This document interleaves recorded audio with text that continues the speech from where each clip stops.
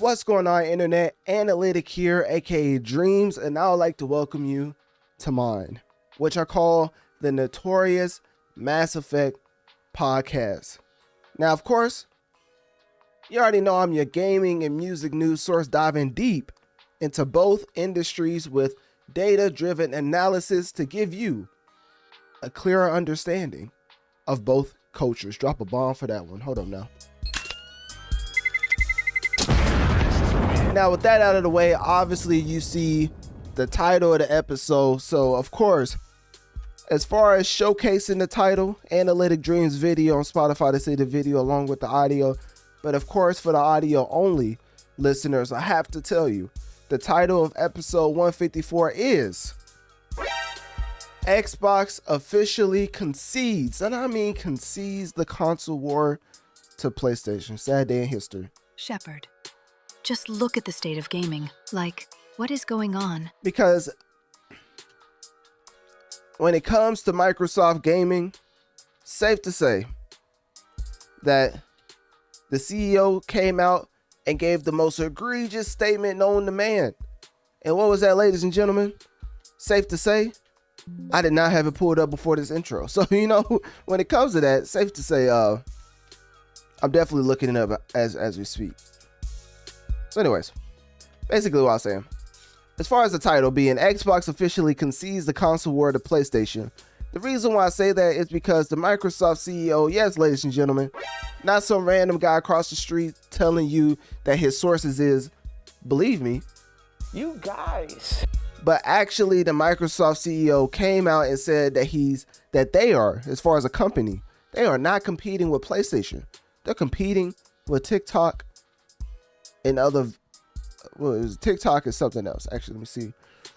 So I have the actual thing pulled up now. I think I do. I don't know. All right. In an interview, the current CEO of Microsoft claimed that they don't view Nintendo and PlayStation as their main competitors. Hold on now. Is this a direct quote? Of course it is. Let's keep going. He said instead, their biggest competition is social media, huh?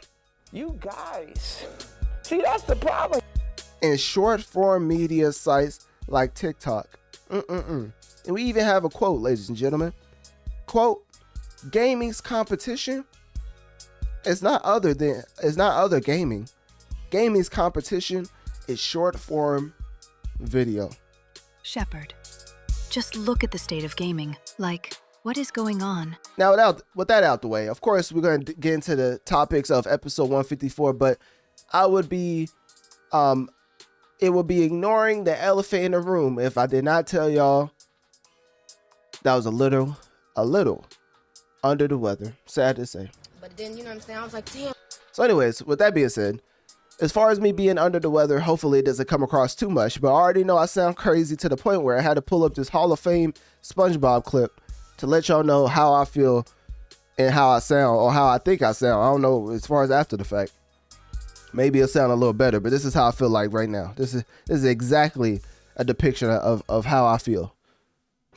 Hello! Daddy, I'm sick. Can you escort me to the doctor's? This is how I feel. Oh, sure, SpongeBob. I'll be over there faster than a barefoot jackrabbit on a hot, greasy griddle in the middle of August with okay, Sandy, thanks. So yeah, you know, essentially speaking, your boy's a little under the weather, but that is okay because of course, this intro is gonna get done. It's gonna get done one way or another.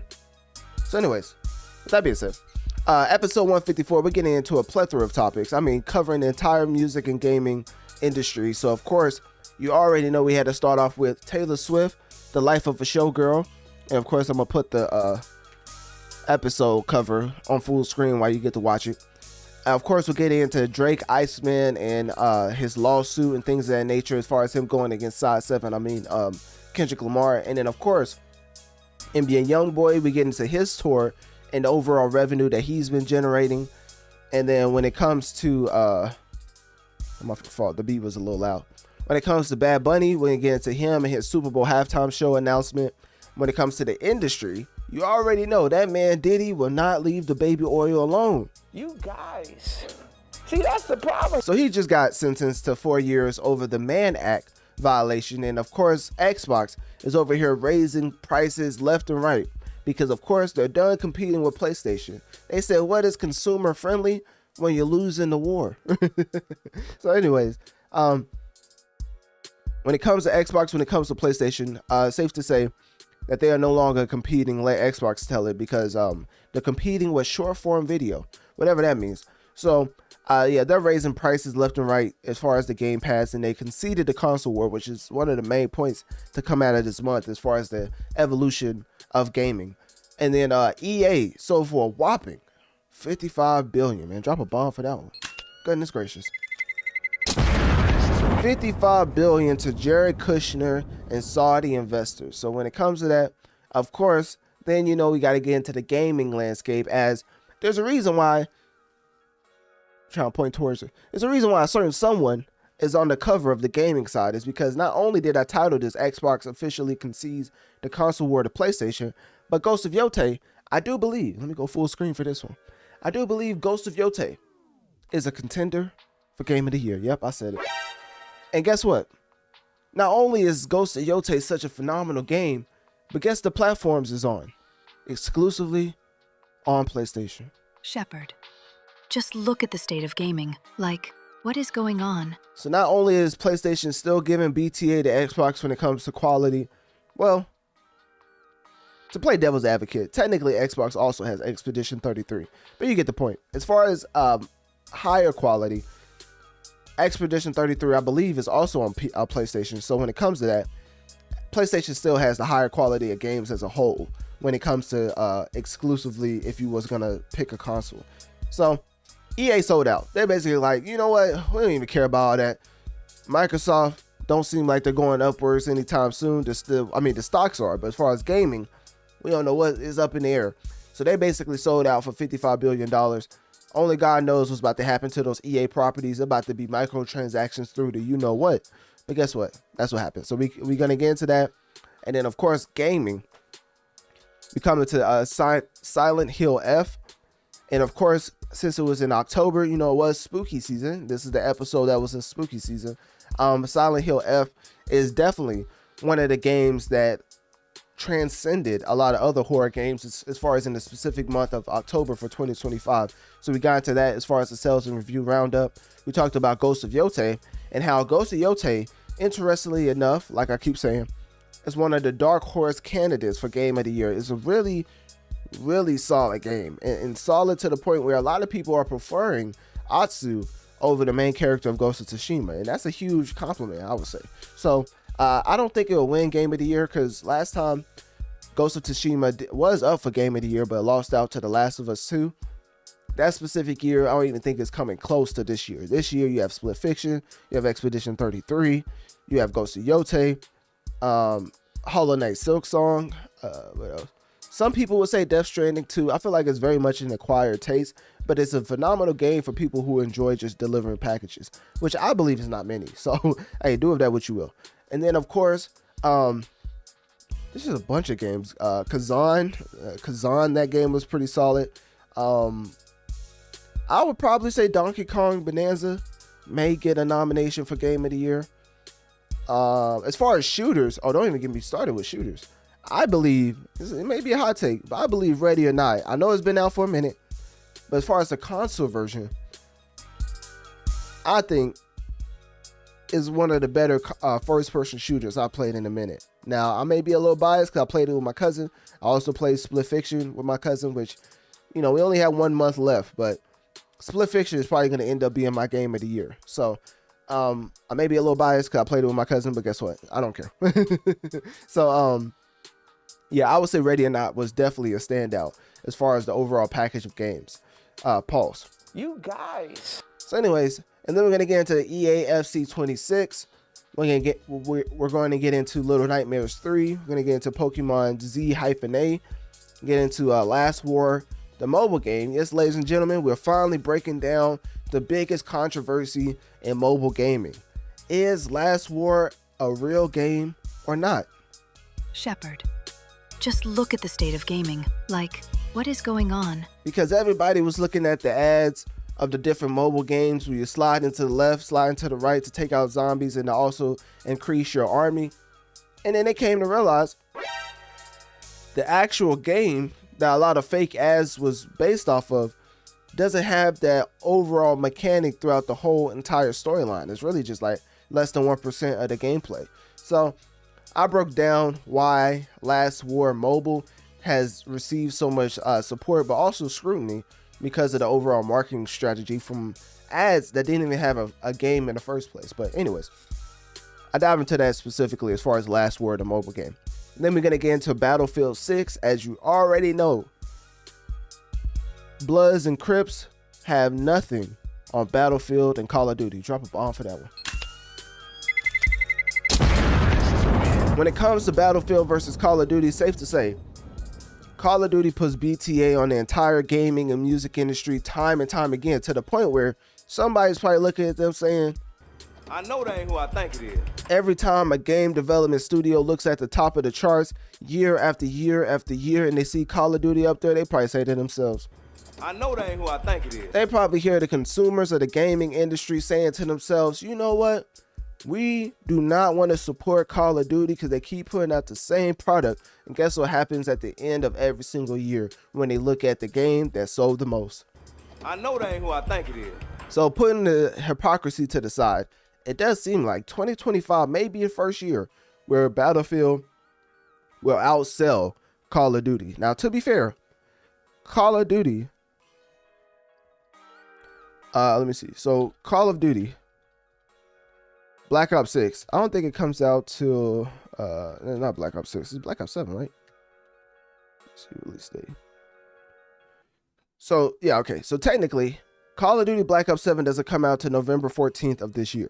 So you're pushing it to like the middle of this month, and now you only have half a month and another full month to like try to garner more sales in the year of 2025.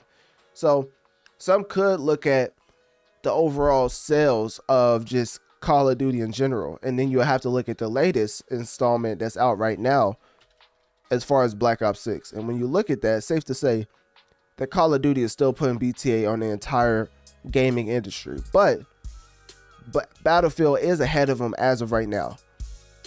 Actually, no, Call of Duty is the fourth most. We're gonna get into it, right?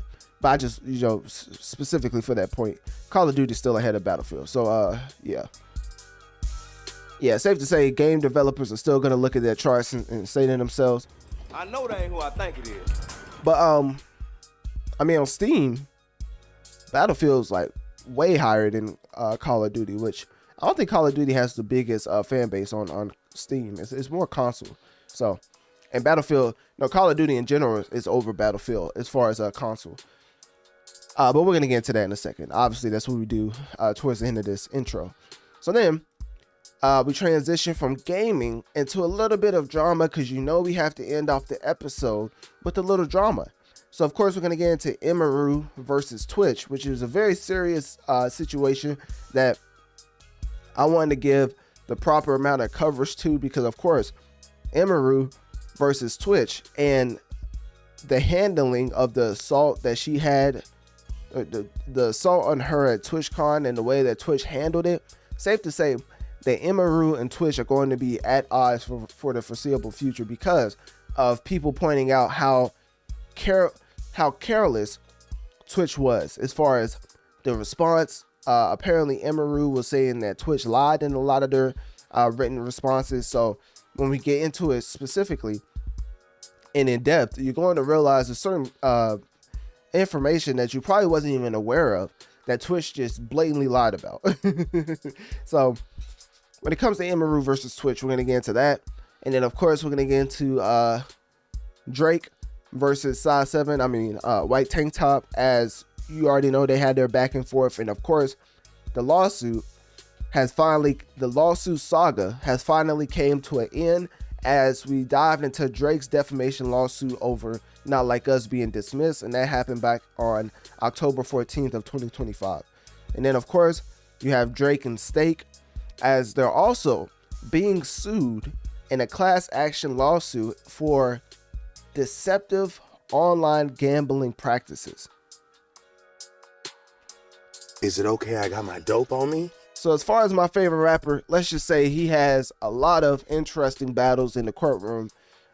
still ahead of him even after the huge battle with Side 7 as far as the lawsuit. So now, last but definitely not least, we get into NLE Choppa versus NBA YoungBoy, which is really just NLE Choppa trying to tell NBA YoungBoy that he wants to be friends. He's like, please, NBA YoungBoy, can we be friends? And NBA YoungBoy looking at NLE Choppa, he probably saying to himself, whoop-de-doo. That man could care less. NLE Choppa really wants to be NBA YoungBoy's friend. And guess what NBA YoungBoy keeps saying? Whoop-de-doo. Sad day in history. And then, of course, I know I said that I know I said that was the end, but guess what? There's a specific side of this episode that I haven't even touched on yet. Pause. You guys.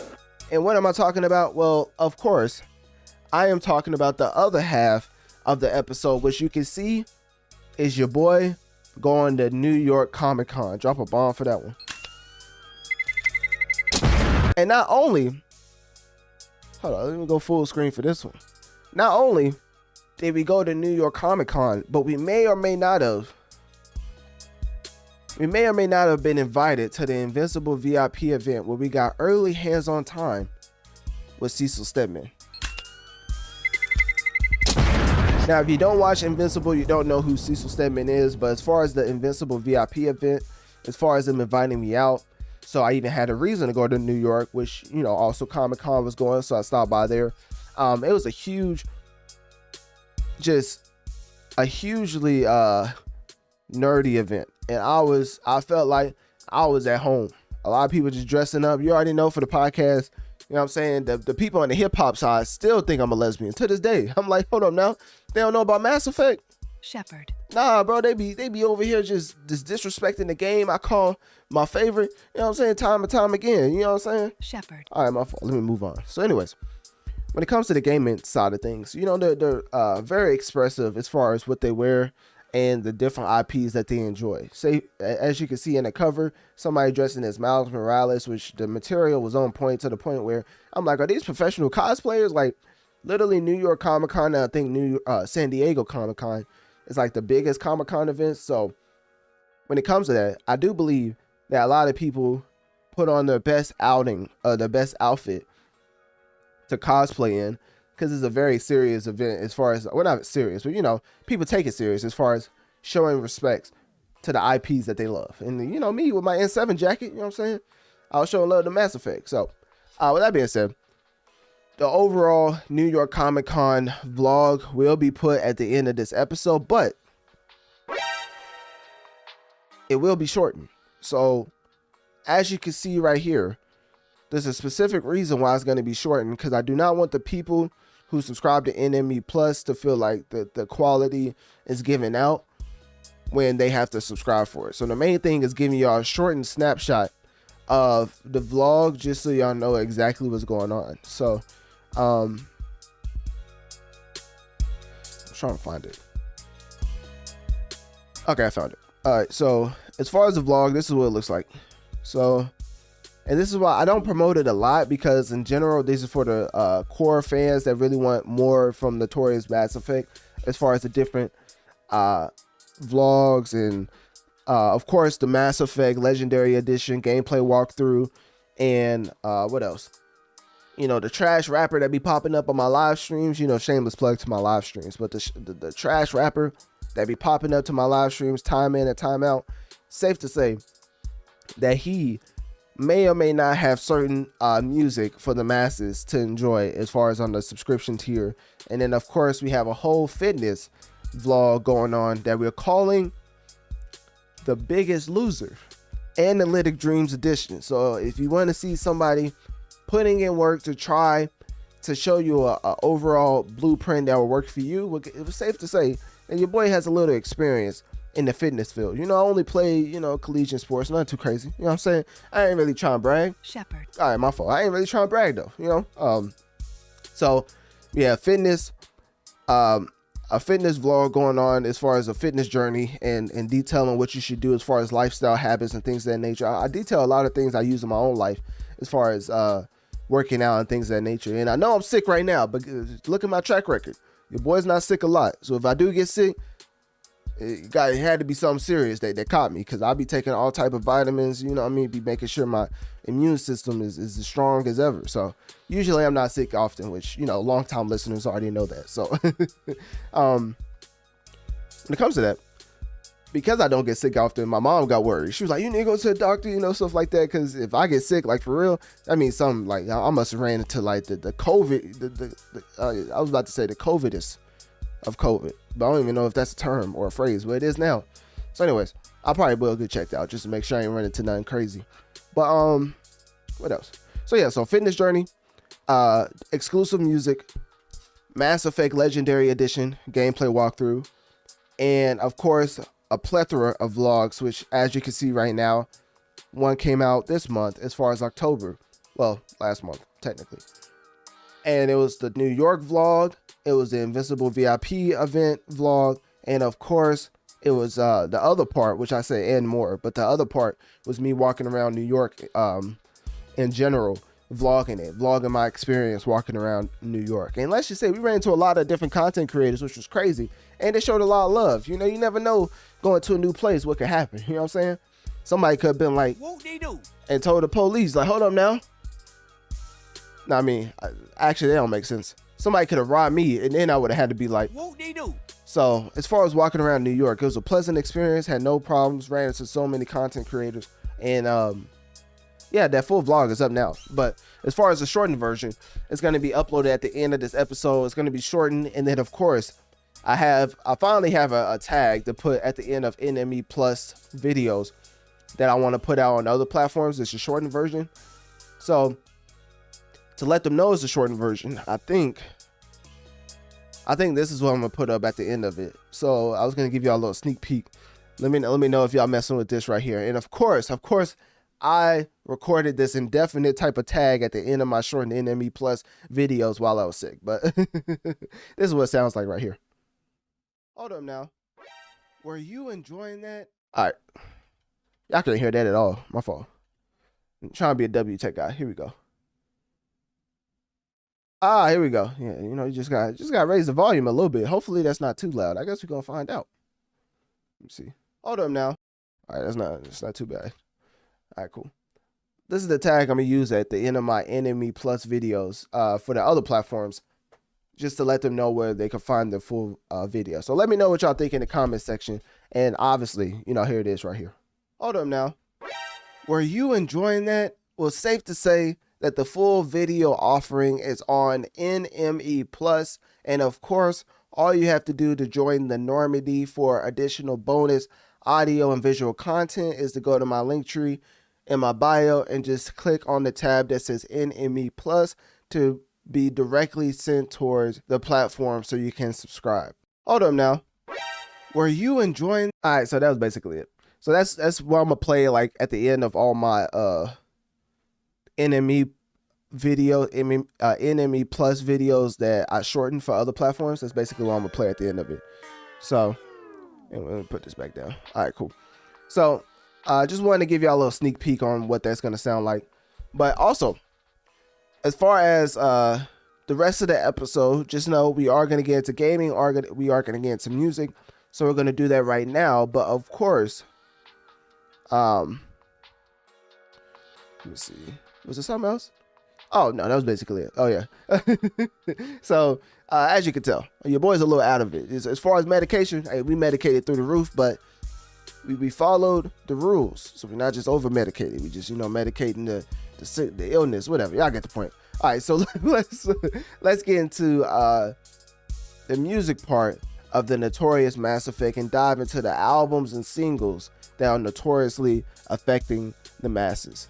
Getting into the albums that are notoriously impacting the masses, safe to say none of the top 10 really surprises me except for when we look at number 4. As ladies and gentlemen, Analytic Dreamz video on Spotify to see the video along with the audio, because right now we're going over the top 10 list according to Billboard. And when you look at it, right, you see that UMG has 67% of the entire music market share. Sony has 16%. Warner has 15%, and then the others which is really independent artists and smaller labels, they have a whopping 2%, which basically shows you how hard it is to affect the masses when you don't have a major label. Not saying it's impossible. I'm basically just saying that it's very hard. It's very difficult, as you can see right here, analytically speaking. So getting into the top 10, I already said this right here. Number 4, who do we have here? What in the world? I don't even think I covered this once. So shout out to Daniel Caesar and his album, Son of Spurgy, for coming in at number 4. Whenever it's highlighted this as far as like a creamish type of color, it's first week. So it's 44,000 first week sales for Daniel Caesar. And whenever it's like a cream color like that, it means it just came out. So shout out to Daniel Caesar for coming out the gate, having the 4th most played album in the world.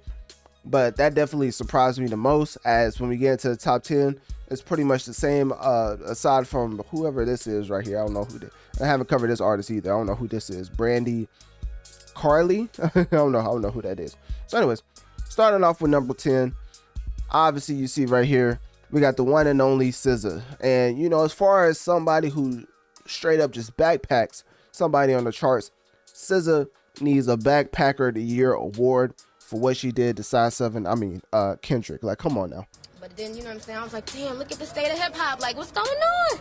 Like, when you really look at the way that SZA was backpacking Kendrick on the charts, a phenomenal feat. I mean, Luther, 30 for 30, straight up heat as far as engagement factor. And then Luther, I think, was the last rap track to be in the top 30, which, you know, made history because, of course, when I reported on it, as far as no rap songs being in the Billboard Top 40 for the first time in 35 years, I covered that October 31st of this year. And essentially speaking, this hasn't happened in a while. I mean, 35 years. So, you know, it's been a while, right? So Luther was the last track hanging on. And even that one was technically like an R&B track, because Luther is more of an R&B track than it is a rap track. So anyways, SZA comes in number 10. As far as SOS being the 10th most played album in the world. And then you have Demi Lovato. Her album is Not That Deep coming in at number 9. As you can see, is a creamish color. So basically it's his first week. So Demi Lovato sold 30,000 first week. Shout out to her. She's under UMG. Definitely helped out with the overall market share of UMG. And then, of course, we have the one and only Cardi B. And I already know somebody is not upset about. Somebody's definitely irate about this. But then, you know what I'm saying? I was like, damn, look at the state of hip hop. Like, what's going on? But I'm not going to let y'all know who that individual is. So when it comes to Cardi B, safe to say her album that came out September 19th of this year, November 6, 2025, and it's still the 8th most played album in the world, selling 32,000. I still think that's a solid outing, especially for Cardi B. Some people was wanting her to stay in the top 3 for like months to come, but you know, when it comes to Cardi B, she took so much of her hiatus that I think that these numbers are still respectable, because keep in mind, Cardi B's album Am I the Drama came out this year, but Invasion of Privacy came out in 2018. So when it comes to that, shout out to Cardi for having the 8th most played album still in the world. And then we have Brandy Carlile, I think that's how you say her name, Returning to Myself, which is the 7th most played album in the world. Shout out to her for debuting her album with 36,000 first week sales. And then you have Olivia Dean with her album The Art of Loving, which is the 38th most, it's the 6th most played album in the world. And then of course we have Sabrina Carpenter with her album Man's Best Friend. That's the 5th most played album in the world. Daniel Caesar, that I already talked about, has the 4th most played album in the world with his album Son of Spurgy. Then you have Morgan Wallen. Why my beat go off? I feel like Chief Keef? Did the beat go off? That's how I feel right now. All right, there we go. Daniel Caesar with his album Son of Spurgy, which is the 4th most played album in the world. And then you have Morgan Wallen, I'm the Problem, and he has the 3rd most played album in the world. And safe to say, Morgan Wallen has had one of the most phenomenal years of 2025 when it comes to putting out music, because of course we only have one more month left as far as the year. Safe to say, that man Morgan Wallen has had the best success when it came to affecting the masses with his album I'm the Problem. As he put this out, May 16th of this year. It's November 6th of 2025, and he still is in the top 3, and he sold 75,000. So him having a top 3 most played album for the entire year after he put it out May 16th just shows you that Morgan Wallen, objectively speaking, because he's had it out longer than Taylor Swift and K-pop Demon Hunters. So safe to say, he definitely has had the longer run in the top 3 to make it to where, objectively speaking, Morgan Wallen has put BTL on the entire music industry. He's been putting up phenomenal numbers. But is the Billboard's going to recognize that? I think they have to. But as far as Grammys, you already know that Morgan Wallen was using the N-word like it was going out of style. So safe to say, he's not going to have any Grammy nominations because, I'm not mad at it. Somebody says the N-word, is not black. I don't think the Grammys take too kind to that, especially the way that they caught him on video saying the N-word like he been saying that for a minute. But anyways, shout out to Morgan Wallen for having the third most played album in the world with I'm the Problem. But hey, don't expect any Grammy nominations anytime soon. Then we have K-pop Demon Hunters with their soundtrack being the second most played project in the world.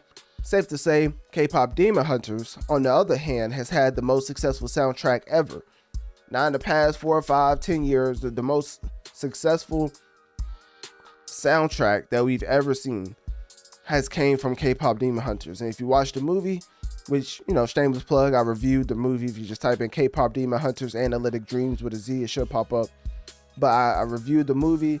You already know the type of coverage I've been having for K-pop Demon Hunters, to the point where the first time I ever covered them was June 30th of this year. So I've been covering them for a minute, and I think the numbers that they've been putting up is an understatement to say that they've ran 2025. But from a soundtrack perspective, not Frozen, not Encanto, K-pop Demon Hunters soundtrack is the most successful soundtrack that we've ever seen in life.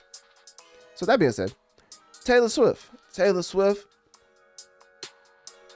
the biggest gangster in the music industry, to the point where when she came out and sold a whopping 4.1 million copies first week. Drop a bomb for that.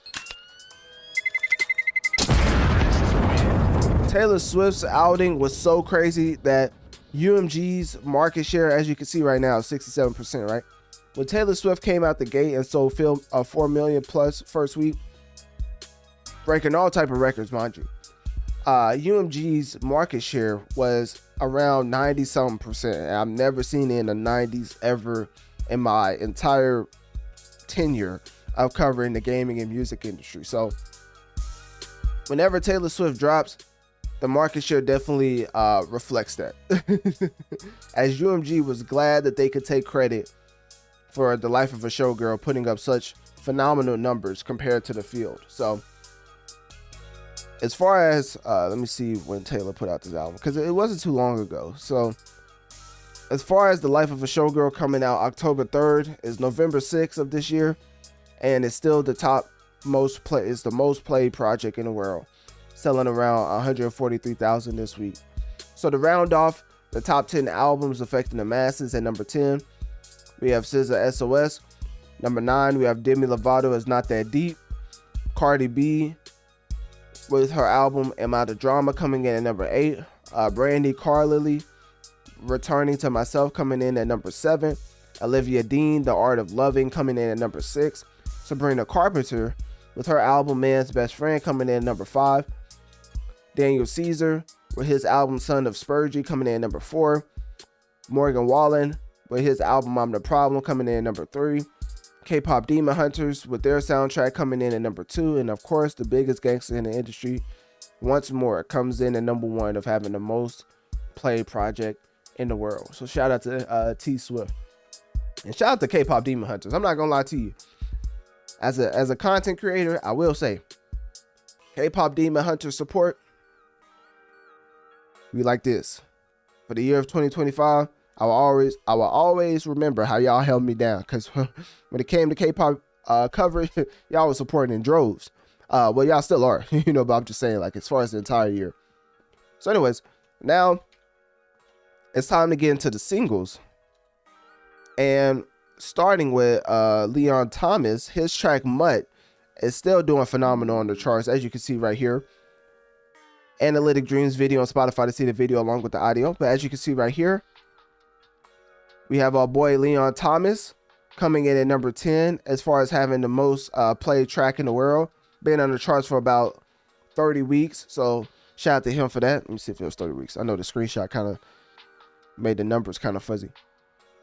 Okay, 39 weeks. So Mutt has been on the charts for 39 weeks and it's been climbing the ranks, and now is currently the 10th most played track in the world, which as you can see is his peak. You can see it right here. Let me try to make sure y'all can see it as well. But as you can see right here, his peak is at 10. Oh shit. Let's see. Oh my goodness. Who in the world gave me a marker, man? I'm just gonna circle all this. No, we just gonna use the arrow. How about that? How about that? There we go. Y'all like the arrow? Anyways, y'all should be able to see that. Essentially, it says peak and then 10. So I don't know what Leon Thomas is doing. I think it's because he just put out an EP, which if you didn't know, Leon Thomas's EP is titled, Leon Thomas just put out an EP titled Folks, Pholks. He put it out October 24th. Only one feature on it is 4 bats. It's 7 tracks total, 21 minutes in length. So I don't know if the EP Folks helped him out as far as the Mutt placement, because you know sometimes you put out a new project and it makes people go listen to your old music a little bit more.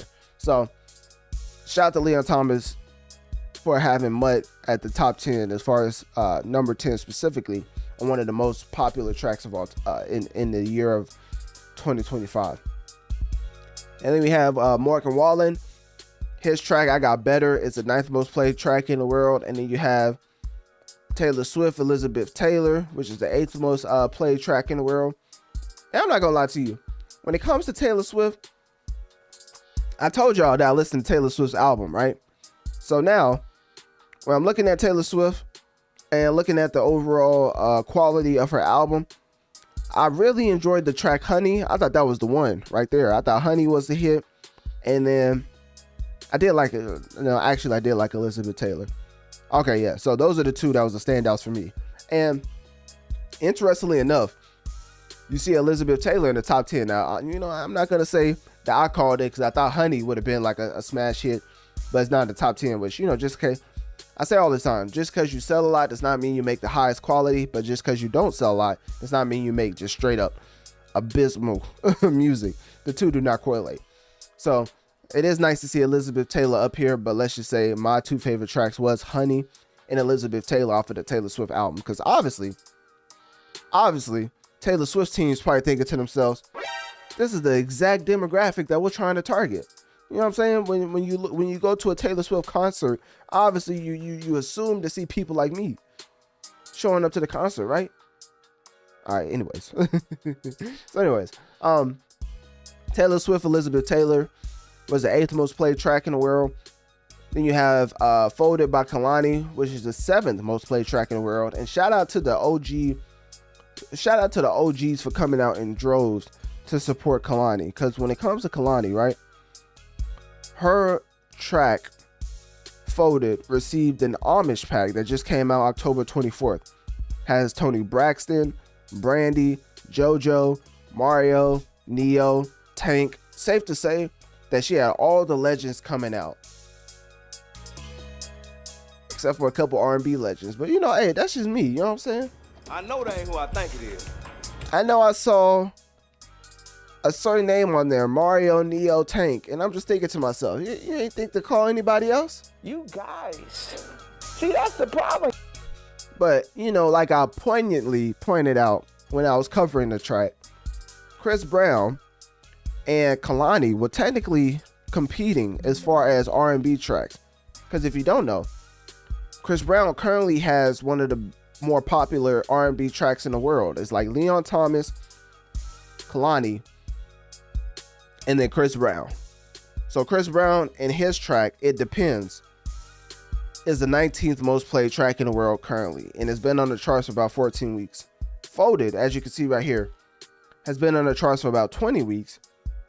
And now it's the 7th most played track. But as you can see right here, put a little arrow. As you can see right here, what does that say? Last week it was at 14. It Depends was at 19 for Chris Brown. That's why I kept saying there's not going to be a Chris Brown remix for Folded or an Usher remix, because Usher helped out Chris Brown as far as the It Depends remix. And when it comes to Kalani, I felt like it was a lot of politic games behind the scene to champion a certain R&B track. And you already know Chris Brown's track record. So I'm not saying that the Grammys wouldn't try to give him the award, because I feel like he's becoming more in the good graces of the award shows.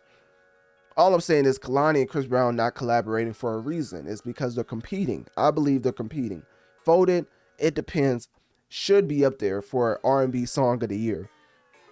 So I'm not saying they couldn't help each other out, but I'm just saying that it's probably healthy or unhealthy competition as far as these two tracks. So anyways, shout out to Folded being the 7th most played track in the world.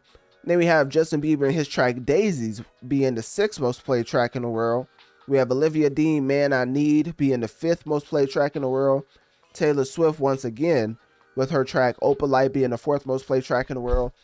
Ordinary by Alex Warren is the 3rd most played track in the world. Golden by basically K-pop Demon Hunters is the 2nd most played track. And then of course at number 1 you have the biggest gangster in the music industry once more, with the Fate of Ophelia coming in as the most played track in the world currently. So to round off the top 10, we have Leon Thomas Mutt, which is currently the 10th most played track in the world. We have Morgan Wallen, I Got Better at number 9. Elizabeth Taylor, Taylor Swift at number 8. Folded by Kalani at number 7. Daisies by Justin Bieber at number 6. Man I Need by Olivia Dean at number 5. Opalite by Taylor Swift at number 4. Ordinary by Alex Warren at number 3. And then of course Golden by K-pop Demon Hunters at number 2. And then number 1, once more, just like the album, The Fate of Ophelia by Taylor Swift is the most popular track in the world. So shout out to Taylor Swift for showcasing why I put so much immense respect on her name when it comes to notoriously affecting the masses. Because when it comes to this podcast, this is the unequivocal king of what we talk about. Well, queen, I guess, what we're talking about as far as affecting the masses analytically, right? Analytic Dreamz, Notorious Mass Effect. This is the definition. Taylor Swift dropping 4 million in her first week. Still having the most played project.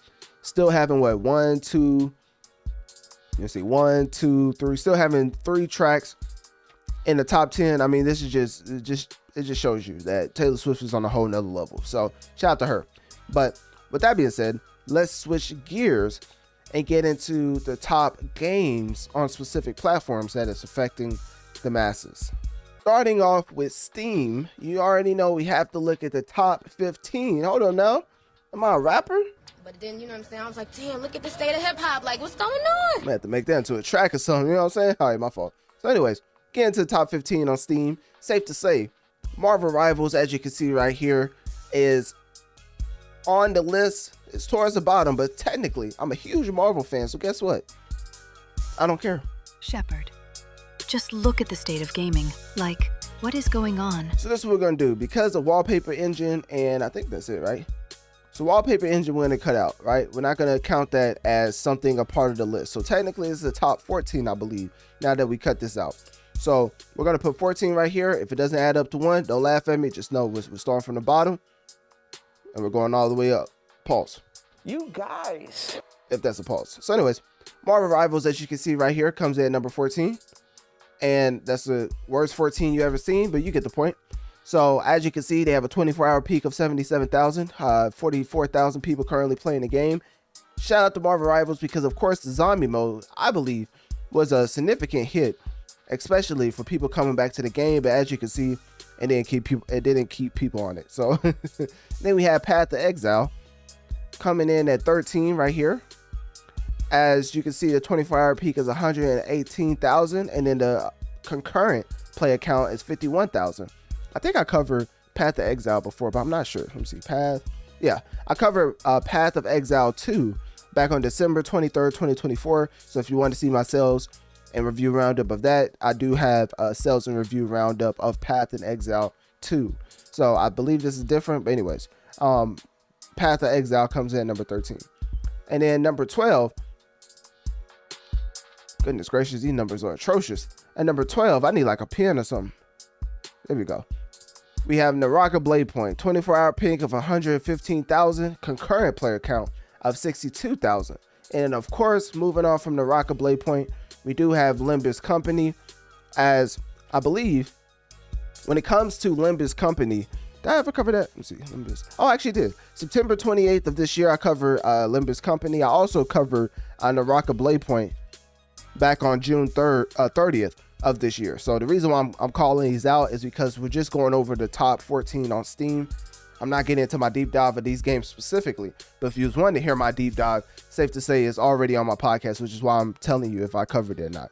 So Apex Legends, you already know, not the OG, but one of the more significant games in the battle royale scene, definitely switching it up. As when it comes to Apex Legends, it definitely deserves its flowers. As when it comes to battle royale formats, Apex Legends show that you can innovate in a world when you already have not only H1Z1, PUBG, but of course Fortnite. So when Apex Legends came and shook the game up with this innovative communication system, as far as the ping system, being able to ping something and then the character say something to the other character, so meaning that you don't have to talk as often, I think that was one of the innovative factors of Apex Legends entering the battle royale format, and really just the gaming format in general. Because now, as you've seen with Arc Raiders, the ping system and the call outs from the character, I believe Apex Legends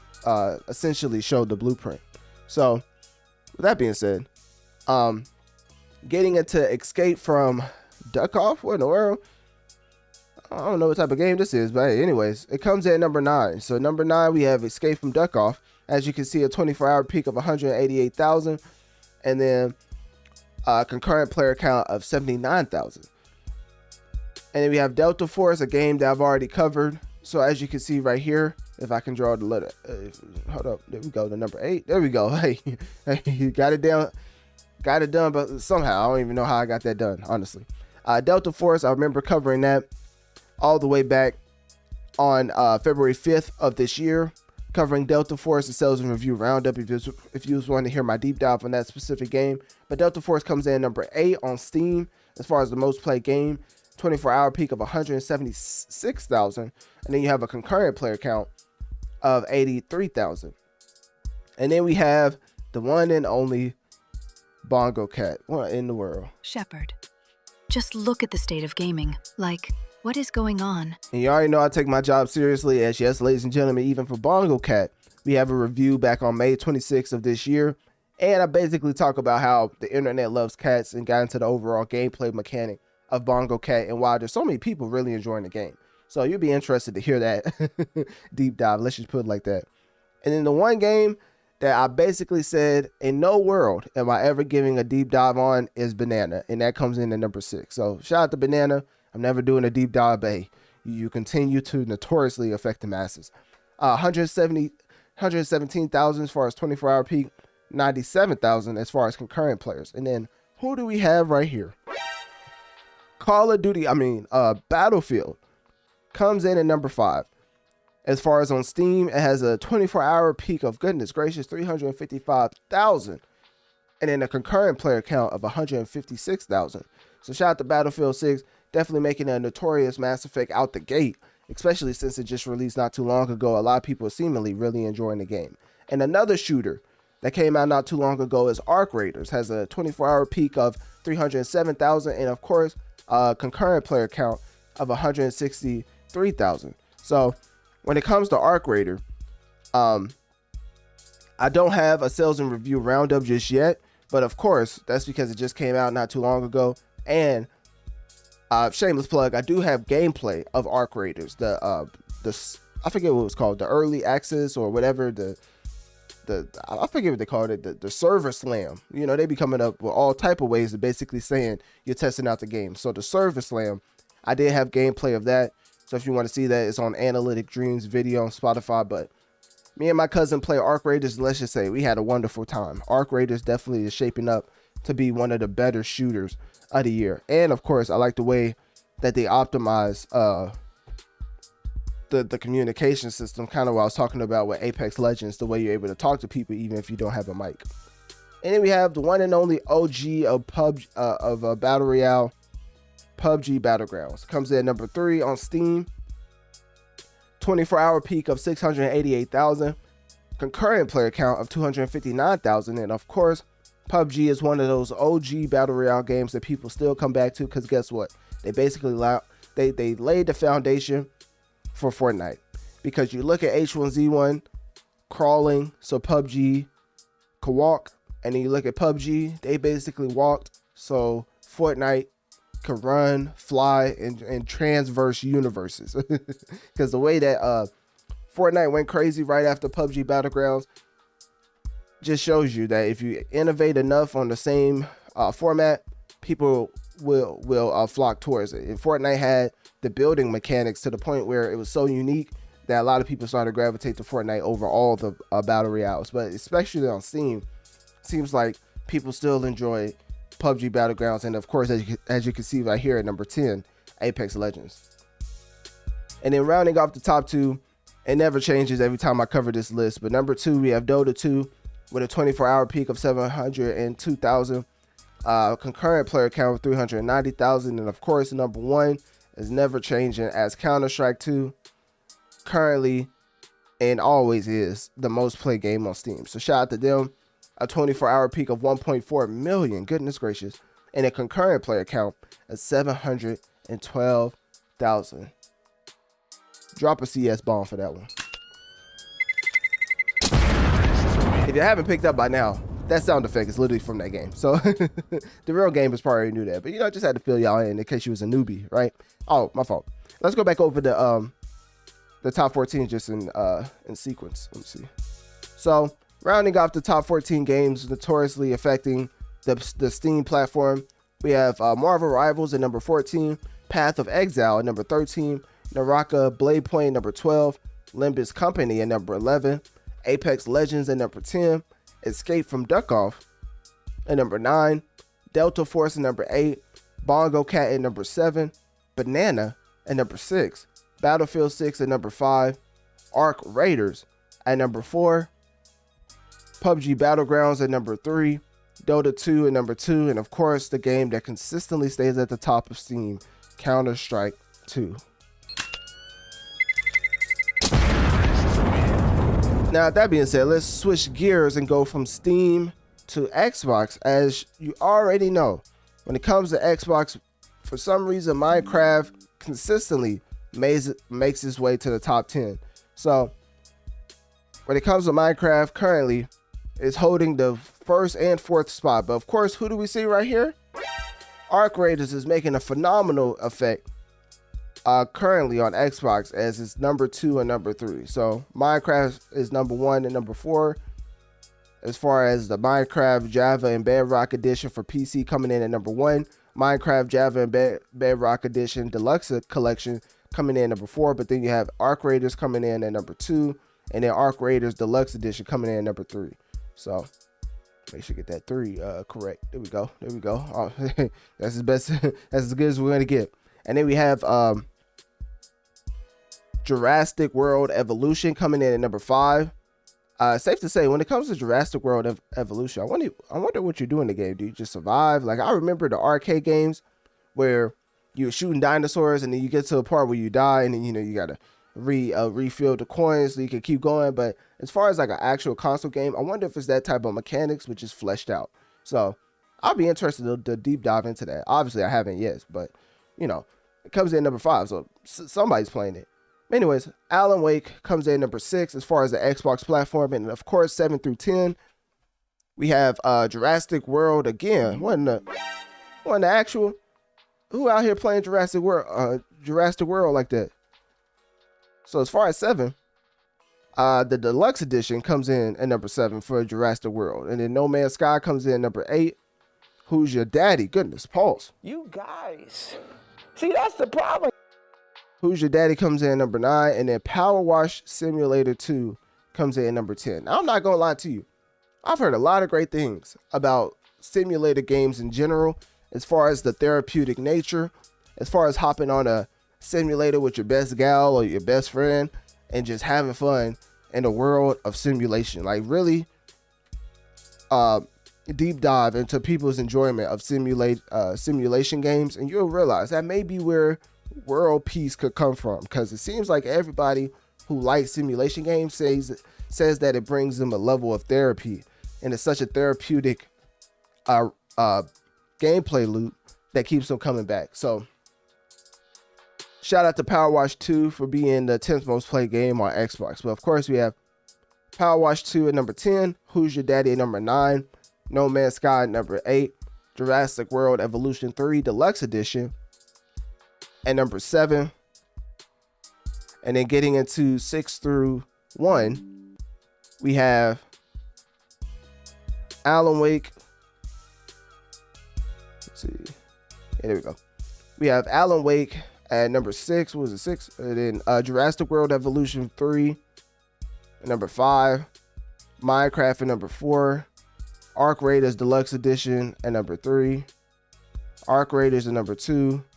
And then Minecraft Java Bedrock Edition for PC at number 1. So that rounds off the games that are notoriously affecting masses on the Xbox platform. So switching gears from Xbox, getting into PlayStation. You already know the Sony ponies are out here rejoicing. And why are they rejoicing? Because basically Xbox threw in the towel. They said, guess what? We're no longer competing with PlayStation. So getting into the unequivocal best console on the market and the games notoriously affecting on that platform. NBA 2K26 currently is the most played game on PlayStation. Then you have Fortnite, which I've been contemplating covering the Fortnite and Simpsons collab, because it seems like when it comes to the recognition for the Simpsons entering the Fortnite world, it's way different than other collaborations, because they put the whole Simpson universe into Fortnite, it seems like. So like the whole map is like Simpsons now, and with callbacks to like things in certain Simpson episodes that you will only know if you was an avid Simpson fan. So I was thinking about covering that because it seems like they went all out for this Fortnite Simpsons collab. But anyways, that's currently the second most played game on PlayStation. Then you have Madden NFL 26 being the third most played game on PlayStation. Call of Duty, which is the fourth most played game. And then look at this. What in the world? Safe to say, when it comes to Battlefield, I don't know what it is. I think, honestly, as you can see me struggling with the number 5, I think, honestly, when it comes to Battlefield and Call of Duty, Xbox definitely has a hand in the way that Battlefield is treated on PlayStation. I'm not saying it's bad. I'm not saying that they treat Battlefield players worse on PlayStation. But as far as Xbox, because of Xbox having Call of Duty, I think PlayStation makes it a point to give more things to Call of Duty players on that console, so that just because Call of Duty is on a Game Pass doesn't make you want to get an Xbox, if that makes sense. Basically, PlayStation is playing it to where they want you to play Call of Duty on their platform instead of Xbox. So I think they're giving you incentives exclusively for PlayStation players because of Call of Duty also being on the Game Pass. So anyways, Battlefield 6 comes in number 5, and surprisingly it is behind Call of Duty. And then what do we have right here? Hold up now. Is this the one and only Dispatch? Ladies and gentlemen, you already know I'm a huge superhero fan, right? So when it comes to being a huge superhero fan, safe to say Dispatch coming in at number 6 definitely warms my heart, because we've been playing that to a T. We've been crossing our T's and dotting our I's, as Polo Man has been going crazy to the point where, hold on, let me pull this up. It's a little shameless plug. You know, your boy is always working. So one of the things I was wanting to showcase. What's going on, internet? Oh, that's my little intro. One of the things I was wanting to showcase is, y'all been really enjoying the Polo Man outing as far as dispatch. Now this is just YouTube. Look at this. I'm about to say this is just YouTube, right? And y'all have almost ran it up to 3,000 in 11 days compared to other videos on my platform. So y'all must really like Polo Man showing up to hop on dispatch. So I really appreciate the support when it comes to that. But that's basically what I was wanting to pinpoint, because of course, let me see. So 19, let me see. Because of course, getting into 5 through 10, let me see, because we already went through dispatch. So dispatch was 6, right? Yeah, dispatch was the 6th most played game. So getting into getting into 7 through 10, we have Arc Raiders coming in number 7 as far as PlayStation. Ghost of Yōtei coming in number 6. EA Sports FC 26. No, I'm tripping. Ghost of Yōtei coming in number 8. EA Sports FC 26 coming in number 9. And of course, rounding off the top 10 on PlayStation, EA Sports College Football 26 coming in number 10. So as you can see, the ball and gun games aren't going anywhere. What we have, Battlefield, Call of Duty, Madden, 2K, goodness gracious, FC, college football. I mean, all these ball and gun games are all throughout the top 10 list. But guess what? Because dispatch is in the top 6, I'm gonna let it go. You know what I'm saying? I'm not gonna hold a grudge. But let's just say my dispatch gameplay is actually going crazy right now. So I'm glad I was able to show you that, so y'all could, check it out if you want to. You know what I'm saying? And also, the full playthrough will be on Analytic Dreamz video. It's just on YouTube. I give them little pieces here and there so they could come to the video platform. But the full playthrough is on Analytic Dreamz video on Spotify. So getting back into the top 10 on PlayStation, safe to say we have EA College Football at number 10. EA Sports FC 26 at number 9. Ghost of Yōtei number 8. Arc Raiders at number 7. Dispatch at number 6. Battlefield 6 at number 5. And then, of course, getting into the last 4, we have Call of Duty coming in at number 4. EA Sports Madden NFL 26 coming in at number 3. Fortnite coming in at number 2. That's a crazy 2, but we're going to keep that. And then, of course, NBA 2K26 being the most played game on the PlayStation platform. Drop a bomb for that one. Because you already know, with the NBA season going on right now, a lot of people is getting that itch to ball virtually with either the favorite team, their favorite player, or just to hop into my park with their friends and get collect virtual ankles, right? So that is the top 10 games notoriously affecting the PlayStation platform. Now let's transition into Nintendo. As you already know, when it comes to Nintendo, I basically just got to read off certain things because, of course, the actual website, like Famitsu, they have all type of ads all over the place. I even have an ad blocker, so I'm like, how does that even work? So anyways, coming in at number 1, I guess I could show number 1 through 3 as I talk about it. Coming in at number 1, as you can see, Pokémon Legends Z-A, or other people are calling it Pokémon Legends ZA, is the most played game on the Nintendo Switch platform, to the point where it already surpassed 1 million copies as far as on Switch specifically. And it doesn't seem like it's going to lose its number 1 place anytime soon, because when you look at number 2 also has Pokemon Legends ZA as far as the Nintendo Switch 2 edition. So then number 3, we have Mario Kart World. Number 4, we have Once Upon a Lump Soul. Number 5, we have Persona 3 Reload. Number 6, we have Super Mario Galaxy plus Super Mario Galaxy 2. Number 7, we have Minecraft. Number 8, we have Animal Crossing. Number 9, we have Mario Kart 8 Deluxe. And then, of course, rounding off the top 10 for the Switch Nintendo platform, we have Donkey Kong Bonanza. So getting back into the top 10 as far as games notoriously affecting the Nintendo platform, safe to say we have Donkey Kong Bonanza coming in number 10. Mario Kart 8 coming in number 9. Animal Crossing coming in number 8. Wait, no, am I tripping? Donkey Kong Bonanza coming in number 10. Mario Kart 8 Deluxe coming in at number 9. Animal Crossing coming in at number 8. Minecraft coming in at 7.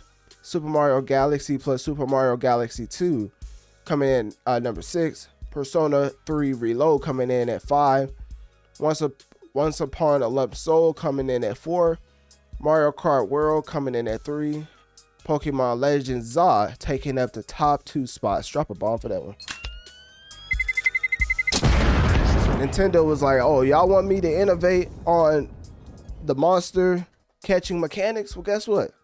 We're not going to. But not only are we not going to innovate, we're going to put a patent. Yes, ladies and gentlemen, we're going to put a patent so nobody else could copy. Shepard, just look at the state of gaming. Like, what is going on? When it comes to Pokemon, when it comes to Nintendo, safe to say, Nintendo have the greatest lawyers in the gaming industry. Because if you don't know, I covered back on September 24th of this year, Nintendo securing a patent on summoning characters to fight other characters. Yes, ladies and gentlemen, you heard me correctly. So as far as innovation, just know it's not coming anytime soon. But are other companies going to innovate, such as a Power World? You know what I'm saying? No, because Nintendo patented and it just went through. So yeah, as far as stifling creativity, let's just say Nintendo is a one of one. Let's just put it like that.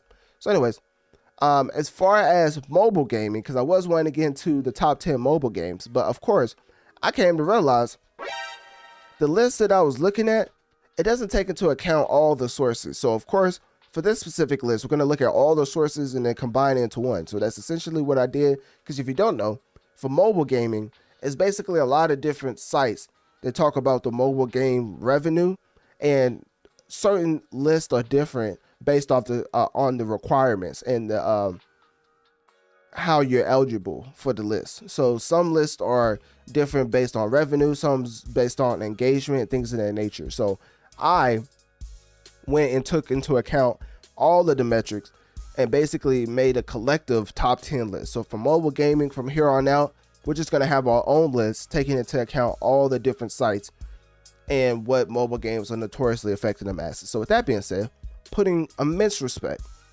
on the mobile gaming community, this is my own list of what's the greatest top 10 games. As far as what are the most popular top 10 games on the market. So anyways, all right, there we go. So anyways, as you can see, number 1, we have Honor of Kings, published by Tencent. And then, of course, you have notes to the side. Number 2, you have Last War Survival, published, well, we don't know who it's published by. Candy Crush Saga, published by King. And actually, I did cover Last War. So let me see. Do I actually? I know I probably looked up the actual developing studio. Let me see. I think the creators of that list could care less. But so it was launched by First Fun HK Ltd and now published by Funfly Pte Ltd. So only over here in Notorious Mass Effect. Even the different sites didn't cite their source as far as the publisher. But anyways, Candy Crush comes in number 3 as far as the most engaged with mobile game, published by King. King Shot comes in number 4, published by Century Games. Royal Match comes in number 5, published by Dream Games. Gossip, Harbor, Merge, and Story comes in number 6, published by Century Games. Clash Royale comes in number 7, published by Supercell. Delta Force comes in number 8, published, well, we don't know who it's published by, but I'll probably have to look that up as well, because I remember covering Delta Force not too long ago. So this is a new thing. This is the collective list. So if you look at other lists, just know this is not taking into account all the revenue and engagement. It may just be doing one. So that's why I wanted to collectively put this list together. So I remember covering Delta Force all the way back on February 5th, 2025. But they do have a console game. So I don't know if that's the mobile game or the console game. So, but anyways, it does say it's developed by Timmy Studio Group, known for Call of Duty Mobile. Okay, so yeah, this is the mobile game. All right, cool. So yeah, the development is Timmy Studio Group for Delta Force. Monopoly Go. Actually, I was gonna do that for this episode, but I ended up reviewing. What did I review? You know, I gotta look at my whiteboard. I ended up reviewing the Last War game. Yeah, as you can see up here, I covered Last War Survival. So, but Monopoly Go is gonna that review is gonna happen at some point. At some point, just not anytime soon. So Monopoly Go currently is the 9th most engaged with mobile game, and then of course you have Pokemon TCG Pocket, which is the 10th most played mobile game in the world. So looking at this top 10 list, rounding off the top 10 games affecting the mobile platforms, you have Pokemon TCG Pocket, Monopoly Go. Oh, no, my fault. I got to put the numbers with it. Pokemon TCG Pocket, number 10. Monopoly Go at number 9. Delta Force at number 8. Clash Royale at 7. Gossip Harbor Merge and Story at number 6. Royal Match at number 5. King Shot at number 4. Candy Crush Saga at number 3. Last War Survival at number 2. And of course, the most popular mobile game currently, Honor of Kings. So with that being said, that is essentially the music and games that's out here notoriously affecting the masses. So with that being said, let's get into episode 154 that, of course, as you can see, is titled Xbox Officially Concedes the Console War to PlayStation. Shepard, just look at the state of gaming. Like, what is going on? But before that, make sure to click my link tree in my bio to access my social medias and follow to keep up with my latest activities. If you want to support the show financially, click my Cash App link located towards the bottom of my link tree as it helps the show overall. Also, make sure to share this podcast, rating the show 5 stars as this helps the show reach more people so we can grow together and affect the masses. And with that being said, make sure to click that bell icon for post notifications.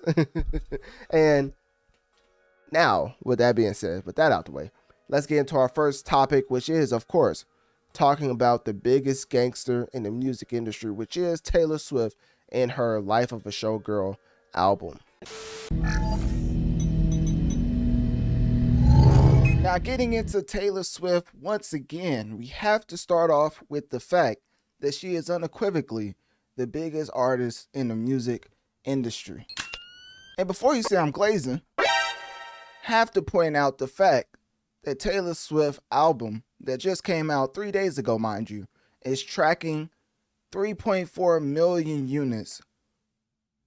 And with that being said, it broke the record for the biggest album sales week in Nielsen history.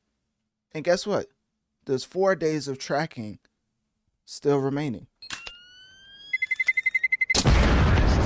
So when it comes to Taylor Swift and what y'all may think is a glaze session, it's justifiable for the same reason that Drake is my favorite artist. Is it okay I got my dope on me? Because when it comes to my favorite artist, safe to say when it comes to objective statistics when compared to their counterparts in their same genre, Drake is leaps and bounds ahead of his next up as far as competition in hip hop.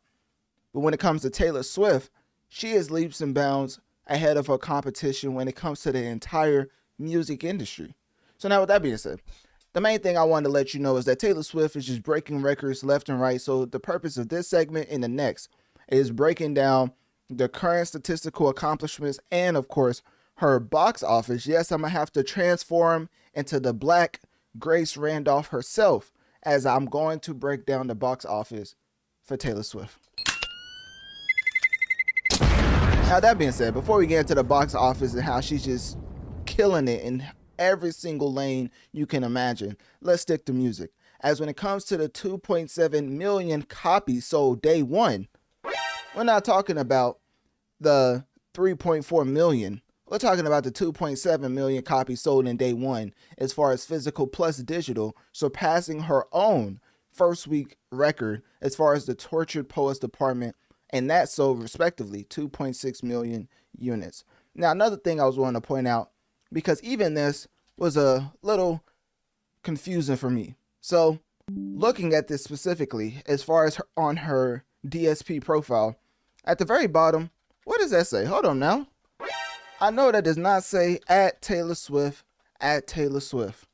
But then, you know what I'm saying? I was like, damn, look at the state of hip hop. Like, what's going on? If only the state of hip hop had an artist that would make a stand instead of lawsuits and ultimately go independent to show what type of fan base he has. But you know, that's besides the point, right? You know, I'm not trying to get him on my bad side of the OVO goons out there, right? Can't have chubs on my back. Pause. You guys.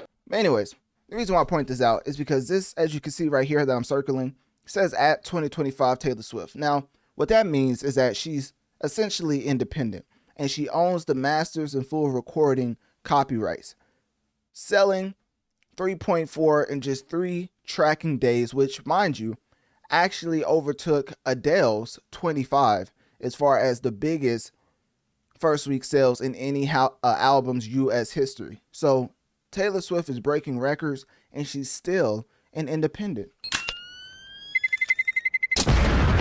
So when you look at the overall music market share, currently independents hold 9%, Universal Music Group holds 48%, Warner holds 28%, and Sony owns 16% of the music market share currently as far as the top 50. Now, when it comes to Taylor Swift, she's easily going to have a number one. And with that being said, I would be interested to see if, for the first time, others, which is, hold on, let me show y'all this too. Analytic Dreamz video on Spotify to see the video along with the audio. But as far as market share, this is for the last tracking week, which is why K-pop Demon Hunters is at number one. But as you can see right here, when it comes to the market share, let me switch my scene. When it comes to the music market share, as you can see, Universal Music Group currently has 48%, Warner has 28%, Sony has 16%, and then guess what? Independents, which is basically smaller labels and actually independent acts, they have a whopping 9%. Now, I don't know what percentile Taylor Swift is going to put the others in as far as third or second place, but I'm pretty confident to say that it's going to be a close race this upcoming week to see if Sony is battling it out with independents as far as market share, and that is definitely a W. I know that ain't who I think it is. Every time Taylor Swift drops an album from now on and it says at Taylor Swift at the bottom as far as credits, I know major labels are looking at it saying to themselves, I know that ain't who I think it is. All of these marketing dollars that we throw around to these acts saying that major labels are the only way to go, and Taylor Swift literally already broke the highest first week sales for any album in US history, and it's only been 3 days. So as far as the Glaze Fest, that's essentially what I was trying to get across. Taylor Swift is going crazy with her statistical accomplishments. She does have 8+ vinyls, goodness, and CD variants, and a 24-hour iTunes exclusive editions, and a theatrical film tie-in, which leads into my next segment, because ladies and gentlemen, we are about to break down how in the world Taylor Swift released a whole movie and it ended up grossing $33 million. So with that being said, let's get into her statistical accomplishments in the box office right now. Transforming into the Black Grace Randolph herself. Shout out to her. But for this particular segment, y'all are stuck with me to break down the movie box office, as I'm no movie or TV show connoisseur, but what I do know is that Taylor Swift grossed not only $33 million in North America, but also $46 million globally over 3 days, the largest theatrical album launch ever. And in my previous segment, because I tied these two together, I was talking about how Taylor Swift already, with 3 days of tracking, mind you, 4 more to go, but after 3 days of tracking, has already accumulated 3.5 million units. And guess what? That's already the biggest first week sales for any album in US history. So Taylor Swift is dropping bombs all over the place. So when it comes to specifically the box office, that's the main thing I wanted to let you know, is that that's the most surprising thing to me, because of course, when it first came to her outing as far as a theatrical release, she had the Tortured Poets department, and that was already a success in its own. Was it the Tortured Poets department, or was it actually, I think it was a documentary for Taylor Swift. But Let me see. Taylor Swift. Torture Poets Department. I think it was the Eras Tour. I think that's what it's called. I don't feel like looking it up right now. But I think it's actually the Eras Tour, which encapsulated her progress in her overall career journey throughout her albums. That came to theaters, and guess what? It broke all type of theatrical records and things of that nature. So now for Taylor Swift to come back and put out yet another project for theaters titled the official release Party of a Showgirl, which debuted August 3rd, of course, along with the album. Safe to say that it accumulated so much money that at this point, somebody has to get Taylor Swift some type of movie deal, because she's improved time and time again. Now, not only will people show up to DSPs and purchase physical copies, vinyl, CDs, things of that nature, but they will also show up to theaters to support Taylor Swift's offering, which I believe any studio will be clamoring for as far as a superstar that they can mold that already has their fan base. So when it comes to Taylor Swift, there's a lot of things that she's just doing that's leaps and bounds ahead of her competition. And before you say this is a Glazathon, just know I did the same thing for K-Pop Demon Hunters, and you see where that's at. Still the most played project, before Taylor takes over #1. But K-Pop Demon Hunters and Morgan Wallen have been taking over the #1 and #2 spot as far as the albums respectively throughout this whole year since K-Pop Demon Hunters release, because Morgan Wallen came out first. And then, of course, on the single side, Golden by K-Pop Demon Hunters, Soda Pop by K-Pop Demon Hunters, and Your Idol by K-Pop Demon Hunters are still in the top 5, and it's been on the charts for at least 13 weeks. So when I put these things in perspective, it's because, of course, me covering the artists that notoriously affect the masses, K-Pop Demon Hunters and Taylor Swift's names are going to be and going to keep being brought up, because, of course, that's mainly what I do as far as covering the music industry, letting you know who is notoriously affecting the masses, which is why, as you can see right here, the Notorious Mass Effect banner has some of the biggest musicians in the world. Now, of course, I cover hip-hop majority of the time, so I'm a little biased as far as more hip-hop artists on the banner. But when it comes to Bad Bunny, Taylor Swift, those type of artists that's outside of the norm of hip-hop, they are doing some things in the music industry that we haven't seen for quite some time. Really, some of the biggest superstars are coming outside of the genre of hip-hop. So the pivot that I made, and especially the people who was enjoying not only the Taylor Swift covers, but the K-Pop Demon Hunters, don't even get me started about people supporting the Lady Gaga coverage. I mean, at this point, covering the entire music industry has not only helped out the brand, but overall has enlightened me as far as the different genres who are very influential on other genres that you probably only listen to, and you never know that they're influenced by the genre that I be covering unless you step out of your comfort zone and expand your palette. So anyways, the main reason why I say that is to glaze Taylor Swift once again. She's going crazy as far as numbers. Now, to be fair, as far as reviews for this specific album, it doesn't seem like the Swifties or the general public are saying this is one of her best albums. Actually, they're kind of saying the opposite. But for me, I actually enjoyed the album, and I know you're probably thinking to yourself, man, this is the perfect demographic to review Taylor Swift's album. I mean, you just look at me and you probably just think that's what a Taylor Swift fan looks like. You guys. See, that's the problem. Anyways, if you said anything else, you're racist. Anyway, with that being said, The Life of a Showgirl by Taylor Swift, my favorite tracks off of this album is by far Honey. I really like Honey. I like the overall beat of Honey. And then, of course, as far as the songwriting perspective, Elizabeth Taylor is me noticing how Taylor Swift actually showcased how big she is in this industry. Because, in the interviews and things of that nature, she really comes across as an ordinary human, which she is not. So Elizabeth Taylor is definitely a great reminder to whoever, decides to slight her. I'm not saying this towards Travis Kelce. I'm just saying Elizabeth Taylor is one of my favorite songs off of this album, because it's Taylor Swift embracing who she actually is as far as one of the biggest entertainers to ever grace a mic.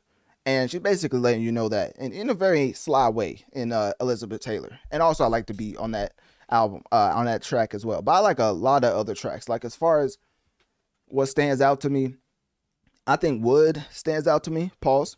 You guys. Life of a Showgirl, I like Sabrina Carpenter's addition to it. And of course, Opalite, I believe is one of my standouts as well. But there's only 12 tracks on it. It's 41 minutes in length. And she has been putting out a lot of albums, you know, aside from the re-releases. So I can see a lot of people getting Taylor Swift fatigue, which happens with any overexposed brand, right? So with that being said, that's the main thing I want to get into, just her theatrical accomplishments, also her single accomplishments, and of course, how the biggest thing I want you to get out of this is Taylor Swift is about to break the record for the biggest first week album sales in US history. And with that being said, click my link tree in my bio. Let me know on one of my social medias. What do you think about Taylor Swift just breaking all type of records with her latest album, The Life of a Showgirl? If you've listened to The Life of a Showgirl, what is your favorite track off of the album? Now, of course, you already heard my coverage of Taylor Swift as far as her plethora. I mean, several is an understatement as far as variants. Now, if you haven't, just know over here at Notorious Mass Effect, you would have thought I was a Swiftie, as when it comes to my coverage of Taylor Swift's album, it's been going crazy to the point where I appreciate each and every one of y'all who support my Taylor Swift coverage. Now, that being said, the main thing that we unfortunately have to get into is the comparison of GOATs. And the reason why I say unfortunately is because the Swifties are going to be thinking that I'm talking bad about their favorite musician, but I have to keep it 8 more than 92. As even though Taylor Swift is still going to be dominating the charts for the foreseeable future, it's the LeBron effect. We're no longer comparing you to your peers, we're comparing you to the GOATs that came before you. So of course, Adele has entered the picture. When it comes to Taylor Swift breaking Adele's record to have the biggest first week ever, as far as 4 million, yes, ladies and gentlemen, million with the M, 4 million sales in the first week, which unequivocally is the most successful first week sales for an album we've ever seen. But that's not it. The main thing I was wanting to get into is Adele's second week. And now, you know what we're about to get into. You guys. See, that's the problem.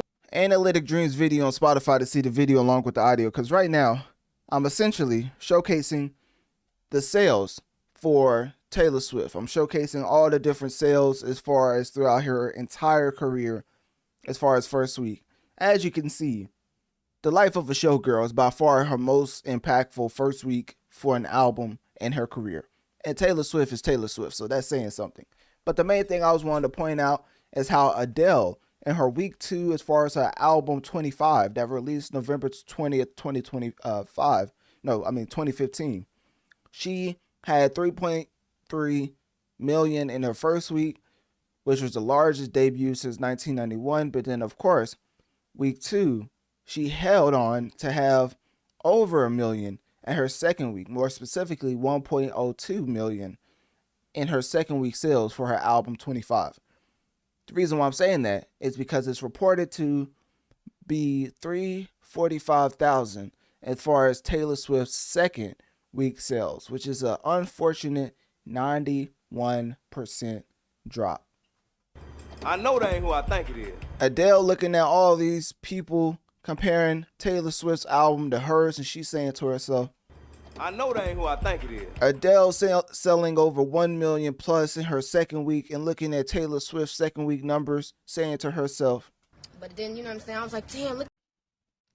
Unfortunate that we have to compare the GOATs like this, but when in a competitive sport such as music, safe to say, these comparisons have to be made because there's nobody else to compare Taylor Swift to.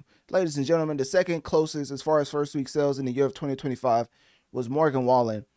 And I believe he did like 480, 490 or something like that. Actually, let me see. Morgan Wallen first week sales. I think it was I'm the Problem, something like that. And when it comes to Morgan Wallen being the second closest to Taylor Swift as far as having the biggest first week sales, Morgan Wallen's I'm the Problem did 493,000 first week. Safe to say, that's not even close to Taylor Swift's first week.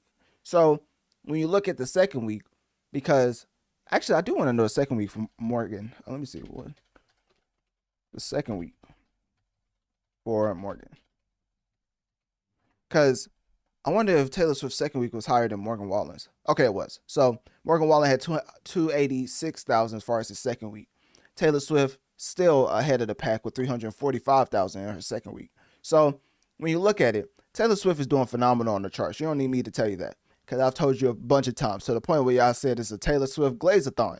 But as you know, I keep it 8 more than 92, so we have to get into her second week and the 91% total drop. As comparing it to Adele's album 25, I'm not gonna say it's unfair, because she's still lapping her competition, her current competition.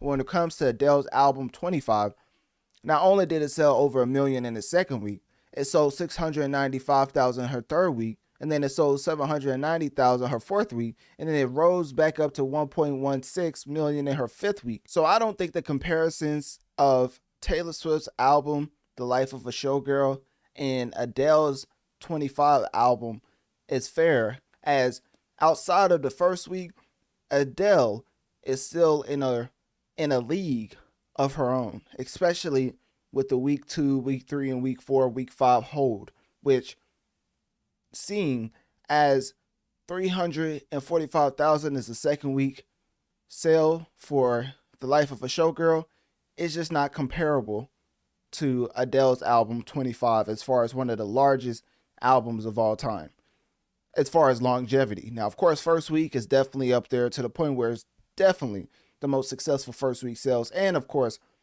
to be fair, the second week is still the largest out of any 2025 album so far. Like I said, Morgan Wallen's album that debuted 493,000 first week, but then the second week was 286,000. Taylor Swift still cleared that by a mile. But when it comes to longevity and comparing her to the likes of Adele, safe to say, let's pump the brakes on the Adele 25 album comparisons, as I already read off the numbers as far as week 1, week 2, week 3, 4, and 5 for Adele's 25, and it held a lot better than The Life of a Showgirl is doing. But you never know. Taylor Swift may put out an eyes closed variant. She may put out an eyes open variant. You never know. She could put out a going to bed vinyl, a waking up vinyl, I'll brush my hair vinyl, I'll brush my teeth vinyl. Shepherd. All right, you get the point, right? So at the end of the day, Taylor Swift is doing phenomenal to the point where she should be applauded to building up a fan base that would support her variants, multiple variants, 38 to be exact, by purchasing the albums in the different variants. But of course, when it comes to longevity, I just want to say that Adele is still in the league of her own, but Taylor Swift as a career is still putting up monumental numbers to the point where my Michael Jackson comparison is still accurate as far as her putting up crazy numbers in the first week. Never seen it before. But of course, when it comes to longevity, like I said, once again, it's not to be compared to Adele's 25 album. So with that being said, hopefully the Swifties ain't mad at me. I was just trying to keep it 8 more than 92 and letting y'all know what Taylor Swift is doing in her second week. And it still leaps and bounds ahead of her competition. So as far as what you can look forward to, I've covered Taylor Swift's documentary as far as Disney Plus, and that's set to come out December 12th on Disney Plus. And of course, that was directed by Don Argott and Sheena M. Joyce, and it reveals behind the scenes from Vancouver's finale. And so when it comes to that, you can look forward to that as far as December 12th on Disney Plus. It's going to be a 6-part docuseries. So that's what you can look forward to as far as the Swifties out there wondering what's the latest developments for the Taylor Swift hive. So with that being said, click my link tree in my bio. Let me know on one of my social medias. What do you think about the 345,000 second week sales metric as far as the Life of a Showgirl? And do you believe that Taylor Swift is breaking the music industry with multiple variants, or do you think it's just a positive to her fan base that she built up over time?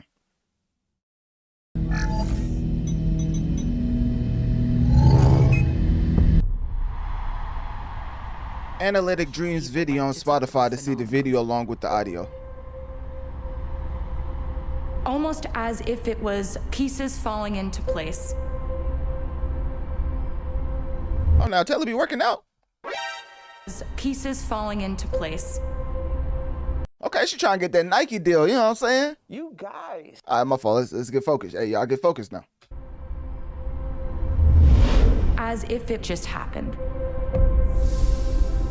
The Eras tour wasn't when all the pieces fell into place. This tour was just when every single one of us who had done so much work, pushing inch by inch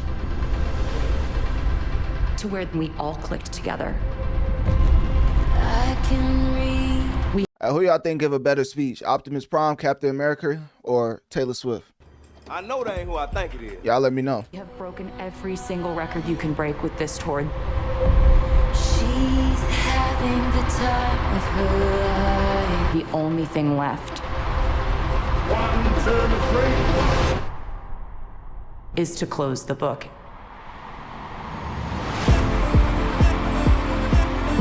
All right, we're gonna mute it right there. I think it's playing music. So what it says is the end of an era, the exclusive 6-episode docuseries.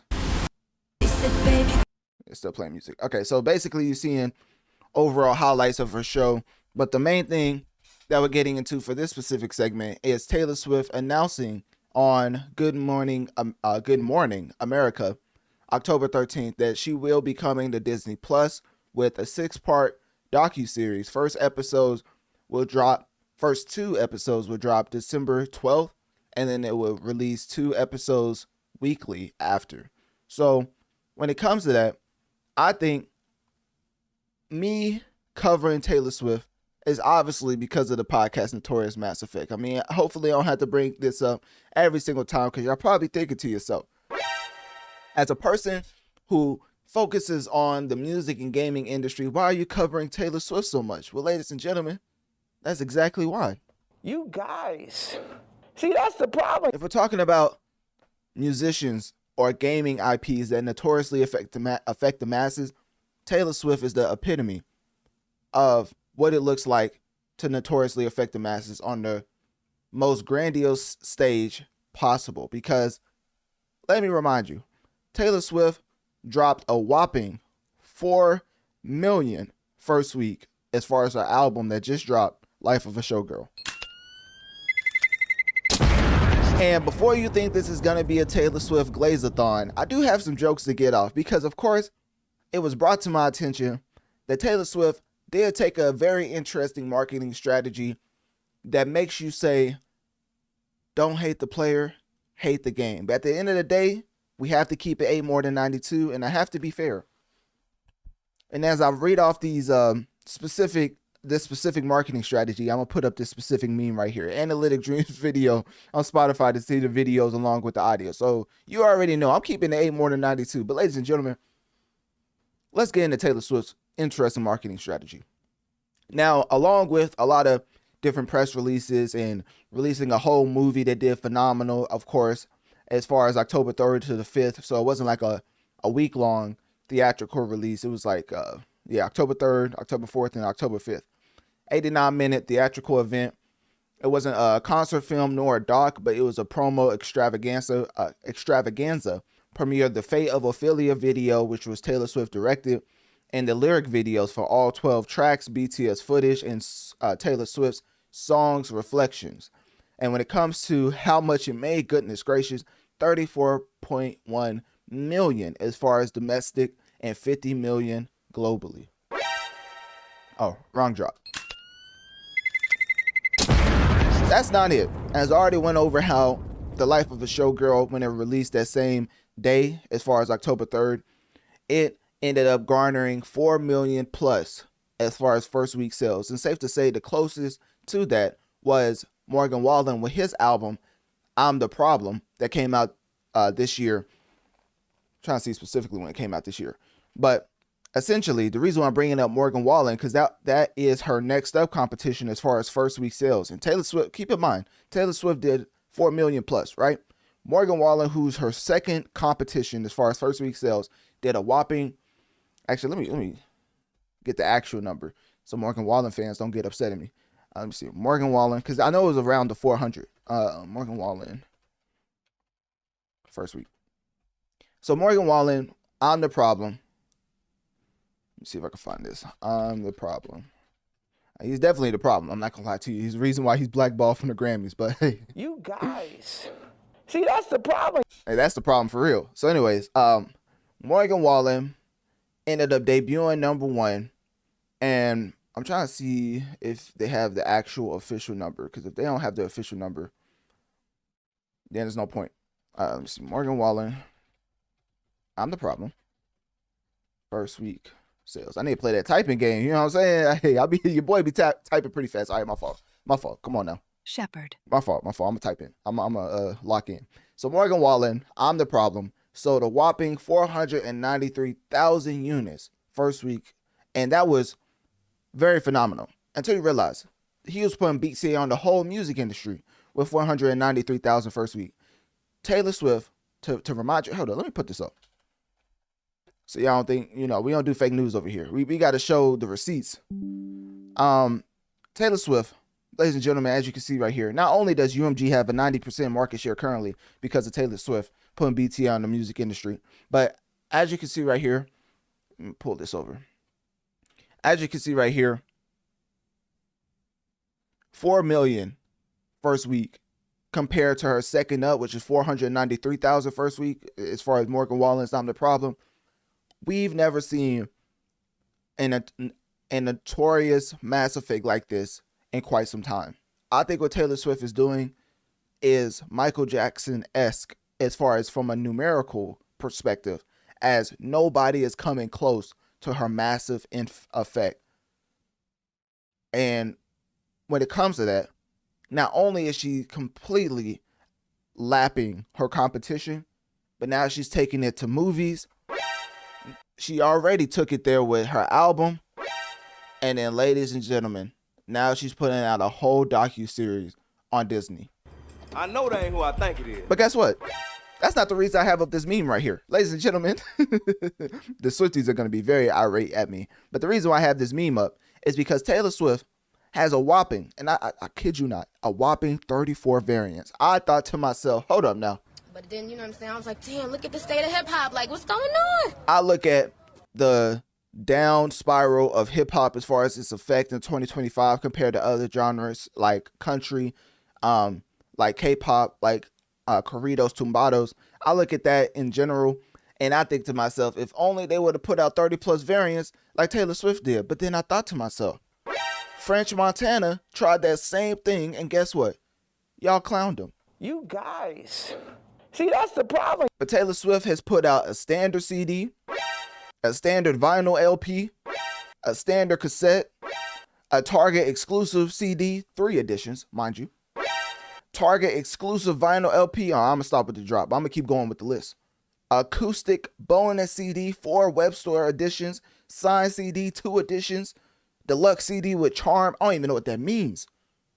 4 editions, deluxe box CD with cardigan, 2 editions, shiny bug vinyl, 2 disc colors. Oh, it's still going. Ladies and gentlemen, what's still going? I know that ain't who I think it is. They already said the shiny bug. I think I did. Baby, that's show business vinyl, 2 disc colors. Tiny bubbles and champagne vinyl, that's 2 disc colors. Crowd is your king vinyl, summertime spritz pink shimmer. Additional vinyl editions, which is 3 more. I don't even know what that means. Digital downloads with 7 total. The standard edition, the iTunes bonus video edition, track by track commentary edition, and acoustic bonus iTunes, which have 4 editions with voice memos. You guys. See, that's the problem. There's a reason why I have this meme up here. And I sincerely will say, Taylor Swift, I'm not hating the player. I'm just hating the game right now because this is a shame. But then, you know what I'm saying? I was like, damn, look at the state of hip hop. Like, what's going on? If only hip hop fans would stop clowning their artists for putting out variants when the biggest influencers in the music industry do the exact same thing with no repercussions. So off of that point, I'm gonna take this meme off because I don't want Swifties think I'm coming at Taylor Swift. I don't want any beef, any smoke with the Swifties. You already know the several times I've covered Taylor Swift has been nothing but a glaze-a-thon. So I'm just keeping it 8 more than 92 and showcasing how she did these type of numbers, because of course you need people to support those variants or else it just wouldn't make sense, right? So she has a supporting fan base to do this enormous, this egregious amount of variants. I mean, I thought to myself, like, hold on now. I know I'm a superhero fan, but I didn't even know if I was watching Loki or if I was watching Taylor Swift's rollout for Life of a Showgirl. I couldn't decide. You guys. I couldn't decide at all. I was thinking to myself, dang, Kevin Feige really did a number on Taylor Swift's album. Shepherd. All right, my fault. So throwing the multiverses away, the main thing I was wanting to get into is that Taylor Swift is putting out a 6-part docu-series for Disney Plus, right? That's coming out December 12th. So it's quite some time from now. The rollout's going to be enormous. When it comes to Taylor Swift still putting BT on the whole industry, having 4 million plus first week, having 6 albums in the top 50 as far as Billboard, and then having all 12 of her tracks charting to the point where not only does she have 1, 2, 3, 4, 5, 6, 7 to sound like LeBron James when he went to Miami, but she has a whopping, and the type of screenshot I'm gonna get, I don't even think you'd be able to specifically see it. Let me show you right here.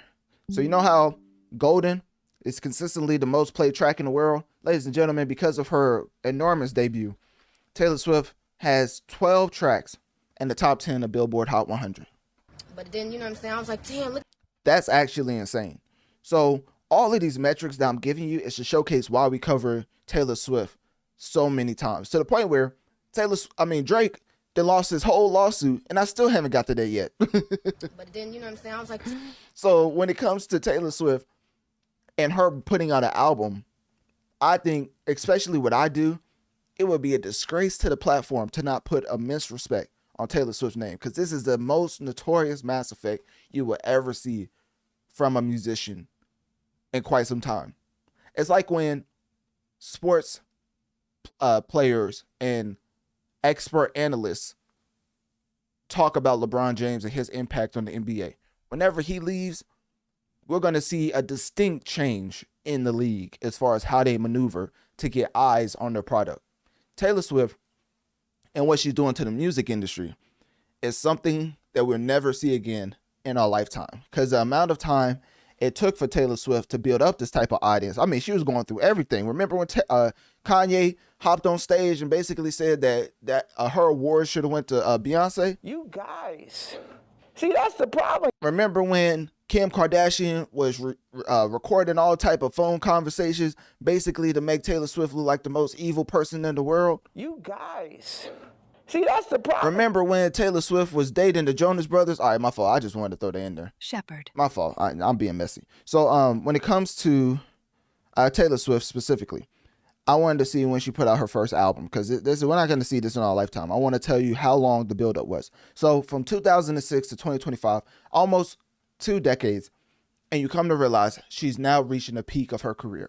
When it comes to being an influencer of in any lane, this is the type of longevity you should seek as far as people putting respect on your craft. Because I don't care what you say. If you're using social media to promote the product you make, you want some type of acknowledgement from the audience, right?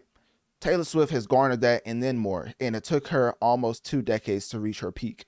So that's why we always say it's good to put out a great product, but also consistency is key. So when it comes to that, let's get back into Taylor Swift. The main thing about this docuseries is that it was directed by Don Argat. I think that's how you say it. And when it comes to behind the scenes look at the Eras tour, that's the main thing as far as development, logistics, fan impact, emotional closure of the tour. And then you come to featured appearances. You have Gracie Abrams, Sabrina Carpenter, Ed Sheeran. We shout out to Ed Sheeran. I think he's one of the most talented musicians we've ever seen. But anyways, let's get back to it. Florence Welch, I think that's how you say it, and Taylor Swift's family. And then description per Disney, quote, an intimate look at Taylor's life as her tour made headlines and thrilled fans around the world. And then Taylor Swift came out with her own statement. She said, quote, "It was the end of an era, and we knew it, ... We wanted to remember every moment leading up to the culmination of the most important and intense chapter of our lives."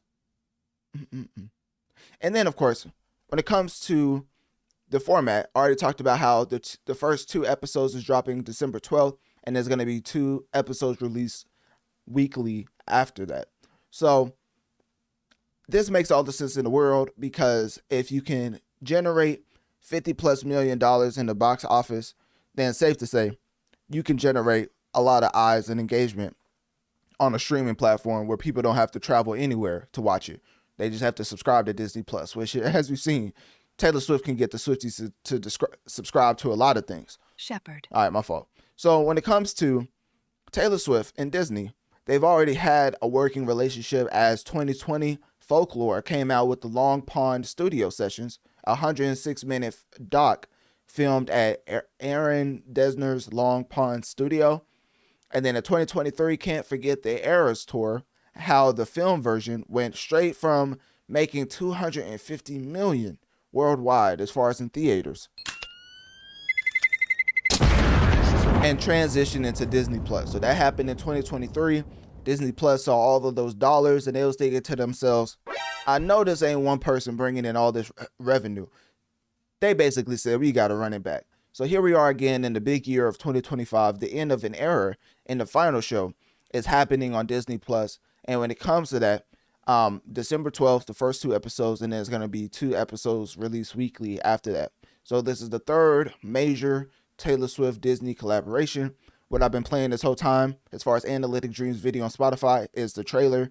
And ultimately, even though Taylor Swift has been putting BTA on the music industry, she is shifting her focus to movies and TV shows based off of her music.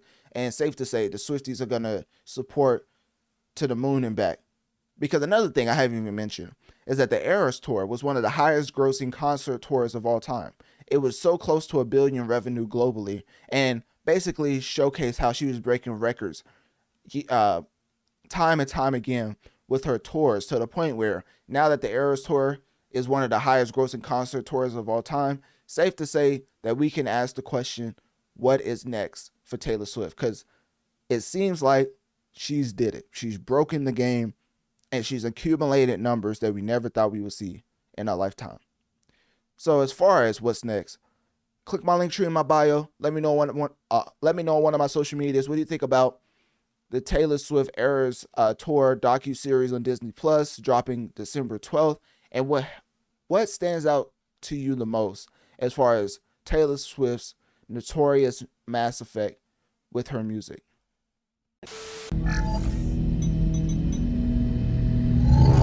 Is it okay I got my dope on me? I said, what the Getting into everyone's favorite artist. Shepherd. I mean, my fault. My favorite artist, pause. You guys. See, that's the problem. Safe to say that this man has no boundaries when it comes to Rakim. And who am I talking about when I'm referring to Rakim? But then, you know what I'm saying? I was like, damn, look at the state of hip hop. Like, what's going on? Ladies and gentlemen, Rakim Althuston Mayers, more commonly referred to as A$AP Rocky, continues to get bars expeditiously sent his way. You would have thought he had Amazon Prime, the way he's delivering all of these bars through leaks, through actual tracks, because this man is never going to let it go. I know they ain't who I think it is. I know they ain't Drake still taking shots at rappers in the big year of 2025. Well, ladies and gentlemen, that's exactly where we are. As a leak happened, and as far as the leak, interestingly enough, it was only 24 seconds, but safe to say, those 24 seconds had a lot of content. So, quoting Aubrey Drake Graham, we have to get into talk about Drake, then you get a whole lot. Talk about Drake, and you're going to get you some streams. Man, and it's a PG podcast. Man, how the F, and I don't think it stands for phenomenal, how the F is your day one going to testify Whoop-de-doo. So you could sit in a box. Either you ain't never did nothing for your brothers, or they must have forgot. I know that ain't who I think it is. Drake is back again taking shots at A$AP Rocky. And if that wasn't enough for you, safe to say when he said on Family Matters, to this day, I still think that's the best diss track in the rap battle. But of course, you know I'm a Drake fan. And at the end of the day, when it comes to the Not Like Us pedophile anthem, it was egregious. The amount of lies that was told, to the point where I looked at Family Matters and certain truths that was said in Family Matters that still is relevant to this day. And nobody wants to acknowledge it. But hey, you know, that's what I'm here for. So anyways, Drake said, he didn't even start right there. Drake said, Rakim talking stuff again. Goodness, he's using your government. What in the world? Gassed because you hit my BM first. But do the math. Who was I hitting then? You guys. I ain't even know you rapped again. Still cause they only talk about your fit again. Probably gotta have a kid again before you think of dropping any stuff again. But then, you know what I'm saying? I was like, damn, look. Even when you do drop, they ain't gonna say you should have modeled, cause it's mid again. Smoking Fenty about it. Hold up now. Should have put you on the first one, try to get it in. And he's talking about the Metro album. You gotta break it down for people who don't follow hip hop. First Metro album didn't have A$AP. The second one did. That's what he's talking about. Should have put you on the first one because you're trying to get in, right? Ask Fring, which if you don't know, even I had to learn this. I was like, what in the world is Friends? For some reason, I knew he was talking about Rihanna. I don't know. It's just a Drake stand in me. But pause. But Drake said, no. Drake referred to Rihanna as Fring because that originates from the legendary Breaking Bad antagonist Gustavo Fring, who was Rihanna's favorite character in the critically acclaimed television series.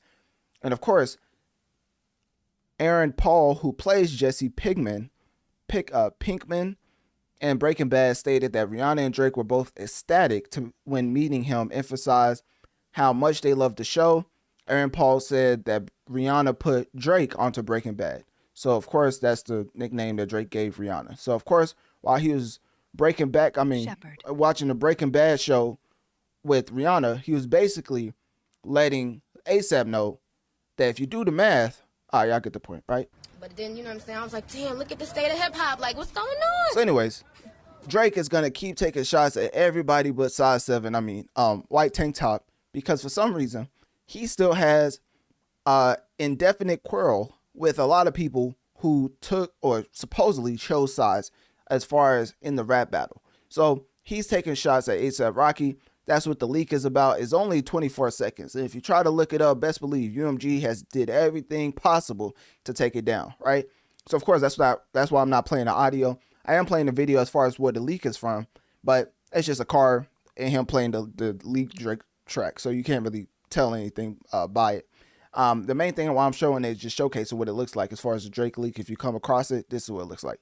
So the main thing I was wanting to talk about, especially with Drake leaking this 24-second track, is not 24-second track, the 24-second snippet, is that apparently the hackers got into the OVO camp and leaked it to the world. Now, how does that happen? How does that work? I have no idea, because as of right now, Drake is hanging on by a thread, especially with his Which One track being the most popular currently, and it's the 100th most played track in the world. Now, if you look at it, last week, it was the 87th most played track in the world. It's been on the charts for about 11 weeks, and now it's hanging on by a thread in the Billboard Hot 100. But then you switch over to projects, and Drake's Take Care is the 26th most played album in the world. And then you have Some Sexy Songs For You, which is the 28th most played album in the world.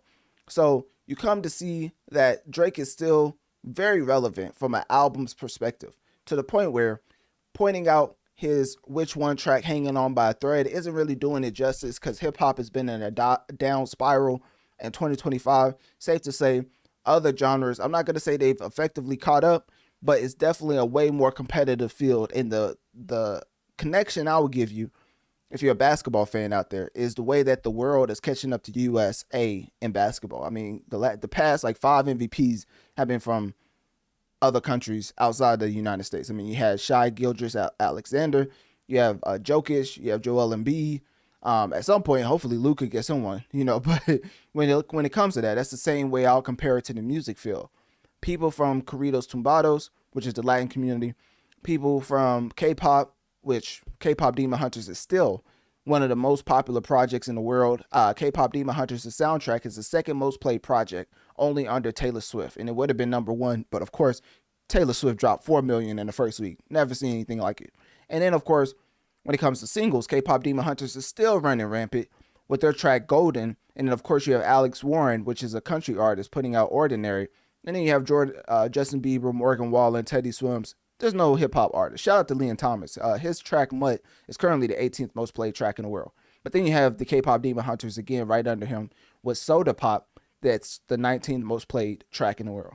So the reason why I'm giving you all these analytics, pun intended, because of my name, but also looking at Drake, pause, as far as in the entire music landscape, I think he's putting up some of the biggest numbers as a hip hop musician. So he's leading the pack by far.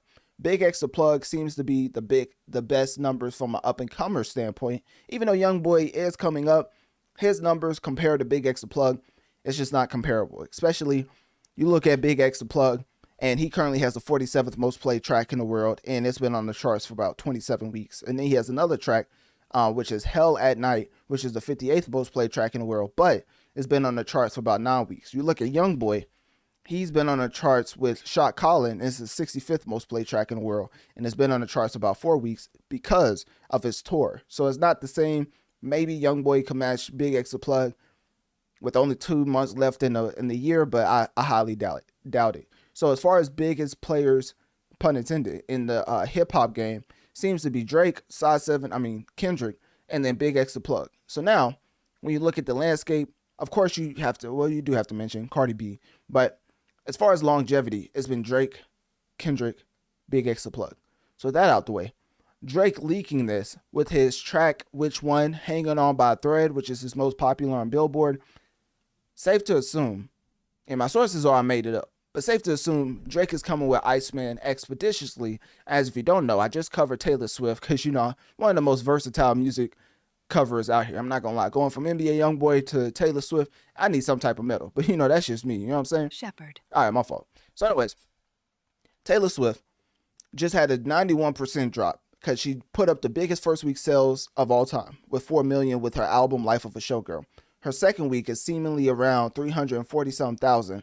So we can only assume if she doesn't drop like a I'm Breathing variant or I'm Alive variant or I'm Currently Shoveling Snow variant. She has like 38 variants out there right now. It's almost like Loki in the multiverses.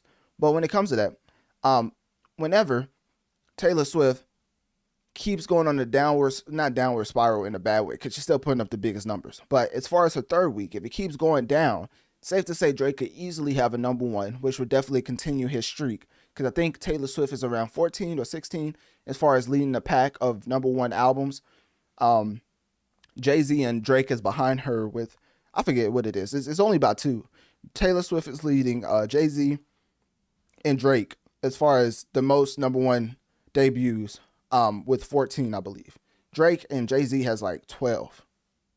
So when it comes to that, the numbers may be off. Just know it's by 2. Taylor Swift is leading Jay-Z and Drake by 2. So Drake is definitely trying to keep that streak alive of going number one with his album. I believe he could do it. If not this weekend, definitely next weekend.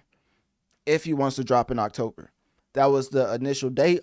Taylor Swift heard that. Allegedly, my sources are I made it up. Taylor Swift heard that, announced her album to come out on October on her boyfriend's podcast, and now you see she just dropped 4 million first week. But looking at them second week numbers, 340-some thousand as far as in the second week. If it goes down for the third week, I could see October 23rd being the year that Drake, or being the date that Drake drops Iceman. Now, of course, my sources are, once again, I made it up. So if it ends up coming out, you already know to rate this 5 stars. But the main thing to know, or to note, Drake's going to keep taking shots at people. My only advice, because a lot of people are just saying, like, drop good music. He dropped Nokia, it was a hit. People still saying drop good music. So they're not giving really a real specific advice. My thing is, in your next album, you should have a track that admits your fault as far as suing after a rap battle. I think that's the main thing you should have. As a person who's always been known to be transparent in his music, if you're transparent in the way of, I don't care, and I'm going to keep ignoring the lawsuit that I file, I don't think that's the greatest thing to do, especially with a whole entire project that you know is going to be at least 30 to 40 minutes, at least. So some track, doesn't have to be a bunch of times. One track has to have you admitting fault to suing, because it's not going to go away unless you address it. And if you address it on your album, along with a plethora of just smashes as far as quality, I think people will come to realize that it was just a moment in time where you was a little soft. You sued because you lost. But now you can reinvigorate your older audience that left because of your softer side, pause. And now they'll come back because you admitted fault. Everybody has the moments as far as being salty or just being out of pocket as far as your feelings being hurt. If you admit fault in your album, which you do a bunch of times, you literally said in one of your tracks, I forget. But I don't know if it was some sexy songs for you. One of the tracks, in one of the verses, you was basically saying like, I messed up one of the summers or something like that. I forget specifically what you was trying to get across. But basically you were saying that you made a mistake. It was very vague though. But it was definitely, if you was a Drake fan, you know that he was talking about the summer, about making mistakes. So if you go into detail on Iceman, I think that would be the most specific advice I could give you as far as giving something that people want to hear in a high quality way. Because you're Drake, people want transparent music. You being transparent and saying that I shouldn't have sued, I think, obviously you don't have to say it like that. You know, find some type of rapper way, double, triple entendre to say it, to make it cool. But that's the main thing you need to get across, in my opinion.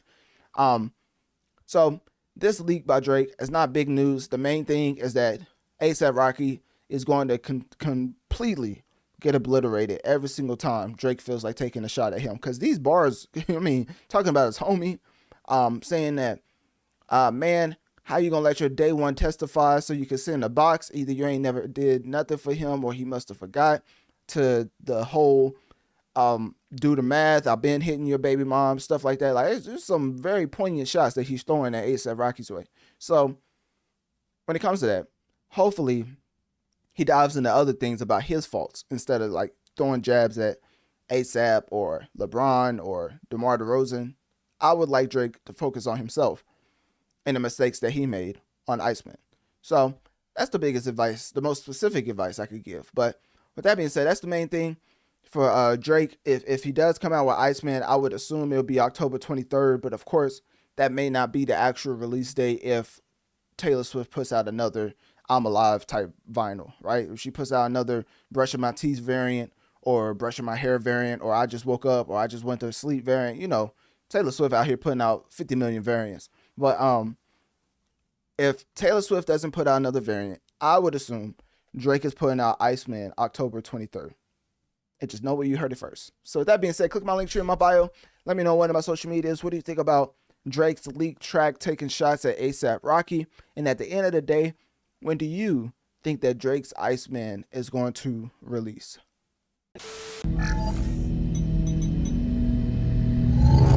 Now, all of the barbs, rest assured that your man, Analytic Dreamz, is on the case. And you're probably thinking to yourself, hold on now, you sound a little different. Well, that's besides the point. When it comes to Onika Tanya Mirage, But then, you know what I'm saying? I was like, damn. we have to get into a lot of things that's definitely hurting her overall perception. And guess what? It's not politics. You guys. See, that's the problem. Because this is not a political podcast, I wanted to focus on her registering 2 specific tracks for her upcoming album as far as March 27th, 2026. Now, you're probably wondering what type of source I got this from, because, of course, the sources could be I made it up. But actually, when it comes to the 2 songs, it's called Hunter and Barbie. Hold up now. It's a PG podcast. So we're just going to say that it says Barbie with the B word, right? And the reason that we know this is because it was registered through ASCAP, which is American Society of Composers, Authors, and Publishers. So when it comes to that, the main thing that I wanted to point out was her registering these 2 new songs through that specific platform, because of course this definitely signals to the official additions to her upcoming studio album slated for March 27th, 2026. Now, another thing I was wanting to look at was the title of the album, because of course a lot of people probably already think that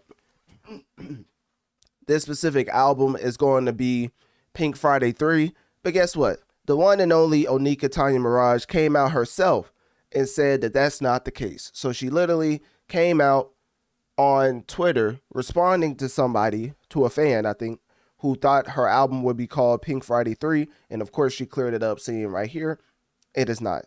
Now, as far as this cover, Analytic Dreamz video on Spotify to see the video along with the audio, you're probably wondering to yourself, why did you not just go to her Instagram to pull up her latest post as far as what she's promoting? Well, ladies and gentlemen, let me show you something right here. If you type in Nicki Minaj, no, not the government. If you type in the stage name, Nicki Minaj, it does not pull up on Instagram. I know that ain't who I think it is. And then I went on to look at why in the world this is, because I knew Nicki had an actual Instagram. And then guess what? It literally said Nicki Minaj deactivated her account on October 20th without any public explanation. You guys. See, that's the problem. So that's why I say your boy Analytic Dreamz is on the case, because guess what? We got to figure out all the details surrounding this album, as I already talked about earlier, as far as her announcement September 25th, 2025, and how that was very interestingly placed as far as in the whole year of 2025. The week that Nicki announced her album date was the same week that a certain someone was promoting their album to try to uplift her first week sales. But am I going to get into that? Of course not. I would rather prefer... It's time for a rap battle! But I don't believe that these 2 women will rap battle in the foreseeable future, because it seems like they would just rather take shots at each other over social media than actually engage in a rap battle, which is okay, because I think there's a growing consensus that Nicki is not the greatest at battling people when it comes to rapping. Now, of course, you're probably thinking to yourself, hold up now, that's blasphemy. Nicki's one of the greatest rappers of all time, and you would be correct. But when it comes to battle rap, I'm not going to say it's a completely different art. All I'm going to say is, to compare it to sports, it would be like going to the NBA versus playing in a street ball tournament where all the street ballers are doing all these crazy moves and you out here trying to follow the rules, right? It's very indicative that Nicki doesn't know how to effectively make a smash hit while dissing somebody. I think when she was going at Megan, that was the perfect opportunity to put those criticisms to the side as far as a diss track that she put out. And let's just say the smoking on your dead mom and the overall structure of the track, talking in between verses, like, it just wasn't a great diss track from a replayability standpoint. And you already know when it comes to replayability how that plays into an overall rap battle. So anyways, the reason why I say that is because Nicki and Cardi, I don't think are going to engage in a rap battle anytime soon. And you will be surprised on how close I think it's going to be if they do engage in a rap battle. Because Pretty and Petty, Quiet as Kept, is pretty solid from Cardi B as far as going at B. I think that's a phenomenal track. And then, of course, the track going at JT, I forget what that track was called, but I like the Pretty and Petty one. I thought that was the best diss track as far as going at Bia. And of course, Bia's response was pretty solid as well. But anyways, we're talking about Nicki right now. So getting back into Nicki, I think these details as far as her track Hunter, as far as her other track Barbie, and then the B word being registered for ASCAP, I think that's a very credible source to basically say that her album is probably actually going to come out March 27th, 2026, and she wasn't just trying to step on Cardi B's rollout for her album. So another thing I was wanting to get into was basically Nicki Minaj's overall perception. Now, I saved this to the end for a reason. This is not a political podcast, but what I will say is that Nicki Minaj is losing a lot of followers as far as her and who she supports. Now, what I have to say to that is basically what being a public figure, right?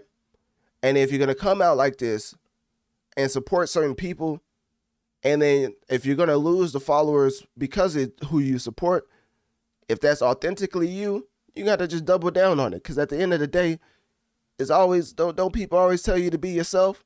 So if Nicki continues to lose more followers because of who she's supporting, I think if she's authentically being herself, if she genuinely believes that those people are good people, right? And she should just double down on that, because as far as being fake, I think your followers will see through it if you completely switch sides, because you've lost an exorbitant amount. I mean, 100,000 every 24 hours is a lot of followers to lose. So yeah, I think Nicki's definitely going to come to a crossroads on whether she needs to be herself or if she's going to flip and become more of a middle ground as far as not supporting either side. Because there's a reason why Michael Jordan says both Republicans and Democrats buy sneakers. And I think Nicki Minaj is finding out why he said that the hard way. So hopefully that makes sense to y'all. So that being said, click my link tree in my bio. Let me know on one of my social medias. What do you think about Hunter and Barbie, the B word, being registered to ASCAP? And are you anticipating Nicki Minaj's next album when it comes out March 27th, 2026?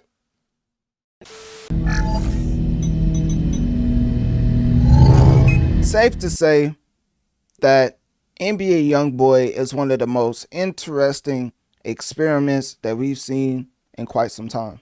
But then, you know what I'm saying, I was like, damn, look at the state of hip-hop. Like, what's going on? And you're probably thinking to yourself, why in the world would you say that? Well, ladies and gentlemen, I'm here to let you know. You guys. Let's break it down from a very interesting standpoint, as NBA YoungBoy, ladies and gentlemen, was released March 24th, 2025, right? After serving 11 months of a 23-month sentence for a federal gun possession. Now, who are some of the figures that led to this release? Defense attorney Zach Finling. Of course, it's not a political podcast, but we have to mention President Donald Trump did grant a full pardon on May 29, 2025 for his Utah-related gun charges, ending his probation and residual legal ties. And then you have the U.S. District Judge from Utah issued the December 2024 sentence with 5 years supervised release, crediting time served to enable his March exit. And then, of course, you have the Federal Bureau of Prisons process good time credits and early release per the BOP policy. Now, when it comes to that, I want to lead up to how NBA YoungBoy was, very interestingly enough, released from prison by, let's just say, a certain ethnicity, right? So they had a huge hand in him getting released from prison. And right off the bat, you're probably thinking to yourself, what did NBA YoungBoy do? Analytic Dreamz? Did he go to McDonald's? Did he go to spend time with family? Which, we never know. He could have. Did he just chill out with his multiple kids? Ladies and gentlemen, let me tell you what he did. He went on a whole tour, and just guess the title of the tour. You guys. See, that's the problem. The tour that NBA YoungBoy is currently on is titled MASA. But then, you know what I'm saying, I was like, damn, look at the state of hip-hop. And no, not master, not MASTER. MASA. I know that ain't who I think it is. I know the black man that just got released from prison due to a group. I'm not going to say specifically what their ethnicity was. And then the first thing he does when he gets out of prison is title his tour MASA. And not only is it titled MASA, but guess how much it's generated for the U.S. economy? Ladies and gentlemen, I think this is a very interesting experiment, as releasing this young man into the public has generated at least $100 million via his tour.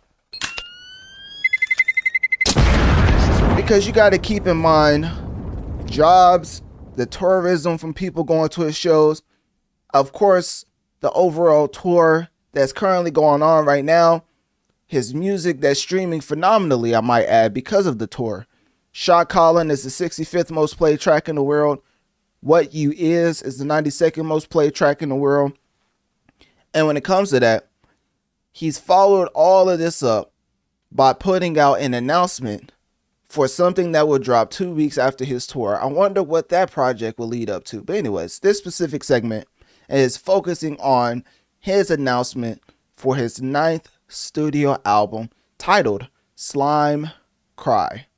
Now, when it comes to that announcement, the album is set to release November 28th under Never Broke Again / Motown Records. So when you look at YoungBoy and you look at him being under Universal Music Group, which currently, because of Taylor Swift, I'm not going to lie to you, currently has 90% of the entire music market share. And the reason why I say because of Taylor Swift is because she just put up one of the biggest first week sales ever. No, not 2025, 2024, 2023.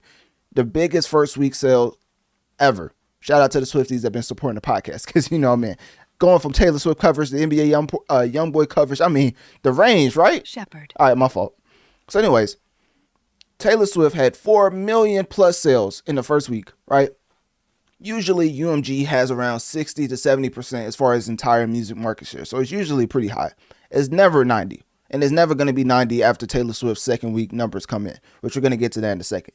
But when it comes to that, Universal Music Group is always unequivocally the big dogs in the music industry. The only reason I bring up that album, no, not the album, the tour title is because who do you think was behind getting YoungBoy out of prison early, expediting the process, if you might add, in my T.I. voice, expeditiously got him out of prison quickly to boost the U.S. economy. And I just want to know the thought process. I don't want any smoke with YoungBoy's team, especially not Birdman. I think Birdman's a legend. Safe to say Birdman's one of the most iconic figures in hip-hop all time. There's Biggie. There's Birdman. Who else? I guess as far as a CEO perspective, you have to say, like, there's Biggie. There's Birdman. I would say probably, I forget the guy who's over LL Cool J, but I think it's Russell Simmons. I think that's what I'm thinking of. The executives, Birdman, Russell Simmons, those type of people, they're probably some of the most iconic masterminds in the hip hop game. Anyways, getting off my little nerd box as far as hip hop. Getting back into NBA YoungBoy. Pause. You guys. See, that's the problem. Had to pause that one. Anyways, as far as me not wanting to smoke with, the notorious Birdman, I'm putting respect on his name. You know what I'm saying? I'm not the Breakfast Club. But him going on the tour title MASA is very interesting because him coming off of his sentence early because of a certain group, which I'm still not going to say the ethnicity, and then titling this tour MASA. Now, maybe I'm the only one that finds that very peculiar. You know what I'm saying? I feel like that one meme. You don't find that suspicious? Like, hold up now. Analytic Dreamz video on Spotify to see the video along with the audio. Yeah, I don't find that suspicious. But then, you know what I'm saying? I was like, damn, look at the state of hip-hop. Like, what's going on? Now, all jokes aside, I am a YoungBoy fan. I do like the music that he makes because it comes from an authentic place. One of my favorite artists, who is Drake. The main thing for me when people make music is putting their life into the music. Now, of course, y'all could say, as a civilian, you should not be advocating for these gentlemen to incriminate themselves on record. But when you get the key to the city in Atlanta, when a certain incident happened in Atlanta, and then you come to realize that those two scenarios should not be connected, but they are. A certain event happens, and then later on down the line, you get a key to the city. I mean, what are they really trying to say? I know that ain't who I think it is. Somebody is looking up right now, watching NBA YoungBoy get the key to the city in Atlanta and saying to themselves, I know that ain't who I think it is. Now, anyways, with that being said, NBA YoungBoy's album, Slime Cry, I think is going to be phenomenal. I haven't seen this type of momentum since Kendrick dropping his Not Like Us anthem. I know what y'all probably saying. Why in the world are you comparing him to Kendrick? Because they're not the same artist. Well, as far as momentum in hip hop, safe to say hip hop has been at an all-time low as far as in the year of 2025. When I was looking at the charts, because, I read off the specific charts, which shout out to Metro Boomin having the 89th most played track with Quavo, Bresky, and YK Nice with his his 2000s inspired album that a lot of people said was trash, except for me, because I was coming out saying that Metro out here giving you all the fire in the world. Can he not experiment a little bit? So anyways, shout out to him for having an experimental album, having a track that's charting as far as taking me through there. So anyways, the main thing I was want to get at was hip hop in general, when it's not carried by mainstream music from Metro, is faltering. You had Drake, you had Kendrick. Drake currently has his most popular track slated at the 100th as far as which one was Central C. Is literally hanging on by a thread. It's the 100th most played track in the world. Now, of course, Taylor Swift had 12 tracks on her album. That's the top 12 in the world. So it pushed some down, but it didn't push it down by that much. Kendrick is currently having his is currently in the backpack of SZA. And the reason why I say that is because the only track from Kendrick on the charts is not anything off of GNX aside from SZA. It's literally, let me see if I can find this. It's literally the track, okay, it is from GNX. The track Luther from GNX, but of course SZA is on it. And if you was wondering, some of the other tracks that was charting, not some of the only other track that was charting, is not charting anymore, was, I think it was 30 for 30. It was the other track with SZA, basically. So SZA's backpacking size 7, white tank top right now. And when it comes to the hip hop field, you have Big X the Plug that completely sold out for a country album. I don't know why nobody calls it out. I guess when white people do it in hip hop, it's called out, and deservedly so.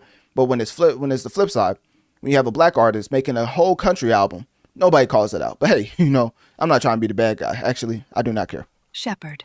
So when it comes to Big X the Plug, completely selling out to put out a country album, he currently is doing the best as far as longevity in the year of 2025 for up and coming hip hop artists. If you look at I'm not even going to call him a rookie because I think he's been in the game for a minute, but Big X the Plug is currently one of the top hip hop artists in the year of 2025 as far as from an up and comer standpoint. Now, Drake, Kendrick, they still have the overall more notorious Mass Effect because, of course, when you look at Kendrick's album GNX is the 37th most played album in the world. No tracks charting besides the Luther track with SZA, but it's the 37th album in the world, meaning that people are listening to their discography more than the singles, right? They're listening to their whole album more than people's specific tracks, which is better in my opinion. I think it's better to have people listen to your whole project than a specific track, depending on how popular the track is, because Not Like Us was out of here.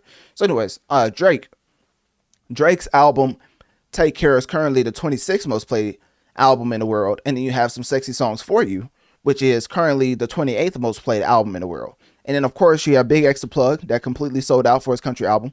His titled I Hope You're Happy. I wonder if he said that because my fault. So that album is the 36th most played album in the world. And of course, you have Kentrell himself coming on the track with his album MASA, which is the 23rd most played album in the world. And then, of course, shout out to Young Thug. His album Scooty is the 20th most played track in the world. And I believe Cardi has the highest. Yeah, Cardi B has the highest with Am I the Drama, which is the 4th most played project in the world. I think it's a solid hold as far as the third. It's either the 3rd or 4th week. I forget. But basically, I think it's a strong hold to still have the top 5 most played album in the world. So I say all that to say this. NBA YoungBoy is currently on a monumental run. And whenever he puts out this album, Slime Cry, November 28th, I think he can end up selling around 120 to 150 first week. Now, that's a lot compared to NBA YoungBoy. So a lot of people are going to think I'm lowballing him as far as the first week sales. But when I talked about Cardi B and her first week sales, I was pretty on the nose as far as, I think that's specifically why my TikTok clip went viral, which, definitely follow me on my social medias at Analytic Dreamz, or just my link tree in my bio. But as far as my viral clip on TikTok, projecting her sales before the album even came out, and I was pretty much on the nose. I think it came out to around 200, and I basically said she would do around 170 to 190. Dealing with superstars like this, that's pretty on the nose, because they can always hit the button. But I ain't trying to be Aubrey Karen right now. Is it okay I got my dope on me? So anyways, when it comes to YoungBoy, his highest first week sales of all time is Sincerely Kentrell in 2021. That did 137,000 first week. The type of momentum that he has, best believe UMG is definitely going to press the button because he's brought in a disgusting amount with his tour. When you look at his tour, because I'm a Hall of Fame pocket watcher, I ain't gonna lie to you. His tour, MASA, which has spanned from September. When did his tour came from? I think it started September 2nd, right? And then of course it's going on until November 12th. It has projected to earn around 45 million, and that's just the low ball. 45 million. And of course, along with that, he's one of the youngest artists ever to have this much success on the charts. Keep in mind, YoungBoy is the youngest artist with 100 Billboard Hot 100 entries. And that was back in 2023. So he's even more now. So when you look at his rise as of right now, compared to his career, which is already iconic, he is one of the hottest artists in the hip hop game right now. Analytically speaking, of course. You guys. See, that's the problem. So being one of the being one of the most successful artists to be that young, I think him putting out this album, capitalizing off of this tour that just generated a bunch of money, because that 49 million was just from the tour. We're not talking about tourism, jobs, things of that nature. That's what the 100 million plus came in, as far as me talking about how he boosted the US economy, because that's outside of the tour. But when you look at his album, his tour, I think they're shaping up to have one of the biggest first week sales for NBA YoungBoy, because the momentum is through the roof right now. The perception of YoungBoy is that he's one of the hottest artists in the game. So to capitalize off of that, I think he should probably put up his best first week sales numbers of all time. So 137 from Sincerely Kentrell, which was his biggest as far as back in 2021, when his last album, MASA, did 49,000 first week. Safe to say, 49,000 is not going to be around what he sells with his Slime Cry album that comes out November 28th. He's going to do between 130 to 150 first week. I think they're shaping up for this to be the biggest debut for an NBA YoungBoy album in his entire career. That's already iconic. So anyways, hopefully y'all didn't think I was just going to hate on YoungBoy for this entire segment, because I try to keep it 8 more than 92. You know, I give you the facts and then I'll let you do with that what you will. I keep saying, I'm still going to keep reiterating the sentiment that if you go to an NBA YoungBoy concert, for all my gamers out there, you will understand this reference. You know how you start a video game out and they ask if you want it on easy, medium, or hard? Safe to say, if you go to a NBA YoungBoy concert, Jesus is looking at you and saying that you've effectively chosen your difficulty in life, and let's just say it's not easy or medium. You guys. See, that's the problem. So anyways, if you want to get beat up for somebody taking your spot, or if you want to see old man security get beat up, then I would definitely go to an NBA YoungBoy concert. And, you know, I don't advocate for violence, but safe to say, if you want to see a show for all the wrong reasons, go to an NBA YoungBoy concert. So, NBA YoungBoy is definitely closing he's definitely closing one of the most successful years for a hip-hop musician as far as 2025. And when this album, Slime Cry, comes out November 28th, I think it won't just mark another project in his discography. I think it will end up being his best-selling album as far as first week sales into the foreseeable future, because I do believe a tour will come after this album. So when it comes to that, click my link tree in my bio. Let me know on one of my social medias. What do you think about NBA YoungBoy in general, just notoriously affecting the masses? And at the end of the day, will you take a chance with your life by attending an NBA YoungBoy concert? Ladies and gentlemen, the track we're about to get into today is not on DSPs. But then, you know what I'm saying? I was like, damn, look at the state of hip hop. Like, what's going on? But hold up now. Technically, YoungBoy does have an offering, but guess what? It's actually Pluto's track titled 2 Crash Outs, and guess who it's featuring? YoungBoy, Never Broke Again. You guys. See, that's the problem. Now, when it comes to that, the main thing I was want to get at, especially for this segment, is the track with NBA YoungBoy and the iconic, the ultimate epitome of what success looks like in the hip hop industry as far as Birdman. But then, you know what I'm saying? I was like, damn, look at the state of hip hop. Like, what's going on? As Birdman has not only given us Lil Wayne, Drake, Onika, Tanya Mirage, But then, you know what I'm saying? I was like, damn, look. but also he's given us NBA YoungBoy. I know that ain't who I think it is. As if you don't know, Birdman is currently managing YoungBoy. So as far as a monumental run, I know a lot of people in the hip hop game is wondering how in the world does Birdman keep doing it time and time again. I know that ain't who I think it is. Looking at Birdman going another monumental run in hip hop, saying to themselves, I know that ain't who I think it is. I mean, ultimately, we just got to put respect in all three of y'all. All three of y'all got to put respect on Birdman's name. You guys. Anyways, talking about putting respect on Birdman's name, and you know I keep it 8 more than 92, so I have to read this out because, you know, I just feel like I wouldn't be doing my journalistic due diligence if I didn't read this out. So, ladies and gentlemen, let me just get to a specific part of the YoungBoy track. Now, Birdman, you know, he never called himself a lyricist, right? But safe to say, Analytic Dreamz video on Spotify to see the video along with the audio, because guess what? Birdman, I'm trying to put respect on your name, and I don't think the tree of the individuals you want to put respect on your name, I don't know if they're going to put respect on your name after this verse, but guess what? I will, because guess what? You're one of the greatest hip-hop GMs ever. But this verse, Analytic Dreamz video on Spotify to see the video along with the audio. This is a PG podcast, so all I'm going to say is that I'm replacing a lot of provocative words. Let's just say it like that. This guy playing with some gangsters, hold up now. Forget that person. This person playing with some real stuff. Man, forget that person. Wheel down every person, and guess what? It's forget that person once again. But then, you know what I'm saying? I was like, damn. Man, forget that person. Hungry, let me bust his head. Hold up now, pause on the play. You guys.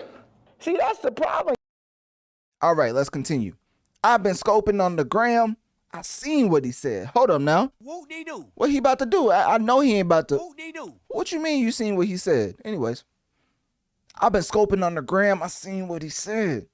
Ain't no time to do no talking.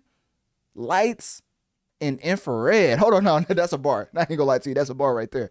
Hey, Drake writing that down right now. You know what I'm saying? Okay, I got my dope on me. You know, Drake writing that down right now. He's like, hold up now. Birdman got a little left in him. I'm gonna have to put him in the OVO sweatshop. All right, my fault. So anyways, the main reason why I wanted to read that out is because I just wanted to put respect on Birdman's name, and all three of y'all should be doing the same, right? So getting back into the absolute point that I was trying to get across. NBA YoungBoy and Birdman currently have a track titled Forget That Person. But guess what? That's not what it's titled. So I'm just going to pull it up. And because it's a PG podcast, I'm just going to highlight what it's called, right? So safe to say, whoever this person is they're talking about, I think they really mean what they're saying in this specific title. So, yeah, man, I just want to show your face in society for probably like the next 10 to 15 months, right? So all jokes aside, this is only on YouTube. Why? We have no idea. I looked at the DSPs. It's nowhere to be found. So he only has the track out with Pluto currently as far as his latest offering. I think that would change because if you're putting out an album November 28th, I mean, you know, safe to say my watch is pretty correct as far as the time. And, you know, it's about that time to put out a single, you know, if I do say so myself. As far as a marketing strategy, I think albums definitely perform well when you put out a single before it. I don't think people just, you know, was like, hey, let me just give out free music. I think it's a great marketing strategy. But of course, now we got a pocket watch, as NBA YoungBoy did go on a monumental tour. And by monumental, I mean is one of the biggest tours in hip hop, if not the biggest, right? MASA, which I've already talked about that title. I'm not going to talk about it again. If you want to see me break down the title of his tour like a kilo of Miley Cyrus, then just go to NBA YoungBoy Analytic Dreamz with a Z, and my coverage of him would definitely pop up. But when it comes to MASA having such a crazy appeal to the masses, pun intended, there's something very interesting that I was wanting to get at. Now, this man, NBA YoungBoy, which if I could find it, let me see. YoungBoy, because then I cover this. I remember covering this not too long ago. Maybe it's not NBA. What did I type this in as? NBA, YoungBoy. This man has a bunch of different names. Did you know the NBA actually sued that man? Not sued him, but let him know to stop using NBA in his name. Crazy. October 16th, 2026. I don't know why this didn't pull up when I typed it in. Let me see. Oh, it's because I wasn't all the way up. That's why. Okay, anyways. I talked about NBA YoungBoy October 16th of this year. And his album announcement as far as Slime Cry. If you want me to break down the title of his tour, just go to that specifically. Now, getting into his tour, not only is it one of the most monumental tours in hip hop, but it's one of the top 5 most successful tours in the music industry. But also, not only is it successful, but me as a Hall of Fame pocket watcher, I had to run it through the system and find out how much this man is making. Because guess what? When it comes to money, this man is generating at least $1 million a show, totaling $42 million for the tour. And of course, the net for him specifically is set to be 10 to 15 million, because of course he's paying for everything. So the net is set to be 10 to 15 million. Now, of course, those are just estimates. I could be far off, but as far as what I use to garner success in the tour industry, he is touring in arenas. So it's not the same as stadiums, because he's trailing a lot of people who's doing stadiums, such as Coldplay, such as Shakira, such as SZA and Side 7. I mean, SZA and White Tank Top. Their tours were in stadiums, so they're making a lot more money than NBA YoungBoy.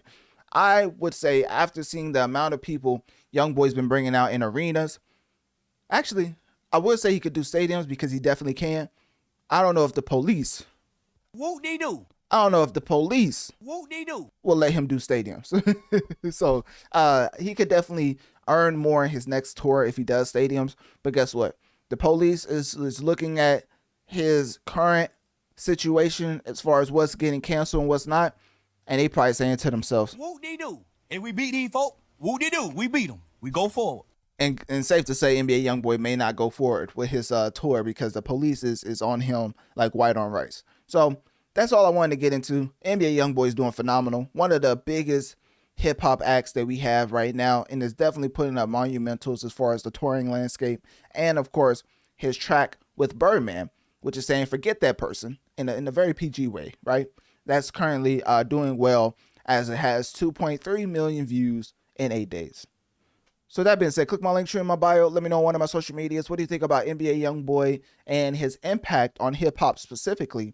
And then, of course, do you think NBA YoungBoy is next up as far as the next hip hop superstar?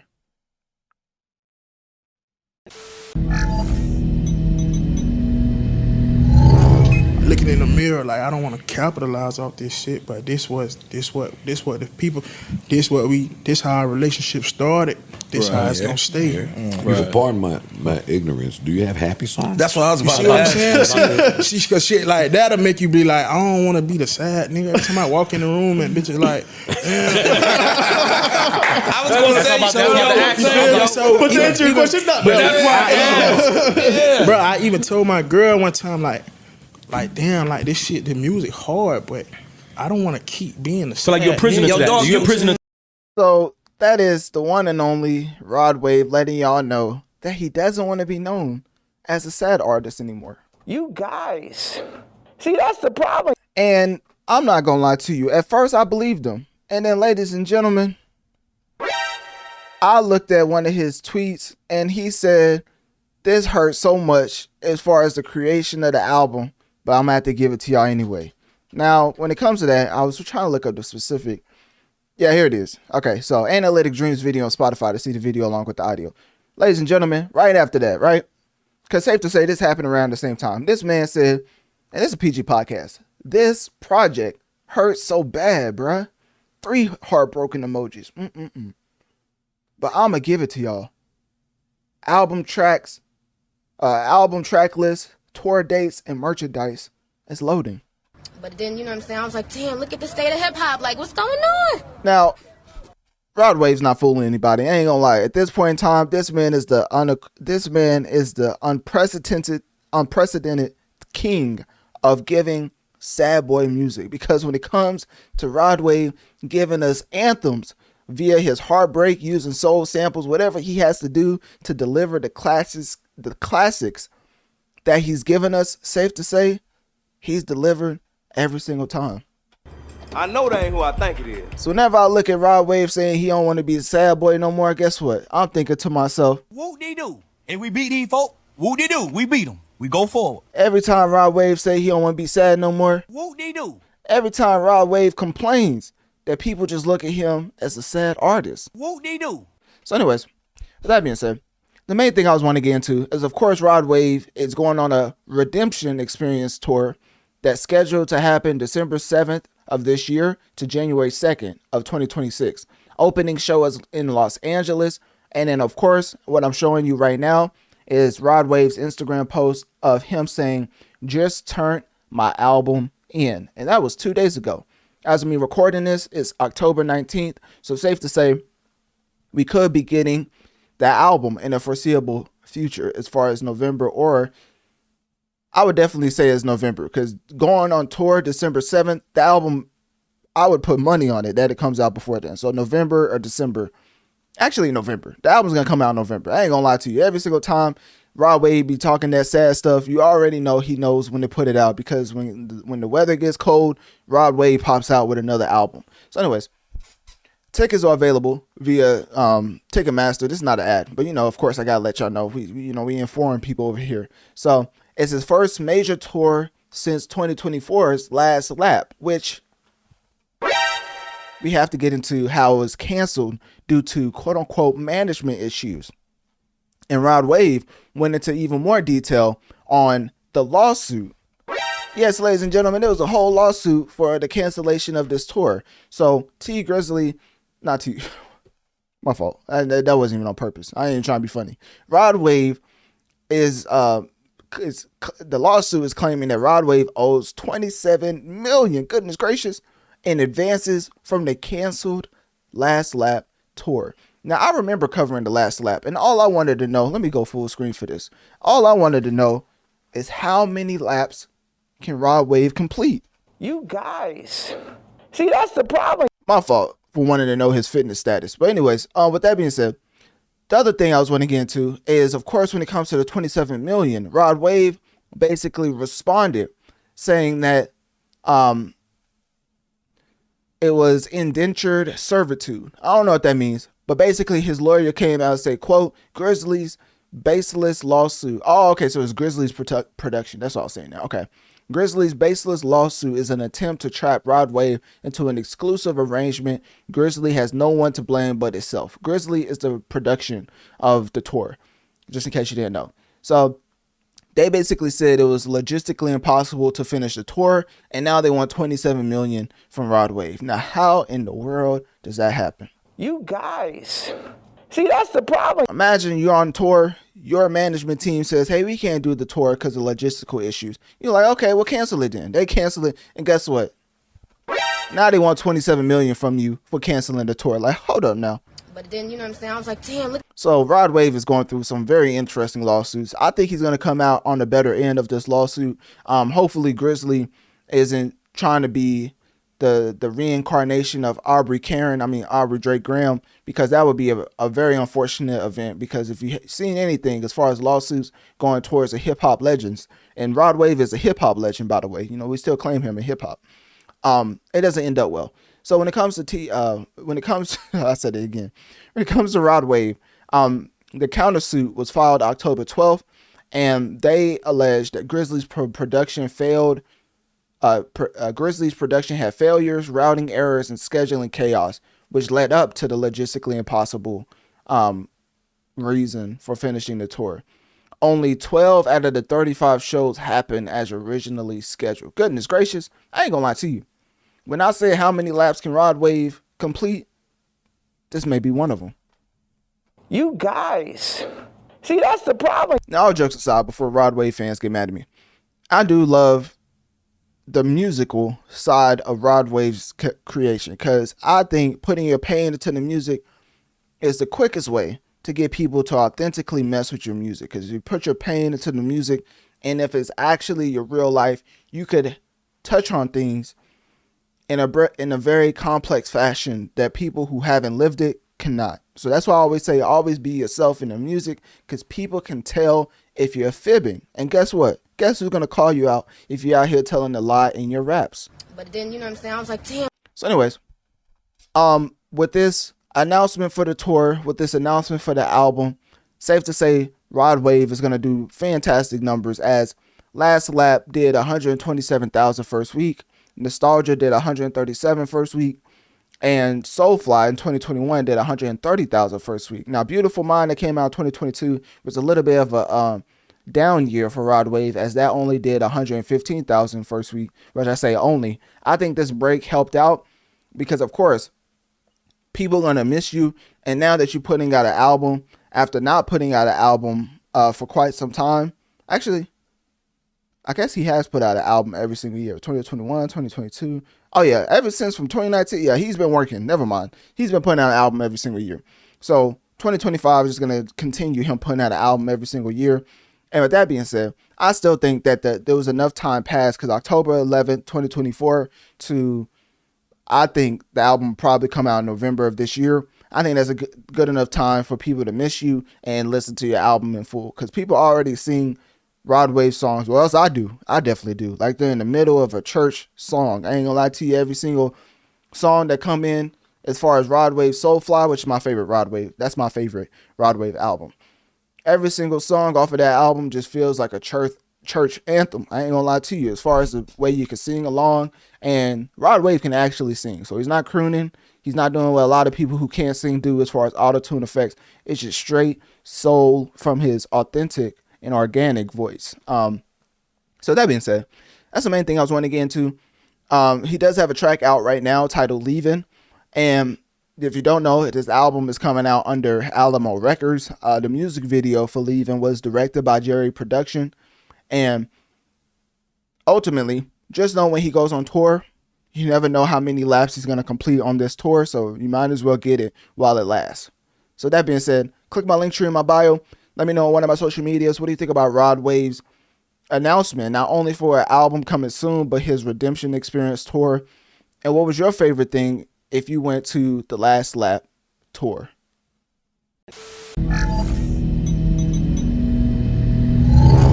A federal judge handed down a sentence in the high-profile Sean Diddy Combs trial. The rapper was convicted on federal prostitution charges back in July. Let's go right now to Fox News national correspondent CB Cotton outside of the courthouse. CB. Analytic Dreamz video on Spotify to see the video along with the audio, because of course we're about to get into how Sean Diddy Combs was sentenced to 4 years and 2 months in federal prison. Hey, Will, yeah, the judge moments ago sentencing Sean Diddy Combs to 4 years behind bars, telling the court he took into consideration that Diddy was self-made, someone who lifted up others, supported his family. He noted that Diddy did a lot of this while even battling addiction, but he said he had to consider all of the rapper's history. And he said that, specifically, he said, quote, "A history of good works can't wash away the record." He pointed out, a history of good work can't wash away the record. You guys. Sad day in history for some, but a justifiable day in history for most, I believe. As when it comes to the prosecution asking for 11 years and 3 months, it's twofold, because of course he was sentenced to 4 years and 2 months in federal prison, but the prosecution was asking for 11 years and 3 months. So they wasn't even granted half of that, a little under half. And of course, it's time served. So you have 3 years remaining. Safe to say, when it comes to the prosecution, they definitely wanted more time for Diddy on his actions. Because of course, the highlighted 2016 hotel video of Sean Diddy Combs assaulting Cassie, that specific video was a domestic abuse type of case. But what they was going for, it didn't really have any credence as far as what they was overall talking about. So that's why the 11 years and 3 months wasn't really granted in full, because of course it wasn't a domestic violence case. It was a racketeering and transportation for, I don't know, some like what was it, prostitution or something like that. I think that's what he was found guilty on, because the RICO case, the racketeering case, he was acquitted for. So now when you look at it, as far as him being served 4 years and 2 months in federal prison, additional penalties as far as $500,000 having to be paid by Sean Diddy Combs, plus 5 years of supervised release after prison, is interesting, because of course with him being violated for that's what it's called, the Mann Act, MANN Act, flying people across state lines for drug-fueled sex encounters.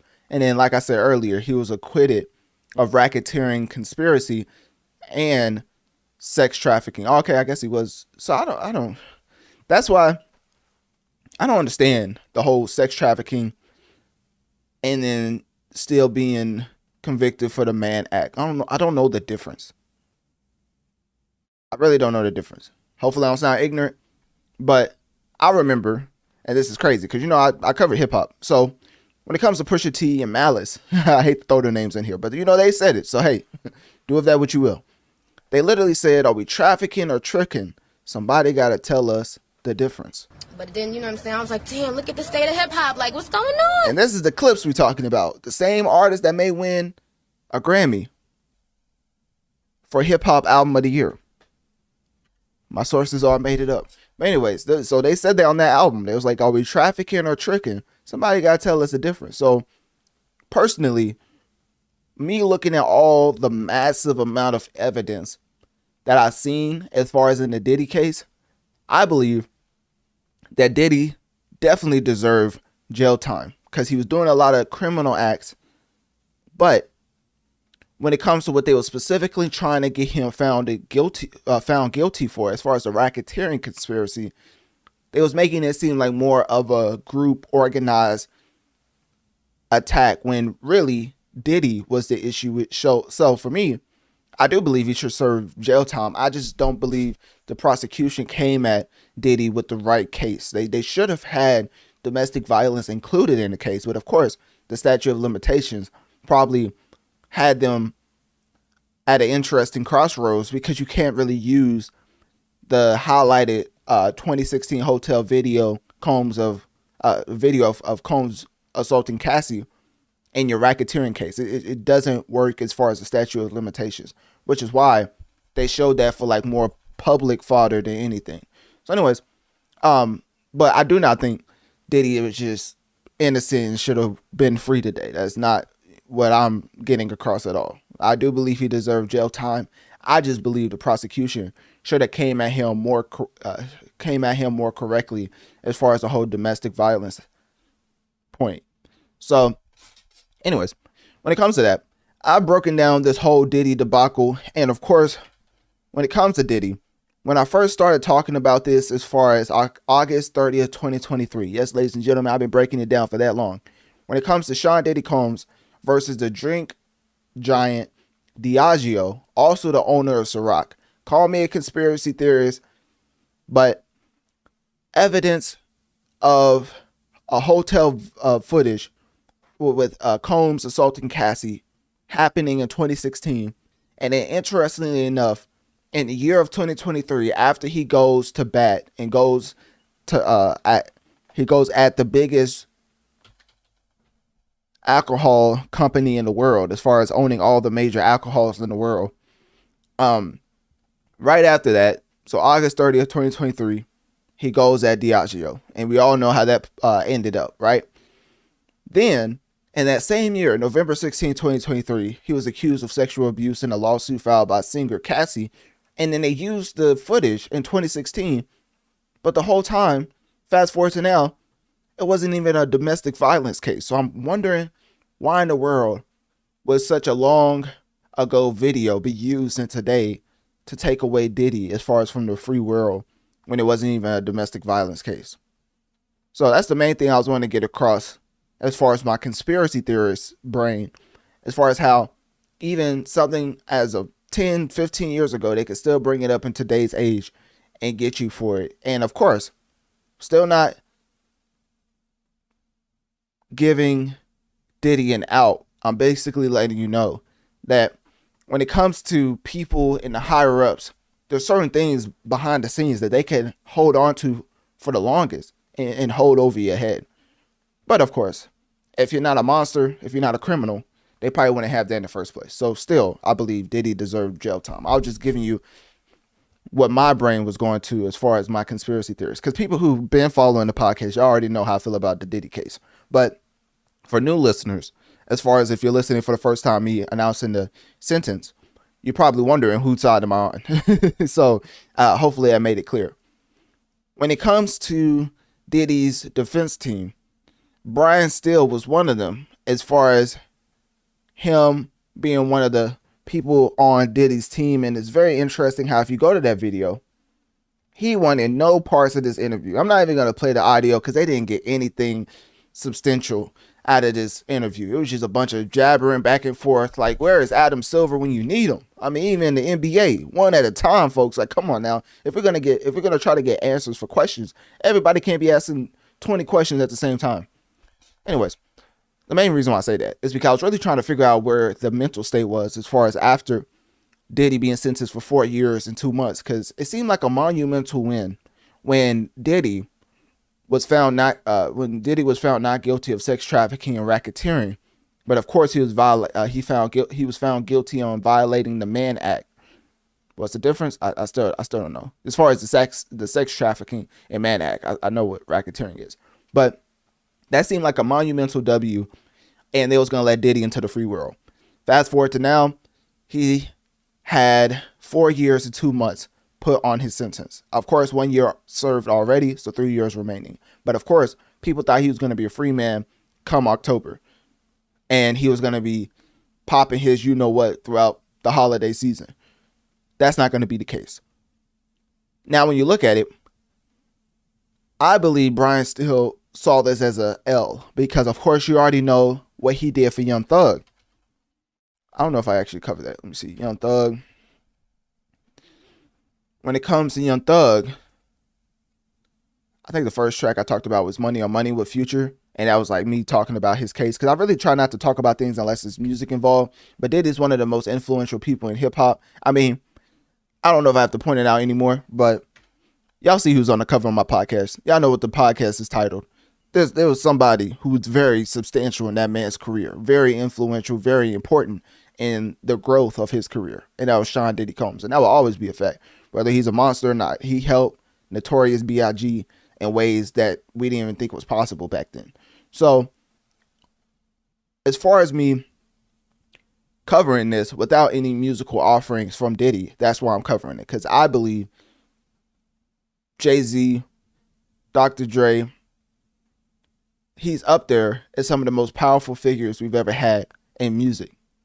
So, with that being said, that's why I'm covering it. But now, when you look at other things as far as me talking about certain things as far as Notorious B.I.G. versus Diddy, the video of Diddy assaulting Cassie, I mean, there's a lot of things we could go at just to showcase how Diddy is a monster.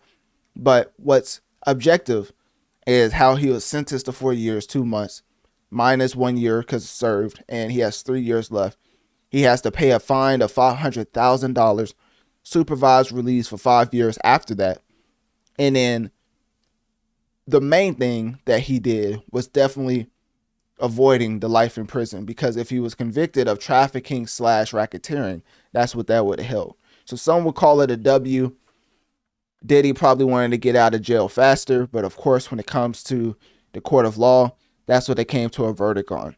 And now, when you look at the monumental and the mountain of evidence that they presented in front of Diddy's team, seems like they wanted more time for Diddy, and they ultimately ended up losing. So at the end of the day, both teams lost. It's just one team lost more than the other. I would say the prosecution lost way more than Diddy's team. They was looking for life in prison.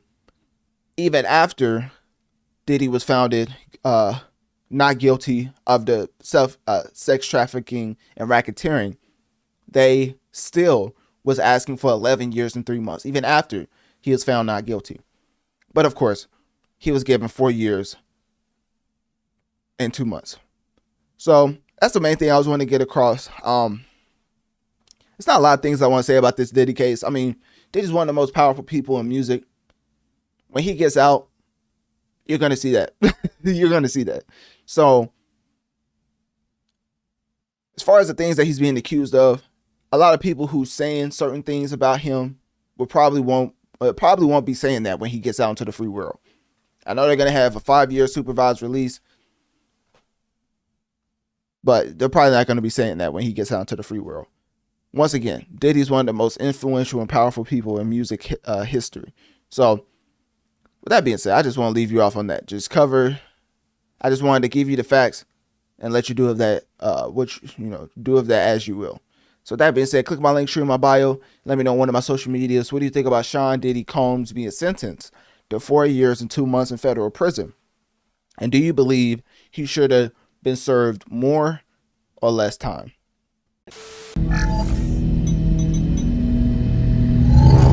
December 14th, 2024. Shepard, just look at the state of gaming. Like, what is going on? Now you're probably thinking to yourself, why are you just giving us random dates? Well, ladies and gentlemen, I have a very interesting reason for that. As when it comes to December 14th, 2024, a gentleman that goes by the name of Analytic Dreamz, and as far as his platform, Notorious Mass Effect, you should definitely rate this 5 stars and share this to somebody who likes gaming and music content, but especially someone who could predict the future. Because guess what? December 14th, 2024, this man had this to say. Go to TikTok if you want to follow me, Analytic Dreamz with the Z, but let's just hear what this gentleman had to say all the way back on December 14th, 2024. If PlayStation keeps having Game of the Year, year after year after year, and it's exclusively on PlayStation, we'll have to have a real conversation on how to help out Xbox. Because a real conversation. Interesting. Let's keep going. Even though I own the PlayStation, I do acknowledge that if PlayStation keeps tipping the scale, because right now they're winning by a landslide. And then look at the comments. So I'm going to take myself away for a second, because this is very poignant as far as what I'm about to get into. It's a very sad day. I'm not celebrating this. I'm just showcasing that. I kind of be on the nose about what I'll be talking about. But anyways, let me let my past self keep talking.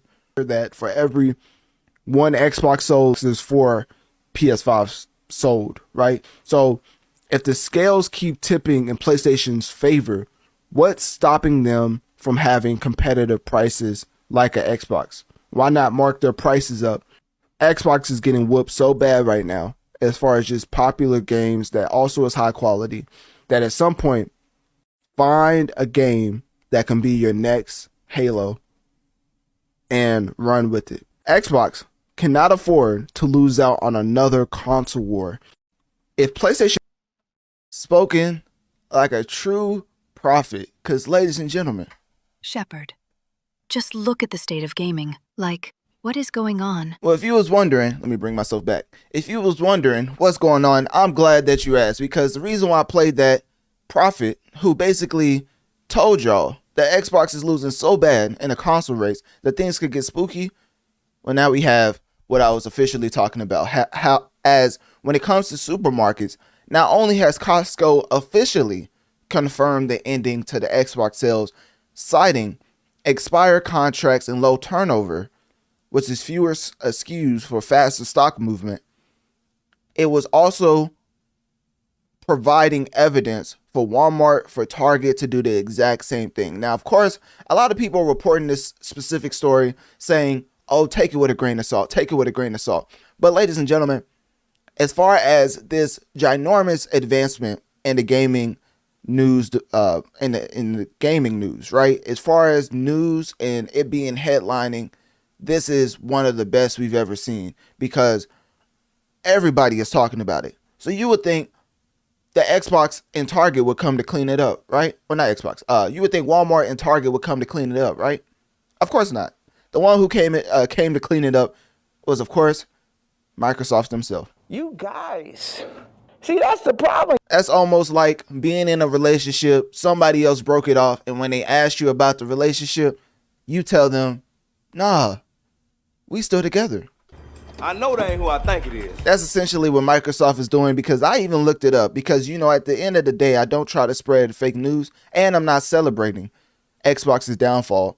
I'm just pointing out how I told y'all time and time again that if PlayStation keeps outselling Xbox, we're going to have a real conversation, and Xbox cannot even afford to lose another console war, but it seems like we may not even get to another console war. So anyways, let's get to the details as far as what I'm specifically alluding to.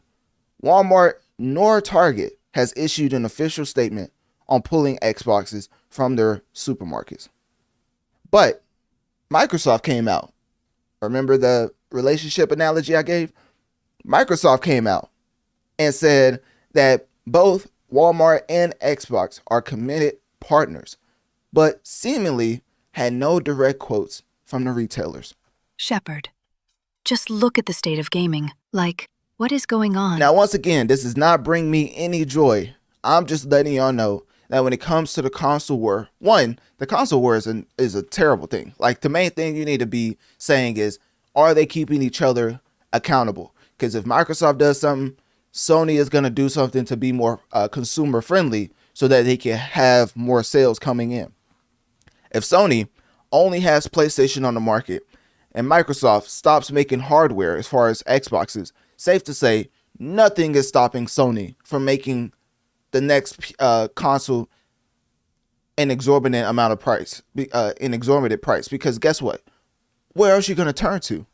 But then, you know what I'm saying? I was like, damn. Like, where else are you going to turn to if Sony is the only console in the market? It's kind of like Nintendo and Sega. Nintendo and Sega was going back and forth as far as the family-friendly consoles, and now Nintendo's the only family-friendly console, and look where that's got us. Everybody's talking about drop the price movement, which, you know, horrendously failed. People are talking about how crazy in price the Mario Kart world is. They're talking about the overall, I forget what the word is, but basically predatory. That's what I'm saying. The predatorial actions as far as getting you to pay more than they deem fair. Nintendo's the only family-friendly console on the market, so they can do whatever they want. And what are you going to do about it?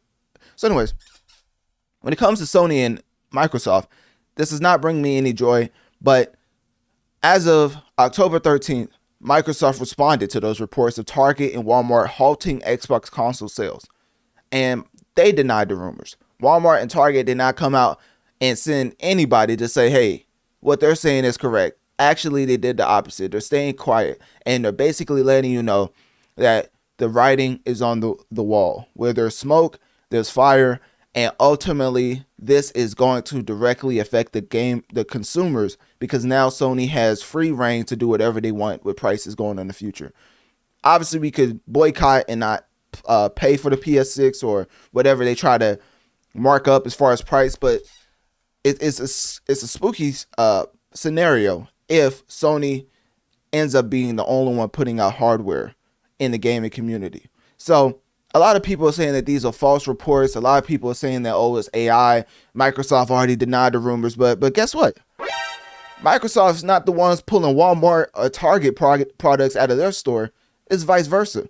Walmart and Target are the ones pulling their products out of their stores. So it's safe to say Microsoft's not the ones they need to come out and clean this up. It's the CEOs of Walmart, the CEOs of Target. They need to come out and say, hey, we love Xbox and we want to be a committed partner like Microsoft alludes to them being, right? They need to come out and confirm it, because they're on the powerful end of the stick as far as determining the future of Xbox. Now, when it comes to Microsoft, I'm not going to lie to you. They'll be all right. They sell a lot of other things. I mean, Windows is very immensely popular, and they will be all right if they are X'd out of the gaming industry. As a company, Microsoft will be all right. As consumers, we will not be all right.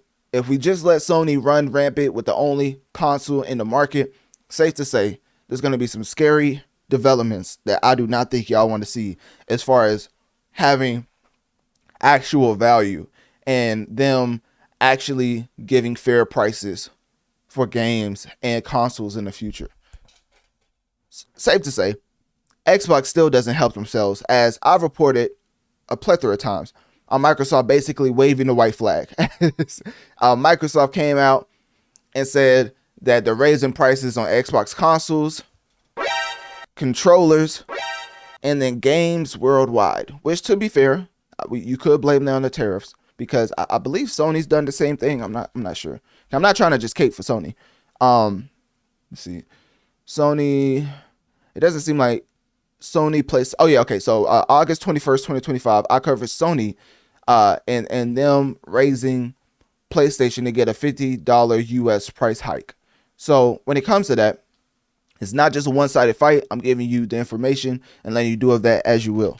So when it comes back to, let's go back to Xbox.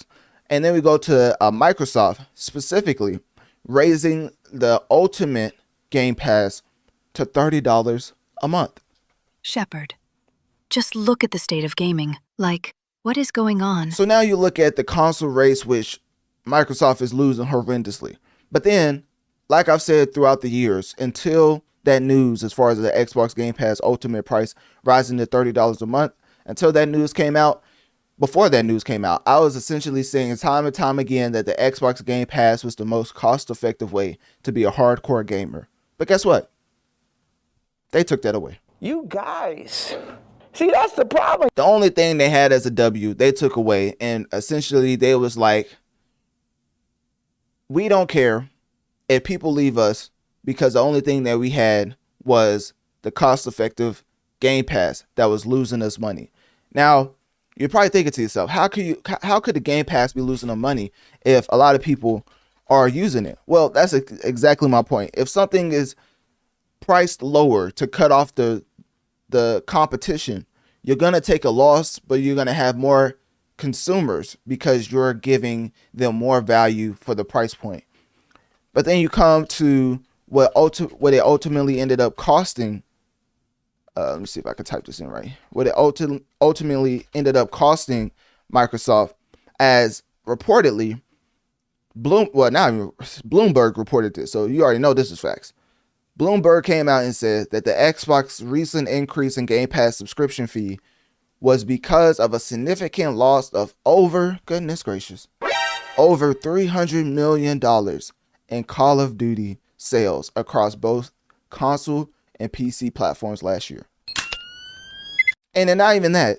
According to current and former employees, Microsoft CFO Amy Hood has requested that Xbox explore alternative strategies to boost its profitabilities.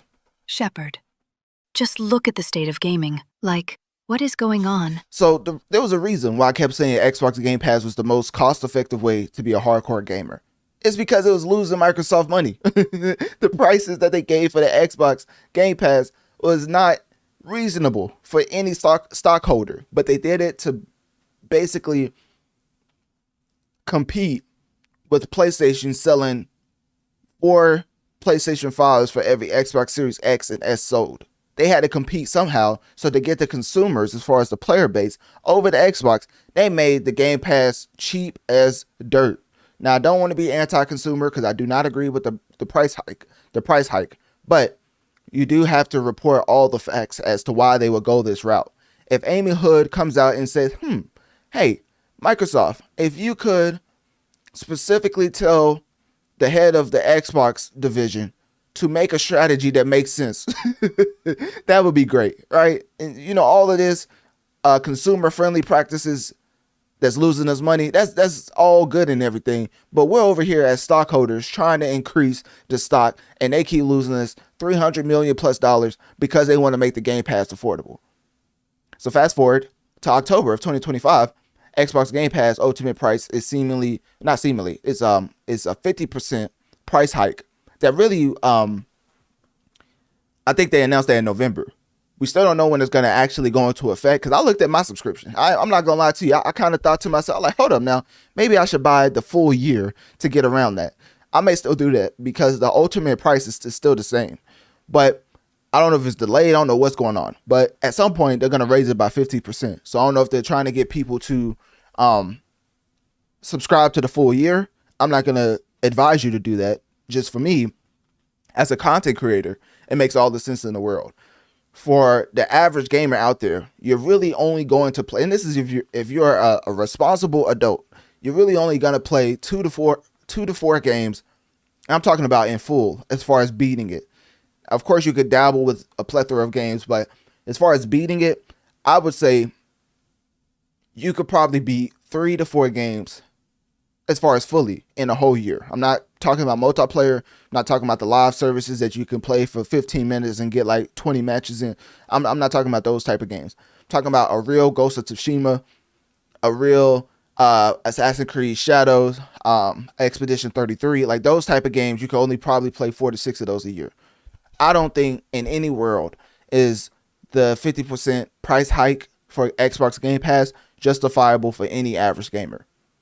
So anyways, with that being said, there's a lot of things that's going on in the world of Microsoft. It's actually a spooky place for the developments of the next Xbox console, because guess what?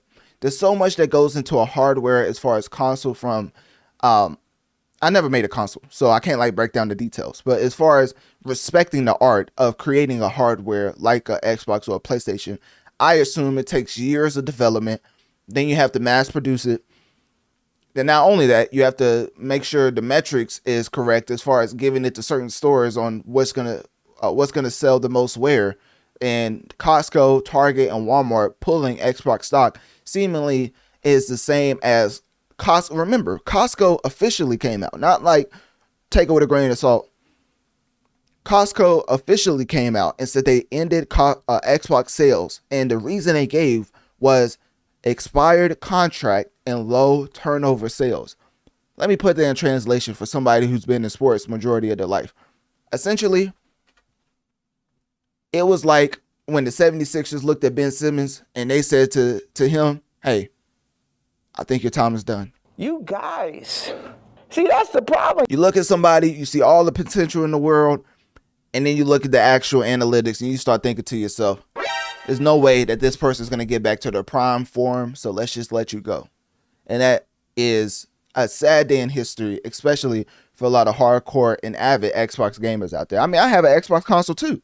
So when it comes to the console war, I don't really participate in that. I participate in the consumer versus company war. That's what I participate in. Whatever is the best value for the consumers, that's what I advocate for. So whenever it comes to Xbox losing the race so bad that they're getting pulled from Costco and allegedly getting pulled from Target and Walmart, it's actually a really negative scenario, to the point where we will have to see what happens in the foreseeable future. But I think where there's smoke, there's fire. And there's been rumors on Xbox going fully digital as far as the cloud and partnering with Steam. So if they become a third party company as far as Xbox, I think that may be the best route as of right now, and maybe pull what some companies do for video games and take a year off as far as the console war and come back with another console to where it blows PlayStation out of the water. I think that may be the best scenario, but as of right now, it's not looking good for Microsoft and Xbox. So with that being said, click my link tree in my bio. Let me know on one of my social medias. What do you think about Microsoft responding to Target and Walmart halting Xbox sales? And what do you think about Walmart and Target not giving an official statement yet as far as pulling or discontinuing Xbox consoles from their stores?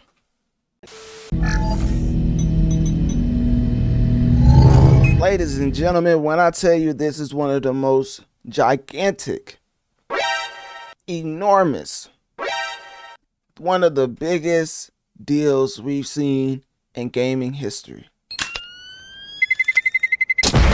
As Electronic Arts has agreed to a what?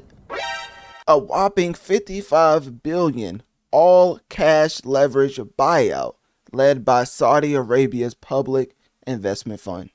Shepard, just look at the state of gaming. Like, what is going on? Now, before you create your theories as to why this happened, safe to say a deal of this magnitude is pretty substantial, to the point where, comparing it to the rest, it's the largest private equity funded buyout in history.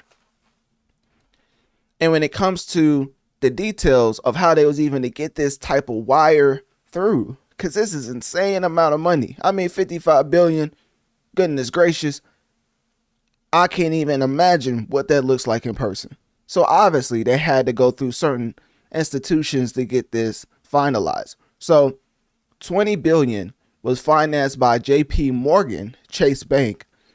Equity investment was 36 billion from partner firms. And when it comes to that, EA CEO Andrew Wilson will remain in charge post acquisition. Shareholders are to receive $210 per share, a 25% premium over the previous $168 close and 17% above EA's all-time high. And expected as far as Q2 of 2026. The expected closing of this deal is set for Q2 of 2026, but some reports say early 2027. Because of course, $55 billion, I mean, goodness gracious, I just wonder who in the world is able to get that type of transaction through. I mean, they probably think it's all type of fraud going on. Shepard. All right, my fault. So anyways, when it comes to the Saudi Arabia Public Investment Fund, they already owned 9.9% of EA and will roll that stake into the deal. So ultimately, when you look at it from a stock perspective, EA stock spiked 19% in the month after announcement, closing near $202 to $203. But then the shares hit a record $193 after reports and pre-market, plus 6% following confirmation.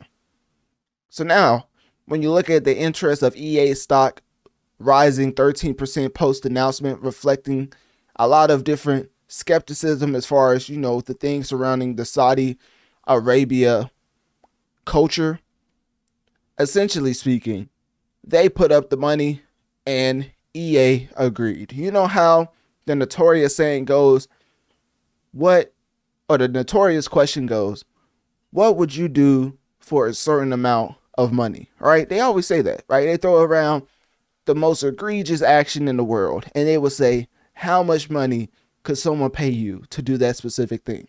Well, guess what?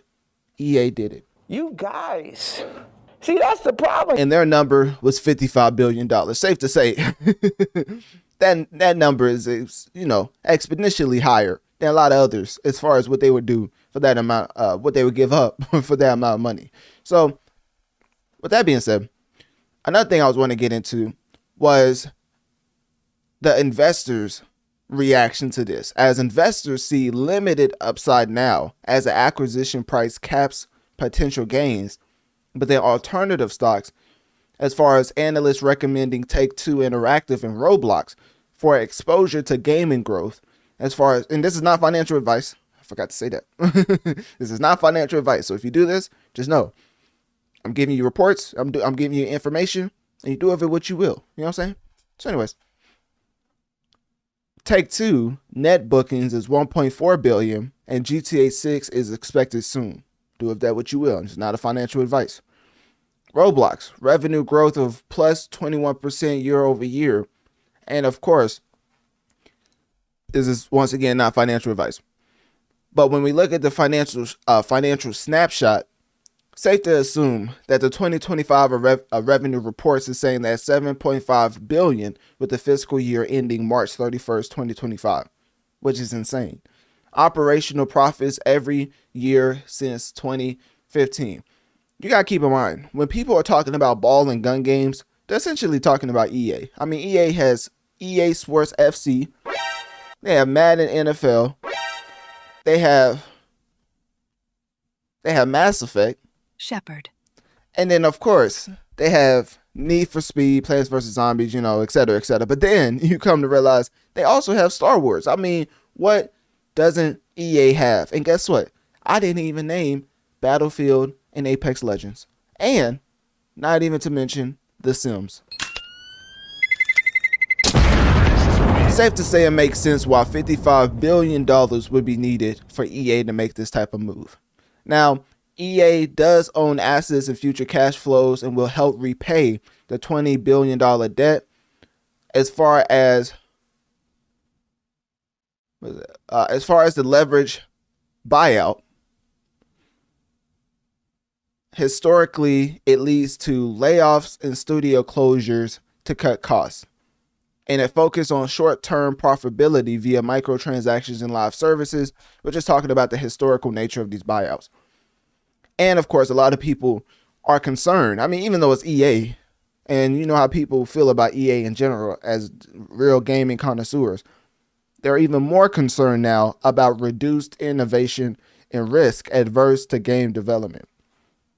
So when I look at the layoffs and studio closures, safe to say, I have to bring up how EA owns Mass Effect once more. Shepard. Now, I got to do it, as when you look at it, Notorious Mass Effect comes off of the inspiration of the video game Mass Effect and, of course, the hip-hop artist Notorious B.I.G. The main thing I want to let y'all know is if EA ends BioWare's run as far as Mass Effect, I may shed a thug tear. Shepard. Just look at the state of gaming. Like, what is going on? It may be a sad day in history. It may be the saddest day in gaming history for me if this deal leads to Mass Effect being cut short. Because, of course, we already saw, as far as, let me see, I've covered layoffs more times than I can count throughout the past 2 years. I mean, PlayStation CEO came out in February 3rd of 2024, around that time, basically warning people of future layoffs, of further layoffs, citing unsustainability in AAA development because, you know, the graphics and the cost of development, things of that nature, versus the price point. Disney CEO's Bob Iger's salary jumped to $41 million as a bunch of workers faced layoffs back in March of 2025, around that time. And then you had Warner Bros. Games in 2024 having $300 million loss, which is insane, right? For Warner Bros., who's doing phenomenal in the movie space. But guess what? We're talking about games. So they had a $300 million loss in the gaming space, which led to a lot of layoffs and studio closures. And then, of course, we already know about my coverage about Mind's Eye and how that game, which is abysmal trash. I mean, I've never seen a game and just thought to myself, wow, this is some garbage. You guys, see, that's the problem. And they faced layoffs less than a month after launch. They basically saw the writing on the wall as soon as people played the game. So when it comes to layoffs in the gaming industry, it's happening all over. It's happening all over. Those are just some of the specific ones I reported on. So now, when you look at analysts and them giving their reactions to this buyout, it's very interesting. It's safe to say, I did some journalistic research myself and had the one and only Nick Earl, who is a veteran mobile gaming executive with over 25 years in the industry and served as the CEO of Glue Mobile from 2016 to 2021. And he oversaw a bunch of things from the Kim Kardashian Hollywood to hits like Design Home and driving acquisitions such as CrowdStar. And of course, when it comes to him, he had one of the top approval ratings as far as a CEO. And ultimately, he spent 13 years at Electronic Arts. So that is why I wanted his take on this specific topic. So here he is right here. Is the former CEO of Glue Mobile, a company that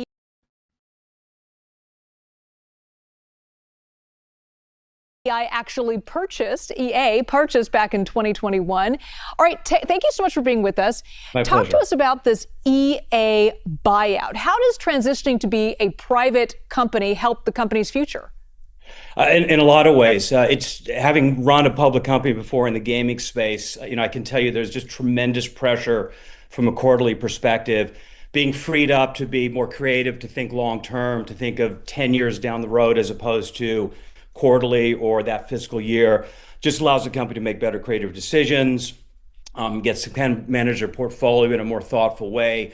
Being private just takes a lot of pressure off the company. So yeah, because EA has been really criticized for lacking innovation, lacking creativity. So this is going to help them take bigger risks, you think?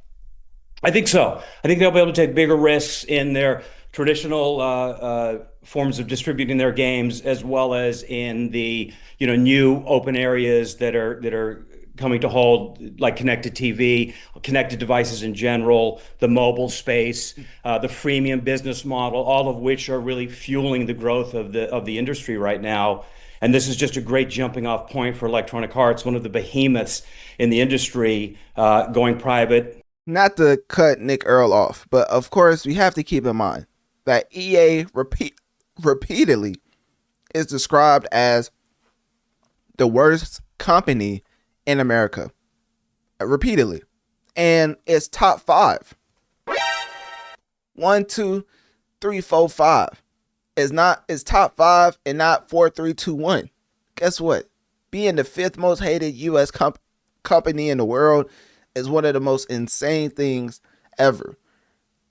And with that being said, that just makes his acquisition come under even more scrutiny because of how people see the writing on the wall as far as his acquisition. And now having the ability to, really pursue this growth strategy as a private company with this consortium behind them. So what role does this Saudi private equity fund play here? Why spend that kind of money on gaming? They have clearly been looking to diversify out of the oil economy and looking at tourism, infrastructure, entertainment, the live golf, as we've seen. And they've taken a couple of big stakes into video games. They bought Scopely a couple years ago, very, very successful mobile company, Niantic, a well-known company in the space. And they have investments in Nintendo and others, Take-Two. So they're really looking to bring this industry to Saudi Arabia and really take it to the next level there, as well as invest deeply into these new connected devices and being able to find content to kind of fuel that distribution. Yes. And to even go further, as far as what he's talking about, the EA CEO, Andrew Wilson, as far as in his 2024 memo, said, quote, double down on owned IP, sports, and online communities, which basically was letting people know we are reducing the focus on new IP. So interestingly enough, that was before this acquisition. You already know that he probably heard rumblings. He was probably already aware of that deal. So for him to say that, for this deal to go through, which is $55 billion, I'm going to keep saying that. This is not little money that's being thrown around here. This is big boy territory, generational money. And that's probably an understatement. So that being said, now that you look at this, could it free EA to be more creative as far as new IPs? Or will it risk prioritizing monetization over innovation? Because you have to keep in mind, there is a $20 billion debt. And with that being said, the ownership by foreign investors is definitely raising a lot of concerns. And I think they're justifiable as far as the people who's raising these certain concerns. Now, that being said, that's the main thing I was wanting to get into. Just wanted to break this down as far as the $55 billion deal. Because, I'm a Hall of Fame pocket watcher. So I had to break this down like a kilo of Miley Cyrus. But then, you know what I'm saying? I was like, damn. So with that being said, click my link tree in my bio. Let me know on one of my social medias. What do you think about Electronic Arts agreeing to a $55 billion all cash leverage buyout led by Saudi Arabia's public investment fund? And what do you think this means for the future of EA?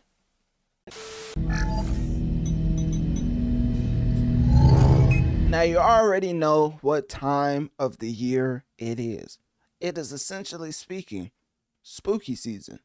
So with that being said, of course, a spooky game to go along with spooky season is bound to happen. But did we know that it was going to happen like this? Shepard, just look at the state of gaming. Like, what is going on? Who would have thunk that Silent Hill, who as a franchise has over 10 million units as far as lifetime.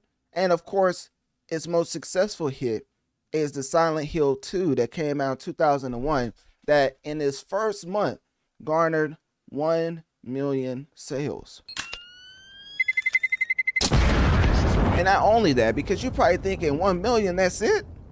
Well, ladies and gentlemen, this 2024 remake, talking about Silent Hill 2, mind you, reached 1 million in 3 days, and then 2 million by January of 2025, which is the fastest ever as far as the Silent Hill franchise. But here Silent Hill F comes, which is quickly becoming one of the best entries into the Silent Hill franchise. And the reason why I say that is because not only has FC dropped, which numbers, you know, as far as analytically speaking, EA is doing phenomenal on PlayStation. It's the second most played game on PlayStation currently.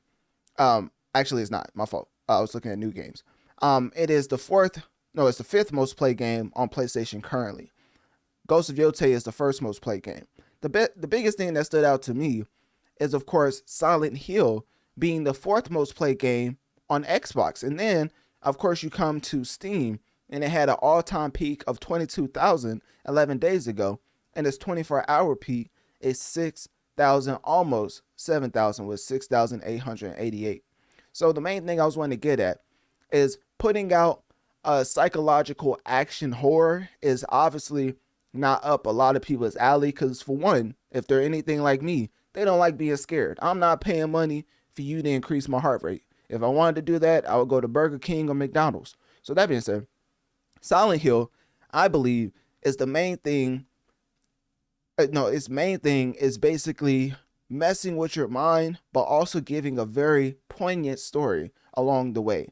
So with the horror elements sprinkled throughout the entire story, you still don't forget the fact that they're telling one of the most complex stories, one of the most complex stories in the year of 2025, which is why a lot of people are saying that Silent Hill F is, or could be, a contender for Game of the Year. Now, for me personally, I still think Hollow Knight would be up there for me and my personal favorite game. I'm a little biased because I played this with my cousin, but Split Fiction to me is my favorite game of 2025. Now, that being said, the main thing I was wanting to get into is, of course, the sales and review roundup. So I talked about Silent Hill 2, which is, objectively speaking, the favorite amongst the fans of the Silent Hill franchise. But when it comes to Silent Hill F, it's doing phenomenal on the charts. And when it comes to that, 1 million plus copies sold within the 24 hours is definitely reminiscent of Silent Hill 2, until you realize Silent Hill F is becoming one of the fastest selling Silent Hill entries in quite some time. So comparing it to the Silent Hill 2 remake that did 1 million in 3 days, safe to say Silent Hill F is following in its footsteps. And of course, when it comes to Japan, it's topping the charts, specifically with 57,000 physical units in Japan in just week 1, the best since Silent Hill 2 that sold 69,000 in 2001. And then when you come to the franchise lifetime pre-launch, I've already talked about that. So it's 10 plus million, but if you want the specific number, it's now 12.7 million in total. And of course, this is going to keep increasing. So when you're battling it out with not only EA Sports FC, but also Ghost of Tsushima, which is also one of those high quality games that I personally played myself, shameless plug, Analytic Dreamz video to see my gameplay of Ghost of Yōtei. But the main thing I want to get at is when you look at the competition as far as what you released around, you had EA Sports FC, Ghost of Tsushima, Ghost of Yōtei, and you still are doing phenomenal as far as the sales aspect. Because of course, people forgot that Borderlands 4 even came out. Shepard, just look at the state of gaming. Like, what is going on? And I hate I had to do it to him, but somebody has to point out how the competition in the gaming landscape is harder than ever as far as quality games dropping time and time again. I mean, we've had, just off of the top of my head, Split Fiction, of course, Ghost of Yōtei, Kazan, trying to think of other games. Expedition 33. We've had, well, Wu Chang Fallen Feathers kind of, with no pun intended, well, I guess pun intended, fell to the wayside. But there's a bunch of other games. 2K was actually solid this year. People really didn't come out and complain like they usually do. It's a crazy year as far as gaming. You have Mario Kart World, which people didn't really like that. But Donkey Kong Bonanza, that was a Nintendo Switch 2 exclusive that was definitely competitive in the field. But you get the point. Those are just off the top of my head. The main thing I was wanting to get at is, and now, of course, Hollow Knight, Silksong. Like, I could keep going on and on about the competitive nature as far as the video game field in 2025. Because mind you, when Elden Ring came out, it was leaps and bounds better than the next game. I don't care what y'all say. When Elden Ring came out, it was leaps and bounds ahead of the next up as far as competition for Game of the Year. This year, there's a plethora of games that if you said it was the best game, it's all subjective. But if you said Expedition 33, Hollow Knight, Split Fiction, if you say any of these games was a Game of the Year, nobody will look at you crazy. They'll just probably just say, well, that's your opinion. But when Elden Ring came out, it was such a big gap in that specific year that there was really no other game that could compete. So that's why I say the competitive landscape in 2025 is as competitive than it's been for quite some time. I mean, Elden Ring was going up against, like, what was it, God of War or Spider-Man, something like that. Like, it just really wasn't competition. No slight to those games. It was solid games, but it just wasn't innovative like Elden Ring. So anyways, getting back into Silent Hill F for the people who's wanting to engage with this specific game. When it comes to Silent Hill F, it's a third-person survival horror split into Fog World, which is real Japan, and a Dark Shrine, which is an industrial hellscape. Now, I would expound upon that, but of course, I don't want to spoil anything. So when it comes to that specific setting, you're going throughout that with the whole main story. The main thing about it is it's very psychological. It's a lot of different families and haiku riddles, and it's really culturally rooted. So if you look for something that's not only just a jump scare, just your normal scary type of horror game, this is it. If you wanted something deeper, but also having that horror element, I believe this is the game for you. And it's a very short game. I mean, trying to be a completionist will have you around 15 to 20 hours. When it comes to the actual main story, it's 9 to 12 hours. And realistically speaking, doing some of the side content, if you just want to run through the main story, is 12 to 15. So it's a very condensed and concise story that you're trying to tell. And of course, because I wasn't going to play it personally because I don't like being scared, I looked up the story. I did a little, not reading, but I did a little video essays myself, like a plethora. And when I figured out, obviously I'm not going to spoil anything, but what I figured out what they was trying to convey, safe to say, this game that's developed by Neo Bars Entertainment, published by Konami, has one of the best stories I've seen in a video game in quite some time. I really like the way that they tied everything together at the end. And I know what you're saying, if you just watch the cutscenes, you're not going to get the main thing out of it. I watched the video essays, breakdowns of the video game, because I knew I wouldn't have time to play it personally.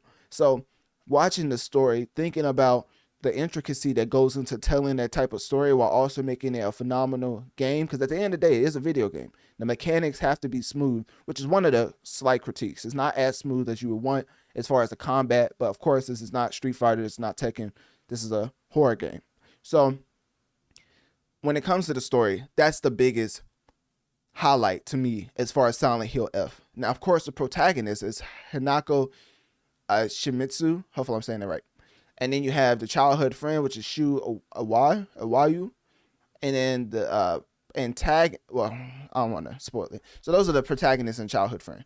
So now, when you look into the overall reviews, because, this is a sales and review roundup. So getting into some of the review roundups, IGN gave this game a 9 out of 10, saying it's the strongest since the PS2 era.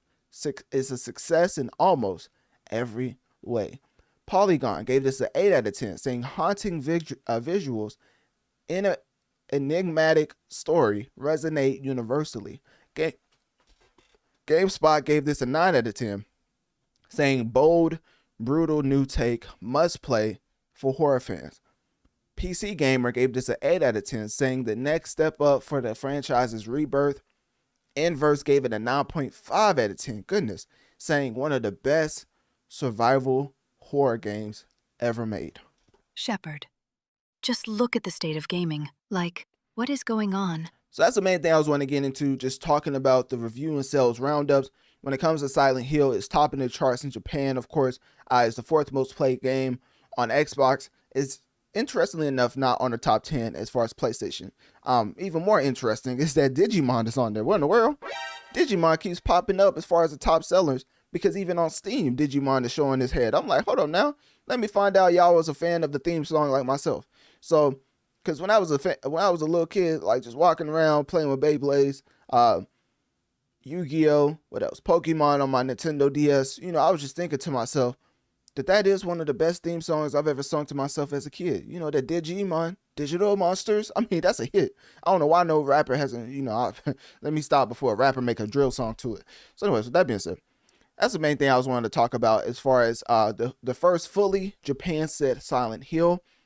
Of course, it's female focused, dual composers, which has distinct soundscapes for each world. And of course, it does have certain references. I don't want to spoil any, but when it comes to the performance and of the characters and the story, it's definitely one of not only is, like, objectively speaking, not only is one of the fastest ever Silent Hill video games, but as far as merging Japanese psychological horror with modern action sensibilities, I think Silent Hill just revitalized itself and showcased why it's regarded as one of the best horror franchises of all time. So with that being said, click my link tree in my bio. Let me know on one of my social medias. What do you think about Silent Hill? If you played the game, what is your favorite thing about Silent Hill? And of course, do you believe Silent Hill F is a contender for Game of the Year?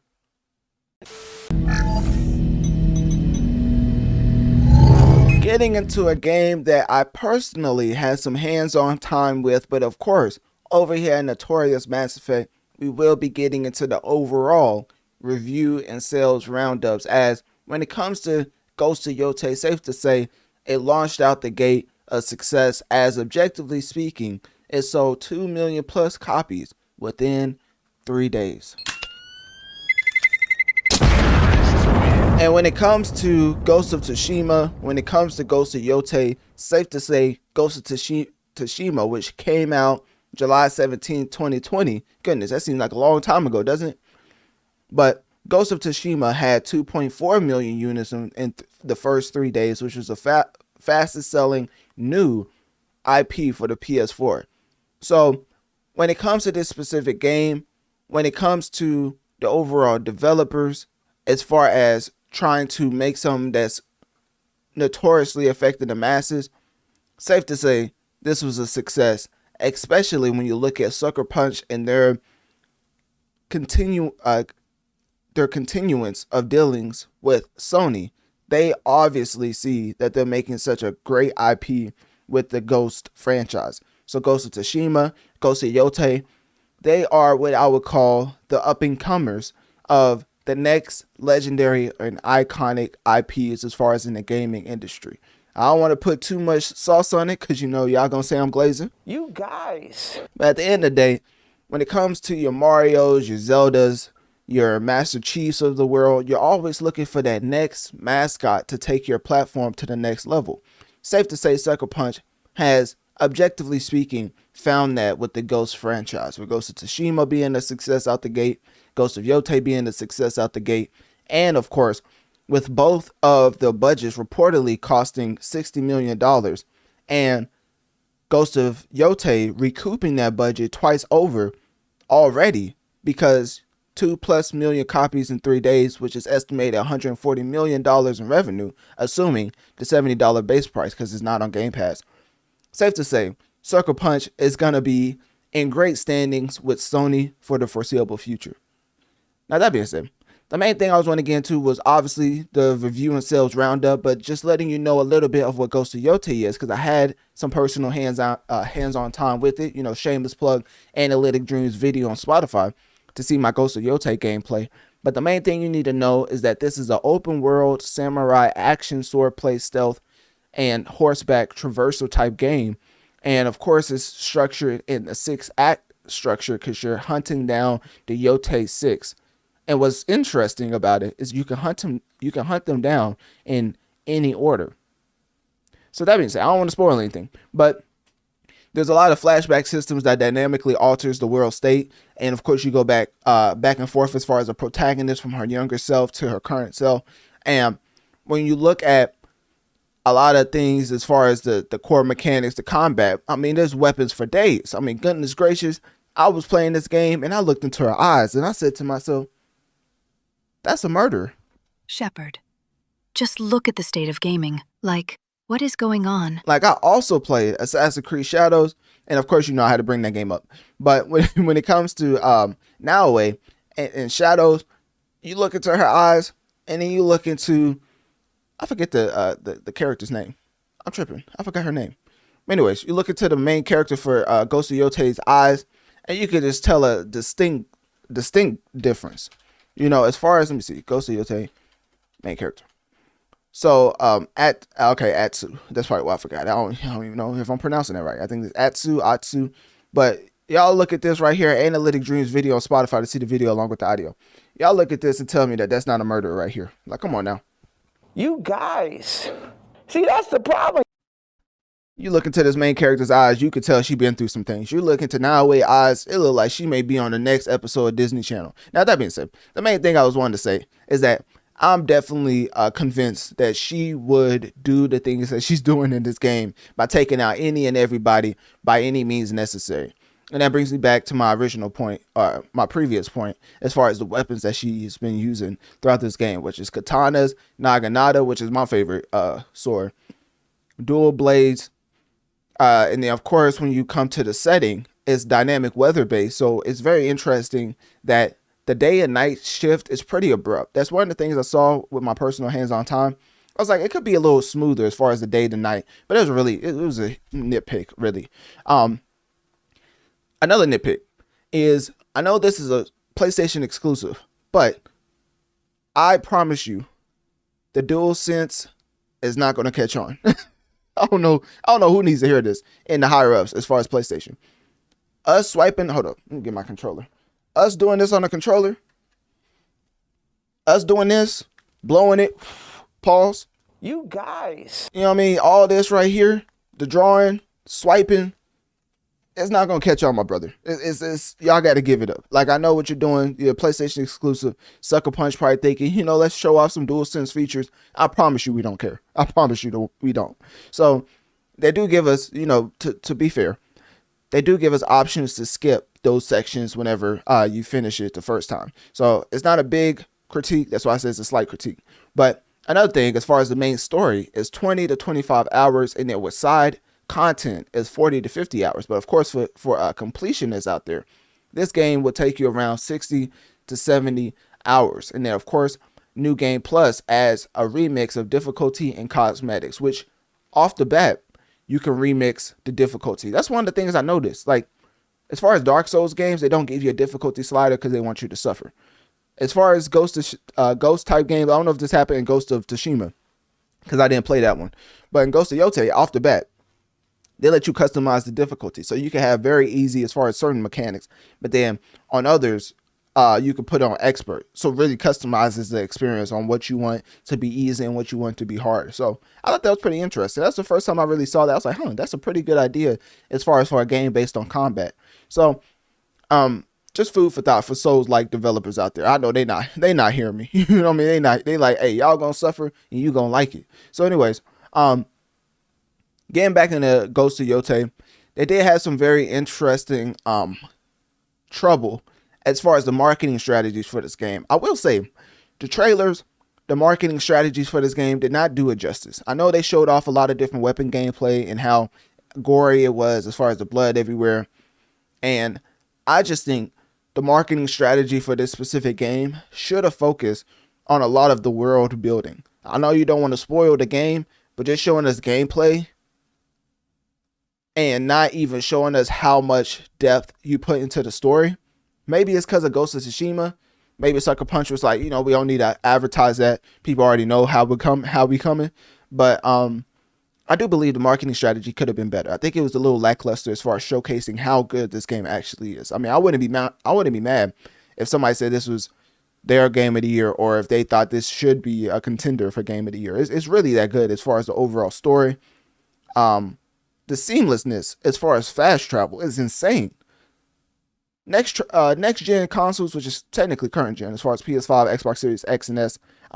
Yes, it's current gen for you people who still have PS4s out there. You know, it'd be like that, but hey, come on now. You guys.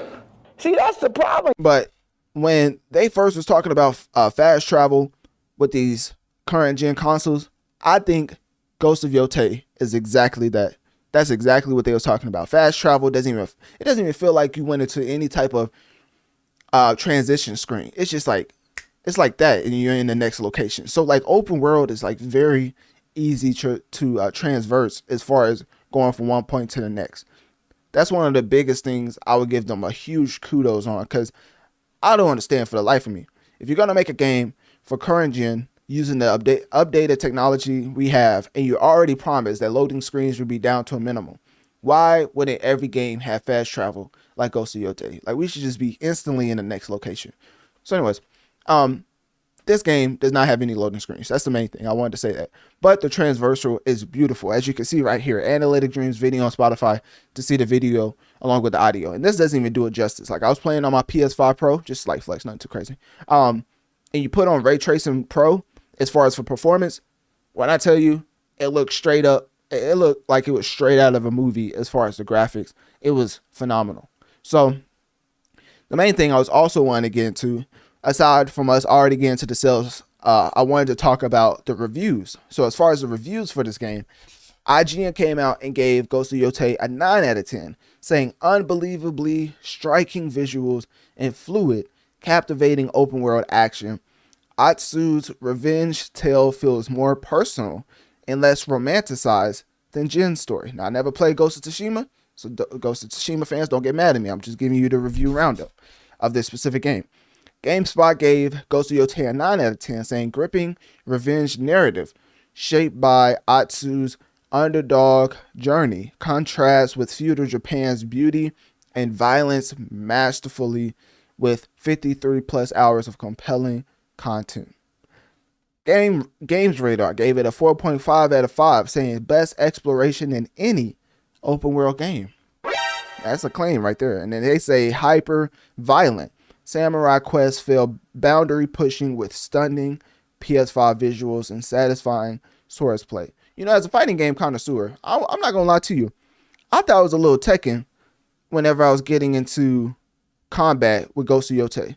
I don't know how to explain it, because of course Tekken doesn't have the overall, but yeah, they do have the 3D. Anyways, yeah, I feel like it's like Tekken. I feel like she's a great character to be put in Tekken, but you know, that's just me. Looking at the fighting game mechanics, the reason why I brought up Tekken is because that should give you an indication on how great the fighting mechanics are. And when you first get into the game, that's not what you're going to be experiencing throughout the majority of time, because you're going to have multiple weapons that you acquire along your journey. And once you get to that last weapon, I think this is shaping up to be one of the greatest fighting games that we've had in the past 2 to 3 years as far as the fighting game mechanics. Getting back into the review roundups, Game Informer gave it a 9.3 out of 10, saying intimate hitless progression is incredibly satisfying. Polished combat, narrative, and world building make it a magnum opus of the genre. So safe to say, everybody's loving this game. I mean, that's just across the board. I haven't seen the score lower than 8. So, and have I seen the score? Okay, Eurogamer gave it an 8 out of 10. But every other score, literally every other score is above a 9.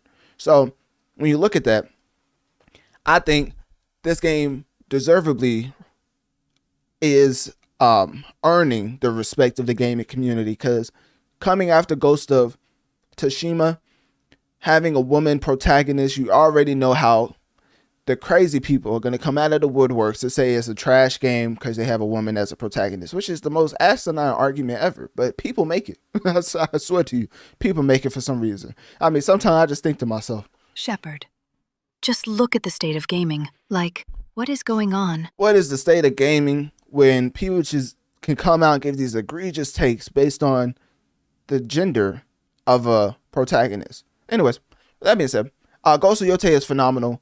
If you don't know, it's cultural tie-ins such as the hopefully I'm saying this right, Ainu inspired design, local tourism collabs. It has a cinematic feature such as the Takashi mic, which is the gore mode, and then the Watanabe mode, which is lo-fi hip-hop aesthetic. Now I was going to play that, but I was streaming this game, and I've seen other streams where it's just completely muted when you play Watanabe mode. Well, not completely, but it's like good. There's enough portions to make you be like, it's not worth going through all that. So if you're a streamer, I would not advise using Watanabe mode if you're on Twitch. And then I already talked about the DualSense controllers. There's a non-linear revenge, meaning that the boss order impacts ending outcomes. I'm not gonna spoil it, but this game gets deep when you start to realize what they're trying to tell you as far as the gameplay, the fighting mechanics, right? Because you're learning throughout this entire game. That's the only thing I'm gonna say. So that's essentially it. With that being said, Ghost of Yōtei deservedly is maybe the game a contender for game of the year. When you look at it on certain platforms, it is not on the top 10 as far as Xbox. When it comes to PlayStation, it is currently the most played game on PlayStation. I'm tripping. See, you guys, see, that's the problem. I'm gonna keep that in there too. This is how you know it's one take live, like Jay-Z. You know what I'm saying? So, anyways, it's top 10 games in the world. But as far as the top 10 in PlayStation, because it's only on PlayStation, I wonder. Now I got to joke on myself for a second. I wonder why Ghost of Yōtei is not on the top 10 list for Xbox, man. If y'all could answer that for me, that would be fantastic, man. Shepard, just look at the state of gaming. Like, what is going on? I swear, man, I'm 25 going on 82, man. Sad day in history. But anyways, the only platform that is on, which is PlayStation, is, objectively speaking, the most played game on PlayStation, which you would think with it exclusively being on PlayStation, it would be the most played game on PlayStation, but that's not always the case. There's a reoccurring joke that PlayStation players do not like to play exclusive PlayStation games like they do as far as Xbox games coming over to PlayStation. And I think Forza was an example of that. There was another game that was an example of that. I forget, was it some type of, was it the pirate game? I don't know if it was the pirate game. It was another shooting game. That's my third example. Was it Helldivers? Was it Helldivers? That was called. I think that game was exclusively for Xbox, if I'm not mistaken. It came to PlayStation. I think it was Helldivers 2. Maybe I'm tripping. I think it came to Xbox, and then Helldivers 2 came to PlayStation. It was like one of the top most played games on PlayStation. And I just feel like Forza Horizon's looking at all this engagement for games that's coming to PlayStation. They looking at it like, hold up now. I know that ain't who I think it is. I know PlayStation gamers aren't coming in here playing Xbox games more than me, who's exclusively on the PlayStation. So, Forza Horizon, shout out to you. But I think you're one of the most industry playing franchises we've had in the gaming industry ever. So, Ghost of Yōtei deservedly is increasingly having so much praise, and deservedly so, once again. And it is unequivocally, objectively speaking, the most played game on PlayStation. So that being said, click my link tree in my bio. Let me know on one of my social medias. What do you think of Ghost of Yōtei as far as the gameplay? Have you played it? What is your favorite part about Ghost of Yōtei? And do you believe that 2025 has to go down as one of the best years in gaming? Because this game is another question that is another game that I have to pose the question. Do you believe Ghost of Yōtei is a contender for Game of the Year?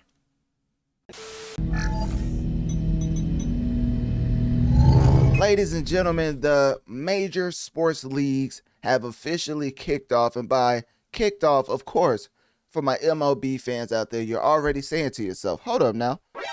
Technically, MLB has been continuing for quite some time as far as in the year of 2025, to the point where it is in the playoffs currently with the NLCS Game 2, which is certain teams that I have no idea who they are or what they're about. But anyways, they're playing tonight. So the MLB playoffs is currently still going on. NFL Week 6 is going on right now. And then we have the NBA that tips off later this month, October 21st. And then, of course, you have the NHL, which is already underway in Week 1 action. And the reason why I say that is the lead up into EA FC 26. As with the major leagues in real life already starting, you already know the video game attachments to the real life league is set to take off as well. As you look at the sales as far as on every single console, well, there's only Xbox and PlayStation, but you get the point. Every single console, Steam, and you come to realize sports games are notoriously affecting the masses year after year, to the point where it's very interesting how in the world Call of Duty always has the most popular game every single year as far as objective metrics. But in totality, sports games are always in the top 5, and that's no different as 2K, FC, and then of course you have Madden towards the top of the sports games as far as leading that specific metric. Because as far as the ball and gun gamers out there, those are the games they're playing. They're currently playing 2K, Battlefield 6, Call of Duty, FC. You get the point. So with this specific segment, breaking down FC 26, after you realize that they put out these games year after year, we got to focus on the specific statistical accomplishments of EA FC 26. So with that being said, when it comes to the review and sales roundup over here at Notorious Mass Effect, we have to start off with FC 26 accomplishing a very impressive metric such as 9 million plus units. And of course, when it comes to that, it was 5.5 million on PlayStation, which made it the fastest selling sports title of 2025. And that's not it. As when you look at the units in Europe, it's accumulated over 158,000, which, to be fair, as far as people over there who think I'm glazing these sports games, I do believe when it comes to the objective metrics, I do, as far as the sources that I use, is 8% down as far as compared to FC 25. So yes, it's putting up monumental numbers because, like I said earlier, ball and gun games are notoriously affecting the masses. But when it comes to their counterparts released last year, they're not performing at the same rate that their 2024 counterparts did. So when it comes to that, there's a lot of different things we can get into as to why that is. I just believe that we're in a certain economy to where you look at the landscape of gaming, and Xbox Game Pass used to be, emphasis on used to be the most effective way to play a plethora of games as a gamer. But now, as far as cost effectiveness, it has went out the window because Xbox raised the Game Pass by 50%. Now, they did say they're going to delay the actual developments of that price increase, but at some point it's going to happen. As I already dove into it as far as when I broke down Black Ops and how much money they lost off of acquiring Activision, and the amount that they thought they was going to make via the Game Pass and ultimately didn't make. So when it comes to these ball and sports games, it's not just a automatic hit out of the park because of them topping the charts year after year.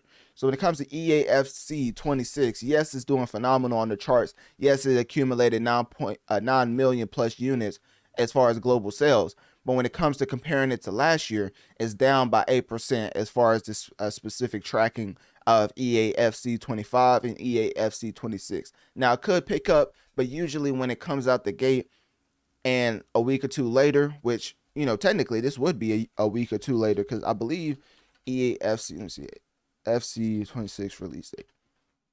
EAFC 26 came out September 26th of 2025. So safe to say in October 14th, which is when I'm recording this, safe to say now when it comes to that specific game, we have enough of a snapshot and enough of a sample size to garner whether it's going to be on pace or surpass EAFC 25. And safe to say it's doing neither. It's actually underperforming when it comes to EAFC 25, because obviously any other game development company putting out a game will love these type of numbers out the gate. But ball and gun games have a way different expectations. And speaking of those expectations, safe to say when it comes to platforms, EAFC 26 is the 6th most played game on PlayStation. And when it comes to Steam, it technically wasn't in the top 15. But when you look at the numbers, goodness gracious, it did have 100,000 people playing the game, but that was 16 days ago. So now you look at the 24-hour peak as of today, October 14th, as of me recording this, and it's 79,000. And then the players concurrently playing right now is 57,000. So now when you look at the reason for that, A lot of people are praising it for its realism and depth like they always do. But one of the interesting things with EA FC 26 is not only the rise in people understanding how corporations are trying to monetize them for every single thing, but then you come to realize not only are consumers getting smarter, but when it comes to technical errors via these releases, they're also facing more backlash from consumers. Now you're probably asking yourself, what do I mean by that? Well, ladies and gentlemen, I'm glad you asked. As when it comes to EAFC 26 in its launch, it was a decimal error in Indonesia's store, which priced it at 18,500 FC points, which is normally $120. But when it comes to PC players using VPNs to spoof IPs and exploit this, building overpowered ultimate teams cheaply, flooding matches with super teams, and crashing the transfer market, safe to say this is a very unique issue as far as in the franchise. So EA had to come out with the quickness. They came out like T.I. himself and said, we need to fix this expeditiously. So anyways, EA patched the glitch quickly, but issued suspensions / permanent bans for violators, citing the TOS breaches on regional pricing and unfair advantages. So when it comes to consumers being smarter, that's basically what I'm saying. Like, they're finding a lot of different ways to make things more cost effective. And on the flip side, whether it's legally or illegally, these gamers are finding cheaper measures to play these games by any means necessary. Shepard, just look at the state of gaming. Like, what is going on? So when it comes to the state of gaming, let's get back into EA FC 26. As when it comes to the gameplay, y'all already know it's developed by EA Vancouver and EA Romania as far as the live services. And then you have platforms for this game such as PS5, PS4, Xbox Series X and S, Xbox One, PC, Switch, Switch 2, and even, I don't even know why it says that. What is the Amazon Luna? What is the Amazon Luna? No, let me see this. Amazon Luna. What is this? What is cloud gaming? Oh, let me find out. Let me find out that what Xbox was doing, Amazon been tried to get through as far as the cloud gaming, but just didn't break through because of the, the overall market share of Xbox and PlayStation. That's interesting. Amazon Luna is a real thing. I saw that. I was thinking to myself, hold on now. We don't do fake news over here, but hey, if somebody out there who's watching this, shout out to you for having the Amazon Luna, and I'm glad I can help you out by letting you know the EAFC game is on there. So anyways, getting back into crossplay, that's one of the main things for every single sports game. I was completely flabbergasted when, what was that the arcade soccer game? I forgot his name. Soccer game. I think it was Rematch. Yeah, it was Rematch. When Rematch came out and it was a whole sports game that didn't have crossplay, I was thinking to myself, hold up now. You guys. See, that's the problem. In no world, especially in the big year of 2025, should a sports game come out without crossplay. What Rematch did out the gate without having crossplay, I think it was very tone deaf as far as what the sports landscape was requiring. And of course, they put crossplay in shortly after its launch, but every sports game should come out with crossplay at the beginning. I don't care what type of sports game you are. If you want to compete with other sports games, you should have crossplay at launch. So anyways, that was just a slight critique because they did fix it. So shout out to the Rematch developers for fixing that. But when it comes to EAFC, obviously it's a little more realistic. There's an 11-on-11 simulation. There's competitive mode for faster gameplay, and then authentic mode for realistic fatigue, physics, and AI. And of course, you have a lot of modes such as FUT, clubs, player career, and manager career, which is what you come to expect as a sports gamer. And then of course, the match lengths are anywhere between 6 minutes. Oh yes, basically it estimates to 6 minutes, 3 per half. So, and that's also adjustable. But then you come to the live challenges, there's dynamic weekly manager scenarios. And then of course, as far as improved AI, you already know in today's age, they've definitely been working on that. So they improved that to the point where positioning, off-ball runs, and goalkeeping realism was one of the main focus as far as improvements in AI. And then you look at the server connectivity, and a lot of people are saying that it's running well as far as these sports games. I don't think there's ever an EA that comes out and then people just be like, this is the worst ran online system that I played in quite some time. Like EA FC usually has pretty solid and serviceable online as far as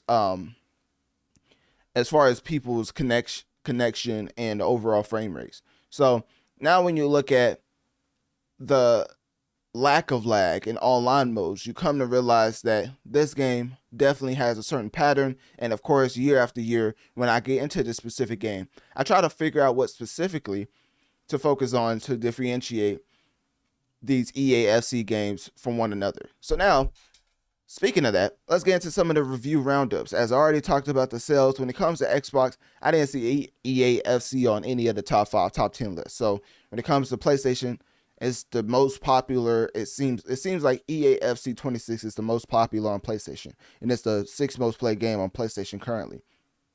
On Steam, it's not in the top 15, but it does have a 24-hour peak of 79,000 to 57,000 people playing right now, which is pretty solid numbers, especially for a sports game.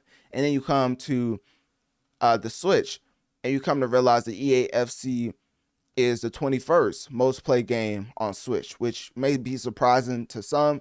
But of course, when you look at the Switch, I'm not going to say it's more niche gamers, because of course you have your Marios of the world, but a lot of people are enjoying Final Fantasy Tactics. A lot of people are enjoying Donkey Kong Bonanza, Minecraft, Mario Kart, once again, Pokemon, Animal. You get the point. It's not really a ball and sports type of platform like a Steam, PlayStation, or Xbox. So with that out the way, let's get into some of the review roundups now that we've dove into the sales a little bit. As when it comes to the review roundups, IGN gave this an 8 out of 10, basically saying EAFC's 26 on pitch gameplay is the best it's been in a long time. Dribbling is sticky and responsive. Pause. Hey, yo. You guys. See, that's the problem. All right, my fault. Passing is crisp, but despite the positive improvements, an increased focus on monetization is more than distracting. I know that ain't who I think it is. EA back at it again. But anyways, GameSpot gave this 8 out of 10, saying EA Sports FC 26 suffers from a few growing pains with its shift to 2 distinct playstyles, but there are enough improvements throughout to consider it a positive step forward for the long-running series. PC Gamer gave it an 8 out of 10, saying truly a beautiful game, but it makes plenty of unforced errors. FC 26 is a football game, for better or for worse, and there's a good chance you'll already know whether you want to buy it. Shepard, just look at the state of gaming. Like, what is going on? So run to the presses, breaking news, tell everybody that, hey, EAFC is exactly like all the other EFCs out there. So it's just like every single 2K, every single Madden, every single year, we come to realize that even though there might be minor adjustments, there's never been that sizable leap to where we're like, this is a completely new and improved game. Time and time again, I leave away with these reviews for ball and gun games saying that it's exactly like last year's with minor improvements. So with that being said, click my link tree in my bio. Let me know on one of my social medias. What do you think about EA Sports FC 26 so far? Have you played the game? Do you plan on playing it? Are you a huge sports gamer or ball gamer? And at the end of the day, what is your favorite sports franchise in the gaming industry?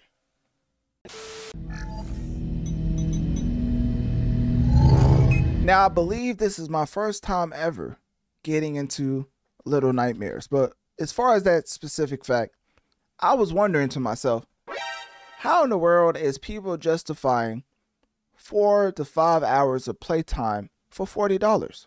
Shepard, just look at the state of gaming. Like, what is going on? But then I came to realize something very interesting.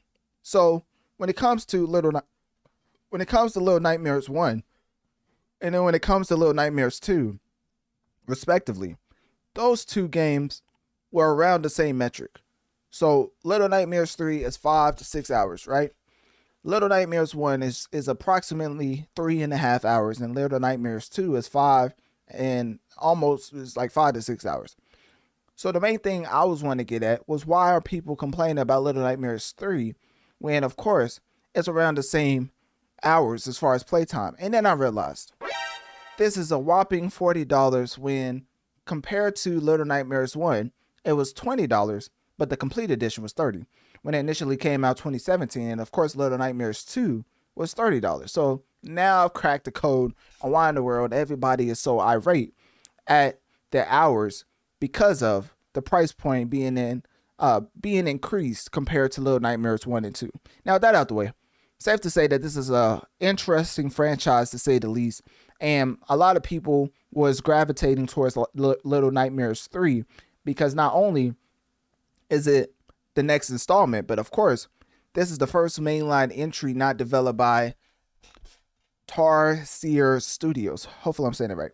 Acquired by Embracer Group in December 2019 for $10 million. And then they shifted to the new IP Reanimal in 2026, which has a spiritual successor with a co-op horror akin to Little Nightmares 1 and 2. So the main thing you need to know is that Bandai Namco owns the IP and chose Supermassive Games like Until Dawn Dark Pictures, who did Little Nightmares 2, the Enhanced Edition, and the 2021 Next Gen port. And that was more of a test run. So now, when you look at Little Nightmares 3, a lot of people enjoyed the visual aspect of it. But of course, they complain about the short runtime because of the price point being more than what they usually charge.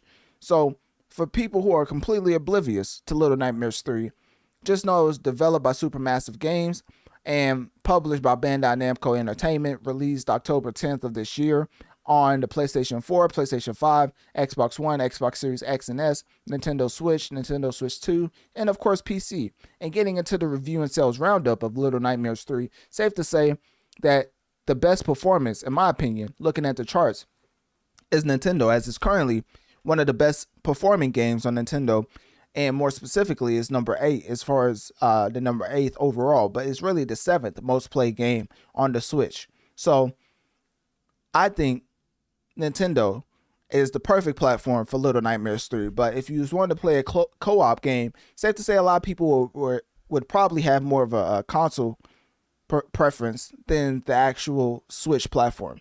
So going back to Little Nightmares 3, it's set in the Spiral, which is a surreal cluster of nightmare realms. You have the Necropolis, which is sandy ruins. You have the Candy Factory, which is sticky and grotesque. You have the Carnival, and then you have the Institute. So your protagonist throughout the game is Lo, which is a crow mask boy, and then you have Alone, which is a girl with pigtails. So you're going throughout these different worlds with these particular protagonists, and like I said, it's about 4 to 6 hours. Now, with that being said, it's 4 chapters versus the last previous Little Nightmare, which was 5 chapters.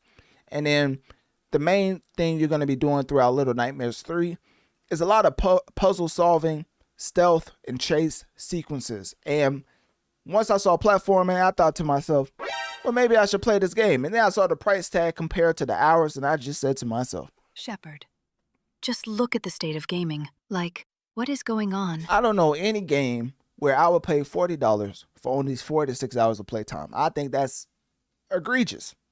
That's the most asinine, that's the most backwards compatibility and the user interface I've ever seen in my life. As far as being a user and playing a game, I'm not paying $40 for 46 hours of main story. Now, you could be like, hey, but if you're a completionist, it can maybe push it to 10 hours. I ain't trying to hear all that. You guys, see, that's the problem. And of course, when it comes to the DLC, they do have DLC titled The Secrets of the Spiral Expansion Pass that has 2 planned story chapters. So when it comes to this type of pivotal move, as far as making it shorter but increasing the price point, some could say that it basically is because it's not the first mainline. Some could say it's because it's the first mainline entry not developed by Tarsier Studios. So maybe you have to blame Embracer Group. Maybe you have to blame their new name as far as Reanimal. Maybe they're trying to get you off the the breadcrumbs trail. But when they took over for $10.5 million, they basically said to themselves, we're going to get our money's worth by any means necessary. I know that ain't who I think it is. So anyways, when it comes to the review roundup of this specific game, a lot of people have given it glowing reviews. Basically, most if not all, said it was way too short, right? They said a lot of other things as far as saying it was uninspired. I mean, you see a lot of scores from 60 to 75 out of 100. Game Informer gave it a 75 out of 100, saying that it was beautiful but short. Co-op adds a little spice. IGN gave it a 60 out of 100, saying uninspired retread, few scares, limited co-op. And of course, you have Destructoid that gave it a 60 out of 100, saying it was repetitive and lacks old dread. So now that I'm looking at it, as far as the Steam reviews, because that's more of the reviews that I look at, because Steam, I think, does a great job on having certain boundaries and guidelines as far as how and who can leave a review. That has 52%, ladies and gentlemen, a whopping 52%. And it was positive initially, but hey, 52%. If I was in school, safe to say, Little Nightmares 3 will be failing compared to its predecessors. So a lot of people do praise the atmosphere, the co-op concept, and of course the music. But when it comes to other games that you could play, which you're seeing right now, as far as a co-op aspect, Split Fiction is the best co-op aspect you can have in the year of 2025. I mean, it's just not even close. Like, I think it's one of the best games of the year, if not the best. It's my personal favorite, but I'm not mad at other people who think other games like Ghost of Yōtei or Expedition 33 or Hollow Knight Silksong deserve that mantle of the best game of the year. I'm just saying Little Nightmares 3 is far from the case of being game of the year. And of course, it may be one of the worst entries into the Little Nightmares franchise, because there's 3 of them. So if you were to rank them, safe to say that it's not in the top 2, and there's only 3 of them. So it's not the greatest. It's not the greatest outing for Little Nightmares. And of course, with that being, once again, because you can't blame the old developers for this, with this being the first mainline entry not developed by Tarsier Studios, some could say that is the pivotal factor in why the quality is lackluster. So when you look at the Steam numbers, it currently has a 24-hour peak of 2,100 people playing it. It is a co-op game, so I'm not too stickler for the numbers, but of course the all-time peak was 19 days ago as far as 22,000. So a lot of people was anticipating this, but it seems like the word of mouth is doing more harm than good for this, for the overall longevity for this game.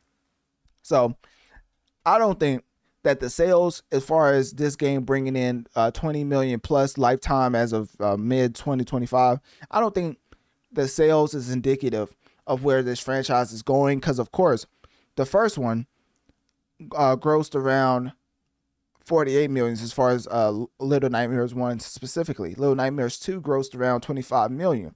And then you look at this one selling around 20 plus million. It seems like it's on a downward spiral. It doesn't seem like it's going upward. Maybe that's why they sold it in the first place. After the first one compared to the second one, they said to themselves, hold on now. This is not the trend that we want. It's not the upward trend that we thought was going to happen. So they sold it while it was hot. And I think that's why we're at the position we're at with Little Nightmares 3. So it does seem like visually is very interesting, but it's a short-lived experience for $40. So that being said, click my link tree in my bio. Let me know on one of my social medias. What do you think about Little Nightmares 3? Do you believe it should have been longer? If you played it, do you enjoy it? Do you think people are just tripping? And at the end of the day, do you think that this is the worst Little Nightmares game out of the trilogy?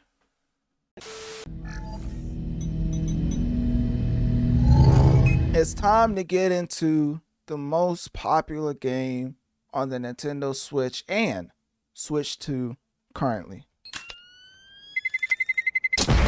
As of course, when talking about Nintendo, you're probably thinking to yourself, hold up now. Usually Mario holds the title of the most popular game on the Nintendo platform. Well, of course, Pokemon is one of the few IPs that could get Mario out of the paint as far as the crown jewel, as far as players flocking to a specific game. As Pokémon Legends just came out, and of course, when it comes to Z-A, a lot of people are pronouncing it Zod, so I may just do the same ignorantly. I ain't gonna lie to you. So when it comes to sales specifically, It has garnered over 4.8 million copies as far as physical plus digital. And when you compare it to the field, as far as the Pokemon field, obviously nothing is touching Scarlet/Violet that had a whopping 10 million units out of the gate. And then when it comes to Legends, Arceus, I think that's how you pronounce it. You have 6.5 million. You have Sword/Shield at 6 million. Brilliant Diamond/Shining Pearl at 6 million. X/Y at 4 million. And then Let's Go Pikachu/Eevee at 3 million. So safe to say, this particular game is selling tremendously, and it's definitely one of the highest engaged with Pokemon games that's been out in quite some time. And you're probably thinking to yourself, man, what in the world makes this different than the other Pokemon games? You guys. Well, I'm glad you asked. So when it comes to Pokemon Legends Zod, the main thing that makes it different than the others is the very distinct change of the gameplay loop. Because real-time action combat is very different as far as the previous Pokemon games, as those were more turn-based. And of course, when you come to Scarlet and Violet's traditional system, that's what we already know Pokemon to be. But this completely goes away from that gameplay loop, gives you more of a real-time action combat, meaning you can move your trainer and your Pokemon in 3D arenas and have dodge attacks and time swap/moves with cooldowns, which is very different from the other Pokemon games. And of course, it's set entirely in Lumiose City. I think I said that right. And the main focus for Zod is the battle royale type of battles that goes throughout the ranks. So you have battle royale type of games, which is taking out the whole gym/Pokédex grind, right? And then of course you have Mega Evolutions, the new ones, right, with multi-use, and then of course Rogue Mega Bosses. So the whole gameplay loop has changed for Pokemon Zod. This is not your typical run-of-the-mill Scarlet and Violet traditional system as far as the battling mechanics. So Nintendo's definitely trying something. So it's definitely it's good to give them kudos as far as trying something unique for the next installment as far as a Pokemon game, because we already know how Power World is feeling right now. Shepard, just look at the state of gaming. Like, what is going on? Power World trying to innovate on the overall capturing monster mechanic and adding another, let's just say, it's more of a building your own base and things of that nature as far as the unique aspect that Power World went. And I forget what they actually call that as far as there's a specific genre for that. But when it comes to Pokemon Zod, they also are uniquely adding elements into the monster catching type of system. But of course, when it comes to Power World doing it, you know, they had to sue them, because you know what? Y'all out here taking our IP and changing a little bit of the graphics and calling it your own monster. So Pokemon had to turn it to a little. Whoop-de-doo. You know what I'm saying? Pokemon had to. Whoop-de-doo. And they started snitching expeditiously. Lawsuits galore. And Power World is, you know, they going through a lot. Let's just say that. So when it comes to Pokemon Zod, we was wondering if Nintendo was ever going to take a gamble and switch up the formulaic Pokemon system. And it's safe to say they did with Pokemon Zod, which is why a lot of people are calling this one of the best Switch era Pokemon games, especially the way that they went with the art style is more unique. Of course, the anime style is there. The inspiration is there. And of course, the combat. And then when you look at the innovation, Pokemon's been doing a lot from the animation, from the mobile side of things. I mean, of course, the trading cards. Can't forget how Pokemon even got its core audience in the first place, right?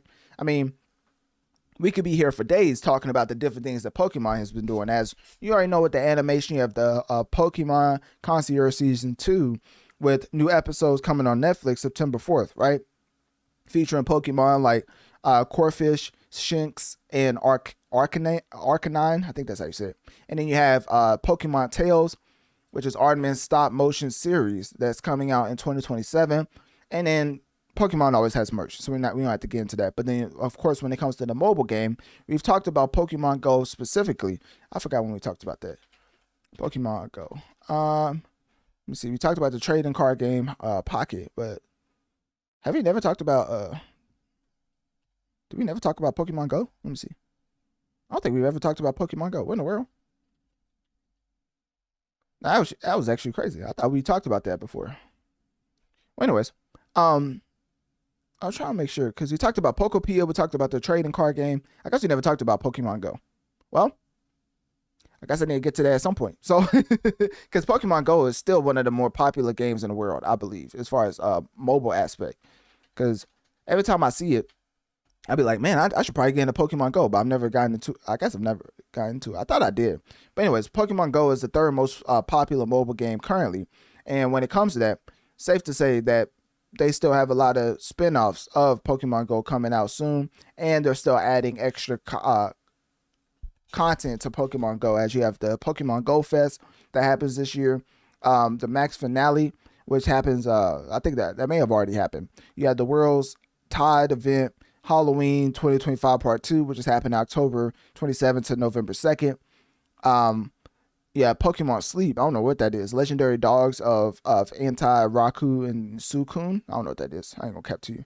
And then Scarlet Violet has a free Switch 2 upgrade. So they're just doing all type of stuff as far as Pokemon, keeping the fans engaged with with new additions and then ultimate editions of the previous games. So to get into the overall Pokemon Presents Showcase, they did have that back in February 27th. And of course, I remember covering Nintendo just had some type of event. I don't know if it was no, it wasn't a launch trailer. It was it Kirby? I think it was Kirby.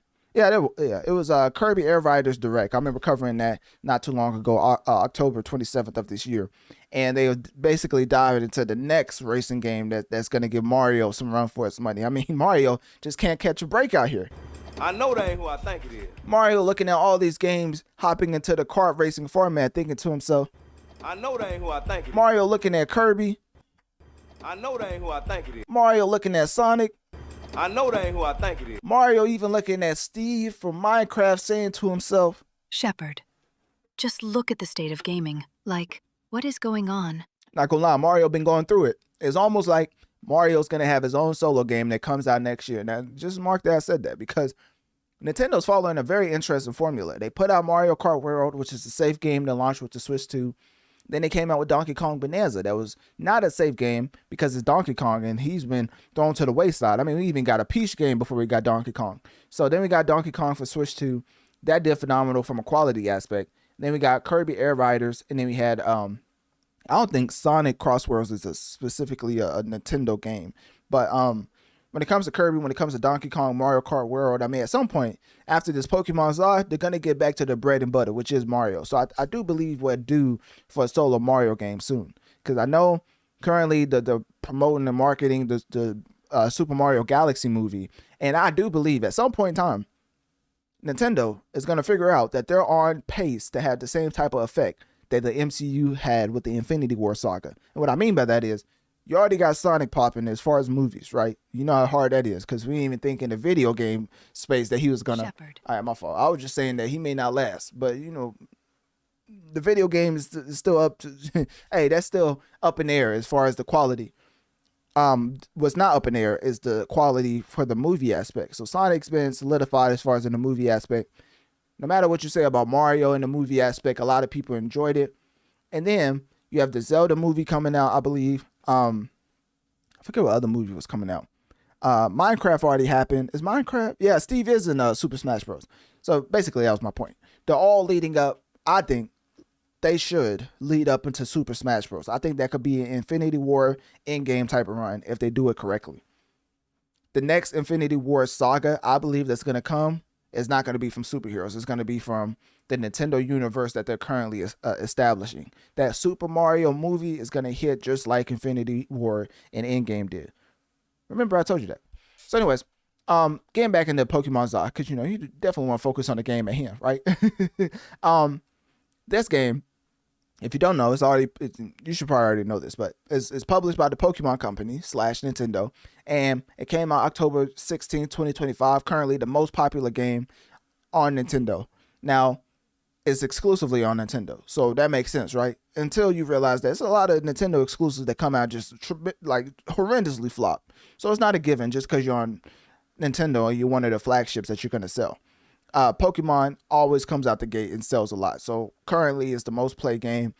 And of course, it takes up 2 slots because you have Pokémon Legends ZA and then you have Pokémon Legends ZA Nintendo Switch 2 edition. So now, when you look at that unique type of real-time action RPG, which has no more turn-based pauses, the unique experiment people are rewarding with a lot more eyes because guess what?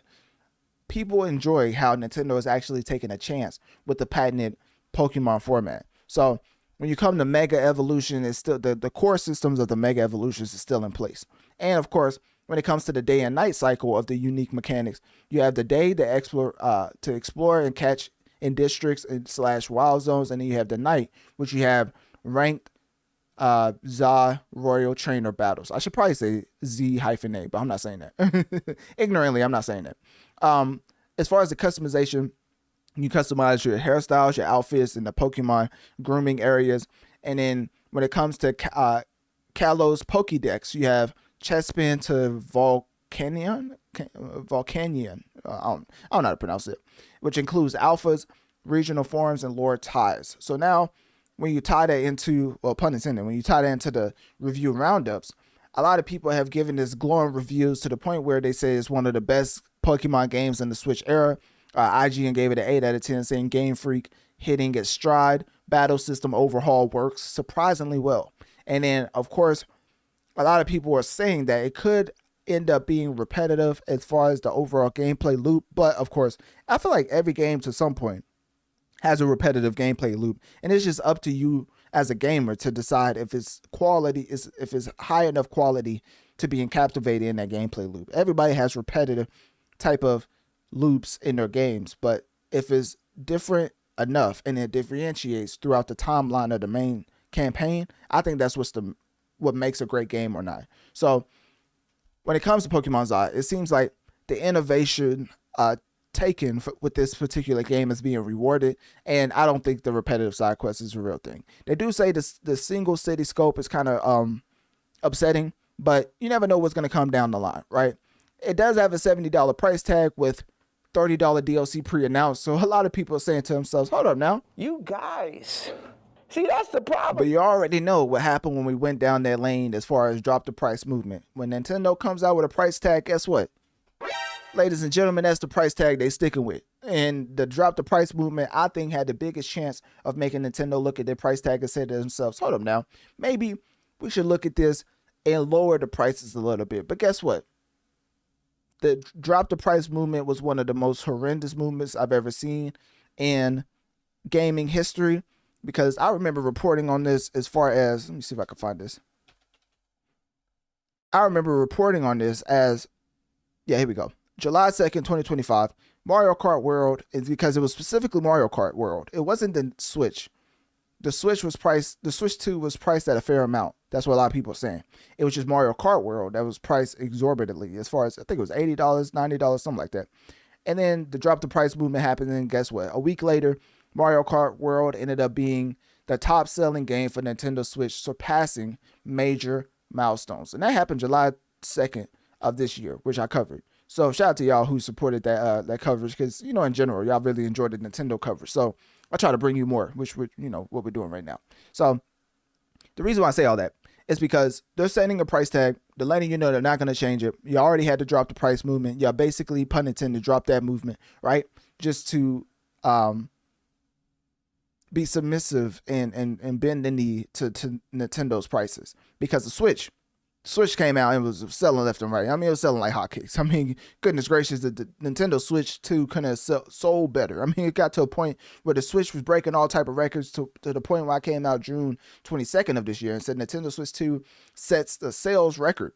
And sales soar past Xbox and PS5. But I don't want to make this review too long, but I will say, when it comes to the console race, PS5 and Xbox Series X and S came out around COVID. There was a lot of chip shortages as far as them trying to get them consoles out of the gate. So I would say the COVID effect stopped them from having the numbers that the Switch 2 had. And I think that's pretty fair, right? Because I don't think there's any chip shortage as of recent. And when the Switch 2 came out, they had chips galore to make the consoles. So I would say that, I mean, obviously it sold well, but as far as, sold the most out the gate, like, come on now. It's not act like COVID wasn't a thing when PS5 and Xbox Series X and S came out.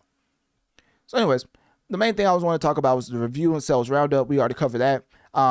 Yeah, Pokemon Zod does seem like a very solid entry into the Pokemon franchise. And of course, as you can tell by first glance, it's very unique compared to the Arceus of the world. So, if you're a huge Pokemon fan, if you already have a Switch, this is definitely worth picking up. And of course, if you're one of the Pokemon fanatics, this is definitely, I think it's worth getting the collector's edition, because this is a very unique take on the Pokemon combat, and going away from the turn-based patented system that always helps you out as far as sales, and rolling the dice with this and then playing out the way it's playing as far as it being the 5th best Pokemon launch ever. I think we're finally starting to see Nintendo innovate, and we'll see where it goes from here, especially with the DLC. So with that being said, click my link tree in my bio. Let me know on one of my social medias. What do you think about Pokemon Legends Zod? Well, Z-A. And at the end of the day, how long do you think Pokemon Legends Z-A will be the most popular game on Nintendo? And more importantly, do you believe Pokemon Legends Z-A should be a contender for Game of the Year?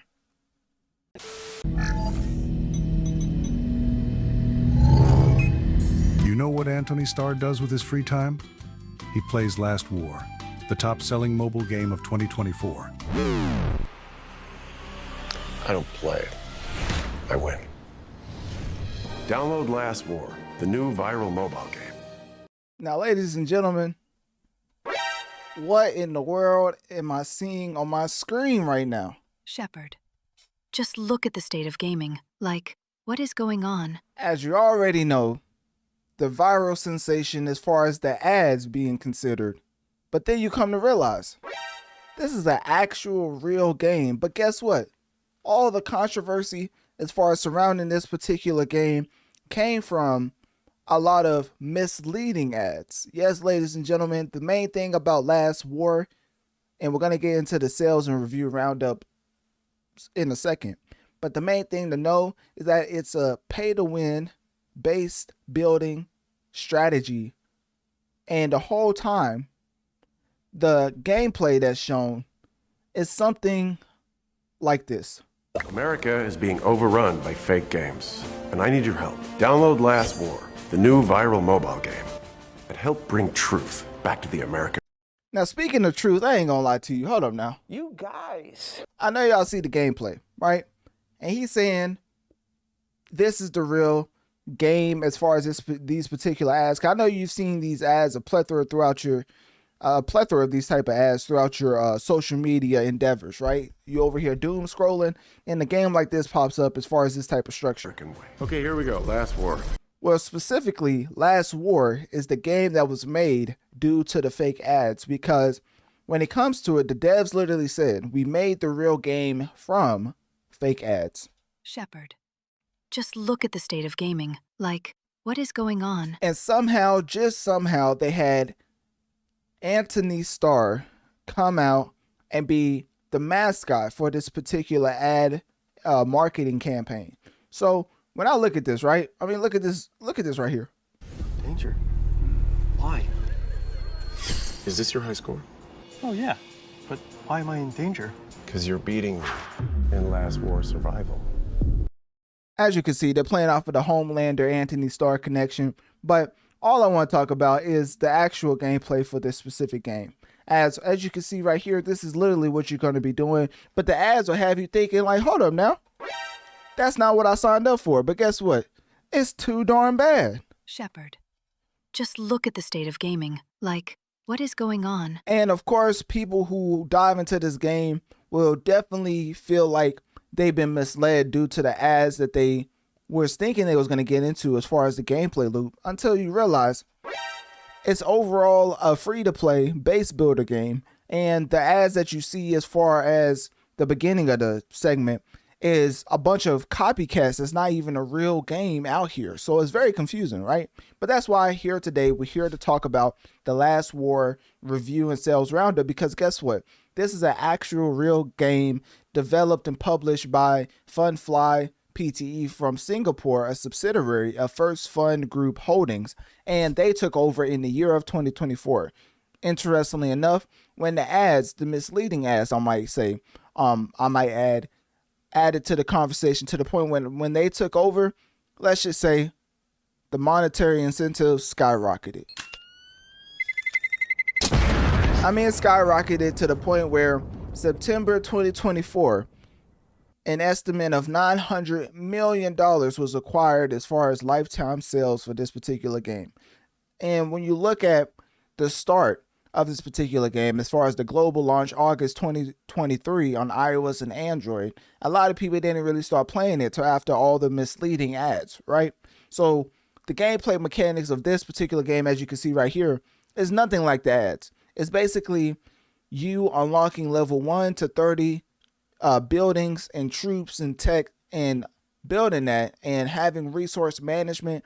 And then of course, when it comes to the combat shooter, there is a lane-based shoot 'em up zombie mini game, but it's not what the actual gameplay is. It's basically what the ads perpetuate, but the overall gameplay loop is basically you leveling up the buildings and troops. So you're gonna be spending minimal amount of time in the shoot 'em up zombie mini game, unless you just want to stay in that type of sector. So when you look at the actual game, it has generated a crazy amount of revenue, which goes to show what you can do in the right time and place, especially when a lot of ads are not even fully fleshed out, and you have a game that could basically put what the ads are showing in your game, but make it a small sector to the point where some people could feel misled, because most of the game is more building bases and things of that nature. But of course, there is a specific mini game if you was want to dive into the endless loop of that. So the overall gameplay for this specific game, when you come to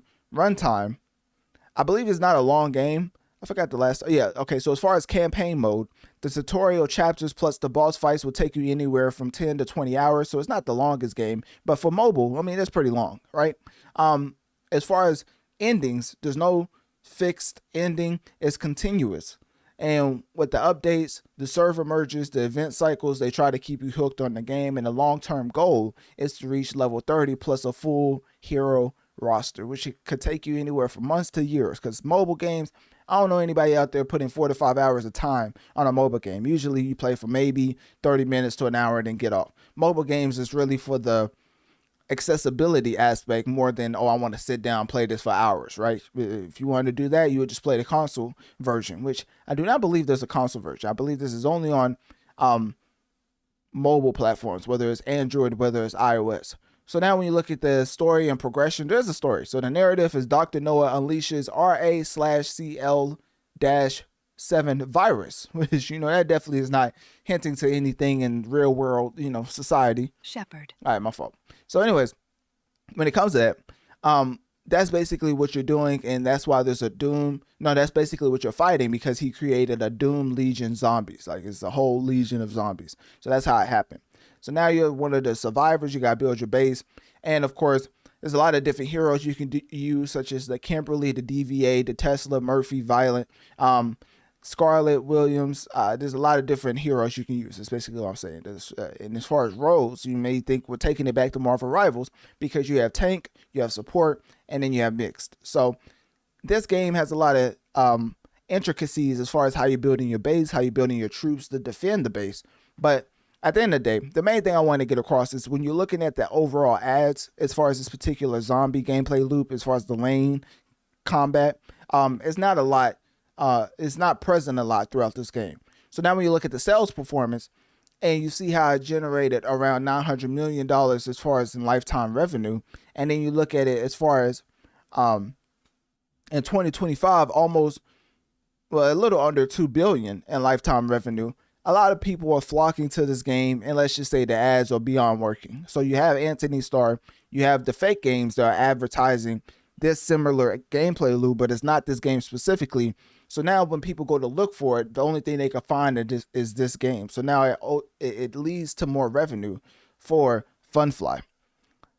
So all of that is basically to say this. Just because you see something as an ad from a game, it does not mean it's a fully fleshed out game. Maybe somebody was just putting together a little advertisement to see if they could affect the algorithm, right? But they didn't have a fleshed out game. So when you come to the ad deception part, as far as the zombie math game and it being a misrepresentation, meaning that it's in the game, but it's like less than 1% of the actual gameplay loop. The main thing you're doing is building bases and things of that nature. So if you wanted to do the zombie loop over and over and over, you probably get tired pretty quickly because there's not a lot of depth into the zombie shooter ads that's going around. So a lot of these bait and switch tactics from the ads to this specific game led to a lot of people having refund demands because if you don't know, it's more of a pay to win type of system. So there's extreme, and I mean the extremist of extreme when it comes to monetization. Y'all talk about microtransactions when it comes to Skate from EA or when it comes to other console video games. But when it comes to this specific game, let's just say that number as far as revenue, that's a little under 2 billion as far as February 2025. So you know it may be 2 billion at this point. It's definitely often fabricating their gameplay loop as far as what's the major percentage of the gameplay loop based on the ads. So now a lot of people don't spend microtransactions, then looked at this game specifically, and they said to themselves, hold up now, I've been bamboozled, I've been straight up hoodwinked. So they want their money back. But guess what? Funfly is looking at them saying to themselves, Whoop-de-doo. Y'all not going to get any type of refund because guess what? If you spent money on microtransactions, then that's on you. So specifically, I just wanted to talk about the people who implemented this type of strategy. So shout out to Funfly PTE from Singapore, the current developers and publishers of this game since 2024, subsidiary of First Fund Group Holdings and known for Buildmaster and rapid UA growth. So when you come to look at that, it's very interesting, right? You look at this on Android, you look at this on iOS. Obviously, you know, emulators allegedly may be able to run this game, but officially it's on Android and iOS and maybe Windows PC. So the progression, aside from already being misled, is a lot of HQ and ResearchGate content, which you can speed up often through paywall, right? This is an extreme microtransaction game. Don't think I'm advocating for this game one bit. This is a lot of misrepresentation going on, and I believe, I'm not going to say, but hey, I'm not going to lie to you. A class action lawsuit, if it was to pop up, you know what I'm saying? Shepard. All right. I'm just letting y'all know that at some point in time, somebody got to be held to the fire because a lot of people pay money for a game that they thought was based off of the ads when it's really not. So even Anthony Starr, you know, when I played it at the beginning of the segment, he said, fake game, but real fun. Like, what in the world type of slogan is that? You guys. See, that's the problem. And then not only that, the reason why we're covering it is because it's been notoriously affecting the masses, even though the fake game mantra has been going on. And it is currently one of the most US mobile downloaded games in 2024. So unfortunately, you have to play a bond for that one because they are out here notoriously affecting the masses. But like Thanos said, at what cost? I know that ain't who I think it is. I know that ain't the game capitalizing off of all of the misrepresentation ads as far as the lane zombie shooting type of multiplication going on, right? As far as the mathematical game where you're surviving against zombies, making that seem like it's majority of your gameplay loop and really is less than 1%. You come to look at it and say to yourself, I know that ain't who I think it is. So that's the main thing I want to get into for this specific game. A lot of publications did come out and give it a review, like TapTap, like Backlog, basically saying that the core is solid, but the overall meta is, you know, for lack of a better term, just quoting him verbatim, he said trash. Because a lot of people who've played this game basically say it's very predatory because you get into the game, you can't do certain things without paying money for.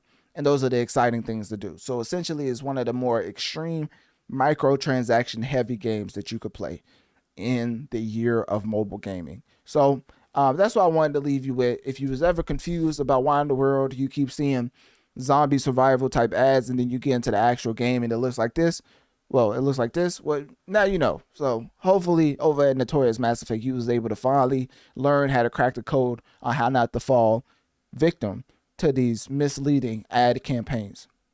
So that being said, click my link tree in my bio. Let me know on one of my social medias. What do you think about my Last War survival game sales and review roundup? And ultimately, what do you take out? What do you take out of this conversation as far as misleading and ads misrepresenting the game, garnering this amount of revenue?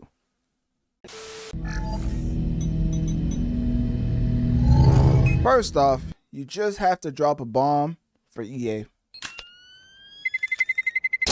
As not only did they have one of the most egregious deals I've ever seen in the history of deals, because when it comes to selling out, right, safe to say, there's a way to do it. And October 8th of 2025, as far as me reporting on this, EA sold for a whopping $55 billion to Jared Kushner and Saudi investors. Now, for some people, that may not be fitting to drop a bomb, but honestly speaking, what in the world did you think was going to happen when somebody walked to EA and said, or to the stockholders of EA and said to them, hold up now, we have $55 billion. And then ultimately they looked at them in that office space, in that meeting, and said $55 billion is on the table. But what you gonna do for it? Shepard, just look at the state of gaming. Like, what is going on? So as far as the state of gaming, obviously we're getting into Battlefield 6, which is the latest installment. And of course, it's developed by Battlefield Studios, which is a collab between DICE, Criterion Games, Motive Studio, Ripple Effect. But of course, the big bad of them all, the publisher, is Electronic Arts, more commonly referred to as EA. Shepard, just look at the state of gaming. Like, what is going on? As far as what's going on in this mammoth of a game, and I mean exact mammoth, as it is currently not only the third most played game on Steam, but it's also the second most played game on PlayStation. And it's safe to say it's not on the top 10 as far as Xbox. But to be fair, it has a 24-hour peak as of me recording this October 29th of 549,000 in the 24-hour peak. Now, as of me recording this, I just finished playing Battlefield Red Sec, which I played with my cousin. You know, shameless plug to that. Battlefield Red Sec and Analytic Dreamz with a Z to pull that up. But ultimately, I want to get into the launch sales of Battlefield 6 specifically. 7 million copies, which of course is a franchise record, as the previous record was held by Battlefield 3 that had 5 million in 1 week. So safe to say Battlefield 6 surpassing 7 million copies in just 3 days. We're going to be dropping bombs throughout this entire segment. But guess what? That's not it, ladies and gentlemen. As when it comes to the pre-orders, they already had 1.7 million pre-orders, which is insane, right?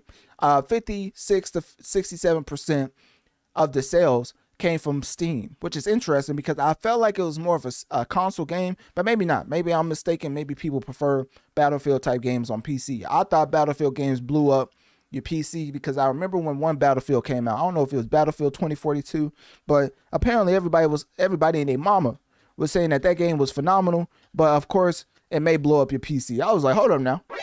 That ain't how it worked. You guys. See, that's the problem. There's no game that phenomenal to me to put me in a position where I have to blow up my PC. Like if I wanted to blow up my PC, I would just play Marvel Rivals on PS4, right? And put it on top of my PC because obviously that's just a ticking time bomb. So anyways, Battlefield 2042, apparently people was enjoying the game from early impressions, but of course when they eventually came out to the masses, it ran like dog you know what. Shepard. So now, when you come to the overall Battlefield 6, it running smoothly, it being optimized, a lot of people are seemingly running to the PC version of the specific game. And of course, the open beta had 22 to 25 million total players. And at one point, it had 10.4 million concurrent. We're talking about all platforms as far as the reported numbers. So that was the open beta. That was when it was for free. And when it came to purchasing the game, a lot of people came out and purchased it, which is why it's one of the more notorious games that's affecting the masses. Now, do I believe the 549,000 24-hour peak will stay? Of course not. Battlefield RedSec just came out. If you wanted to know the concurrent player count before Battlefield RedSec, it was 253,000, right? So I think when it comes to that was incorrect. It was the all-time peak was 19 days ago as far as 747,000. But I do believe when it comes to Battlefield RedSec being a free-to-play battle royale, because I only played it because it was free. I'm over here playing Ghost of Yōtei and Dispatch. I don't have any more time for any other games. So when it comes to the all-time peak of 747,000 19 days ago, safe to say that the free-to-play battle royale should probably surpass that number at some point, because if you have a free-to-play option when people are already playing the $70 edition as far as Battlefield 6, I think that should surpass the all-time peak of 747,000. Anyways, when it comes to that, y'all should already know what Battlefield 6 is about, so I really want to get into the campaign. The campaign has a length of 5.5 pause. Goodness. You guys. See, that's the problem. That's like the perfect. Anyways, that's basically the campaign main size as far as hours. 5.5 for the main, 7 to 8 hours with collectibles. Now, when you look at the setting, it's quote Dagger 13. As far as squad versus Pax Armada. Now, I didn't play the campaign. I'm basically just giving you the overview. If you just wanted to dive into the campaign and thinking to yourself, hold up now, I wonder how long it would take me to play Battlefield 6. Well, now you know. So the features is mission class switching as far as major set pieces. And when it comes to collectible, there's 30 dog tags, which unlocks multiplayer rewards. So you do get multiplayer rewards for playing the campaign. I know some people would prefer just to dive right into the multiplayer aspect. So when it comes to the multiplayer aspect, obviously you have the humongous field as far as playing with all type of groups who's diving into one area to battle it out, pun intended. And now, pun intended. So now you have the 18th mainline title into the Battlefield franchise, and you're probably wondering, what do they do different outside of other Battlefield games? Well, I'm not gonna lie to you. I think it's more the same, but as far as Battlefield, I mean, you have your destruction system, you have your movement, as far as the lean, the peeking, the drag revive. I think the drag revive is new. I'm not sure about that, but I think dragging somebody while you revive is new. I think you used to just have to revive them in one spot, but I could be wrong about that. And then, of course, the portal creator, which you guys, y'all already know what's going on with that one.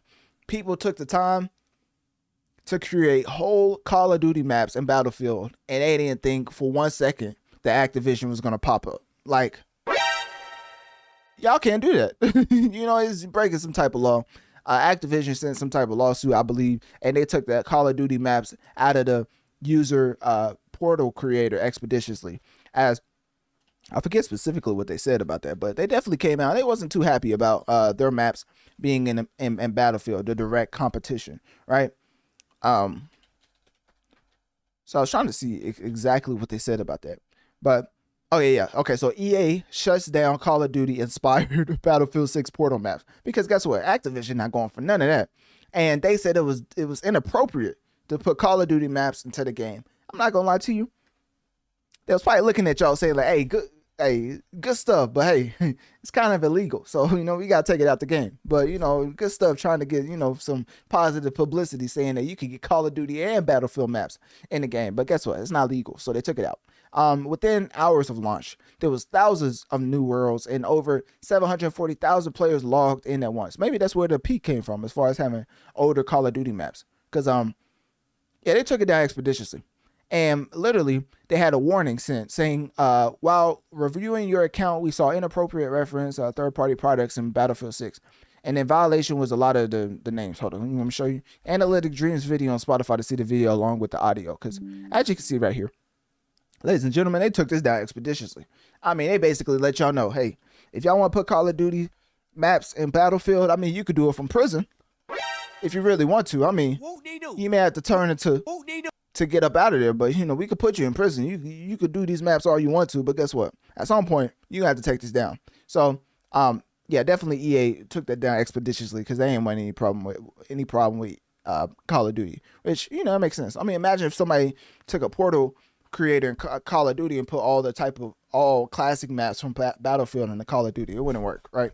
So the main thing about Battlefield 6, along with the overall just battling it out with all type of destruction, is you have 9 different modes. You have Conquest, Breakthrough, Rush, Escalation, TDM, Domination, King of the Hill, Payload, and Portal. So there's going to be a lot of different modes to experiment with as far as figuring out what mode fits your playstyle specifically. Because when you have a bunch of players on your team, safe to say some type of, you know, the overall dynamic changes, right? You're going to be playing with people who are not as well off as you as far as FPS knowledge. And how you deal with that is probably the type of game mode, right? So you probably have to go through those game modes and see how much you're willing to tolerate as far as bad teammates. That's basically what I'm trying to say.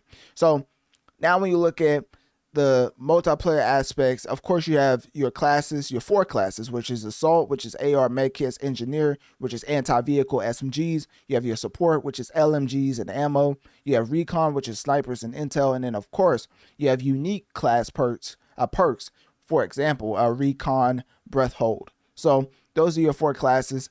In general, when it comes to the patch scheduling and the upcoming battle map, I don't really look at that as much. You know, when you look at a battle map, it's for people who are only going to play the game, in my opinion. Like if you're going to play one game a lot, you're probably going to be invested into the battle map. I play a lot of different games because I cover the entire gaming industry. So I don't do a lot of, let me dive into the battle map and see what they have upcoming. I'm on to the next game. Like, you know, there's only so much you could put in as far as time when you're trying out a lot of different games in the gaming industry, especially for me when I have to give my personal sentiments on these particular games. So if you didn't know, this was also the most expensive Battlefield ever. It was a $400 million budget that was reported, and it was the most expensive EA project ever. And it makes sense because the amount of money, the amount of revenue they're bringing in, I mean, Call of Duty, panicking is not even the fitting word to say as far as how they're feeling looking at this Battlefield versus Call of Duty. This is probably the first time I've looked at Call of Duty and said to myself, hold up now, they may actually lose the FPS battle to Battlefield, because of course, let's not forget that Ready or Not is a phenomenal game, and it's still one of the top tier games on PlayStation specifically. So now when you're looking at Ready or Not, and then you're looking at Battlefield right after being more of a formidable foe, because we never thought that Ready or Not was going to outsell Call of Duty. But Battlefield consistently is towards the top, especially PC. Like I keep saying, 50 to 60% of people who are playing Battlefield prefer to play it on PC. So now you're looking at that aspect and them having a 549,000 24-hour peak, and Call of Duty is nowhere to be found on this list. Not even the older Call of Duties, none of them. So now you look at them launching the game, because at some point, let me see, Call of Duty Black Ops 6, because this specific game comes out. Oh, it's already out. Oh wow. Okay, yeah. Battlefield's putting BT on Black Ops 6. I'm not gonna lie to you.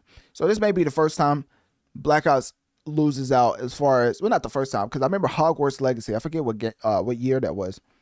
It beat Call of Duty out as far as the most popular game or the most sold game that specific year. So I'm trying to get the actual year. So let me see.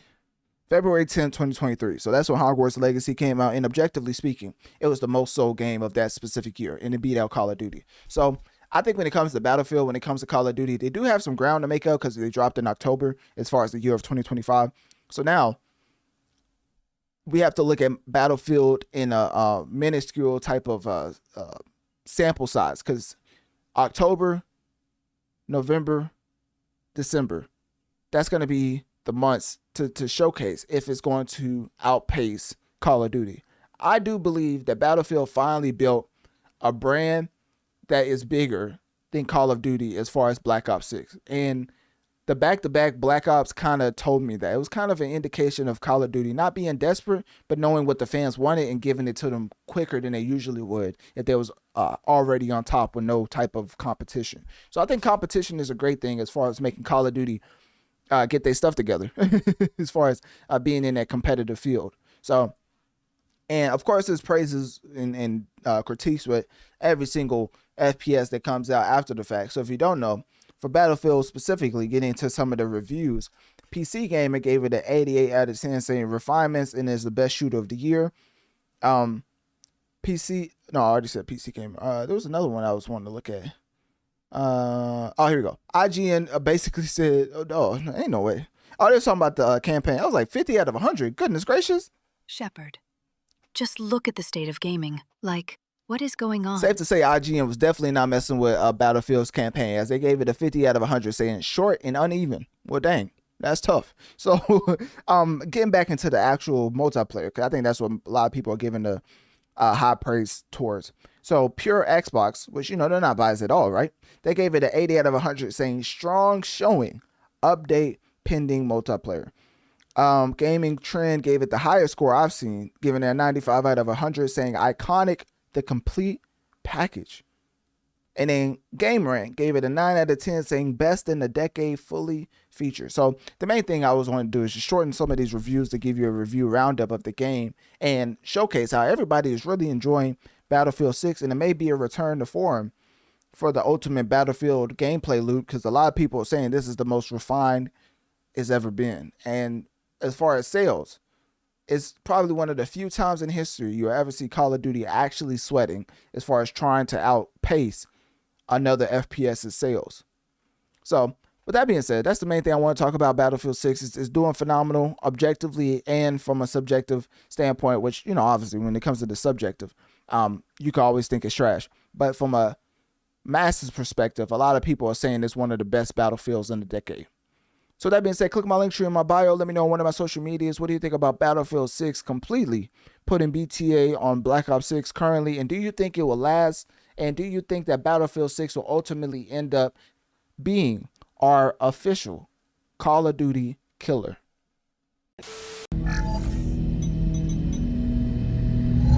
Now, ladies and gentlemen, we have to get into a very serious issue. As you already know, with me covering the entire gaming and music industry, there's certain stereotypes that unfortunately proves itself true time and time again. And it's the lack of accountability from the higher ups that leads to this being a reoccurring issue. You guys, see, that's the problem. So what we're getting into today is essentially Twitch. As if you don't know, for the people over the music side who listen to my music reviews, Twitch is a live streaming platform. And as far as the gaming aspect that I cover entirely, it is primarily one of the tools for people to go live and broadcast gameplay, esports events, and of course any creative content such as IRL. If you're familiar with Kinesthetic, Twitch is the platform for a lot of different things along with other live streaming platforms. But for this specific segment, we're focusing on the lack of security for primarily women creators. I would say creators in general, but this seems to be an interesting issue for female creators, as Valkyrie came out and expressed fear over harassment and past incidents like her 2024 assault. And I'm talking about popular creators. These are not just regular creators that I'm getting into, because when I lead up to this incident, you're going to see why I laid this out like I did. QT Cinderella said that she was in panic mode, quote, panic mode, due to online tensions and streamer murders, and canceled her appearances. Hassan Piker said he skipped to avoid endangering others amid his political violence risk. Disguised Toast came out and publicly announced non-attendance over general security fears, and Yavani opted out citing prior event harassment and safety lapse. Asmon Gold came out and urged women not to go to TwitchCon, mind you. And he said, he highlighted the 2024 assault and poor response. And then of course, Pokemon came out and said that she was hesitant due to tension online and inadequate measures. Now, ladies and gentlemen, as far as this particular incident we're getting into, it specifically involved Emeru, which is Emily Emeru Shunk, I believe that's how you say her name, who is a Twitch streamer and a YouTube streamer, over 2 million followers. So she was doing a meet and greet at TwitchCon. If you don't know, TwitchCon started in 2015 in San Francisco and has been running for 10 years, which is why if you see the latest TwitchCon, is a lot of 10-year anniversary type of imagery put up throughout the convention. Now, the assault that happened that definitely went viral for all the wrong reasons if you're looking at it from Twitch's perspective. But if you're looking at it from a creator's perspective, safe to say this type of event in a virality, I don't know if that's the right way to say it. Basically, the exposure that it garnered is great for content creators who previously I just listed out as far as already having safety concerns, because you're probably wondering to yourself, what actually happened? Well, a male attendee rushed Emaru's meet and greet, grabbed her, and attempted to kiss her. Now, Emaru herself pushed him away before security intervened seconds later. If you look at the clip, which I will play the clip, so trigger warning is only going to be for 5-10 seconds, because the main thing I want y'all to see it, because this is not something that you should just hear about. A lot of incidents, you just hear about it, and then guess what? You act like it never happened. So the main thing I want to show you what actually happened. Oh, hold up. I want to show you what actually happened as far as the event, and I'm not going to play the video again because it's definitely a trigger warning for a lot of content creators out there. So anyways, trigger warning once more. This is the video in full. As you can see, that's Emaru in the middle doing the meet and greet, and the guy walked up to her, grabbed her, and then attempted to kiss her. She pushed him away, and then as you can see, the security stepped in and got involved and then told him that he had to leave. Now, when it comes to that incident, it's very quick, right?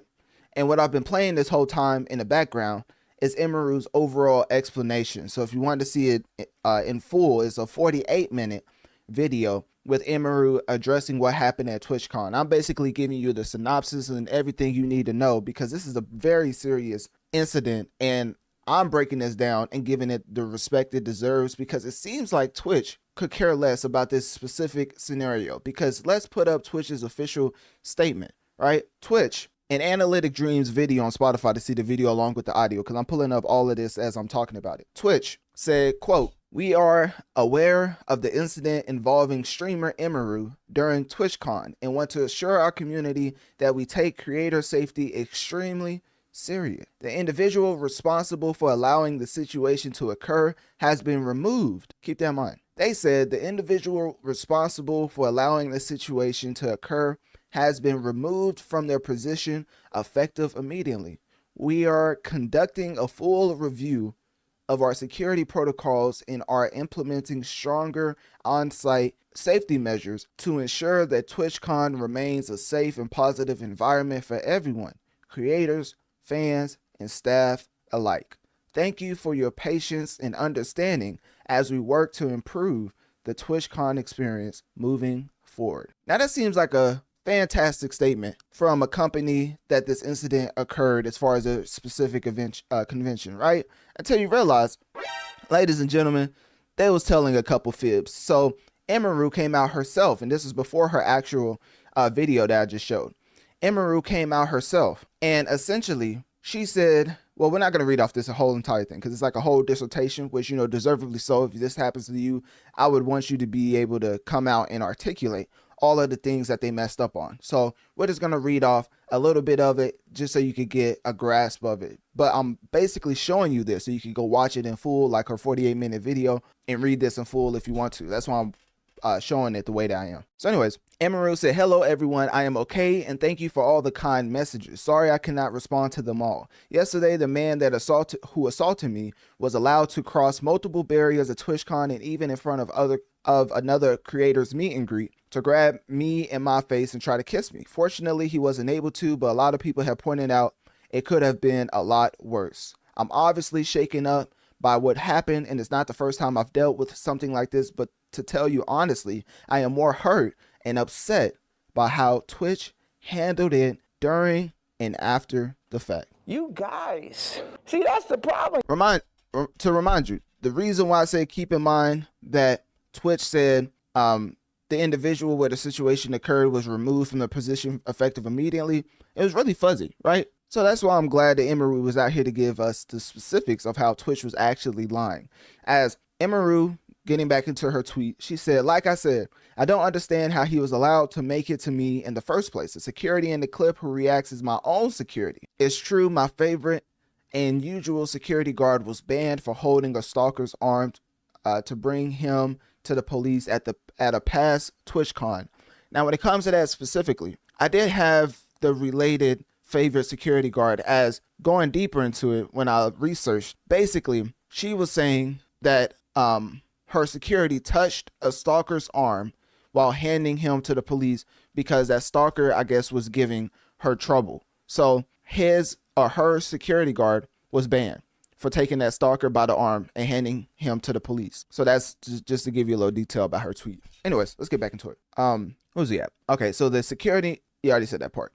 However, there were at least 3 to 4 other TwitchCon security staff in the area who did not react and let the guy walk away. I'm not going to play the video again, but if you rewind this or if you want to look at it on your own time, pay attention to the security person right beside Emeru, as that person didn't do anything. Her own security had to step in. That's why he was further away. Anyways, the woman who is walking me away is my own personal manager. And behind the booth, the only 2 people who were checking on me and comforting me were her and my friend. None of the TwitchCon staff came to ask what happened or if I was okay. My friend who was present told me Twitch security were also behind the booth afterwards, joking about how they didn't even see what happened and immediately laughing and moving on to talking about something else. So anyways, let me fast forward a little bit because I basically read off this whole tweet.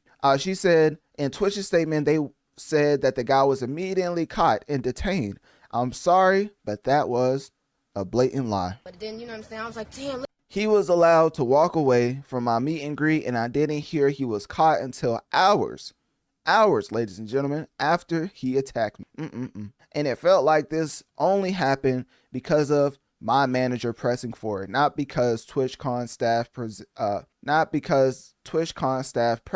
thought it was a big deal. Now, ladies and gentlemen, that's just a synopsis of her tweet. This is the 48-minute video, like I keep saying, of her explaining the whole situation. As you can see, she was very animated because, you know, deservedly so. This is a very traumatic situation that could have been worse, especially when you deep dive into the video and see that he may or may not have had a weapon that he pulled out after being pushed by her security. So anyways, the main thing I was want to get into is one of the clips. She goes into talking about how one of the Twitch representatives was partying. If you don't know, she was essentially talking about the CEO, which I believe his name is Dan something. Let me actually see, because I think I posted a short about it.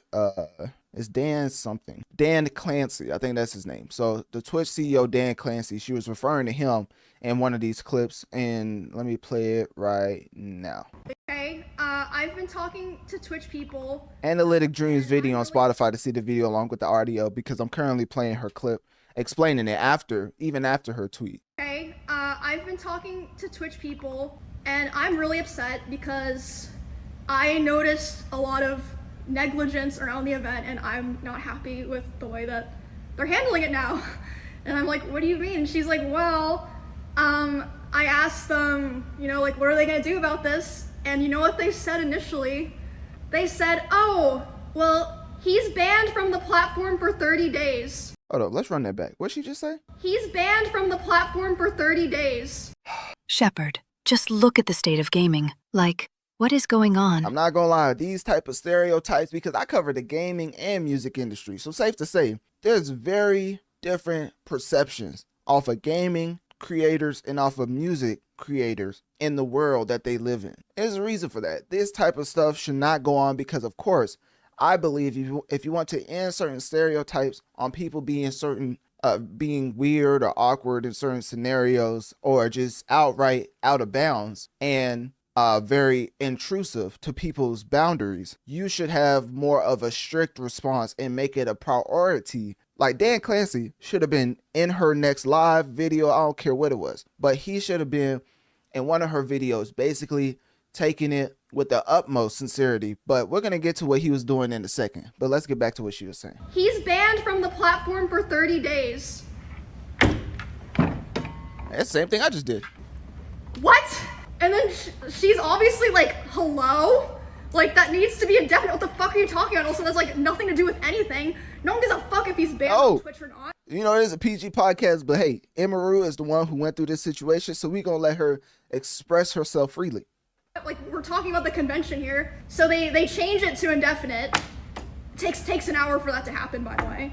These two people are the head of security for Amazon and oh, she got receipts. Hold on now. She has actual receipts, ladies and gentlemen. Goodness gracious. the head of risk for Twitch. Also, later the same night, I'm not gonna drop names here because I wasn't there, so I didn't see it, but I had multiple people tell me that key Twitch representatives last night were out partying. And not only key representatives, because that's where we're going to cut it off. Not only key representatives, ladies and gentlemen, but very interesting how I may or may not have video of who she was talking about. And let's just say it may have not only been key representatives, but the CEO of Twitch, Dan Clancy. I want to make sure I keep getting his name right. But let's get back into the actual footage that she was talking about, ladies and gentlemen. All right, guys, I am not a trained professional. Don't try this at home. I know that ain't who I think it is. I know that ain't who I think it is. Now I know not even a day after, 2 days after, the same night that this incident occurred, this is where the CEO was, enjoying himself to the fullest. All right, guys, I am not a trained I know that ain't who I think Don't it try is. this at home. I know that ain't who I think it is. All right, so y'all get the point, right? He could care less. He could literally care less about this whole very serious situation. So anyways, when it comes to that, the main thing I was wanting to get to is, of course, the seriousness of the assault, but also Emeru's statement, which we've already covered, showcasing the event as far as the video footage of what happened to her, and of course getting Twitch's official response, because I never want y'all to only get one side of the story. I showed y'all both sides of the story, but of course, safe to say that he actually did take my advice a little bit as far as Dan Clancy. He did go to clear up some things, and y'all want to know what he said to clear it up? He essentially had his own press conference, right? Let me see if I can find this. Yeah, he essentially had his own press conference, and this is what he had to say, ladies and gentlemen. Get assaulted by a male fan, and a lot of streamers have. So after he was done flipping all his favorite like female creators, I guess parasocial kind of. Oh, it was 2 videos playing. After he was done flipping his favorite female creators, he hopped on this video to give an explanation of the very serious situation. Let's see if he has something actual. Let's see if he has any actionable items as far as how to deal with the situation. Obviously, we saw one Twitch streamer yesterday, Emeru, get assaulted by a male fan, and a lot of streamers have, especially female streamers, have talked about, you know, the danger that they feel from these sort of toxic, I guess, parasocial kind of creeps. What are you guys doing to prioritize safety? Because I know also a bunch of Twitch content creators said that they were too scared to even come to TwitchCon this year, just in case something like what happened yesterday would happen. The safety of our creators is the top priority. The challenge we face is a challenge in today's society. It's not limited to Twitch. It extends throughout our society. I do think that when you're live streaming, in many ways, since you control your community and you First red flag. Let's continue. You can ban people. You can make it so that those people that you don't want engaging with you and participating with you aren't there. Okay, it's very different. You know, when I use other short form content and people say all sorts of stuff, well, I can't stop that. Now, to be fair, let's be fair for a second, because of course, I don't know who made this clip, but I can tell there's obvious jump cuts. So he was going to expound upon that. I don't see where he expounded upon when I use other short form content and people say all sorts of stuff, well, I can't stop that. But when I live stream, they basically don't bother me. Now, what happened yesterday, so yeah, that's definitely a jump cut. I don't know exactly what he said to expound upon that, but the first thing you say regarding that very serious incident with Emeru getting assaulted is that in your live streams, you could ban them so you don't see them again. You guys, see, that's the problem. Well, I guess if you're in real life, all you gotta do is hit the ban button and they will cease to appear. Dan Clancy said himself that you could turn into a wizard if you want, and if somebody you don't want to be in your live stream IRL, you just ban them and they go away. So anyways, let's keep going. I never knew that, man. Who would have thought that the powers that we had would have been brought out by Twitch's CEO, Dan Clancy. Say all sorts of stuff. Well, I can't stop that. But when I live stream, they basically don't bother me. Now, what happened yesterday obviously was something that we care deeply about, securing this environment. You know, we're looking very closely at everything that happened there, and I care deeply about Emmy. She's a friend of mine, and so I want to see how we can support her. This is just something we have to keep working on. I think everyone identifies our tools in terms of trust and safety as the leaders in the industry about helping creators. The leaders in the industry. You guys. See, that's the problem. Interesting choice of words. I ain't gonna lie to you. But that means there's always more work to be done, because that's the world we live in now. Demi had posted earlier today that I guess this fan was allowed to cross multiple barriers at TwitchCon. Why should streamers trust to keep them safe at TwitchCon? Because I feel like simultaneously this has been such a secure event to the point that even like journalists have had struggled. Like, you know, it is very secure. But here's this man that just walks up and is somehow able to bypass all these things. So why should they trust the platform when slip-ups or, you know, issues like this have happened? Well, I mean, as you know, I think you toured some of what we do in terms of security. The reality is, even as you do a lot in terms of security in today's world, there are challenges that can present themselves, especially when someone is putting themselves out there, right? And so well, someone is what? Hold on now. Someone is putting themselves out there. Challenges that can present themselves, especially when someone is putting themselves out there. Shepard, just look at the state of gaming. Like, what is going on? This sounds awfully similar to certain rhetoric that some will call the red pill community. But then, you know what I'm saying? I was like, damn. So anyways, let's, you know, if you just don't put yourself out there, it's safe to say you won't get assaulted. Hey, this is Dan Clancy's words, not mine. As you can see right here, Analytic Dreamz video on Spotify. This is not AI. This is him actually giving a statement to after Amaru got assaulted. In today's world, there are challenges that can present themselves, especially when someone is putting themselves out there, right? And so, you know, we try to work very closely with each creator about what they want to do and what works for them, right? So I don't want to get into any, you know, specifics or details, but part of that is working with creators and, you know, trying to find, and right now we're definitely, you know, ramping it up to make sure creators know that we have the resources there to help them figure out what's right for them. Now, I have a lot of different videos we're going through because this is a very serious situation. And by the way, this video is still playing. Like I said, 48 minutes, right?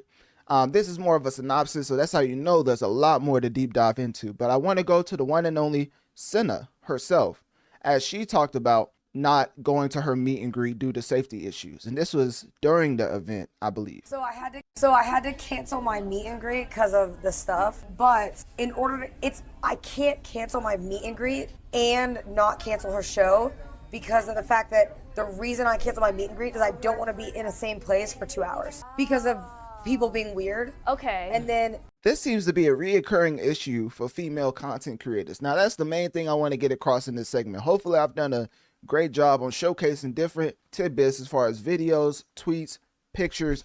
The main thing I want to get at is Twitch's lack of accountability for strengthening female creators' sense of safety at these events. If you want Twitch to have a profitable convention, because it's not currently, if you don't know, that's a whole nother separate discussion, but I guess I'll get into it right now.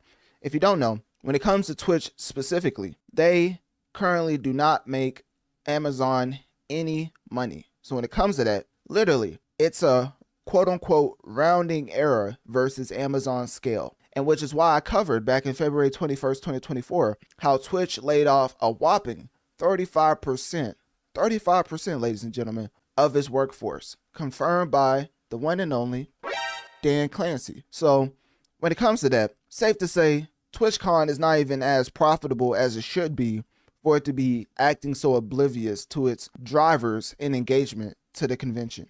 That's the main thing I want to get across. If you have people who drive engagement to your convention, you should take care of anyone, but especially the people who you are, I'm not even going to say paying, but the people who are showing up to drive a whole audience to come meet them. Safe to say, you should probably prioritize safety. And for these female creators, they don't feel safe. So that's the main thing I was wanting to get across. I'm under contract with them, so I can't cancel one and not cancel the other. Interesting. Oh. So I'm sorry, I kept my meet Emmy. and greet because I wanted to keep my show. Surely it'll be fine. I'm sorry, Emmy. Surely it will be fine. And that's crazy, ain't it? Isn't that insane how certain scenarios leads up to certain creators being assaulted and then the company behind it just seemingly does not care. And the only reason they care is because of viral backlash. So guess what? As a connoisseur of the gaming and music industry, that's the reason why I went so long with this breakdown of Emeru's assault at TwitchCon 2025, because that's the biggest headline as far as Twitch needing to take accountability and provide more safety for female content creators and just content creators in general. But it seems to be a reoccurring thing with female creators, right? High profile female creators. So I'm not going to deep dive into Twitch anymore. I've already talked about them when I talked about the 35% of its workforce being laid off back in February 2021 of 2024, basically talking about how they don't generate profit, right? They're unprofitable due to the high costs because of I forget the workings behind the scenes of having the live streaming aspect, and then of course having to pay out streamers. They basically break even. And of course, when it comes to the TwitchCon, I mean, it's safe to say it's not a major revenue driver. So Amazon, who's the main backers, could shut down Twitch, but they decide not to because of it being a very integral part of the gaming community, in which, you know, deservedly so, as Twitch is hugely important to the gaming society, but it's not as important as keeping high profile content creators safe at their conventions. It's not more important than that. So we'll see how Amazon responds to this. I think the main thing when it comes to this Twitch incident is me giving it the respect it deserves, because as you know, me going around conventions is not the same as a major content creator who does millions of numbers in months going around a convention. It's not the same. So I can't really compare my experience at conventions to other content creators. So that's why I chose to pinpoint a lot of different high profile content creators, so you don't think this is just a regular issue. This is a huge issue on safety that Twitch needs to address. So with that being said, click my link tree in my bio. Let me know on one of my social medias. What do you think about TwitchCon having this crazy incident happen to Emeru as far as her being assaulted? And ultimately, what do you think should be the outcome to Twitch so that they start taking these security issues for female content creators seriously?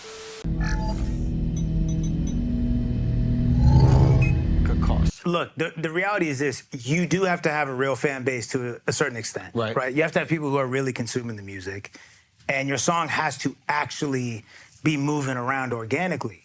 Once it's that, then they'll push the button on it, and it just depends. Like, it's a campaign. It could be like, it's like a 12-week campaign, and it might be 60 grand, 70 grand, whatever it is. That's it. And it's, oh yeah, to have the #1 song. And on that Spotify. 70 grand, the ROI is crazy, because that 70 grand might bring you back 200, 300. Yeah.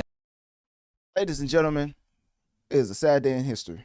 But then, you know what I'm saying? I was like, damn, look at the state of hip hop. Like, what's going on? You know, of course, when starting off with the biggest musician, objectively speaking, in the world, I just want to thank all the support for my Taylor Swift coverage. You guys. And when it comes to that, safe to say the Swifties have been supporting the Notorious Mass Effect to the point where I took my time getting into this Drake lawsuit, because at the end of the day, this is the conclusion. We have closed or ended the chapter of Drake versus UMG as of right now, because of course they say he can appeal. But when it comes to the biggest musician in the industry, safe to say I've been breaking down Taylor Swift like a kilo of Miley Cyrus. But then, you know what I'm saying? I was like, damn. But when it comes to my favorite musician, which is Drake, Aubrey Graham, is very much an L in the most unthinkable way, because of course somebody said on the internet, and shout out to you, man, you a funny individual. This man said Drake lost the black way and he lost the white way. But then, you know what I'm saying? I was like, damn, look at the state of hip hop. Like, what's going on? So the thing I'm referring to as far as Drake losing is, of course, his case versus UMG has been dismissed. And when I say that, not only was it dismissed, it was dismissed in full, meaning that Drake can appeal, but guess what? It's probably not going to go through. I think the main thing about this is that when Judge Janet A. Vargas from U.S. District Court in New York, which is funny because, of course, I was in New York around the same time that this news dropped, dismissed it and basically said that the defamation part of UMG allegedly published and promoting Kendrick's Not Like Us, despite knowing it falsely accused Drake of being a pedophile. That part was dismissed, and essentially she said it's not a factual assertion, and that the lyrics were ruled as, quote, figurative, hyperbolic, and part of a heated rap battle.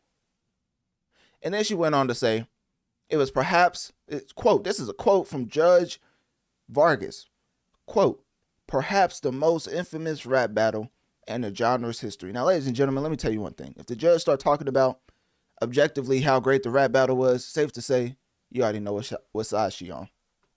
I know that ain't who I think it is. I know they ain't the judge up there talking about how great the rap battle is. Like, hold up now. We try and get into this payola embodying allegations, which is why I started off the segment the way I started off, because of course I was looking at this lawsuit being dismissed, and I was thinking to myself, you know, aside from breaking down Taylor Swift like a kilo of Miley Cyrus, we also broke down the whole lawsuit to the point where I still have it to this day. So I went through it and basically asked it specifically, what parts of the lawsuit did she address as far as payola? And you would not believe what it said. So now, when we get into that, definitely make sure to rate this 5 stars, because nobody out there is breaking down full documents like I am over here at the Notorious Mass Effect. Academics does it to a certain point, but as far as the whole lawsuit, I'm breaking it down page by page. I'm going to give you specifics to where you could go as far as the lawsuit that I'm talking about, as far as the UMG defamation and payola case. So, anyways, make sure to rate this 5 stars and share this with somebody who you think would enjoy an expert analysis of the UMG case. Anyways, the most interesting part to me was how the judge dismissed the case, even though the botting allegations to me was the most substantial. That seemed like the best attack for Drake as far as talking about the botting allegation, because that's technically illegal. But guess what? Judge Vargas basically came out and said she doesn't care. Like, she literally said she doesn't care. Well, not literally, but, you know, figuratively speaking. Because what she actually said is that Drake failed to provide consumer harm, to prove consumer harm under NY general business. So New York general business law. And of course it said 349. I had to look up what in the world that meant, because I'm not a lawyer. It says section 349 is this context referring to a specific part of the Texas Finance Code. In Chapter 349, it deals with penalties and liabilities regarding consumer finance transactions. And this section outlines the conditions, limitations, and legal responsibilities involving acts such as charging excess interest, licensing venue for actions, limitation periods for legal claims, and liabilities for non-compliance with chapter provisions. So when it comes to that, she said chapter 40, as far as it not proving consumer harm under New York general business law in chapter 349, it basically acknowledged that UMG's alleged 30,000 bot payments for Not Like Us streams in section 2 of page 6 of the lawsuit. Once again, we read off the whole lawsuit if you want to hear me break that down specifically before, you know, the case being dismissed, because obviously we have up-to-date news now. But when it comes to Drake versus UMG, when did I break down that lawsuit? Drake versus, let me see, Drake. Oh my goodness, I've talked about Drake a lot. I ain't gonna cap to you. UMG fires back over a lawsuit. Okay, that happened March 18, 2025. I don't know if that's the main thing. Discovery, April 3rd, 2025. Drake amends defamation lawsuit against UMG to include Super Bowl, April 2024. Okay, so I broke down this lawsuit a lot. I ain't gonna lie to you. I'm trying to see, because I kept bringing up the lawsuit in full. So I would type in Drake lawsuit Analytic Dreamz with a Z to see all my coverage of the lawsuit. My latest one was April 24th, 2025.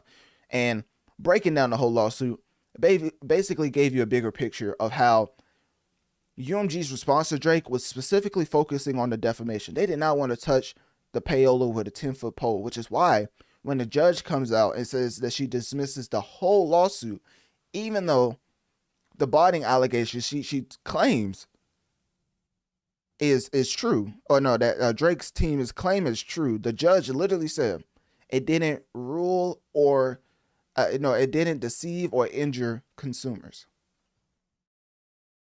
But then, you know what I'm saying? I was like, damn, look at the state of hip hop. Like, what's going on? So you telling me if a major label wanted to buy a song or an album, as long as it doesn't deceive or injure consumers, then we should just let it fly? I guess this is really the steroid era of the music industry, because the judge just said that the $30,000 bot payment for Not Like Us, which is Section 2, page 6 of the lawsuit, didn't deceive or injure consumers. She didn't even say, oh, I think it's flat out lie that you're saying that they paid for streams.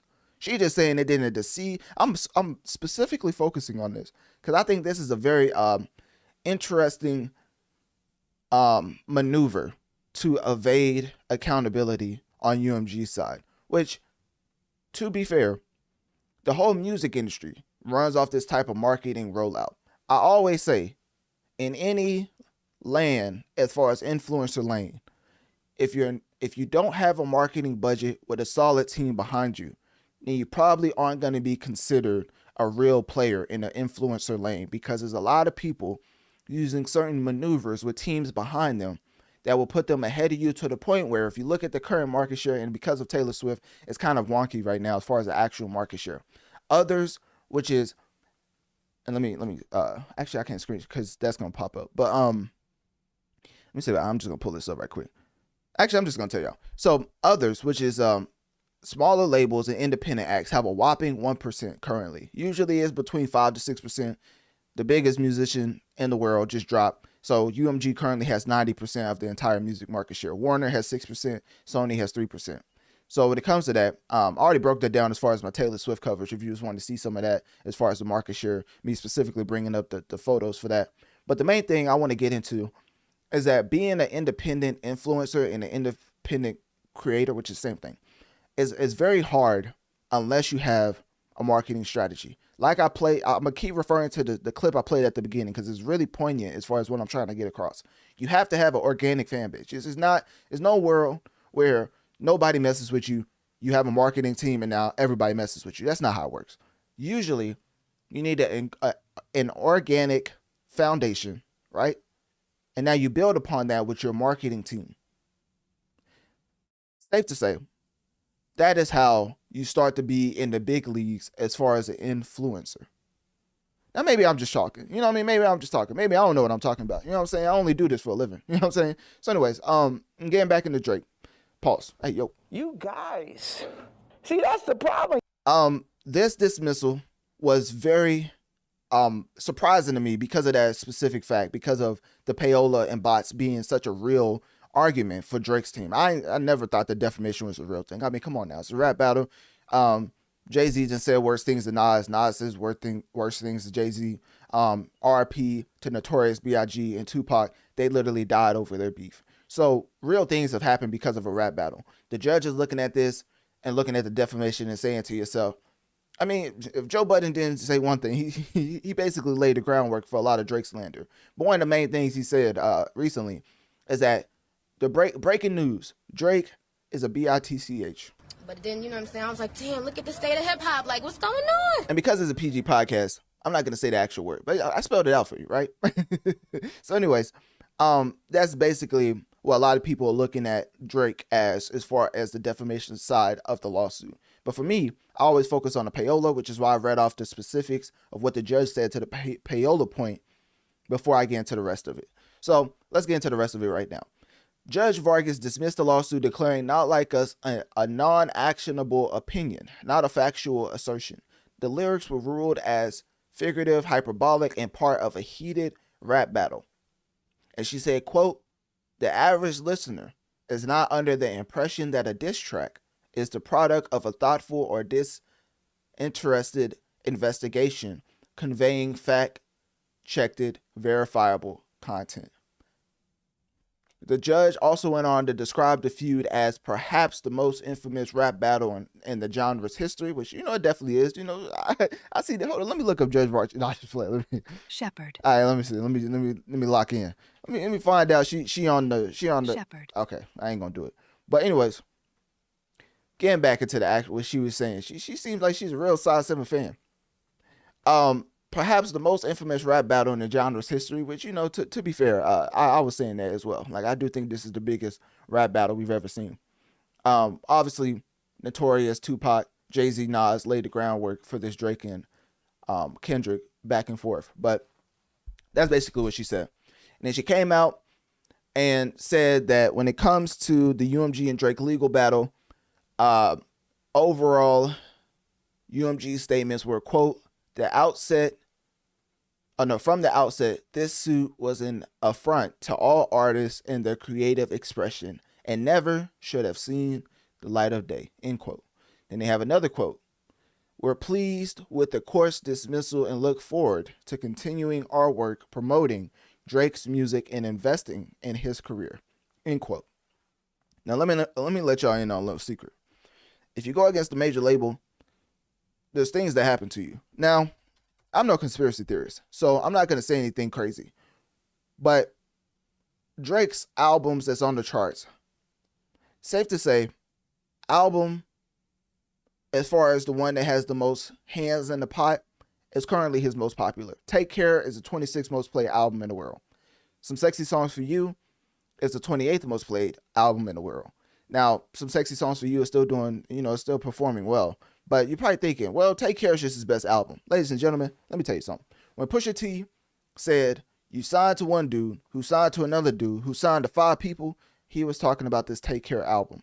Safe to say, so many hands are in the pot for this Take Care album that, of course, Drake is still making money. Like, nobody's saying Drake is broke. But when it comes to albums that Drake would prefer to be chart topping, I think Take Care is towards the latter as far as which album he would prefer to be the most popular, because now he has more hands-on control. I mean, you just look at the credits. YMCB/Republic. You look at Some Sexy Songs for You. OVO/Republic, which is technically under Sony because of the partnership. But when it comes to that, Drake is specifically having more masters and royalties over his later albums, because guess what? He has more negotiating power now. When Take Care came out, everybody and their mama was getting a percentage off of that Drake album, because he was getting help from a lot of people. Jay Prince, Birdman, UMG. I mean, like I keep saying, if you already have an organic foundation, you need a marketing team to boost you into the big dogs as far as the big leagues. Now, when it comes to Drake, I think the Take Care being the 26th most played Drake album in the world is basically showcasing that, hey, we made you. You see how your latest album is not even more popular than Take Care, which we probably have more masters and royalties over? We're letting you know that we made you, we can make another you, and what you think is going to happen organically is far from the case. So Drake's team, going back to the lawsuit, Drake's team came out and said, quote, we intend to appeal today's ruling and look forward to the Court of Appeals reviewing it, end quote. So this lawsuit has been dismissed in full.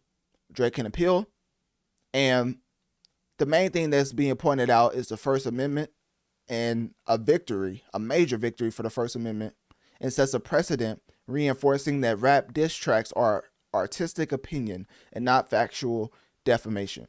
So the reason why Drake would think it's factual defamation is because Kendrick put his house on the Not Like Us cover, and then his house got shot up days after the Not Like Us track. I mean, as far as, let me see, Drake Mansion.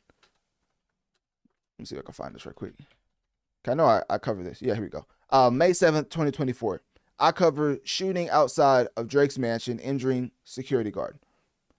Now, when you look at the release date of Not Like Us, and then you look at when the happenings of the mansion shooting, and then you look at the happenings of the mansion shooting as far as the date, safe to say you could understand. And, that's aside from the PDF allegations, right? You could see why Drake is so upset over Kendrick being able to put his house on his cover. To this day, the insider report is UMG approached Kendrick's team. My sources could be outmade up. At this point in time, y'all should know. UMG went to Kendrick's team. They was like, hey, Can you change the cover? And guess what? Guess what Kendrick's team said? Hey, if we change the cover, we're going to take the whole song down. Mind you, Not Like Us was putting up an exorbitant amount of numbers to the point where it's probably going to end up being one of the most popular tracks of all time. UMG saw the dollar amount coming in, like you heard at the beginning of this video. Russ talking about certain like streaming allegations, bots to blow up a certain track. Not Like Us was already out of here organically. So now you're gonna push the button on it. You're about to make a generational amount of money off of one particular track. UMG, looking at the bottom line, basically said to themselves, we might as well just let him keep the track up, because we don't want him to take the whole entire track down over a cover art. So that specifically not being able to be used in a lawsuit to the point where it's not dismissed entirely, that's another red flag to me. Not only is the payola bot allegations, I think that's a real argument. Not only is the house being on a Not Like Us, his house being on a Not Like Us cover to the point where his mansion was shot at. I don't even know if she commented on that. Hold on, let me see. Did the judge Vargas, was that name Vargas, comment on the house shooting connecting to the Not Like Us track? Because that's the biggest point to me. I think that would be an obvious W for Drake's team, but you never know. So hey, it seemed like they just don't care. Oh, she actually did comment on it. Okay, so Judge Jenna Vargas, and mind you, I have the whole document, so this is basically what I'm going into. I have the whole document uploaded and stuff. So she commented on the Drake shooting at the Toronto mansion, and let me see, she rejected this, ruling the lyrics were non-actionable opinion in a rap battle context, hyperbolic, not factual assertions, including inciting verifiable harm.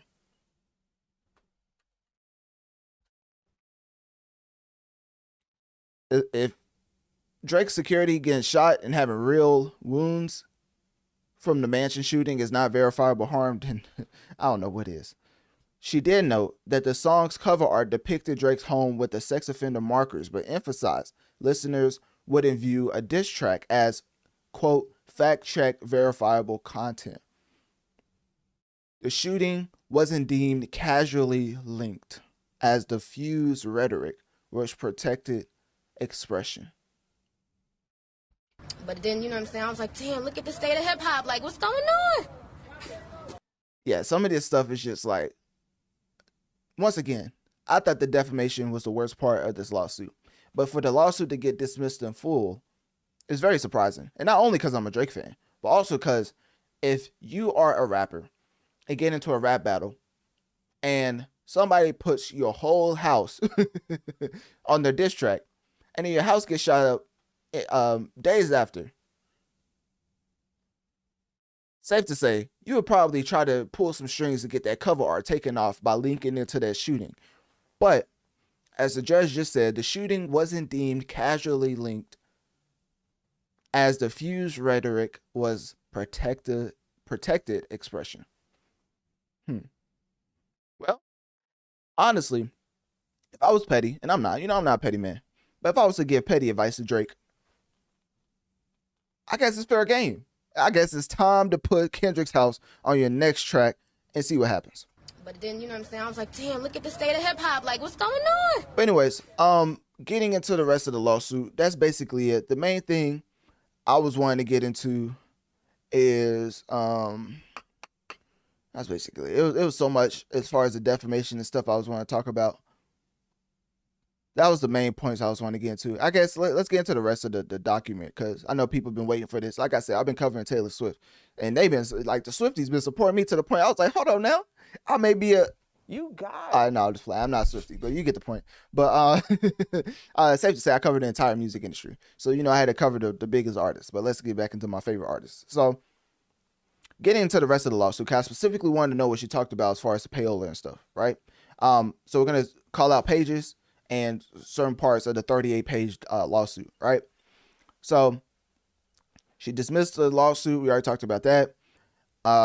Judge Vargas found no substantial evidence that UMG's alleged use of bots to artificially inflate Not Like Us streams or payola-like tactics, such as secret payments or reduced licensing rates to radio stations, which was another point, but it's whatever, that didn't deceive or harm consumers. So she basically said,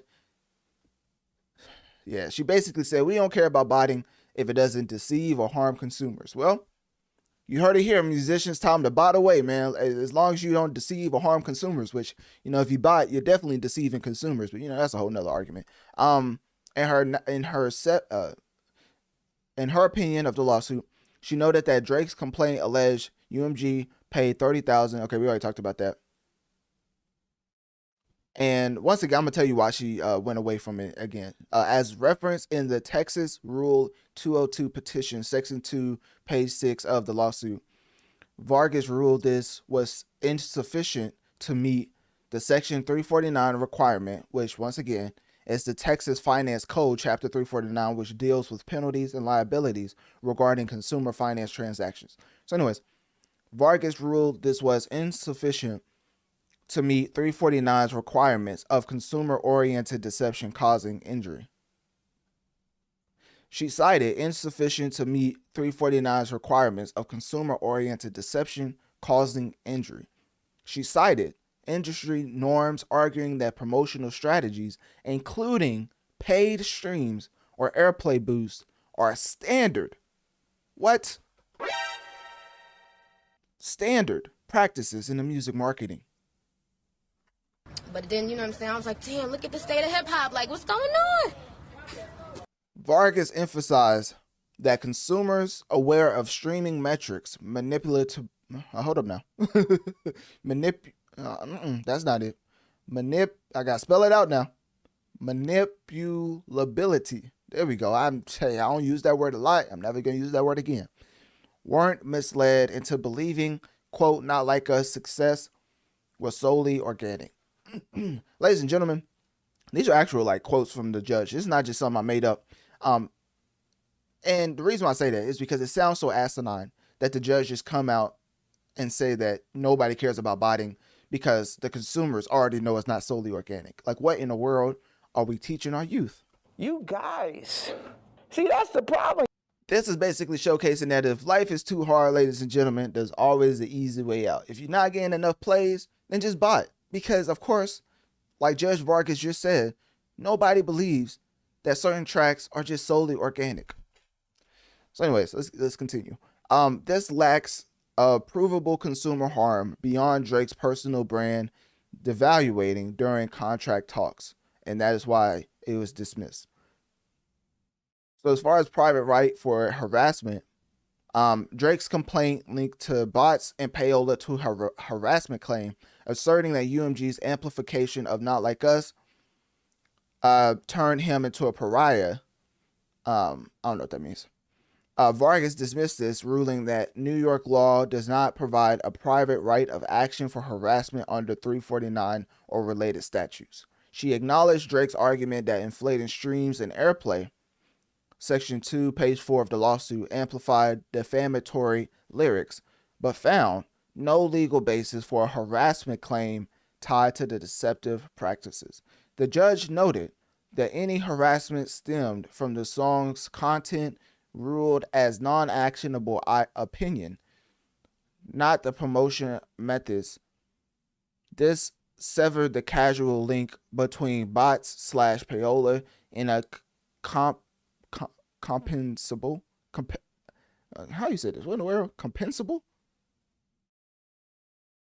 It's not comprehensible. Y'all chill out.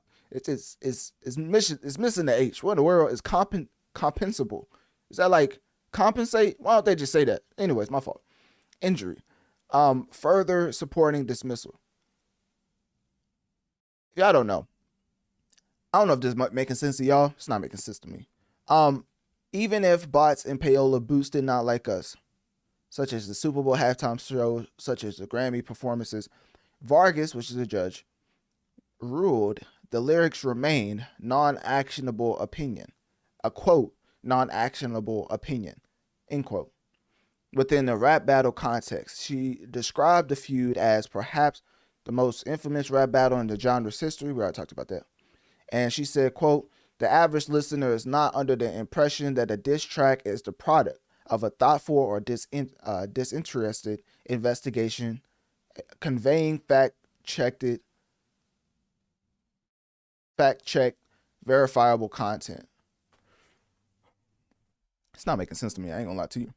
This aligned with her findings that lyrics accusing Drake of pedophilia were figurative, hyperbolic, not factual assertions, or a reasonable listener would take as true. Interesting.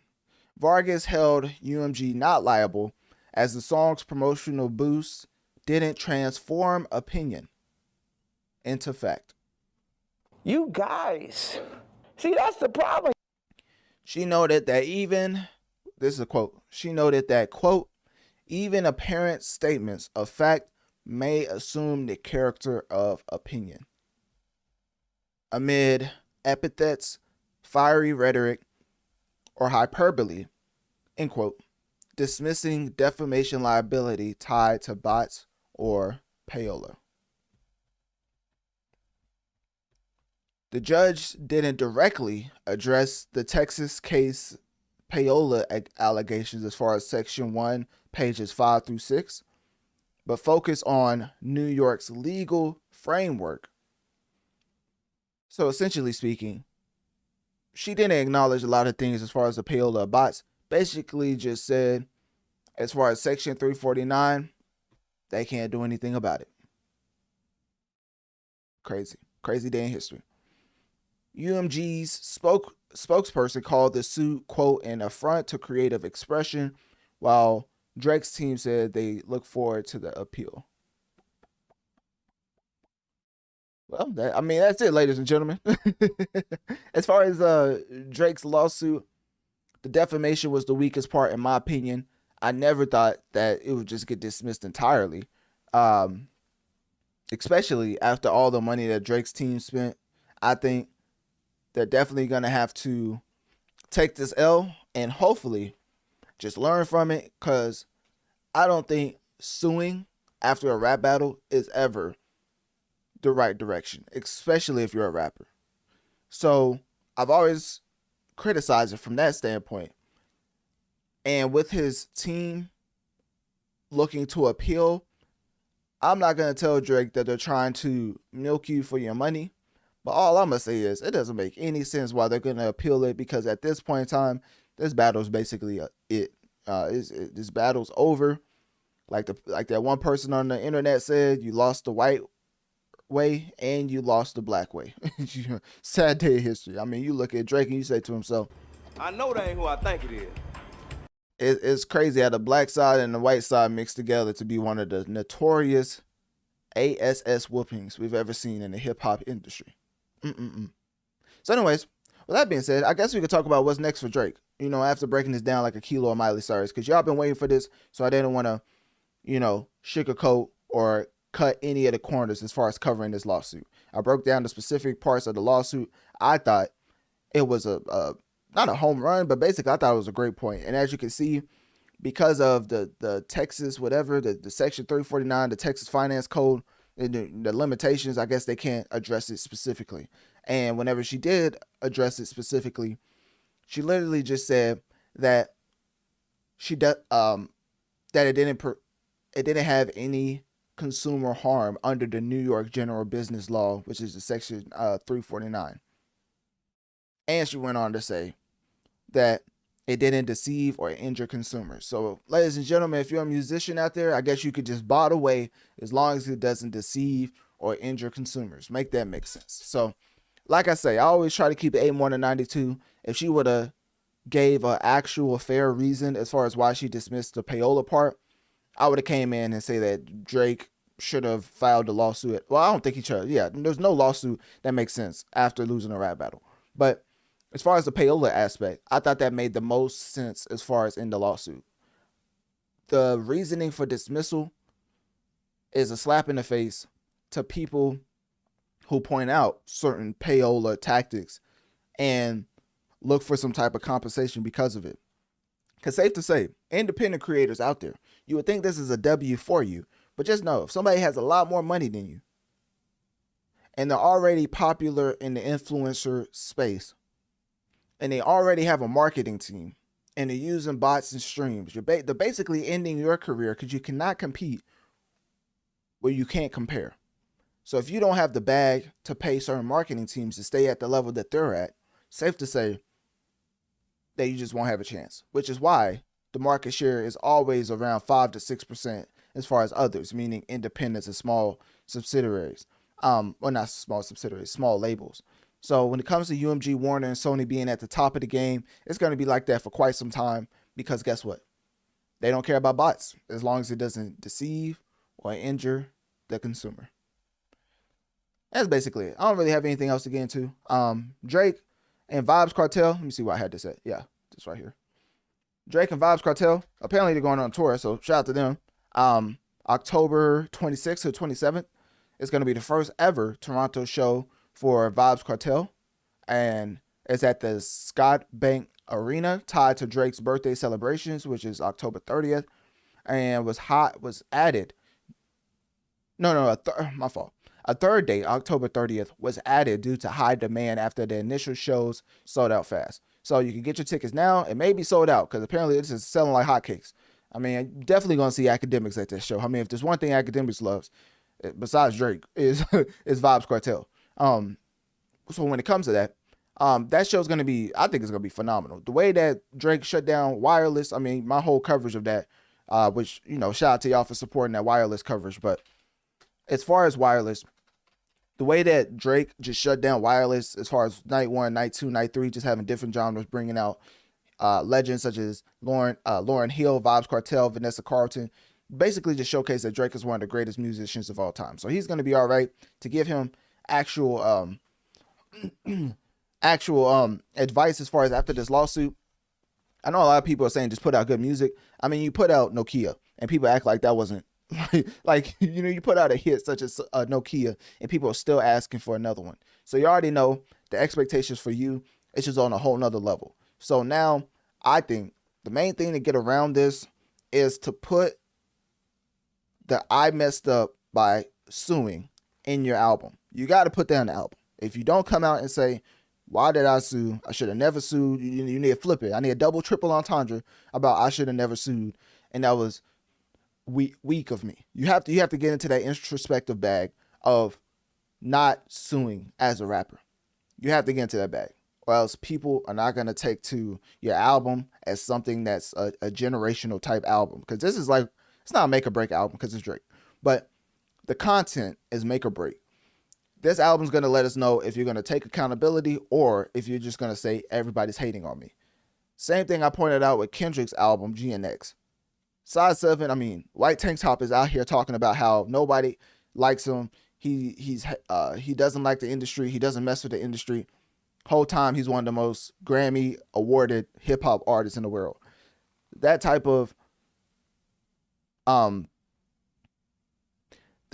ignorance to your perception to the industry, you can't be having. So like Side 7 did, you can't be having that type of ignorance.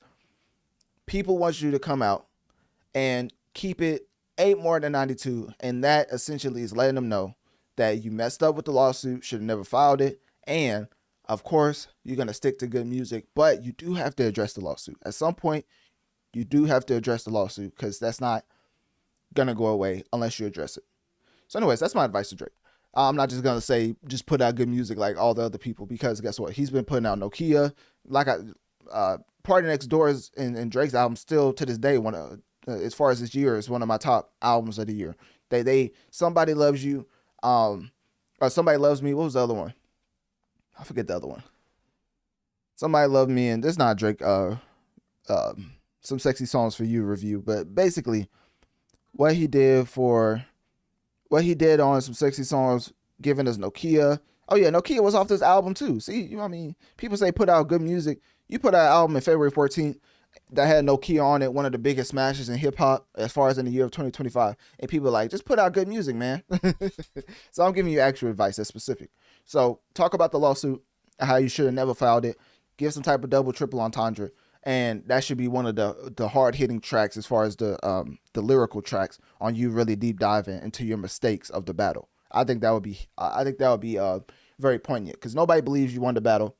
I believe Family Matters is still the best track of the rap battle. But at the end of the day, people want you to specifically say, I shouldn't have sued, which I think is fair. As a rapper, you should never sue after you lose a rap battle. So anyways, yeah, Drake, Vibes Cartel, October 26th, October 27th, and apparently October 30th as well. This follows the 2025 Wireless Festival. I already talked about that. And so if you could get your tickets for the third date as far as October 30th, because of high demand, that date also may be sold out. But hey, at least I'll let you know beforehand if it's actually not. So y'all let me know, because Drake and Vibes Cartel in one place definitely going to shut it down like it did in Wireless. So with that being said, click my link tree in my bio. Let me know on one of my social medias. What do you think about Drake's lawsuit versus UMG getting dismissed entirely? And do you believe that Drake can come back? And if you do, can you give Drake advice as far as what he should do with his upcoming album, Iceman?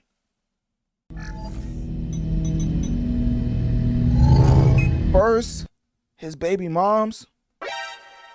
Then, the notorious, straight up legendary bout with size 7, white tank top. And then, of course, to round it off as far as the courtroom chronicles, he has a stake lawsuit. But then, you know what I'm saying? I was like, damn, look at the state of hip hop. Like, what's going on? Safe to say, my favorite rapper is going to be seen in the courtroom once again. Is it okay I got my dope on me? As, of course, a lot of people in Missouri is completely irate, to the point where this class action lawsuit is not only targeted at Aubrey Drake Graham, but it's also targeted at Stake, of course, and Aiden Ross. Now, of course, over here at Notorious Mass Effect, I do my job efficiently and effectively. Shout out to everybody who supports as far as day after day, week after week, month after month. You get the point, right? The main thing I was saying as far as, coming off of that point is that letting y'all know that we got the Aiden Ross himself to explain the situation, because guess what? I know he's going to keep it 8 more than 92. He's going to give us both sides, right? He's just not going to tell us this is BS. So anyways, when it comes to that, the one and only Aiden Ross came on my stream and gave his sentiments about what went on with Drake and Stake. L fucking mans. Oh, hold on now. But we can't be cussing like that. It's a PG podcast. He tripping. Anyways, let's let him continue. Obviously, he may stop the cursing. Guys, there's nothing to talk about regarding the title, regarding what's going on with. He trashing my whole segment right now. What in the world? You guys. See, that's the problem. I'm over here trying to do my job. He just trashing the whole topic. Look into it. I will tell you guys this. Read through the case yourself. It's fucking bullshit. Ah, okay. To me, it seems like somebody. If you guys can see what Asmongold said, because someone sent that to me, it's literally true. Like, just watch the Asmongold thing. It's bullshit. It's fucking bullshit. Now, that was an expert deep dive by the one and only Aiden Ross, who is named in this lawsuit. But then, you know what I'm saying? I was like, damn, look. So anyways, all jokes aside, when it comes to this lawsuit, I do believe suing Drake and Stake as far as having or allegedly saying that these people promoted and operated unlicensed gambling in Missouri under the guise of a social casino. And then, of course, the plaintiff claims that loss of money due to wrongful trade practices. I think that's very interesting, right? Because now, when you look at Drake and Aiden being accused of targeting minors, once again, like, where did that come from? In the lawsuit, literally, they're like, oh, you're targeting minors. I'm like, not this again. But then, you know what I'm saying? I was like, damn, look at the state of hip hop. Like, what's going on? How many times can my favorite rapper be accused of being a pedophile? Because, of course, when it comes to these behind the scenes tactics, as far as people calling people pedophiles and things of that nature to have defamatory tactics, right? Why don't they prove it? Why not go to the police? What they do? You know what I'm saying? Where is the police with all these pedophilia allegations? What they do? Anyways, I need somebody to snitch, because if y'all know something, y'all should go to the police. They going everywhere but the police. as far as trying to get monetary compensation. So anyways, once again, my favorite rapper is being accused of targeting minors and vulnerable users through social media marketing. Now, to play devil's advocate, putting to the side the minors part, the promotion of gambling is predatory. So with that being said, when you promote something that can easily be addictive as far as being a detriment to your wallet, I can see where they're coming from as far as targeting or them seemingly targeting vulnerable users. Because if you have the mental fortitude to be like, hey, if I gamble $100, it does not automatically mean I'm going to make 200. It actually probably means I'm going to lose at least 50, right? If you think like that, instead of how most people who are addicts think, as far as going to a gambling casino, putting $100 in, thinking they're going to get 200, and then they end up leaving out with zero. Or even worse, they may double down to be like, oh, I can make this back with this other 100, and now I'll break even. Now they're negative 100. You know what I'm saying? Not a negative 200. So now you look at the overall mental fortitude not being existent, and that's where we come to the vulnerable users, right? So anyways, another thing that other people were saying was that they was pretending to gamble with their own money while allegedly using quote-unquote house money provided by stake. And then they also claim Drake created false impressions of authenticity and safety for the platform. And the lawsuit went on to call these acts, quote, deceptive, fraudulent, and unfair. So all type of bombs are being dropped throughout this lawsuit. And do I think they will stick? Of course not. I kind of feel like Aiden Ross feels with the whole lawsuit. You know, you look at somebody who is promoting something that's gambling, that's been pushed to the forefront in every single facet. And now it's time to have a real conversation about gambling, ladies and gentlemen. When it comes to ESPN, when it comes to ESPN Bet, those two didn't always correlate. I wonder why in the world in 2025, with the advancement of the technological advancements we've had in society, I wonder why in the world ESPN Bet would be so perpetuated on ESPN. It's almost like people within the league. Shepard. All right, my fault. Anyways, the main thing I'm trying to say is it's very interesting with the internet how easy it is to create a casino at your home via your mobile device. So now a lot of brands see this as far as the marketing dollars as far as the revenue they can get off of people who are vulnerable and don't believe in losing money as far as gambling, right? They don't think the two's connected. So a lot of people are using their house money literally, and their lives are being ruined through gambling. So now you're looking at this from that type of landscape, and then you kind of have some hesitancy as far as coming out and flatly or just stating this is a fraudulent case. You kind of just don't want to say that because, of course, when it comes to the moral high grounds, this type of thinking does need to happen more often within people so that their lives aren't ruined. But hey, that's for them to figure out. That's why this class action lawsuit is a big deal, because of course a plethora of people came together.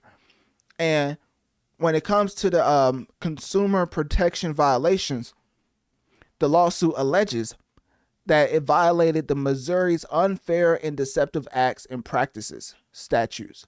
And it seeks recovery. Hold on now. Recovery of gambling losses. Now, ladies and gentlemen, hold on now. But then, you know what I'm saying? I was like, damn.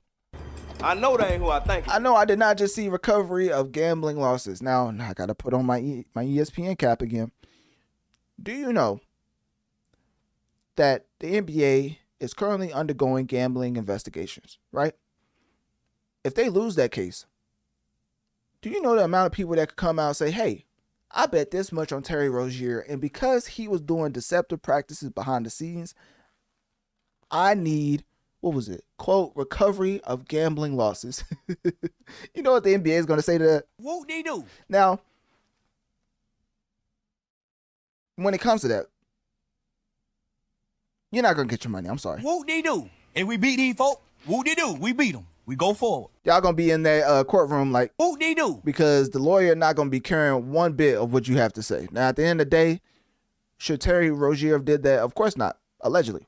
But when it comes to your recovery of gambling losses, they don't do that anywhere. Now, y'all find me one site, whether it's Stake, whether it's Prize Picks, whether it's DraftKings. Y'all let me know one platform that will openly come out and be like, hey man, I know you spent money on this man dropping 30 and he came out and got injured 5 minutes into the game. Well, guess what, man? Too bad. You guys. See, that's the problem. You know what I mean? That's just too darn bad. You know what I'm saying? Like, we ain't talking about the ones where they be like, oh, you can get, maybe if you specifically bet on that player, you could get that back. No, we talking about the parlay. Your whole parlay cooked, buddy. You just not going to get it. I know that ain't who I think it is. You watching that man limp off the floor thinking you about to get your $350 back, and guess what? NBA looking at you.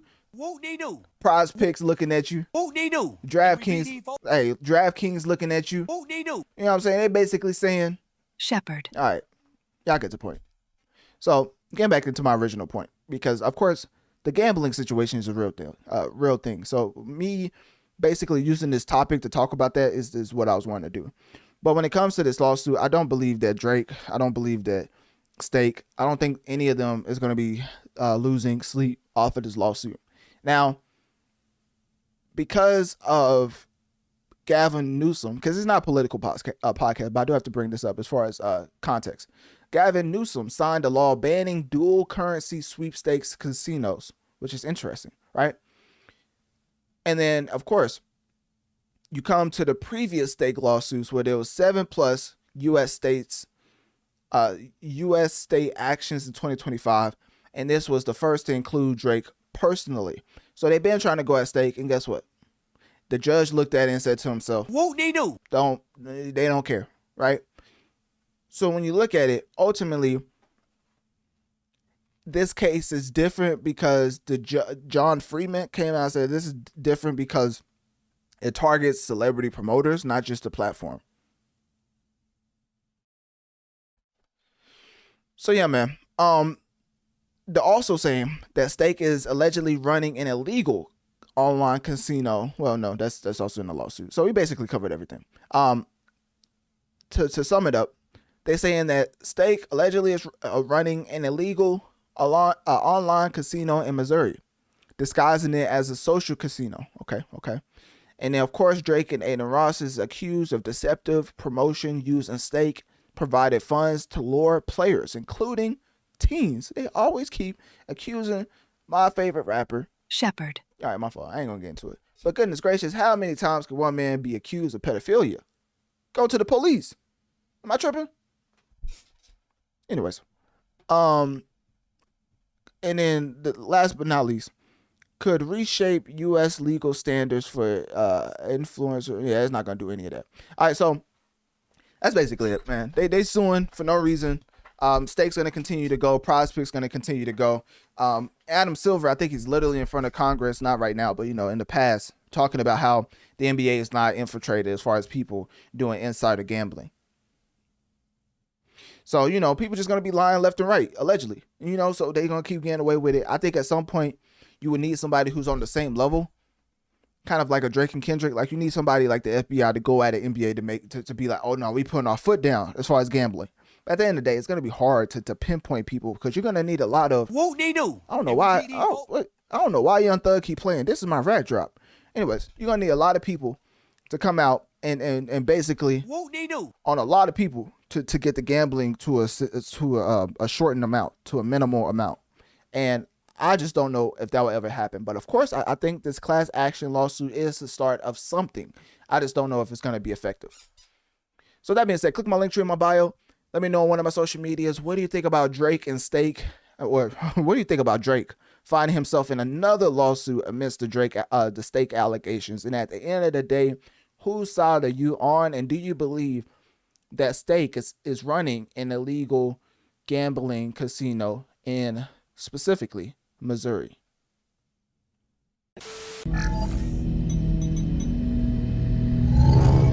You are poison to the youth.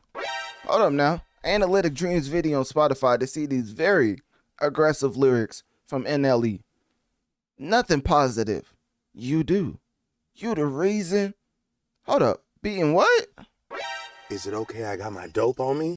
But when Aubrey Graham said it. Whoop de doo. Anyways, let's get back into NLE. You said people do what you wouldn't even do. Role model, guess what? You will never fit the shoe. But then, you know what I'm saying? I was like, damn, look at the state of hip hop. Like, what's going on? You just a person with emotion. Your art give me the ick, and you make me sick. Money, power, guns, and a few drugged out crash outs. Goodness gracious, make you think you won. Make you think you the one who can lash out. Forget the benefit of the doubt. We all trying to make a little clout. Try to piece it up with you. You the one that wanted clout. You guys. I know that ain't who I think it is. Now, of course, that was NLE the Great. I guess that's what he's calling himself now. I thought it was NLE Chopper, but you know, he must have threw that to the side. So anyways, as far as the interesting identity shift, as far as being or imitating, imitating MJ and Tupac, and his current NBA YoungBoy diss that's titled KO, which I'm not gonna lie, the video is phenomenal. One of the best videos I've seen in the year. I'm talking about all genres. The video is actually a 10 out of 10. Like, everything about the video is straight up heat. And y'all may call it blasphemy, but it reminds me of when Childish Gambino put out This Is America, because you already know that started off as an Aubrey Graham diss. You know, one of the many clips for me that went viral was me pointing out how you can only get record a year by dissing Drake, because, you know, Childish Gambino, This Is America, and then Size 7 with the pedophile anthem. Anyways, let's get back to NLE. So when you're talking about Chopper taking shots, ironically, at YoungBoy, safe to say YoungBoy is currently the top of hip-hop, objectively speaking, as far as an engagement factor. I mean, he literally has the highest charting track in hip-hop, which we're going to get to the overall state of hip-hop once more. But now we got to deep dive, because now we have analytics as far as comparing it to other years, and let's just say it's the worst since the 1990s. But then, you know what I'm saying? I was like, damn, look at the state of hip hop. Like, what's going on? So anyways, YoungBoy currently has the highest charting hip hop track currently with Shot Carlin, which is the 43rd most played track in the world. And then he just finished coming off of his MASA tour. But before we get into the tour, let's talk about how his album is also the highest charting hip hop album in the world, as far as MASA being the 36th most played track in the world. So now, when you look at the tour, and it's spanning 42 dates across North America from September 1st to November 12th, and then you come to realize the revenue garnered from this tour is projected to have 1.5 million per show. And so as far as projected earnings, is probably going to be around 45 million as far as estimated reports. And then, of course, when you come to his catalog, his tour boosted his catalog streams to 128 plus on-demand US plays. So safe to say, NBA YoungBoy is definitely at the top of his game, objectively speaking. But obviously, NLE believes that he still tops NBA YoungBoy, pause, as far as a quality metric. As far as a subjective metric, NLE even said a bunch of times that I'm better than you, right? Now, if you're confused about the beef between NBA YoungBoy and NLE, guess what? That's what your boy Dreamz is for. So anyways, when it comes to 2022, YoungBoy came out the gate. Yes, it was YoungBoy first who came out and dissed NLE on Know Like I Know, calling him out for choosing sides in the in the King Von beef. And then, of course, NLE renamed his song because he wanted to be friends with YoungBoy. And YoungBoy said, Whoop de doo. So anyways, NLE had a whole song titled Free YoungBoy, but guess what? He changed it to, and this is a PG podcast, so let's just say the F didn't stand for phenomenal. And he said, forget YoungBoy. And then 2022, later, right, there was a physical altercation between the YoungBoy fan at the airport, and then NLE claimed victory. Now, I think I have the actual footage of the fight with the YoungBoy fan, because it was actually kind of crazy how if you're in the airport and you risk getting banned from flying just to fight NLE over his beef with YoungBoy, I'm just saying you must be a sad individual. You guys. See, that's the problem. So anyways, doing my journalistic due diligence, I had to pull up the airport fight, and here it goes right here in 4K. Analytic Dreamz video on Spotify to see the video along with the audio. Oh, that's a left right. That boy got to it. Hold up now. What led up to it? I asked you mad times. What? Stop playing. He said stop playing when he got to it. Nah. This ain't NLE Chopper. This not NLE the Great. This is NLE Chopper. But then, you know what I'm saying? I was like, damn. And if you want another angle, because of course, you know, I'm not TMZ, but let's just say there's a reason why he put out this KO diss to NBA YoungBoy, right? People crashing out left and right over what he said to YoungBoy. So let's look at this one right here. So, oh, he fell. Hold up now. Somebody called the paramedics. This man fell in mid-fight. Now, I'm not going to lie. Usually that's an occurrence whenever you're about to lose, but he recovered. He recovered with the quickness. You know NLE boxes, right? So anyways, look, they're squaring up. They're in the airport acting like this, right? And then this is the NBA YoungBoy fan. Yeah, I just knocked out NLE Chopper. Oh, he said he knocked him out. We had a whole video on 4K. I don't think I saw a knockout, but anyways. He doing gun symbols with his hands. 4K trade. We in this bit. Oh, I think that's a. What they do? Hold on now. Somebody get Fonnie Willis. What they do? Anyways. Somebody let Fonnie Willis know that we trying to figure out the meaning of 4K Trey. And I popped him and knocked him out. He just beat up NLE Chopper, the rapper. Oh man. Such childish activities. Not gonna lie to you, man. But then, you know what I'm saying? I was like, damn, look at the state of hip hop. Like, what's going on? So to wrap this up, the main thing I want to let you know is that NLE and YoungBoy's been having beef since 2022. If you want to know what I feel about the song as far as the audio aspect, it's not bad. You know, a lot of people coming out, I think it's because he's imitating Michael Jackson and Tupac, but the audio is not terrible. It's serviceable to the point where the video is such a masterclass, and I'm saying that with all intents and purposes. The video's fire. It's a masterclass of trying to get your message across and not cutting any corners as far as production. Like, he literally at the end had credits like it was a movie. I was like, hold on now, is this Steven Spielberg? Is this I don't know any other directors. I ain't gonna cap. I don't watch movies like that. But as far as looking at the overall scenes and how it's shot and the quality of it, they had credits at the end to the point where you start to realize let me see. Yeah, you start to realize that it was actually like a whole production, and the level of quality definitely reflects that. So that's the most thing I was surprised about. Like, I guess he was working on this for a while. It was a lot of different settings that he shot this video in.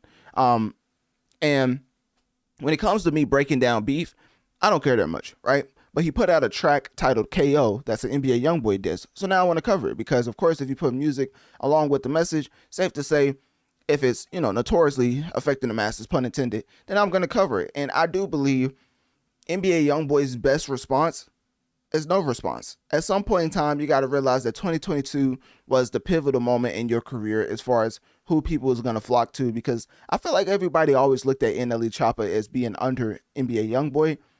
So you already had y'all spat in 2022, and you was way, you didn't do as much numbers as far as in 2025. So now if he's coming back again, you may have to just respond with his diss track with silence, because I just think it's 3 years too late.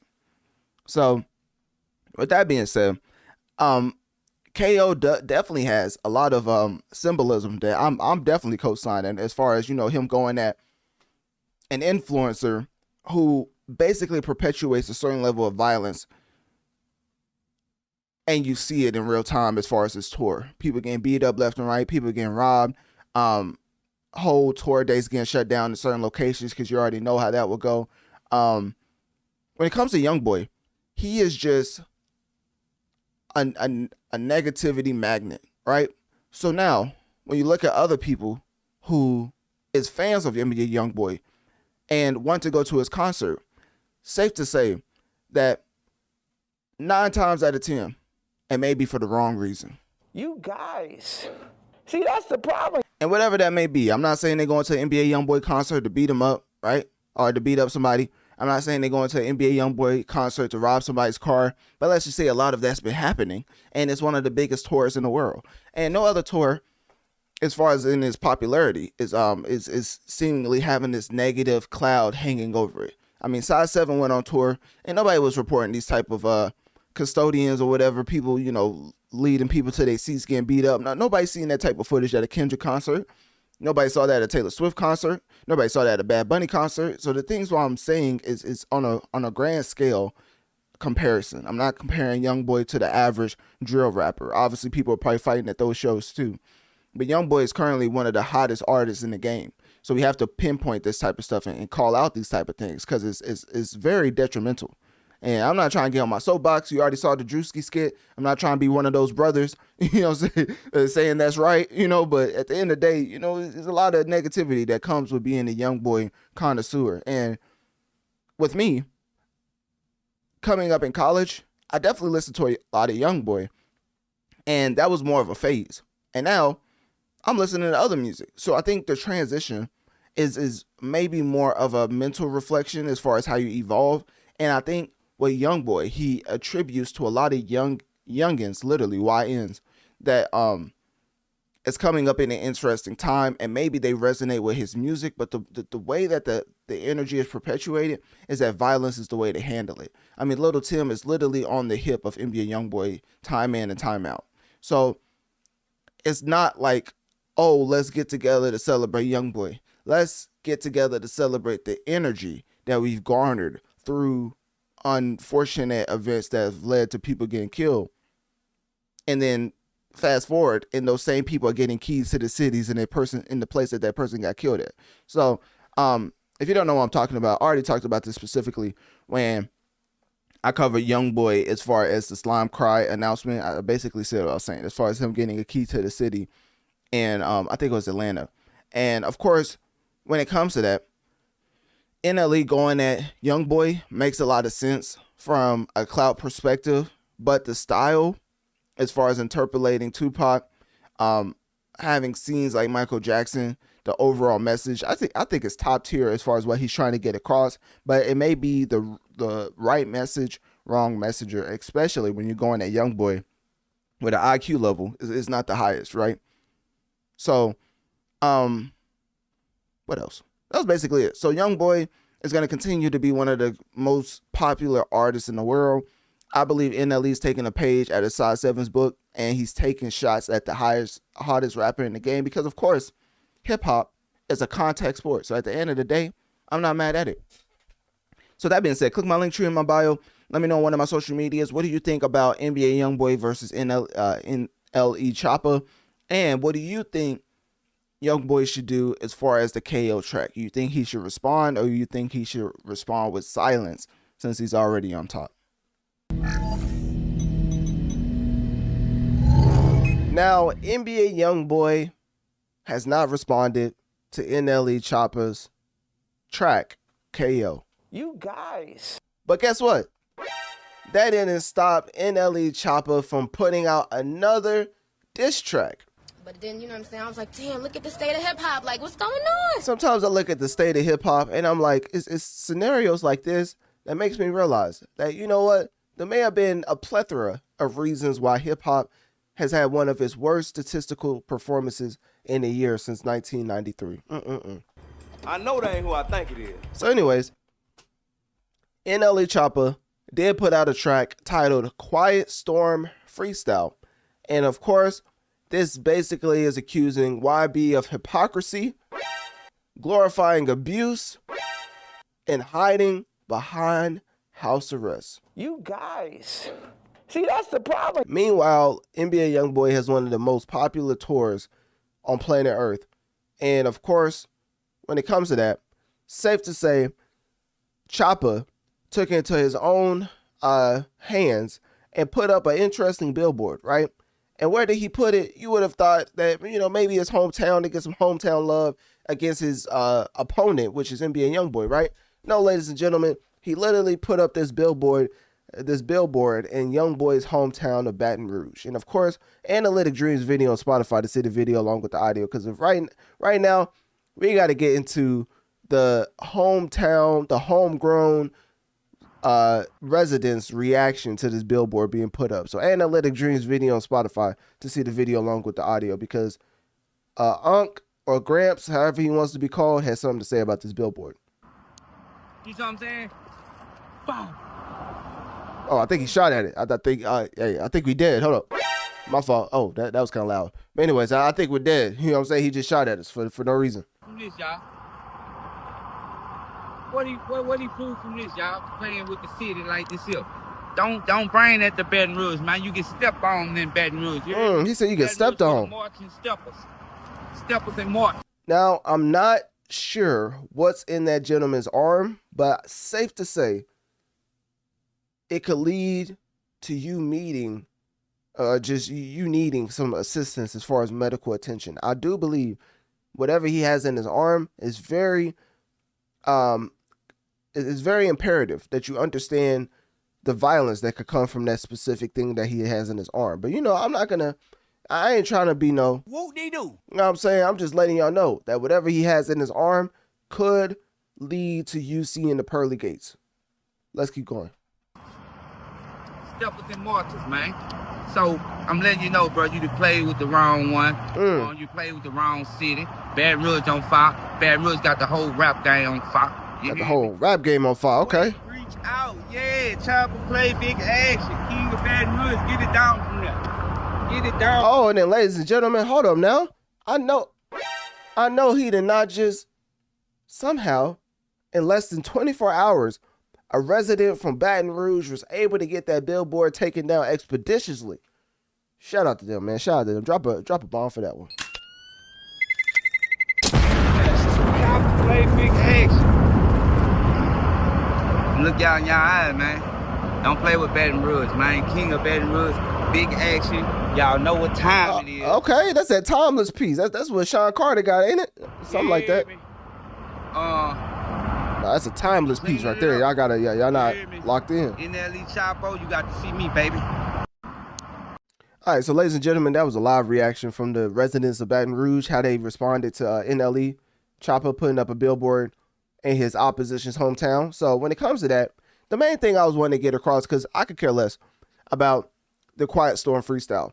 The main thing I was wanting to talk about was the fantastic, and I mean fantastic, team that put together the music video for KO. Because even though the message I agree with is really the messenger and the hypocrisy, because if you don't know, not too long ago, NLE Chopper was trying to sell y'all BBL pills. I don't know if y'all trying to be like Kanye West, you know what I'm saying?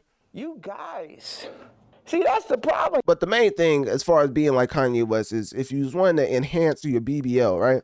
NLE Chopper was literally selling BBL pills. And let me see, because y'all gonna think I'm joking. Let me see. NLE BBL pills. Because, obviously he got this approved by the FDA, right? Obviously. I mean, look at this right here. Ladies and gentlemen, if you want to know why we don't take this messenger seriously, just look at this. My herbal concoction consists of octopus powder, fennel, fenugreek, basil, and other sacred ingredients that I cannot get all into. It sounds legit. I mean, if you giving somebody medicine and say to them that I can't get into all the ingredients, sound legit, right? But all ingredients are natural and herbal, and all of these ingredients have been sent here. Pants down to his ankles. I mean, pause. Goodness gracious. You guys. See, that's the problem. Anyway, let's get back into it. From the man above. The main ingredient in this concoction. You always got to shout out the man above when you're doing some BS. You know what I'm saying? It's octopus powder, AKPI. You can look it up on Google, YouTube, wherever. It's been known to be a butt enlargement supplement. Oh. It helps with the glutes, the butt. Yeah, why he have trouble? He was trying to connect it. He was like, hold up now. It connects with the y'all know what it connect to. You know what I'm saying? To grow. This is very, very good if you have a workout diet for all the women that like to work on their lower body. If you don't have a lower body or a workout schedule. Yeah, just forget the details. You know what I mean? It don't matter. But anyways, when it comes to NLE Chopper and the presentation, I'm not gonna lie to you. If I was to think of a doctor, if I was to think of an athletic trainer this is exactly how we want them to look. You know what I'm saying? Like, doctors are supposed to have this type of aesthetic that makes you believe that whatever they're prescribing you, as far as the enhancements or the actual medication that you need, is going to be the right medication for you. And honestly, looking at NLE Choppa, safe to say that this is how everybody in the world wants their doctor and athletic trainers to look. Anyways, let's continue. Still use it and they'll still grow the butt. Grow the butt. Hey, that's a crazy phrase right there. Is Diddy listening? You guys. All right, my fault. Let's get back into it. Tablespoons in the morning. If you want to, you can take 2 tablespoons at night, but I just recommend 2 tablespoons in the morning. Put it in your water or your tea that you make, and yeah, you will be good. It's finna be summertime. Hey man, I drink tea all the time. I may have to give me a little Shepherd. All right, my fault. All right, let's keep going. And it's time to get summertime fine, man. Sundress season, bikini season. Okay. You need to come get your BBL concoction. Let's get it. Dr. Miami Choppa in the building. Okay, BBL herb concoction. Can I type that up? BBL herb concoction. Okay, there we go. NLE Choppa. There we go. Obviously, they have an official site, right? I know they got an official site. Let me see. I know there's an official site. See, I know. What a link at? Oh no, they tripping. That whole NLE. Nah, bro, I want to know the link. Where the link at? Nah, don't tell me there's not a link. BBL concoction. Oh, maybe it's this one. No, that's not it. Okay. Ladies and gentlemen, safe to say this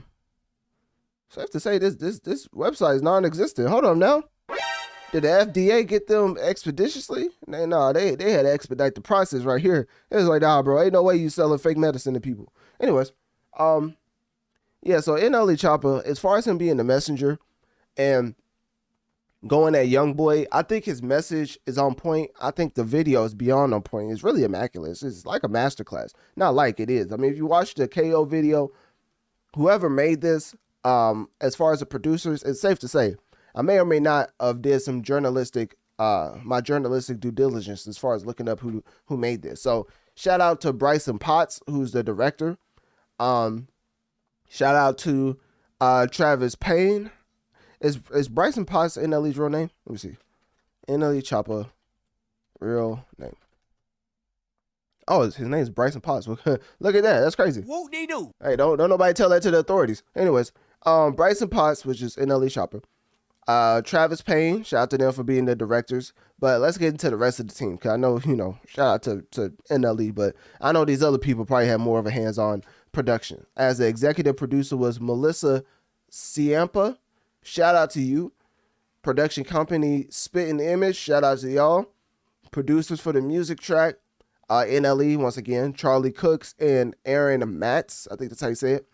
Mixing and recording engineer Aaron Matz, and mastering engineer Tiernan Cranny. I think that's how you say it. Anyways, the main thing I'm trying to get across is that the team for this specific music video is immaculate. And whatever you want to say about the messenger, we can't really talk about the bad side of the music video, because the music video is very high quality and so many different scenarios in the music video that made you just realize that this team had just put together one of the greatest music videos that we've seen in the year of 2025. And I'm not exaggerating at all. Like, I know I was joking, throughout this whole segment, but I'm being so serious when I talk about the music video being top tier. So that being said, getting back into the main reason that NLE Choppa even put out Quiet Storm Freestyle, I do believe that YoungBoy should not respond, and I think I said that when I covered the KO track. I do believe when it comes to NLE, I'm not saying he's having an identity crisis, but it seems like you want YoungBoy as a friend, and he could care less. You asked YoungBoy if you wanted to be friends, if y'all could be friends, and he basically said, what they do? Every time NLE Choppa wants YoungBoy to be his friend, what they do? Every time NLE Choppa does something to get the masses' attention, to let them know that he wants to be YoungBoy's friend, YoungBoy looks at it and he says to himself, what they do? So obviously, hopefully at some point it gets through NBA, NLE's, ball head that YoungBoy could care less about your relationship status. I think that's the main thing. Somebody need to let this man know that YoungBoy's not responding. And if he did respond, you probably already have 50 other tracks in the tuck because you care more about the situation than YoungBoy ever did.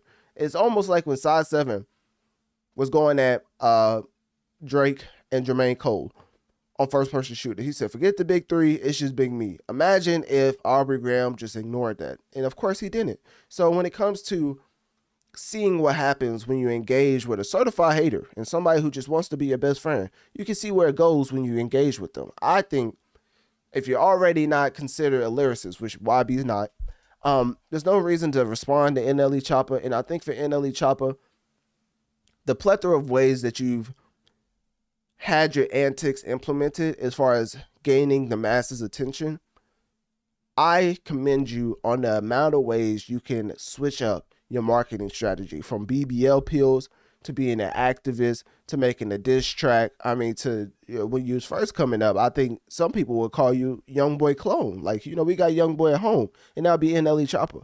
So the different ways, the variety of ways that NLE Chopper comes out to do his antics to gain the masses' attention, it's really one of the most obvious examples on what people would do for clout.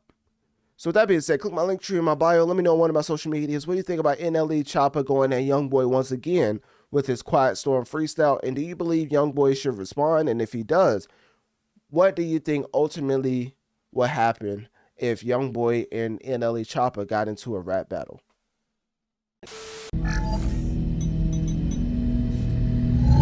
Ladies and gentlemen, let me just start off by dropping a bomb. As when it comes to this upcoming weekend, your boy Analytic Dreamz was invited to a specific event in New York. Now, what is that event? You might ask? Well, I can't tell you just yet. Shepard. But hey, when it comes to that, I will tell you one of the events I will be going to, as New York Comic-Con is currently going on, not currently, but it's about to go on as far as October 9th through October 12th. And with that being said, the theme is #haunted. Now, I had no idea, but of course, I did some journalistic due diligence as far as looking up certain things about this event, because I'm essentially going for the event I was invited for, which is aside from this event. But in general, wanted to make a whole intro for the New York Comic Con while also letting you know some of the info surrounding the convention if you're going yourself. So of course, sit back and relax as we're going to get into some of the great details about New York Comic Con. But then, you know what I'm saying? I was like, damn, look. So, when it comes to Nikki and Onika Tanya Mirage, she's obviously a New York legend. But when it comes to the pop culture scene, New York Comic Con that launched in 2006 is North America's most attended pop culture event. And not only does it have 200,000 plus fans annually since 2017, which peaked in 260,000 in 2019, but now it outpaces San Diego Comic-Con as far as their 135,000 cap. You guys. So now when you look at it, as far as revenue, because you already know I'm a Hall of Fame pocket watcher. I know that ain't who I think it is. So I looked at the convention and I said to myself, I know that ain't who I think it is. Ladies and gentlemen, New York Comic Con is bringing in $80 million as far as an estimated economic impact for NYC. Ranked as the 9th most popular art event globally. And of course, that was certified by Forbes and of course, Today YouGov. Because I always have to say I don't always say my sources. Sometimes I just say I made it up, right? I love doing that. But anyways, when it comes back to New York Comic Con, essentially speaking, it's one of the biggest pop culture events in the world. So even though this is not the event I really had my sights on as far as what I was invited to, it's definitely adjacent of that. And with that being said, I definitely wanted to go to the event since I'm going to be in the same area. And as far as a special event, I still haven't let y'all know exactly what I got invited to. And that's because that leads into my next point. This is the intro to my New York vlog in general.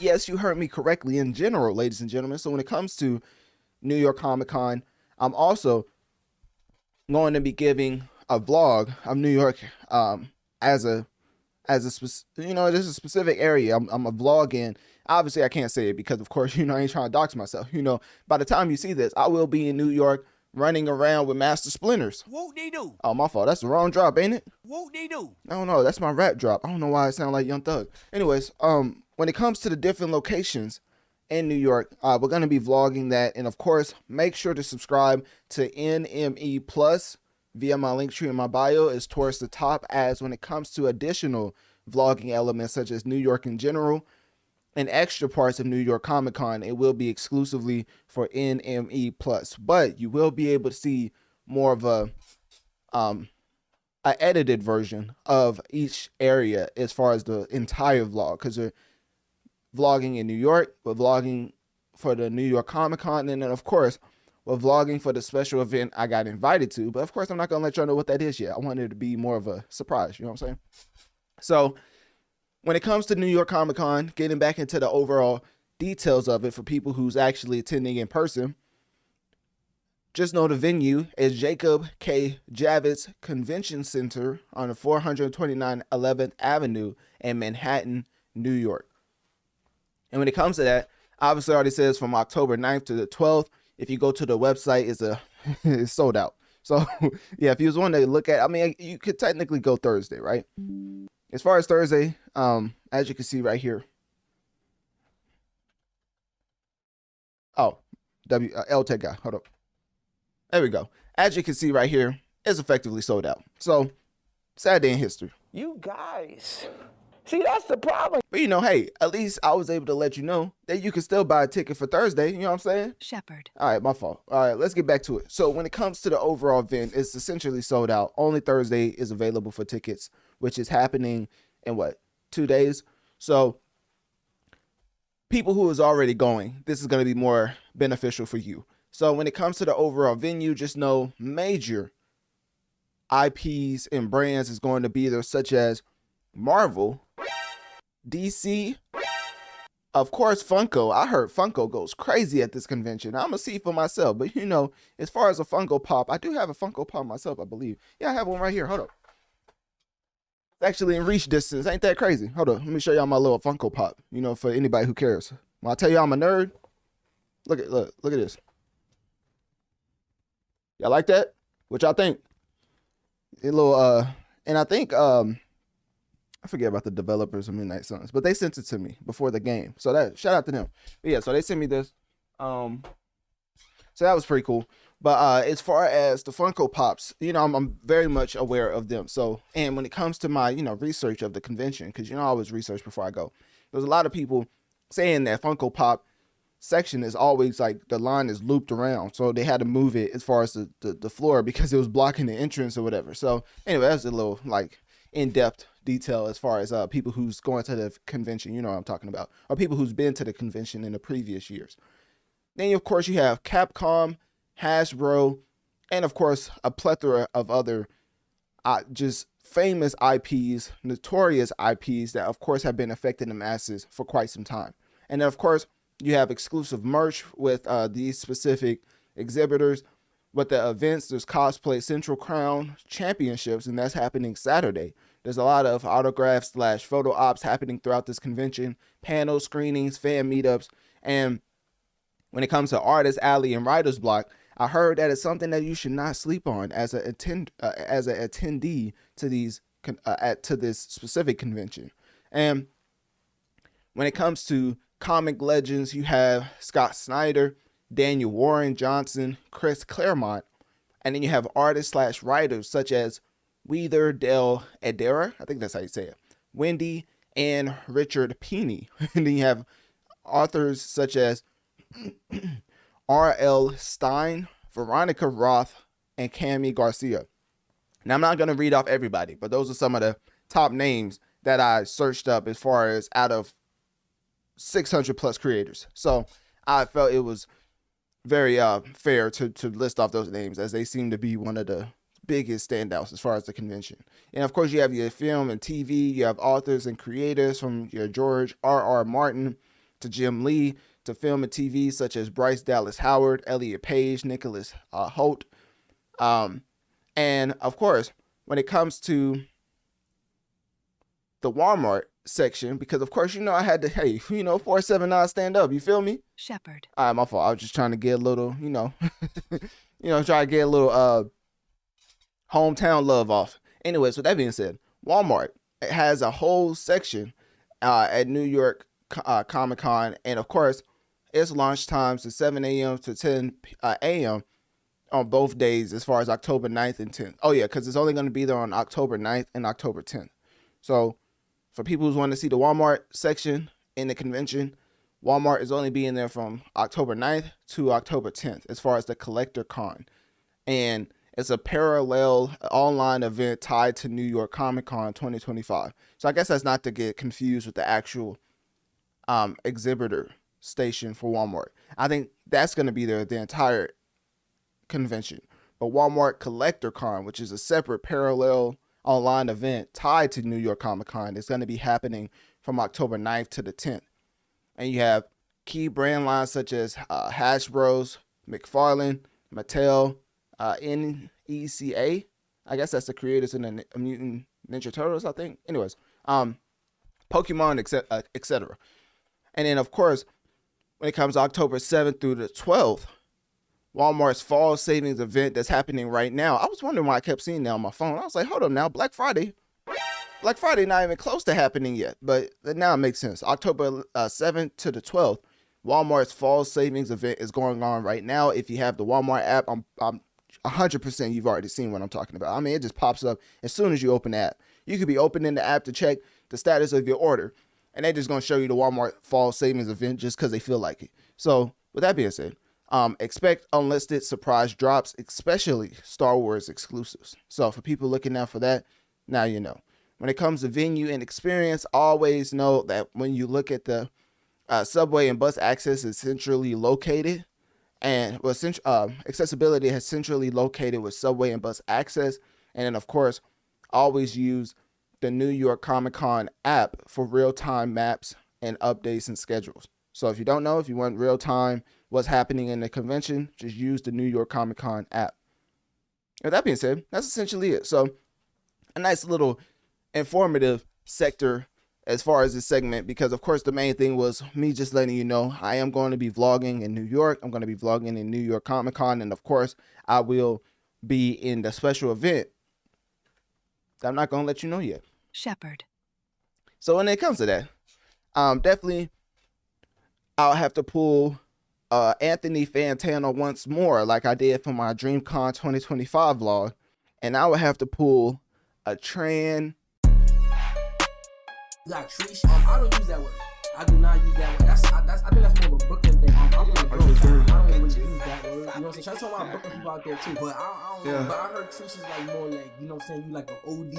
I mean, you just a thotty. Like, walk in the bodega, just mind your behavior. Invited your boy out, but I'm not the savior. They chopping the cheese cause I'm sunning my haters. She wanted that Frank Dane Castle behavior.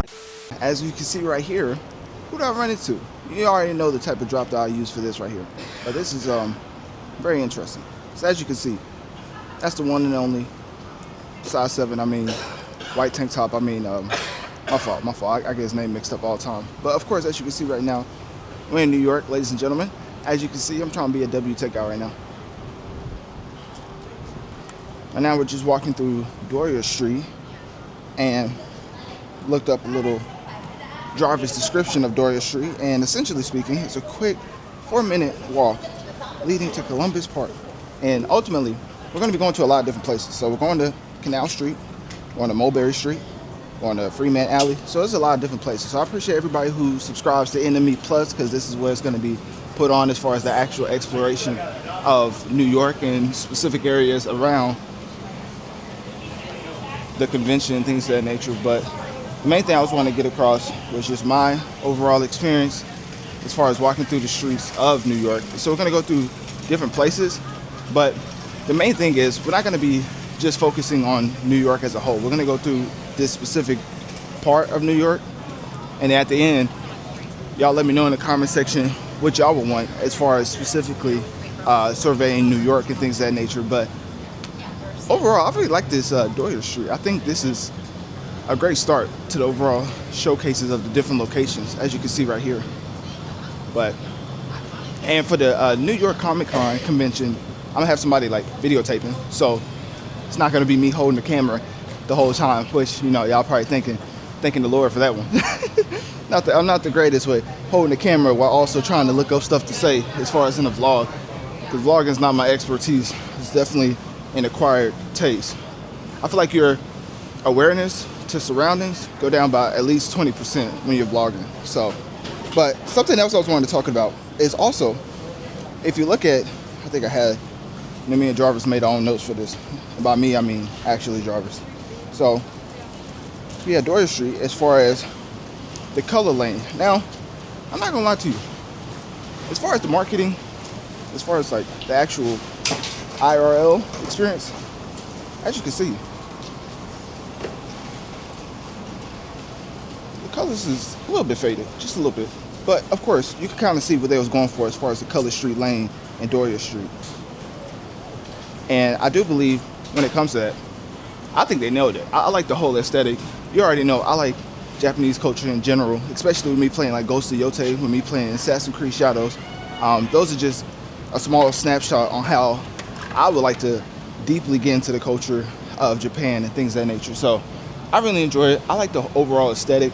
And as far as the first location, because there's about 4 or 5 locations. So once again, shout out to the people who subscribe to Enemy Plus. But there's Doyer Street, there's Columbus Park, Canal Street, Mulberry Street, Freeman Alley, and then that's it.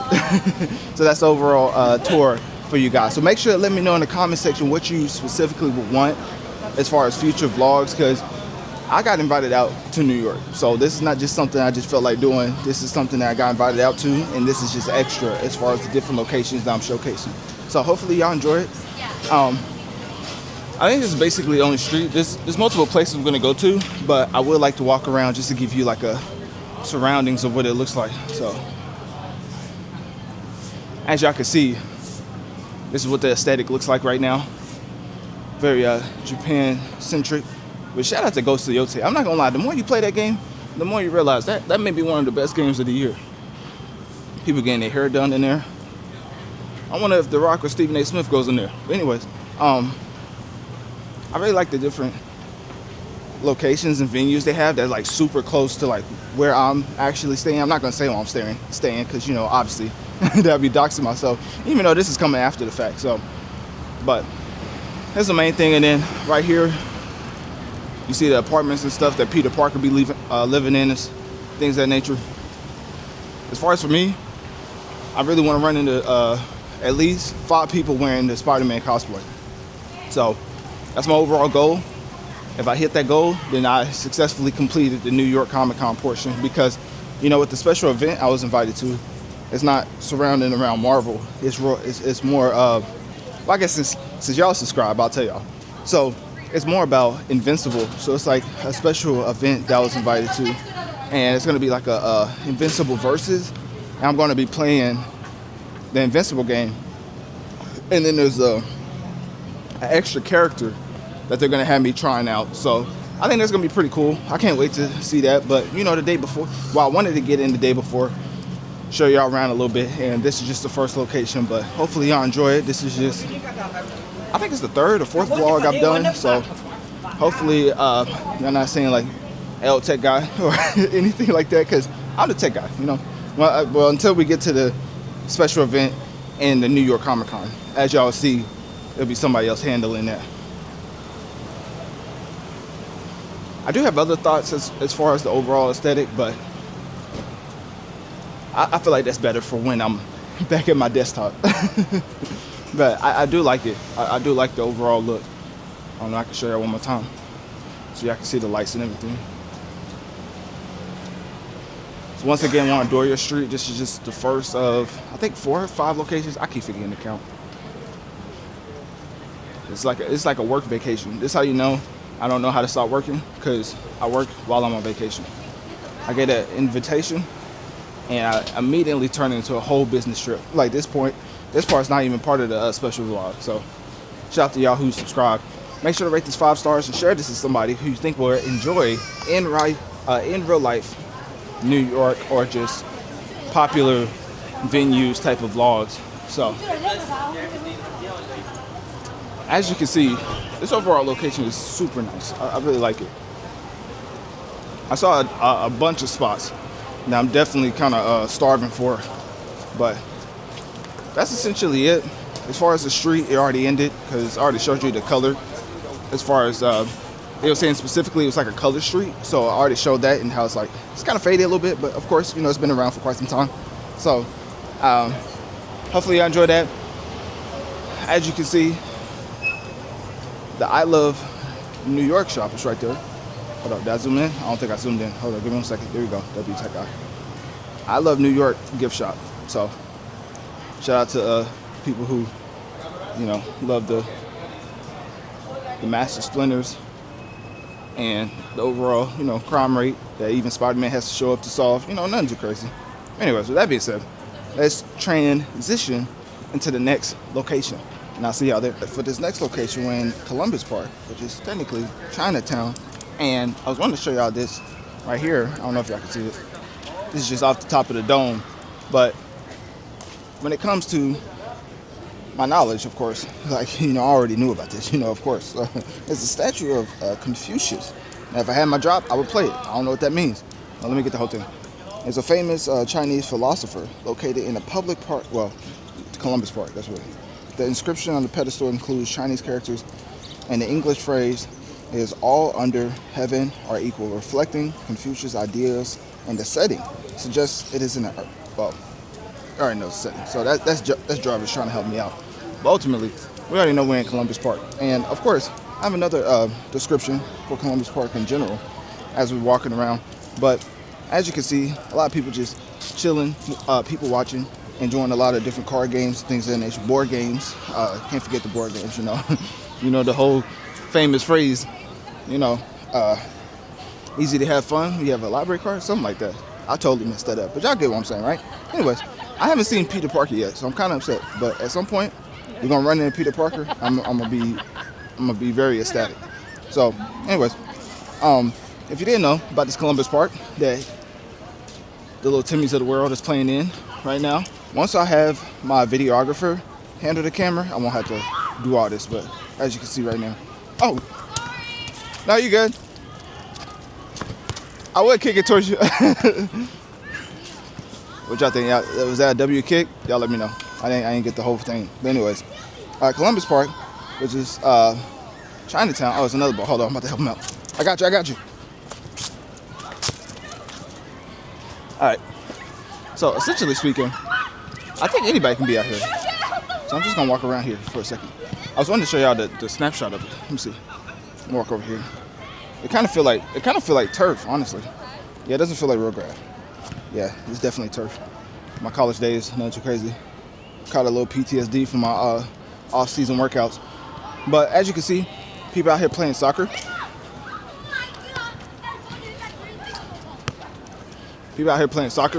Yeah, I kicked that back too, by the way. I ain't bragging, I'm just letting y'all know. And then people over there playing the hoops ball. You know, that's what you call it, right? Hoops ball. No, it's like, so you got basketball going on. You got, is that like, I don't know what that is, honestly. I think that's racquetball? That's not racquetball. It's something like that. Y'all get what I'm saying, right? Probably not. Anyways, as you can see, this is what the whole park looks like. Bunch of different games going on. People enjoying it. Like, this man is over here flying a kite. Like, just, that's what life's about right there. Just enjoying life, flying a kite, not having a care in the world. But when it comes to that, back to my description. I've been trying to get to that this whole time. But, let me see. So when it comes to Columbus Park, it's basically a lot of people playing different games. Some of them may be like mahjong, I think that's how you pronounce it, practicing Tai Chi or chatting under the park's pavilion. As you've seen, a lot of people are just out here just chatting, but they're not live on Twitch. Kind of crazy. But so a lot of people out here just chatting, And a lot of people just come through to soak up the atmosphere. And of course, the nearby noodle shops that I already talked about, as far as on Doria Street, that's one of the main things people go to, because even walking by that street, I was like, man, I should have saved this for last, because my stomach was definitely rumbling. So, as you can see, this park's pretty nice. I think as a kid coming to this park, you probably wouldn't have a care in the world, especially that whole saying, like, it's all about the company you keep. I think this is essentially it right here, man. It don't matter what's going on in the world, as long as you got your homeboys showing up to this park day in, day out, you're gonna be having fun. So that's basically it. I was gonna walk around, but I don't know if there's like a huge walk area. I'm gonna try to walk around. But also make sure to comment below what y'all think would work as far as for future vlogs, because obviously I'm gonna have a videographer for the next day. But as for me, like, recording this by myself, let me know what I could do better and things of that nature. Because I even got the windshield on, so, you know, I'm out here trying. Feel me? And y'all see the Biggie shirt. Come on now. But my overall experience as far as catching my flight, let's just say my procrastination may or may not have caught up to me. I will not expound upon that until I get back on my desktop. So, so far, you know, this is where I would play my little Young Thug. Oh, here we go. I will play my Young Thug or Lil Durk drop. As you can see what this is about right here. I'm just gonna let y'all put the puzzle pieces together, not too crazy.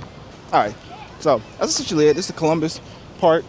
Another portion of just a special, it wasn't impromptu because I planned it beforehand, but I definitely wanted to show y'all a little bit of New York, especially for the people who subscribe. I wanted to give y'all something that was like more premium content that wasn't the usual as far as New York Comic Con and the special event that I was invited out to. I wanted to show some of the city. Excuse me. So this is essentially it though. This is what the park is looking like. I think the main thing is just chilling here with the people you care about, like family, close friends, things of that nature. So I'm gonna do one more aerial shot and then we're gonna head to the next location. I was gonna walk around the sides, but it really doesn't show any other park. So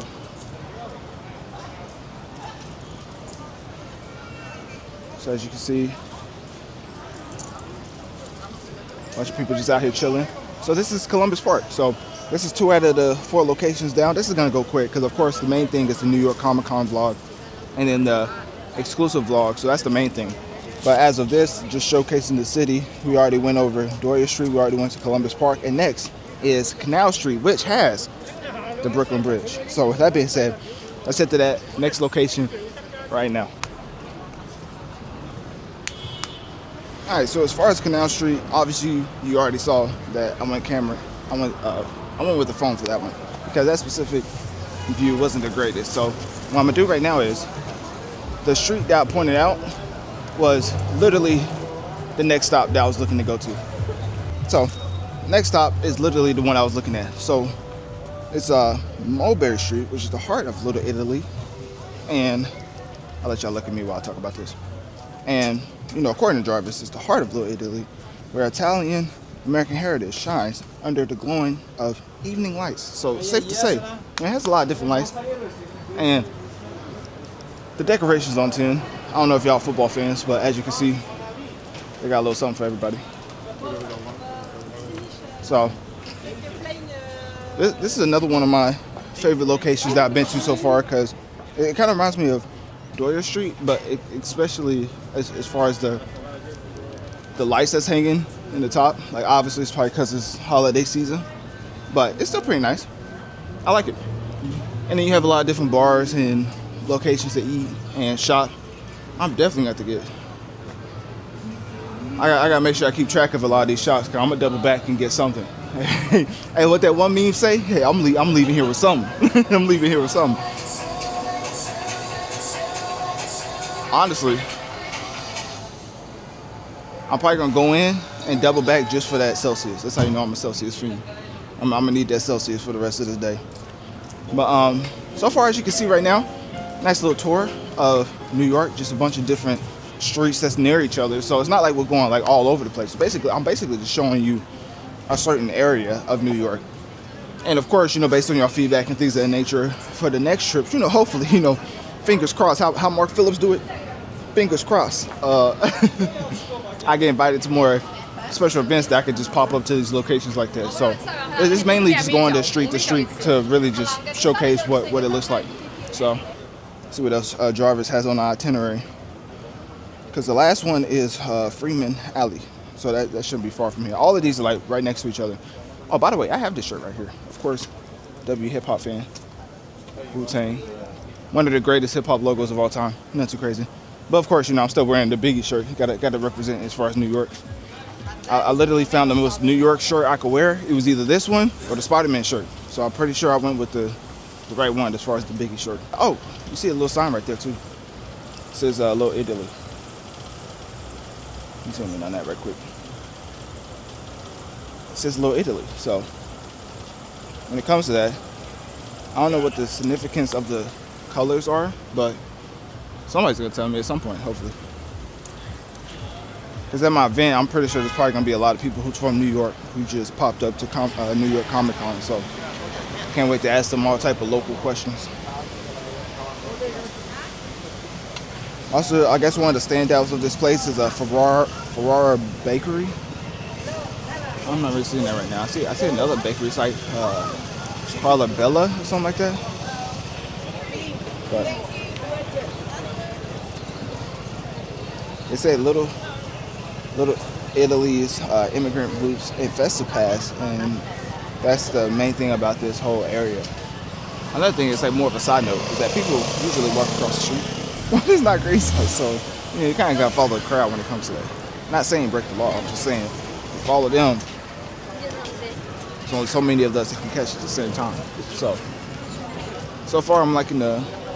And keep in mind, this is a short tour of New York. These are literally like locations right next to each other. There's so much in New York. Obviously, you already know that. But I just wanted to give a little something for the people who subscribe to NME Plus, aside from the New York Comic Con and the special event I was invited to, because you know that's going to be its own separate thing with the whole videographer that I have. So this is just me walking around New York at this point in time. But definitely let me know in the comment section, and also make sure to rate this 5 stars. Share this to somebody who you think would enjoy a little tour of Little Italy. Yeah, see what I did there? All right, my fault. I ain't got my drop, so I can't play my drop right now. I just gotta act like the drop played and keep talking. All of these restaurants is making my stomach turn upside down. I'm supremely hungry. And it's crazy too, cause I went to Chick-fil-A right before my flight. And that was only like 2 hours before this.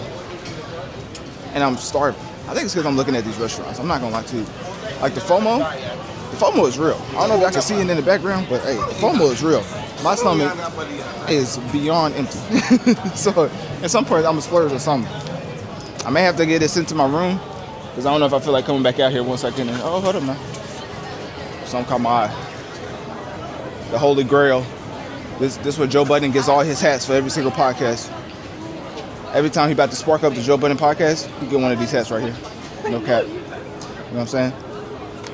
I mean, I totally made that up, but y'all get what I'm saying, right? So, they got baby size t-shirts. That's nice for people who got, you know, little humans and stuff. And then they got any pasta for $18. I bet that's pretty. I bet that's something. I mean, I feel like it's more of a romantic place. I don't want to disturb nobody's peace. But I do want to get a nice view of the street before I turn back around. So I get a nice view of the street before I turn back around. What y'all think? Am I being check out what? Like I said, tomorrow it's gonna be a whole videographer. Right now, y'all stuck with me, so hopefully y'all enjoy it. I kind of get more acclimated as the more I walk around. This is a long strip too. So honestly, we'll probably just walk down this whole strip. This will probably be the longest one as far as the specific locations we've been to. My favorite one, as far as the most wholesome, is definitely the park. I don't know specifically what the name was, but I think it was. Masa? I think it wasn't Doria Street. Columbus Park. That's what it was. Columbus Park was definitely my favorite. I just like the interaction, like the wholesome interaction. I feel like they kept kicking the soccer ball my way, just so I would kick it back to them, which is pretty cool. But still, it's like, you know, man, I'm trying to vlog here. Now it's flat. That's what Kanye come in and be like, you guys. See, that's the problem. You know what I mean? I can do the drops IRL, I think. But the one after Columbus Park, Canal Street, I recorded with the phone. So, and the reason why I keep saying that is because if the quality of that street, like image or whatever, is different, it's because I was using my phone. But this one I'm using my camera, so it's more like, it's more professional, quote unquote, professional.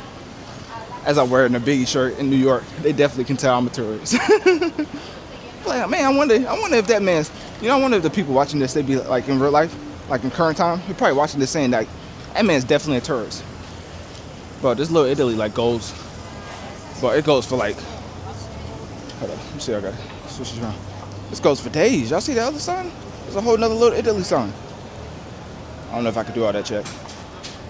We may have to though. Oh, y'all like to zoom in? Y'all like that, huh? No? Y'all like to zoom in? All right, my fault. But yeah, we're gonna go down the street, and then if there's another Little Italy sign, we got to head to the next location. But so far, I've really been enjoying it, because I think New York as a whole, especially being a mecca of hip hop, which I cover every day, so it's like just being in the heart of New York, it's kind of pretty nice, and especially, you kind of look at it from a standpoint of this is where hip hop was like born, and start to geek out a little bit on the nerd, like hip hop nerd type beat. Like, wow, like the genre, they even made it possible for me to make a living off of this, was created here. Kind of crazy when you think of it like that. So that's why I decided to go out the box, because especially when me covering gaming in the place I was invited out to, it was more of a special event, but on the gaming side of things. But for this one, this is just more of an appreciation for New York. So hopefully that comes across in the vlog. Like, obviously, vlogging's not something I enjoy doing. Well, I'm not gonna say I don't enjoy doing, but it's definitely an acquired taste. Like I keep saying, acquired taste. I feel like your awareness goes down by at least 50% when you're out here doing like recordings for a vlog. And it's so many stuff that I would like want to stop and look at, but I know for the vlog, they're probably gonna be like, all right, we get it. You want that hat? You either get it or not. And it's kind of a split decision. I like to spend more time on my decisions. So I think I think we reached the end. Hold on now. I'll show you right quick. I think we reached the end. Especially coming in on my Uber, I kind of realized that Spider-Man definitely has a lot of places to swing from. It's just one of the random facts. I knew it was probably real. I didn't think that fact was fake. But, experiencing in real life, like, there's a lot of tall buildings around here, especially being a guy who came from Arkansas. It's kind of like, tall buildings is like the norm. And in Arkansas, tall buildings is like Walmart. That's it. So it's a little different. Oh, one more time. They got one more sign. We've seen 3 Little Italy signs. So as you know, this is probably the most luxurious location as far as what people come to. It's probably where people come to fall in love and stuff. Maybe one day for me, man. Maybe one day. All right, and then that's basically it. Now it's just regular in New York now. So, just regular in New York. So yeah, we walked all down, up and down Mulberry Street. Now we're gonna head to the final location, which the final location is, should I keep it a surprise? Probably not. Final location is Freeman Alley / Orchard Street. So that would be our next stop. So let's go head to that right now. All right, so last but definitely not least, we're heading down Freeman Alley / Orchard Street, which is basically showcasing a lot of different art as far as graffiti, as far as, I'm not even gonna lie, I don't even think I'm talented enough to give y'all a real description of what this art looks like. This is fantastic right here. As you can tell, this is probably the highlight in my opinion. This looks fantastic. And I like the streets.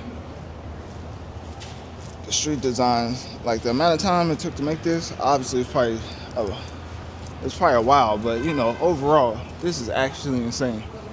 So as you can see, this is Freeman Alley / Orchard Street, which is a hidden well, it's not as hidden when you got your boy Analytic Dreamz, but that's besides the point.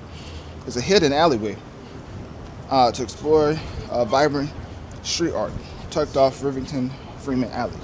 So it's pretty solid, not gonna lie to you. Especially if you was wanting a whole photo shoot or things of that nature with the way everything looks. So I think that's the main thing. So, and obviously when it comes to the street, the art is fantastic. Everything about it is just, I can't even put it into words. And then look, you got somebody's @name right here. Hold on. Make sure to go follow him. If you follow him, tell him who sent you. Tell me your boy Analytic Dreamz sent you. Whoever that @name is, hopefully you get a couple follows off of that. As you can see right here. People flicking up. You know what I'm saying? This is what you love to see. Flicking up. I will flick up, but I don't have drip like that. So as y'all know, I'm 25 going on 80. So as you can tell, every time I switch back, I zoom in. That's not it. That's still not it. All right, there we go. So yeah, this wasn't nothing too much. It was just basically showing you, well, it is a lot, but it's in a compact area. So I just wanted to show y'all just overall art and things of that nature. So I wonder if there's any other @names we could look at. I don't see any other @names. But y'all definitely make sure to go follow that one man I was showing. What was it? OG.KenG157. Make sure to go follow him. Tell him who sent you too. You know what I'm saying? But with that being said, that basically wraps everything up. I don't think there's anything else I was wanting to go down.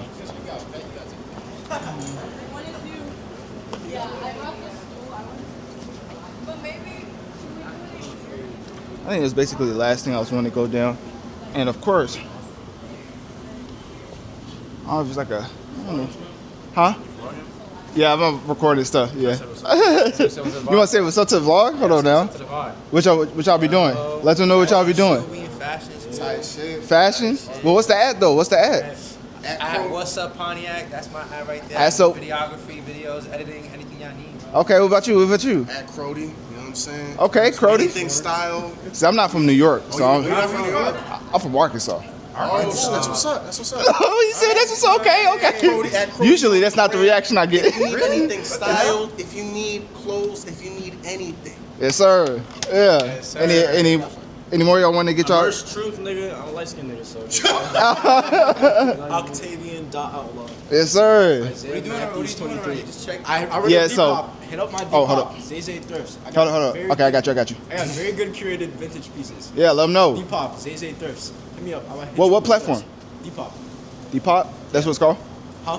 Depop? Yep. Oh, okay. I'm not familiar with it. But yeah, make sure to go follow them. So me, I cover the entire like gaming and music industry.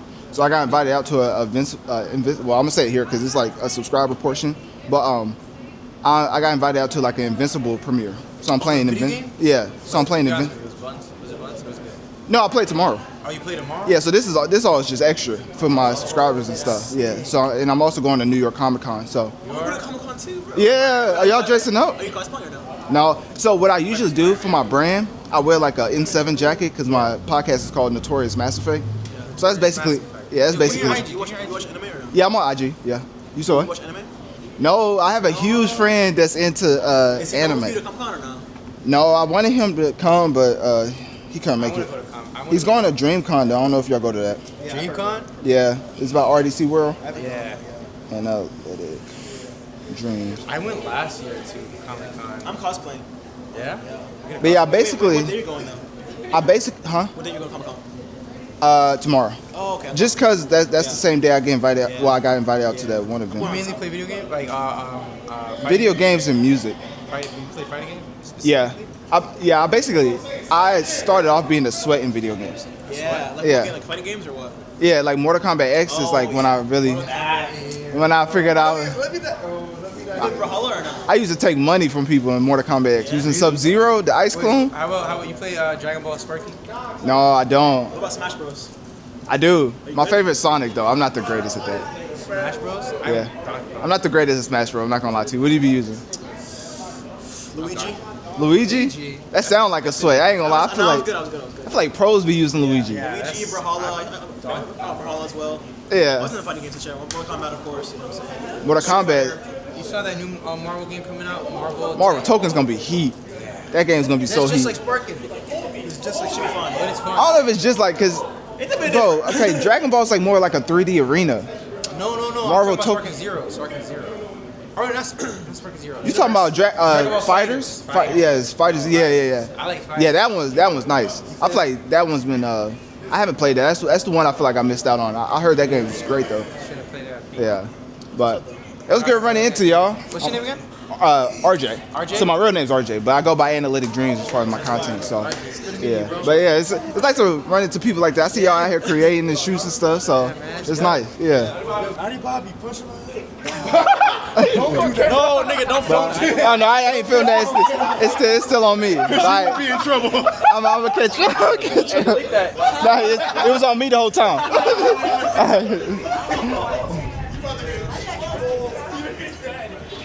Well, I think that's a great way to end off the New York vlog. What y'all think? You know what I mean? Let me know. Make sure to comment what was your favorite part of the pre-vlog, because of course we got the New York Comic Con, then we got the special event for Invincible Versus. But as far as the pre-vlog for New York, showing you the scene, obviously showing you different creators, make sure to go follow them too. Don't like I wasn't just saying I'm gonna follow them too, but make sure to go follow them. That's one of the main things I like about these conventions, running into like-minded people who also create content just like you do. So that's the perfect way to end it all. Click my link tree in my bio. Let me know on one of my social medias what you like the most about this pre-New York Comic Con and pre-Invincible Versus vlog. And at the end of the day, what was your favorite part of this New York pre-Comic Con, pre-Invincible vlog? Red 479, I'm still in my prime, shining bright when I'm in New York. Apple or peach still crying in the streets, even on rooftops in New York. Let me switch the topic when you cosplay for me. I know you heard my song, you say you had it on repeat. Not really no knock music, so you surprised me. Baby girl trying to get active, Charlie really wanna. Hold up now. Were you enjoying that? Well, safe to say that the full video offering is on NME Plus, and of course, all you have to do to join the Normandy for additional bonus audio and visual content is to go to my link tree in my bio and just click on the tab that says NME Plus to be directly sent towards the platform so you can subscribe. Getting into the overview of episode 154 that of course you can see is titled Xbox officially concedes the console war to PlayStation. Shepard, just look at the state of gaming. Like, what is going on? Sad day in history, but of course we started off with a little music as Taylor Swift, the biggest gangster in the music industry, definitely held that status once more, dropping a whopping 4 million in her first week. And of course, with Life of a Showgirl declining by 91% as far as in the second week sales. I basically talked about that and got into a lot of the surrounding details about her album drop, because of course she has her docu-series set to come on Disney Plus.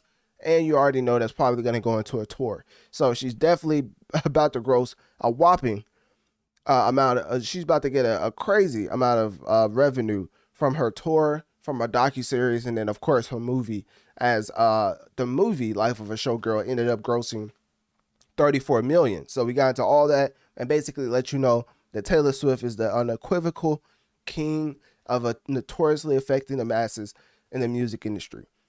And then we switched gears and got into my favorite artist. Is it okay I got my dope on me? As we talked about Drake and his upcoming Iceman album, which it may be dropping soon. My sources is I made it up. Is it okay I got my dope on me?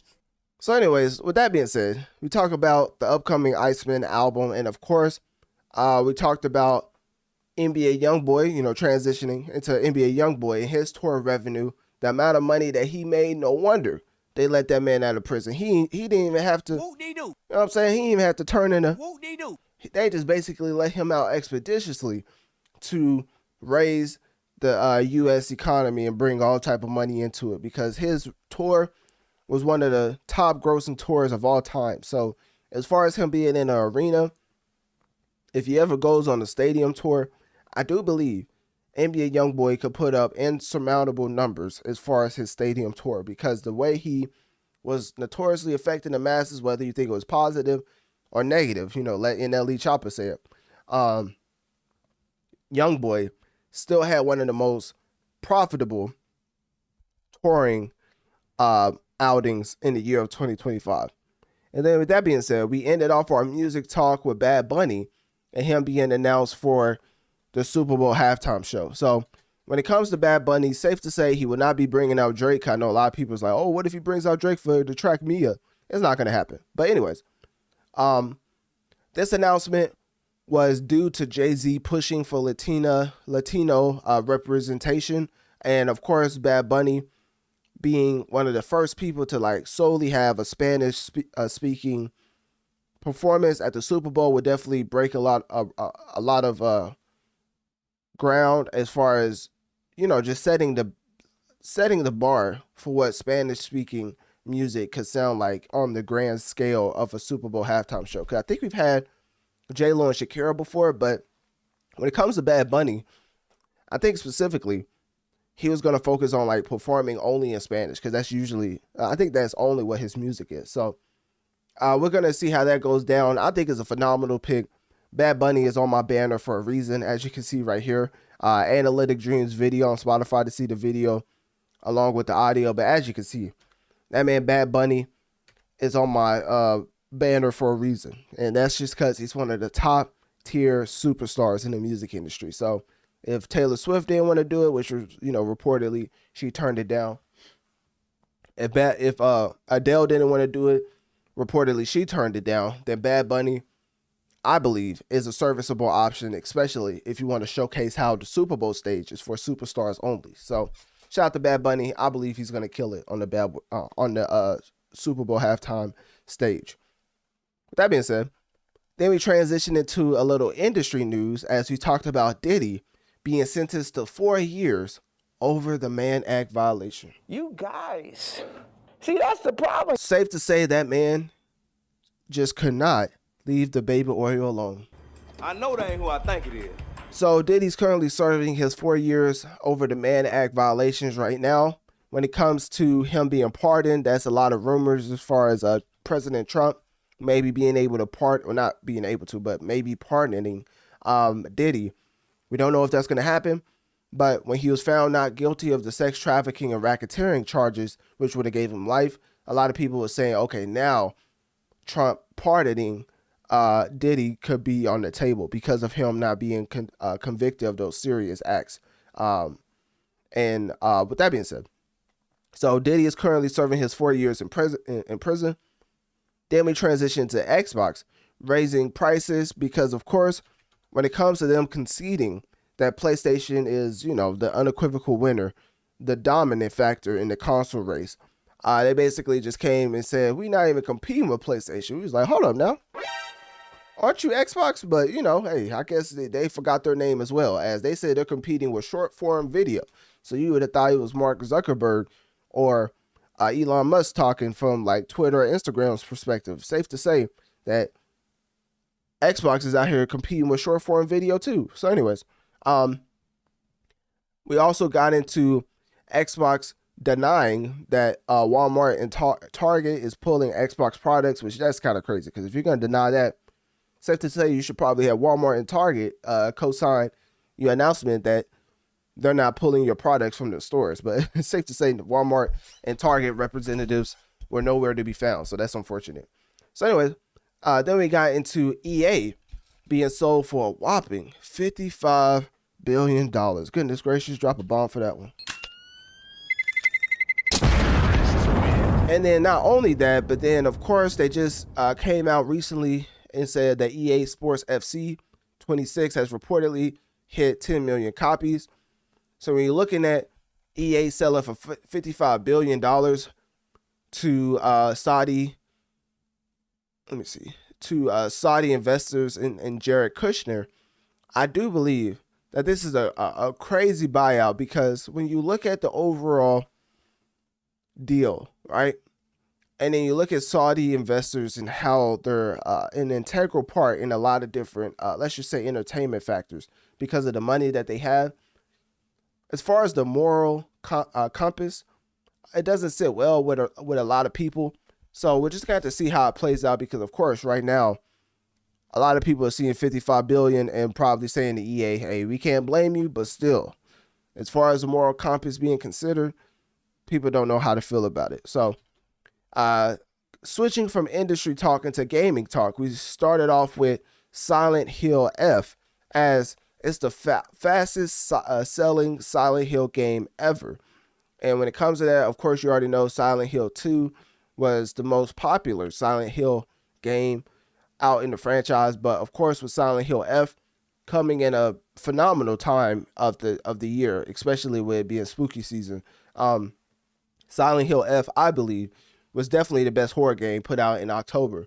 And of course, when it comes to that, it was set in rural Japan in 1960s, and it was a psychological horror, and the narrative has to be replayed a bunch of times to get the full scope of what they're trying to tell you as far as the story. I'm not going to spoil anything, but let's just say you may want to, if you think it's a short game, you may want to replay it a couple times so you can get the real story and what's really going on in the overall storyline that they're trying to give you. So anyways, Silent Hill F, phenomenal game.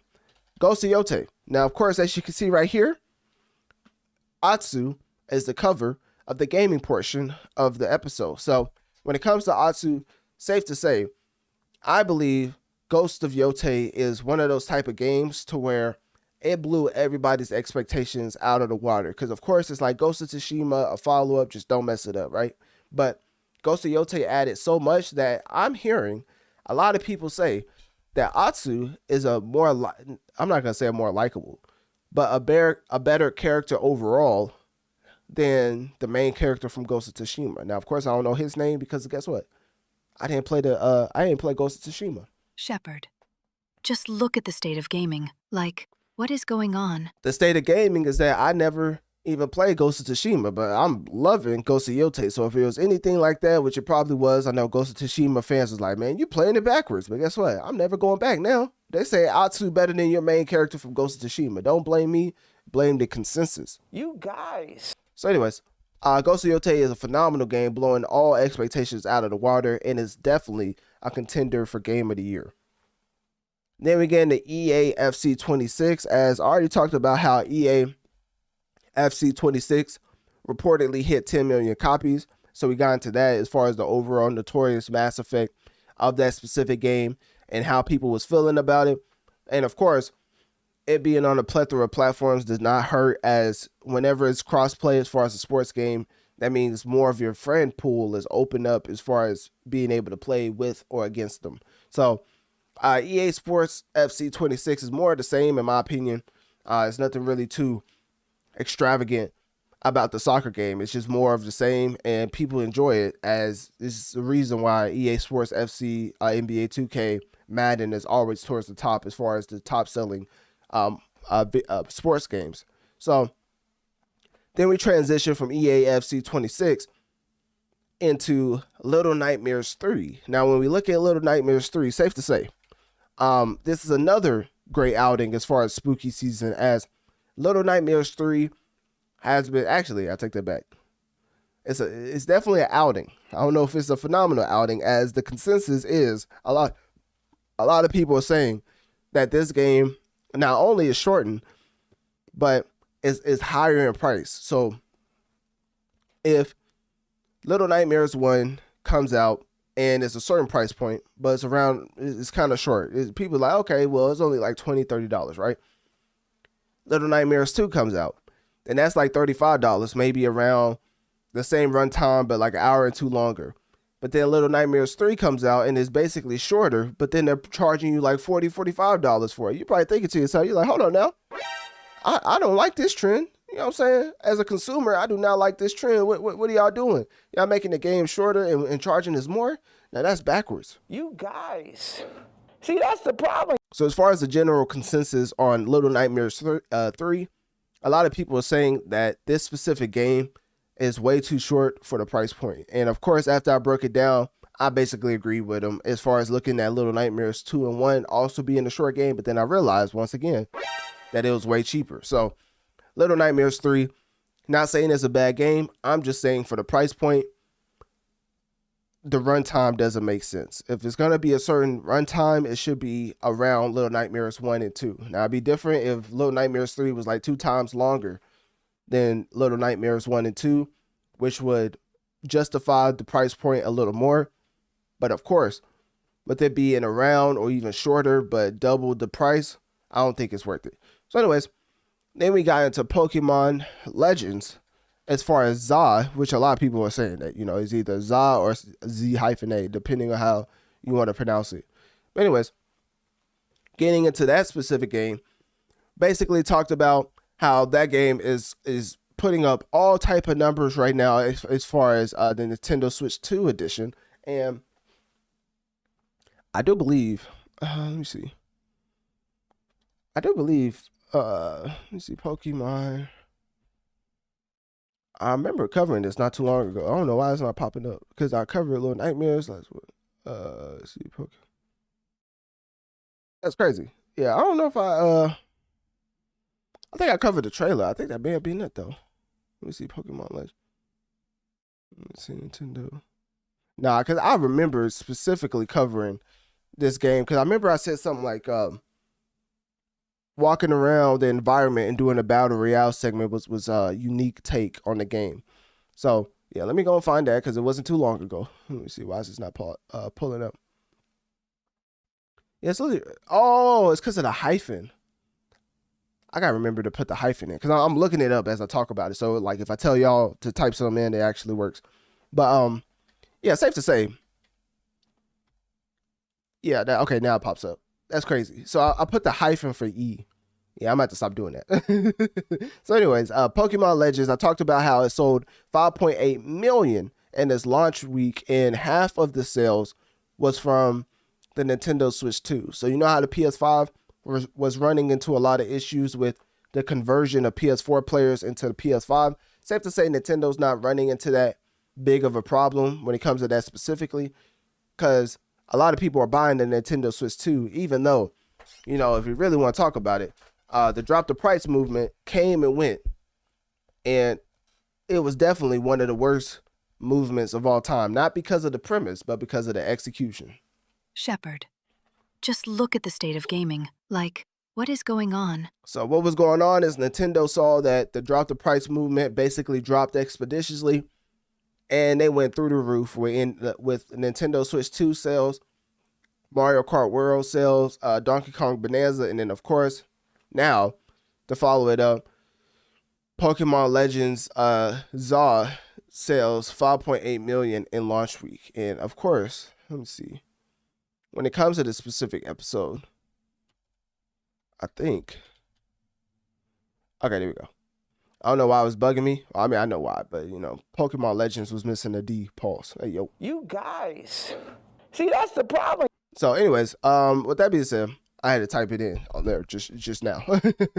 So, and then of course, with the $13 million budget, safe to say that quite some, you know, $300 million reported in week one profits. Safe to say they're going to make up, not only, I mean, they already made up the budget, but they're going to make that up like 10 to 20 times over, as far as in the lifetime run of Pokemon ZA, which is why they probably go with the graphical intensity that they go with, because if you don't know, Nintendo specifically emphasizes that type of art style so that cost of production is not as high, because when it comes to realistic type games, as far as graphics, it's way more expensive to make. Go see Yōtei's, God of War, Spider-Man, what's other realistic games? It's not just those. Expedition 33, even though it's a small dev team, it's still realistic graphics technically.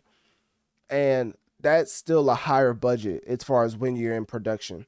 But when you have more of a cartoony aspect or more of an anime type of aspect, a lot of people report that the production cost is lower because of that, because of the art style that they go with.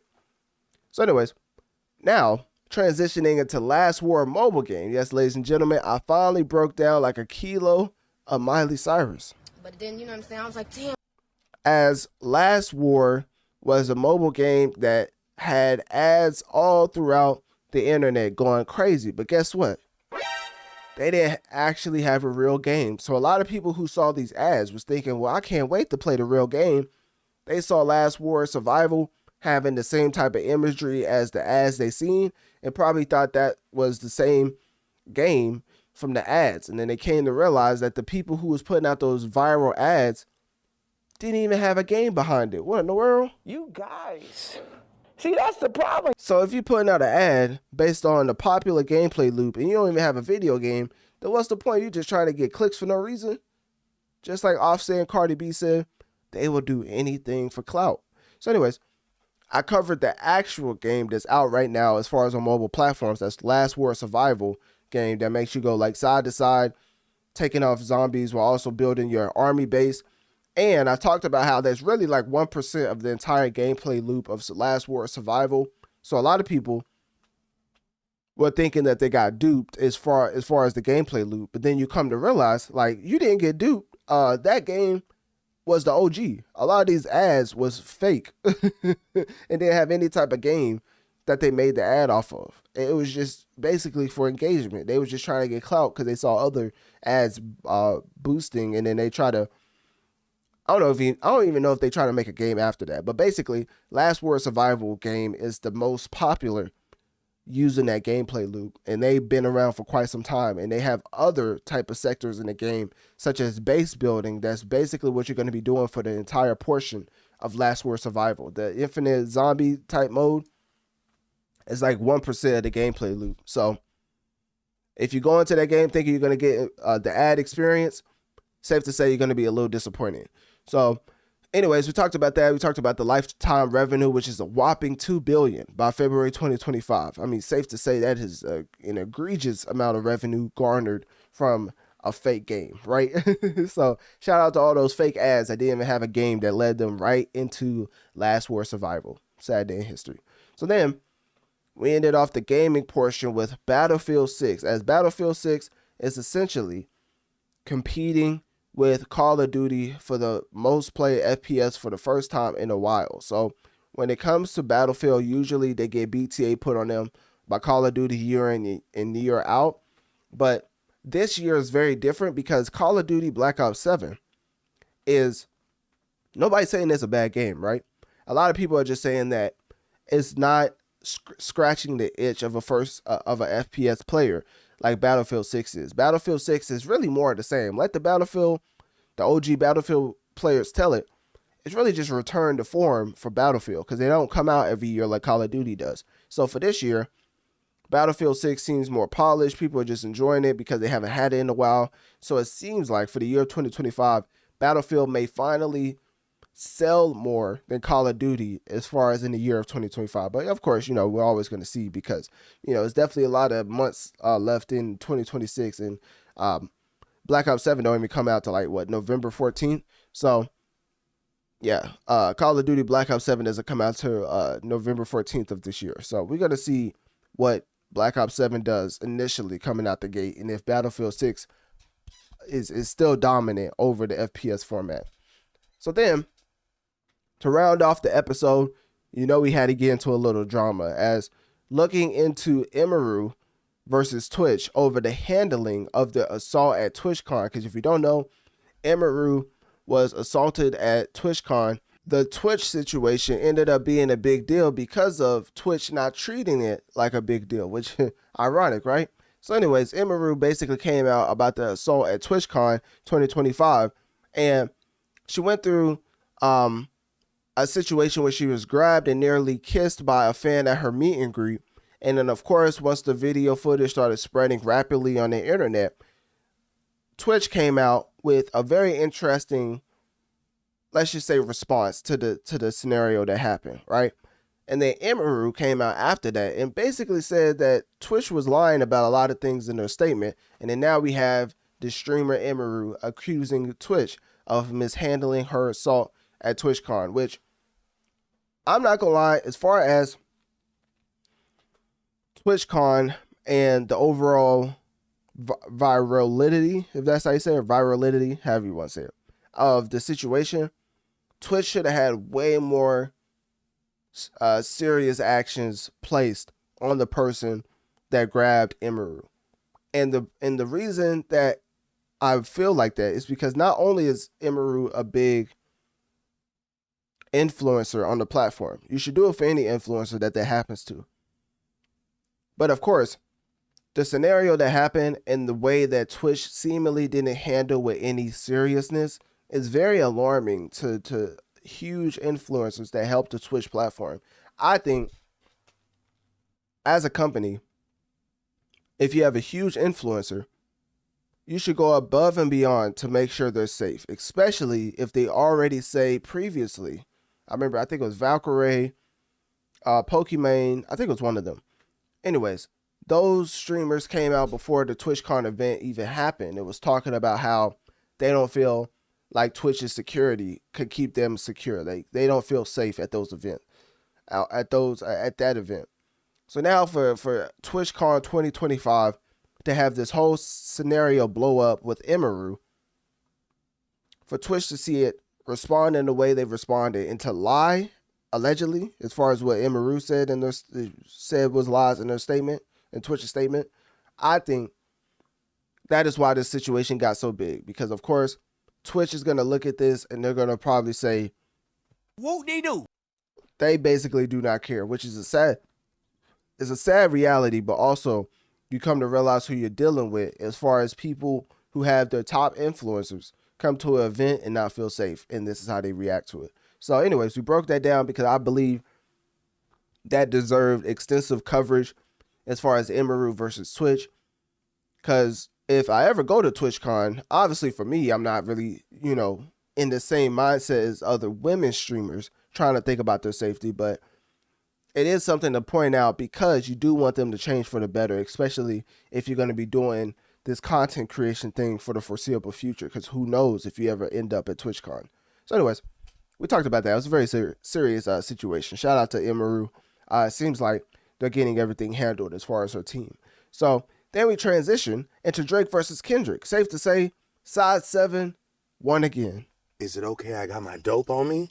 As Drake's lawsuit got completely dismissed with prejudice, so he cannot file again. He will appeal the decision, but of course, the side 7 lights, or the white tank toppers, they are out there celebrating this victory as Drake's lawsuit got dismissed with prejudice. So safe to say that the whole bot accusation the judge just did not care about. And of course, my deep dive of that, I went into page by page on the judge addressing certain things. And let's just say the judge basically said, "What they do?" The judge looked at that lawsuit and said to herself, "What they do?" They could not care less. So then we got into the other beef as Drake and Steak. Yes, ladies and gentlemen, we're not trying to rhyme, but Drake and Steak has been sued in a class action for deceptive online gambling practices. But then, I was like, damn, look at the state of hip-hop. Like, what's going on? My favorite rapper just could not catch a break. Is it okay I got my dope on me? So anyways, Drake and Steak are probably going to be fine. As far as the class action, I read through it.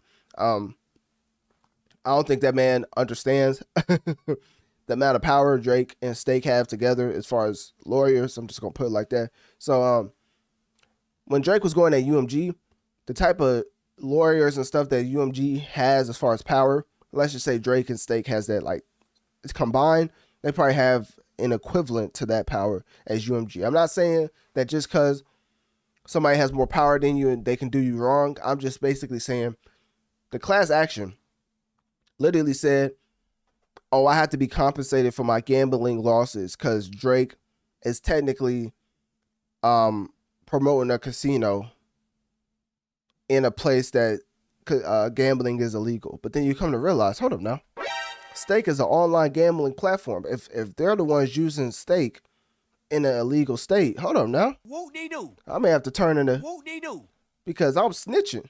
You the one who not all right. So y'all get the point, right? I don't think this lawsuit, this class action, by the way, I don't think it's gonna stand the test of time, and we're gonna see what happens with this lawsuit. I'm definitely gonna follow up on the Drake and Steak class action suit. So anyways, then we ended off the episode as far as the coverage of the music and gaming industry with the one and only beef that everybody and their mama has been waiting for. You know what I'm saying? I can't think of another rap battle that a lot of people could be clamoring for other than this right here. As when you look at it, safe to say, NLE Choppa has lost his... Shepherd. All right, my fault. NLE Choppa basically is just out here tripping. Going against YoungBoy when the whole time he basically going at a wall because NBA YoungBoy has not responded once. And then NLE Choppa has dropped KO as a diss track. He's dropped Silent Nights or Quiet Nights, whatever that song was called. Safe to say, YoungBoy is not going to respond, and good for him, as NLE Choppa is basically showcasing what in the world a human being would do for more clout. And then, of course, you already know, drop a bomb for this one. Hold up, drop another one. And then another one. All right, my fault. You already know we had to end the episode off with a shortened vlog of my trip to New York. So, of course, I already plugged this at the beginning of the episode, but to show y'all one more time, New York, the vlog, let me see, is basically up right here. So once I'm a W Tech guy, hopefully you'll be able to see it. Here we go. So as you can see right here, you have the New York vlog as we went to New York Comic-Con. We went to the event that was invited out to, which is why I went to New York in the first place. Went to the New York Comic-Con event, went to Invincible VIP event, and then of course had a whole vlog of me walking around New York as far as certain scenery that I wanted to capture to add to the overall vlog. So it's 2 hours and 41 minutes. For the shortened vlog, I don't know like how it's gonna come out as far as the shortened version. As far as the time, I'm gonna try to shoot for 40 minutes, so we're gonna see if it gets around that time.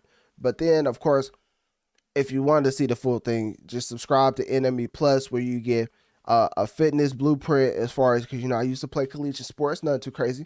So as far as my lifestyle tips, as far as health tips, in health and wellness, as far as working out, I give specific instructions as far as the workouts that I do, how many reps, things of that nature. Also get the Mass Effect Legendary Edition gameplay walkthrough. Drop a bomb for that one. As you already know, the podcast title. So of course, getting into the actual game that inspired the podcast title, safe to say that I had to put that on for the subscription tier for the core fans out there. And then you have the music from, you know, the trash rapper that's always popping up on my stream. Like every single time I spark up stream, he's just right there waiting to release or just give people a preview of his trash music. So anyways, I basically let him on the subscription tier, so he's giving some music for Notorious Mass Effect, and he may or may not already have a whole album on there for you to listen to, you know, narrated by, you know, yours truly. So anyways, with that being said, and then we have multiple vlogs. We have the Sandbox VR vlog, we have the DreamCon vlog, and of course we have the New York vlog, where a bunch of stuff happened. And of course, shout out to the Invincible team once more for inviting me out for an Invincible VIP event. I really much appreciated it. And of course, I enjoyed the overall experience. Let's just say it was a phenomenal experience. Let's just put it like that. You guys. So anyways, with that being said, that was basically everything that we wrapped up as far as episode 154. So that's about it for episode 154, that is titled Xbox Officially Concedes the Console War to PlayStation. And of course, with that being said, thank you for tuning in to the Notorious Mass Effect podcast. And don't be afraid to send me an email letting me know what you think of the show and what you want me to talk about in the next episode. Click my link tree in my bio to access my social medias and to keep up with my latest activities. If you want to support the show financially, click my link. Click my Cash App link located towards the bottom of my link tree, as this helps the show overall. Make sure to share this podcast, rating this 5 stars, as this helps the show reach more people so we can grow together and affect the masses. Thank you for tuning in to another episode of the Notorious Mass Effect.